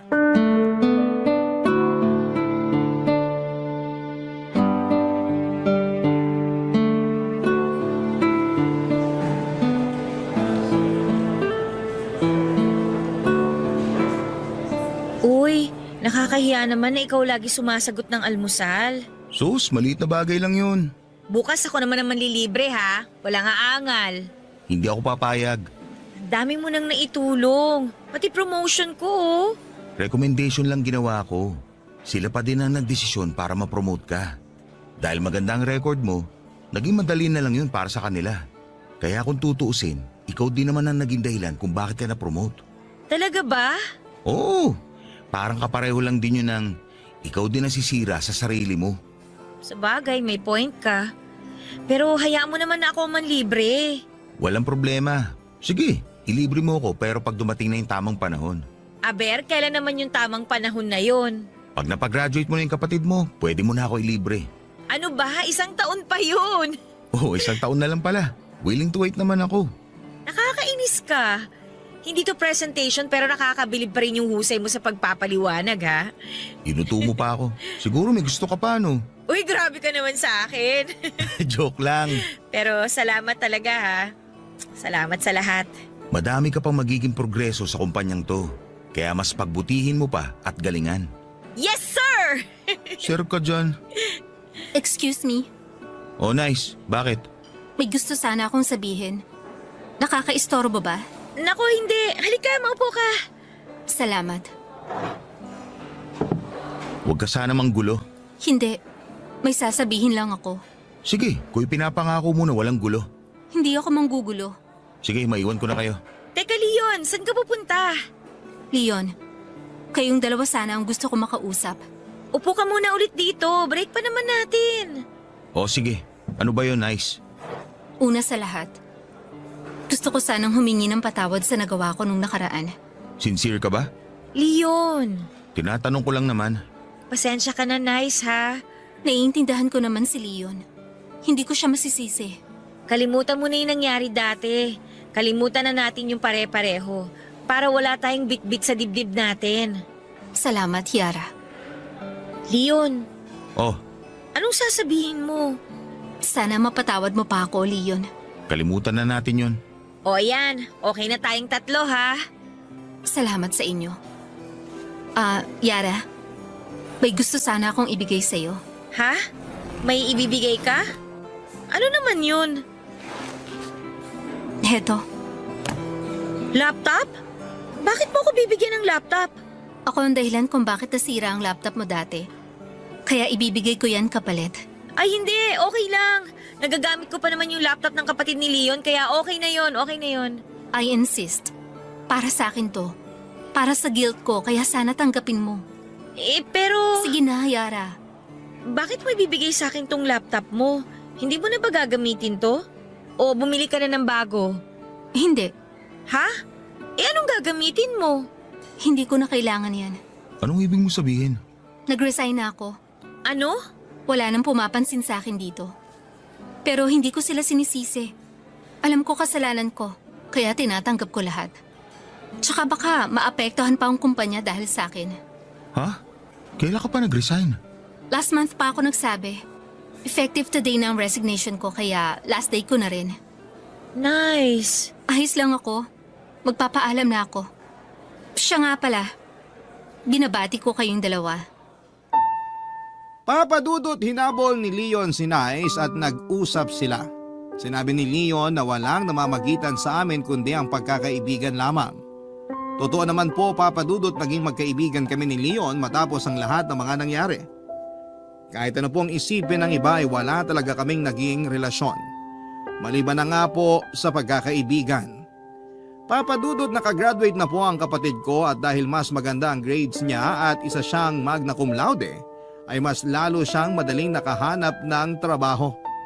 Ang sarap pong pakinggan noong magna cum laude, ang sarap sa dibdib na may pinuntahan ng hirap at sakripisyo ko. Kaya pakiramdam ko ay magna cum laude din po ako. Hindi pa siya nakakagraduate ay may kumuha na sa kanya na isang kumpanya. Maganda ang posisyon at mas maganda ang sweldo. Kinausap niya ako na magpahinga na ako sa sustento dahil siya naman ngayon ang bahala sa mga pangangailangan ng magulang namin.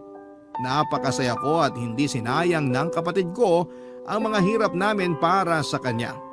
Sa ngayon ay manager na din ako, Papa Dudut. Nagbago na ang taste ko sa pananamit at may boyfriend na din po ako. Hindi po si Leon ha, dahil si Leon naman po ay may girlfriend na rin na mahal niya. Kaya naman nagpaplano na sila ng kanilang kasal ngayong taon. Ang babae pong sinasabi ko ay si Nice din, Papa Dudut. Nagkabalikan po sila at si Nice ay ibang-iba na kaysa noon. Malaki ang aral na ibinigay sa kanyang buhay at natuto siya sa mga nangyari lalo na sa kalabit ng tadhana. Maraming salamat po, Papa Dudut, at binigyang daan mo ang aking kwento. Maraming salamat din po sa Barangay LS sa pagtatampok ng mga kwento naming mga kabarangay dito sa Barangay Love Stories. Ang inyong forever kapuso at kabarangay, Yara. Nagustuhan ng iyong napakinggan? Ituloy yan via live stream sa www.gmanetwork.com/radio. Barangay LS 97.1